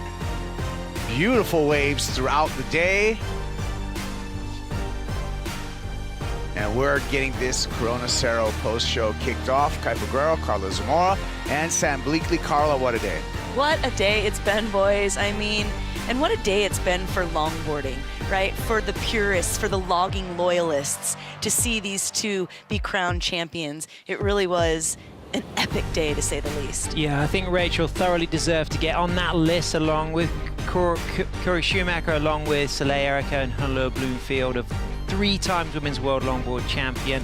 And I also feel as if Kai Ellis Flint is such a popular winner because the underground longboard core lords around the planet love his style. Well, cheers to that. Cheers to another title, another championship. Yeah, another title going to Australia, the 8th world title for Australia to win, and done in spectacular fashion. Kai Ellis Flint with that 9.5 today.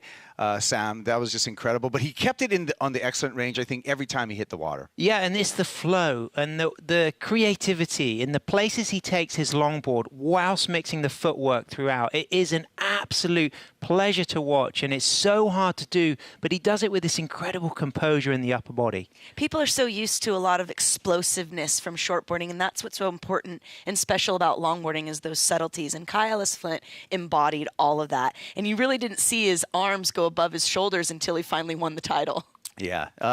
You know, a lot of times, even though style's not really in the criteria, the aesthetics of someone like Kai Ellis Flint was just incredible on the men's side of the stuff. On the women's side, hey, congratulations. Let's talk, Carla, about Rachel Tilley. Talk about writing your own story. She started at chapter 1, match 1, taking the win. She took the long road for her 3rd world title. She took the long road indeed, and boy, did she just hit it with every heat. She was phenomenal. She got excellent range scores. She had that connectivity and that flow, and there really was no denying her. Yeah, and the momentum and the stamina. I got to ask her, what did you have for breakfast? You know, she's the Iron Woman of longboarding now. She didn't eat much. It was fluid and positive vibes that kept her going on world-class surfing. Here she is in the title matches. Rachel Tilley, 26 waves surfed today onto a world title, Carla. I mean, what an accomplishment in that in of itself. We had mentioned that nobody had really been able to go to the title match after 3 heats, but she managed to do all of them and then take the title in the end. And Kipes, talk about a lucky board. Not only did she win on this board last year, she's also won a number of high-profile events on it. This board is her absolute favorite. Something about the rocker on this Josh Martin design, incredible. She just seems like when she tipped the board, she tipped her feet, the board went with her, Carla, and it was just over and over again. Rachel, with clutch performances, had to come back from behind a number of heats today. Yeah, she did, but she did so with such a calculated strategy and really knowing this wave and feeling comfortable on this wave. It was going to be hard to beat her no matter what. And talk about getting good karma. She loaned her backup board to Eduardo Del Perro, who was still awaiting his board to arrive from the airline. Yeah, the waves of our lives saga continued. Yeah, just the ease in which she was able to approach, and just talk about also comfortable here at El Sunzal. She's gone back to back here. She's got a relationship with this wave. Yeah, she needs a tattoo of Sunzal, the Queen of Sunzal. I think so. I think that's definitely got to find a place on her skin there, and it's going to be so special, maybe close to her heart perhaps, because you know, now that she's won a 2nd world title. And believe it or not, I had a premonition. Told you guys I'd had a dream that someone, I didn't want to jinx it, but it was that she was going to win again. And Kipes, the cool thing, this is a Hoffman fabric inlay as well. I mean, talk about kudos to add to a great board. Talk about just a lineage. Flippy and Walter Hoffman started Hoffman Fabrics over 50 years ago, and just that is some great karma right there. Good looking board and a back-to-back world title for Rachel Tilley. Starting of the day, who would have thought someone would come from match number 1 all the way to a world title? Well, yeah. I guess you thought, Carla. Well, you had the premonition. I just had the premonition. I didn't really know how it was going to fit in, but I did have this very vivid dream and premonition, and remember waking up that morning and being like, Rachel's going to win again. And being out of priority as well seemed to help her momentum, Kaipo, in all of those heats. Yeah, and just, you know, a great competitor. Look at the list. Look at how many times you see Rachel Tilley on that list, along with Honolulu Bloomfield, along with Soleil Erico. And all of our world champs. As you mentioned earlier, she now sits in that pool of triple world title winner with Soleil and Honolua and Corey Schumacher. So that's going to be, you know, maybe she's going to keep on like Taylor and be searching out for another. And with Tori Gilkison, our head judge, you know, all of these 4 women are here going way back from winning world longboard titles. So it really demonstrates that, you know, that how at the top of the game these women still are. Soleil, Honolua, Rachel, and Tori as our head judge. Yeah, and, you know, I think just the surfing, when you look at both the men and the women on the longboard tour, are really evenly matched. I mean, you look at the top 4 or 5 women, and they could win a lot of the men's heats as well. It's a very like evenly matched discipline in surfing, and what we saw on display today was absolutely incredible. And you know what I want to say, Sam? Great year to Avalon Gall too. Just 22 years old, finishing up number 2 in the world. I mean, she's a future world title. I feel is in the cards for her. Yeah, I'm glad you mentioned that, Kaipo, because she did hold her nerve and she performed brilliantly, and she nearly got the score she needed on that last ride. Just had she made that last section, you felt like it was going to be the score. But she's been amazing this season, and she deserves to finish world number 2, and she's going to be involved for a long time to come and will continue to inspire longboarders around the world. Yeah.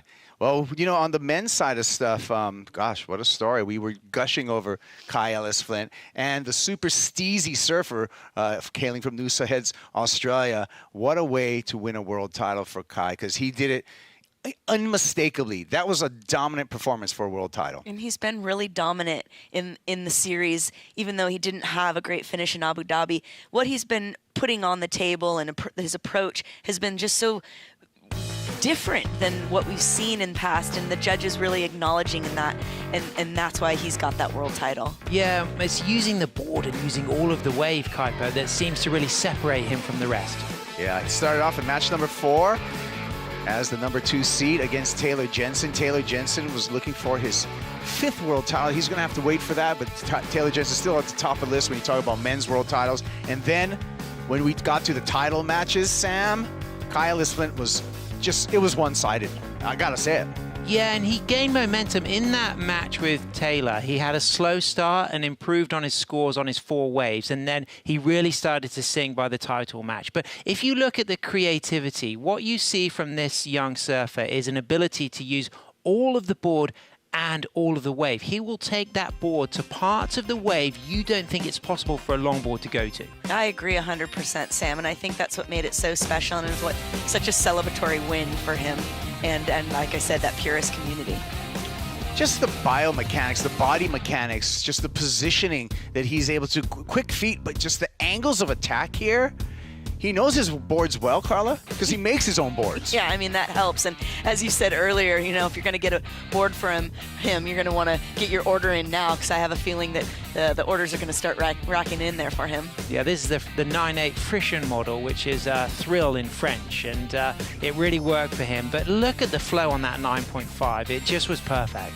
And the steadiness, Sam, he doesn't get ahead of himself, just seems calm no matter what the situation is. Yeah, all the work is happening in his hips, in his knees, and his ankles, and the trust of the board design. He's got an aesthetic that he appreciates, but what's really refreshing is this is what he describes as contemporary longboarding. He's not looking to the past. He's drawing inspiration from all generations of surfers on 9-foot plus boards, from the Waikiki Beach Boys all the way through to the 60s surfers, and even the 90s and early 2000s longboarders. Just beautiful, Carla, mix of both nose riding and really dynamic, acute turns. Yeah, I think that's what, as Sam is saying, just the contemporary modern longboarding, it's been happening for a while now, but for it to be on this stage and be able to get the recognition that it deserves is fantastic. And if we think of some of the big name Australians who've won world titles like Josh Constable, Bo Young, Harley Ingleby, there's flashes of all of that inspiration in Kai, but very recognizable also is the input from the likes of Harrison Roach and that involvement style of longboarding where they want to be involved in the wave, they want to express themselves, they want to get active and busy, they want to be radical. Yeah, and radical he was. Yeah. That was a radical way to win a world title. We'll take a look at, Carla, our list of world champs starting at Dwayne DeSoto back in 2010. Yeah, it looks like now he's the third in that most recent list. I think he's 8th Australian in history to win a world title. So he's going to feel that pride, that Aussie pride, and I'm sure going home it'll be a good party for him. Yep, Nat Young, Entwistle, Marty McMillan, of course, in that earlier kind of names of list. Constable, Ingleby, Harry Roach, massive special names. Yeah, and still, in this finals day, we did have Steven Sawyer, also a former world titleist, and Taylor Jensen. So future looks bright, but it's a mix of both the young and the old right now. I don't know if it's a change of the guard, but I think it's a celebration throughout the spectrum of longboarding, Sam. Yeah, and I think we should also recognize what Eduardo Del Perro has done this year. Off the back of having baby Nico with his 2011 world champion partner Lindsay Steinrider from California, the base now in France with Eduard. But after winning the Surf Abu Dhabi Longboard Classic and coming in as #1 seed, arriving without his boards, having to borrow a board, and he still shone, and kudos to the Frenchman, and he would have loved to see his name on that list. Maybe he will in the future. Maybe he will in the future. I mean, and honestly, surfing is a mental game, and that even with that equipment, you can't get it out. That was something that probably handicapped Eduard just a little bit in today's performance. We've got to be honest about that. But congratulations to Eduardo Del Perro. Carla, just a wonderful season that he's had. Look forward to seeing him again in 2026. Sure, we sure are. And I think I wonder if he'll change some of those boards up for locations like this. And everyone re-qualifies who we've seen here in the top 8. And also surfers finishing in 9th and 10th have re-qualified. That's right. Will we see more Hawaiians next year? I was so shocked that we didn't see Connie Ellis-Stewart and Kai Salas and John Michael Van Hoyenstein on that list, and they would have been watching, hungry to be here next year. Yeah, I think we'll see Johnny the Ripper. He's in that top 10, so we will see him already seeded into next year. Hey, coming up, we're going to make things official. Awards presentation here at El Sunzal, Surf City, El Salvador, when we return.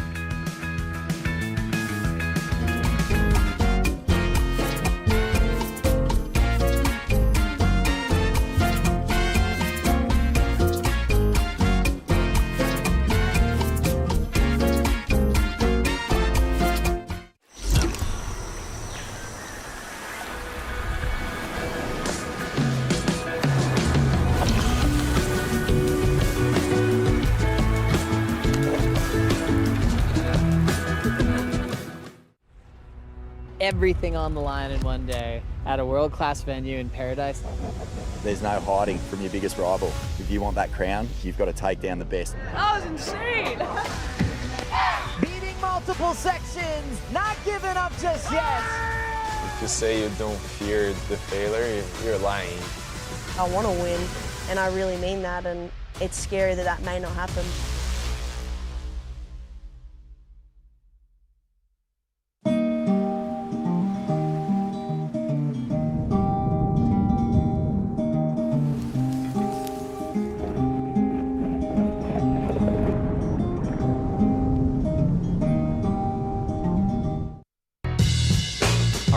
We are back. We have a very special guest with us today. As the next generation, I want to push that bar even higher. I think everybody's a threat. You could get the wave of your life out there. Back at Surf City, El Salvador for the World Championships at El Sunzal. Coronel Cerro Post Show continues right now, and it's time to make things official to the official awards presentation. Mitchell Salazar. Buenas tardes, damas y caballeros. Welcome to the 2025 Surf City El Salvador Longboard Championships Award presentation. Bienvenidos a la ceremonia de premiación del Surf City El Salvador Longboard Championships. La WSL quiere reconocer, the WSL wishes to acknowledge that the Surf City El Salvador Longboard Championships event is held within the land that was known as Señorío de Cuscatlán. It is a part of the Nahua people culture within its Hunal strength and Yulpaki Corazon heart smiles. It is an honor to be here in the presence, and we continue to celebrate the culture, history, past and present of El Salvador, especially with its heritage and which is key to environmental preservation. Muchísimas gracias a todos los locales, a toda la gente de El Salvador, a todo el staff. Big thank you to all of the staff, especially our volunteer lifeguards. We appreciate everybody right here. What an event, what a day. 16 of the world's best longboarders, and we have crowned 2 World Longboard Champions. Hemos coronado 2 campeones mundiales de longboard aquí en El Salvador de nuevo. After determining our final 8 at the desert in Abu Dhabi, it's been an incredible season. Huntington Beach, Bells Beach, and of course right here at El Sunsal. All these surfers, the WSL Longboard Tour, los surfistas de tabla larga han viajado por todo el mundo para llegar a este punto, los mejores 16 de nuevo compitiendo aquí en El Sunsal.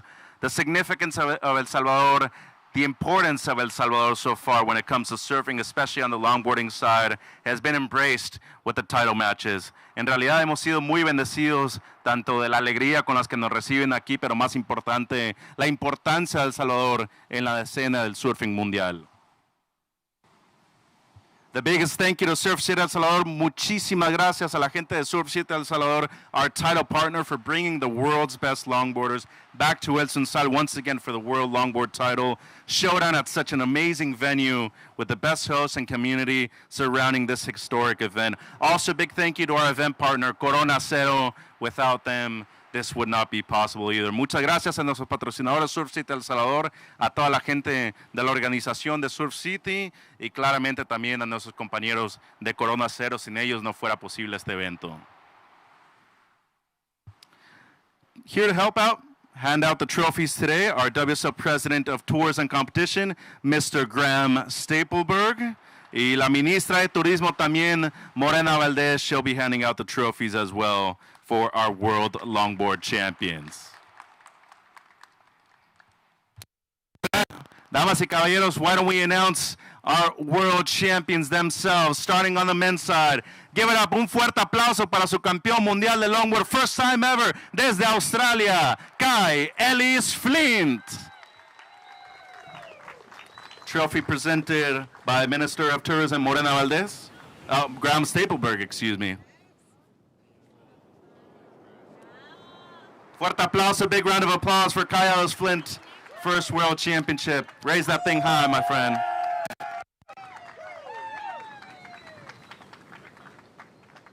Kai, congratulations once again. Ya hemos platicado, we already spoke earlier about your maiden world championship, shaping your own boards, surfing the way you do it, surfeando la manera que tú lo haces. But what about El Salvador? What a special place to win your first world longboard championship. Congratulations once again. Thank you very much. I'm super proud to do it here and do it here with all the family and friends around me. And what about the feeling of just winning here in Central America, especially with Surf City? They put on a... I mean, we're in the tropics. It's beautiful. I mean, look at the place. It's amazing. The wave's great. The people are lovely, and we're really enjoying our time here. And you're gonna have some Corona Ceros later, or what? Oh, hell yeah. Damas y caballeros, ladies and gentlemen, your world longboard champion, Kai Ellis Flint. And now, big round of applause for your 3-time, su 3 veces campeona del mundo. Ahora, fuerte aplauso para la surfista de los Estados Unidos, Rachel Tilley. And handing out the award, Minister of Tourism, Ministra de Turismo Morena Valdez.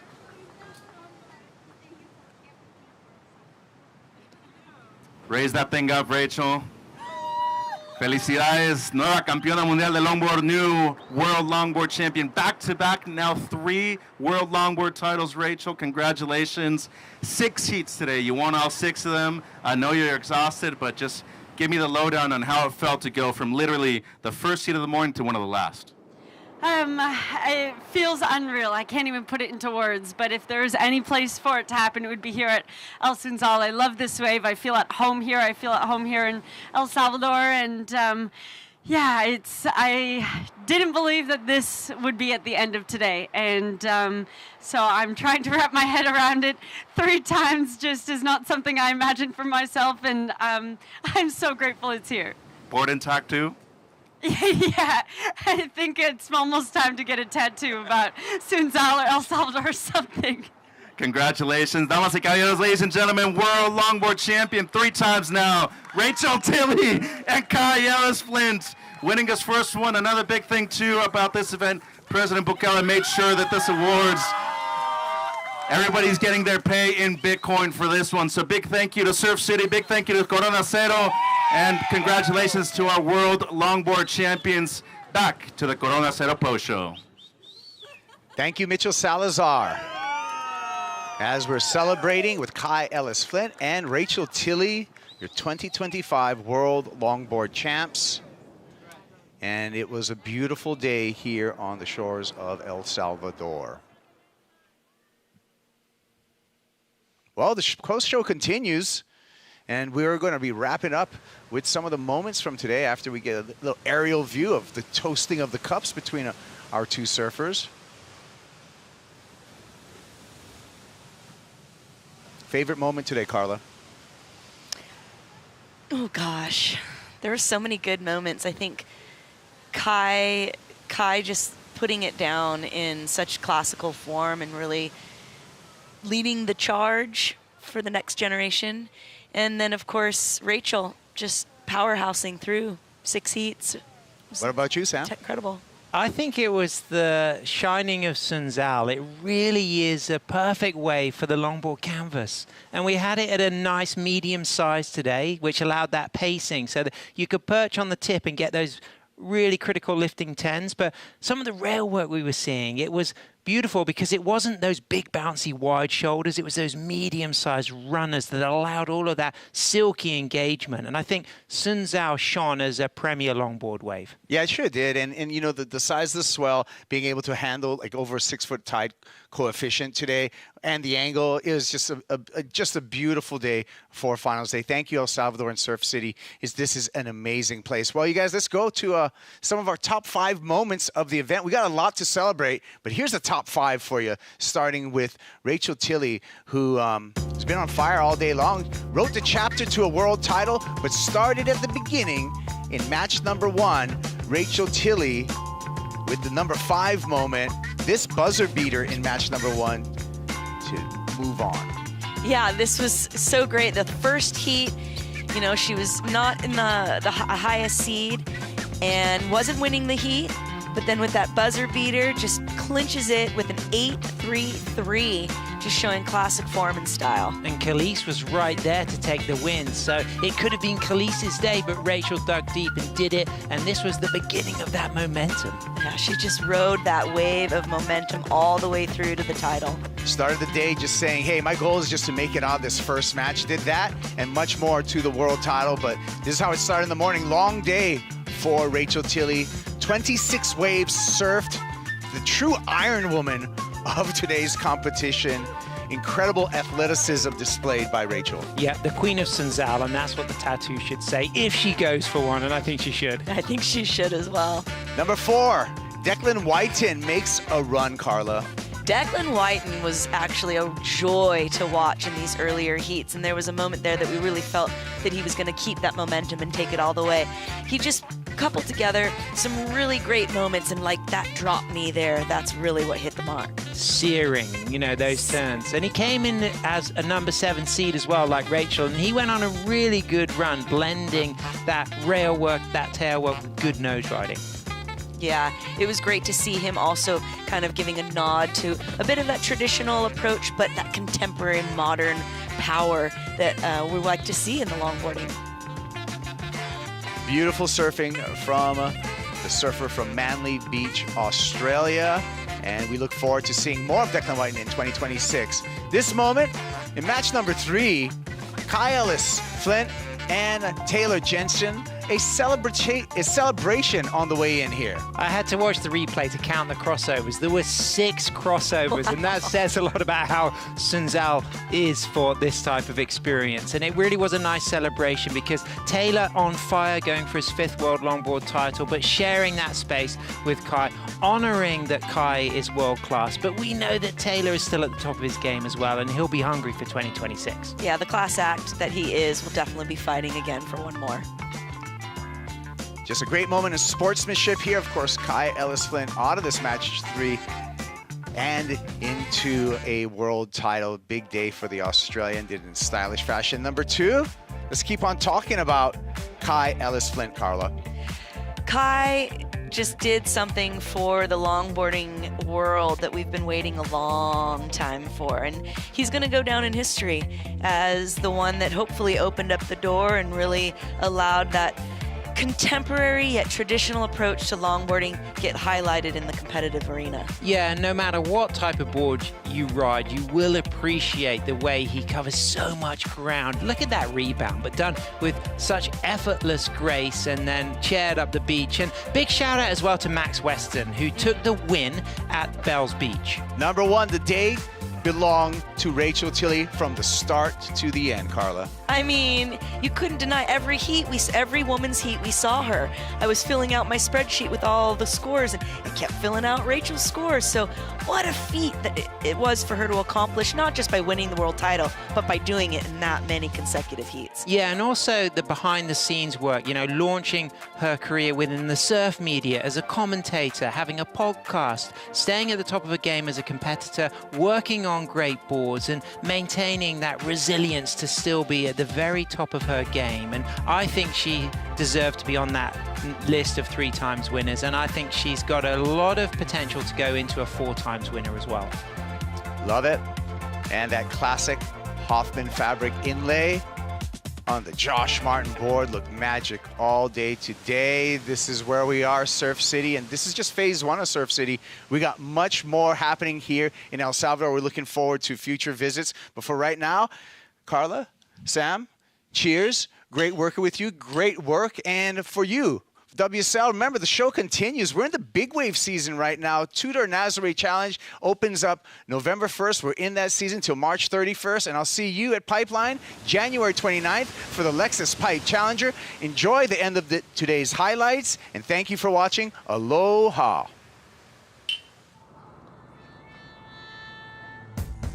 There's so much to look forward to today. Momentum is going to be absolutely fundamental as we count down the seconds and kick off our opening match. World title day of the 2025 Surf City El Salvador Longboard Championship.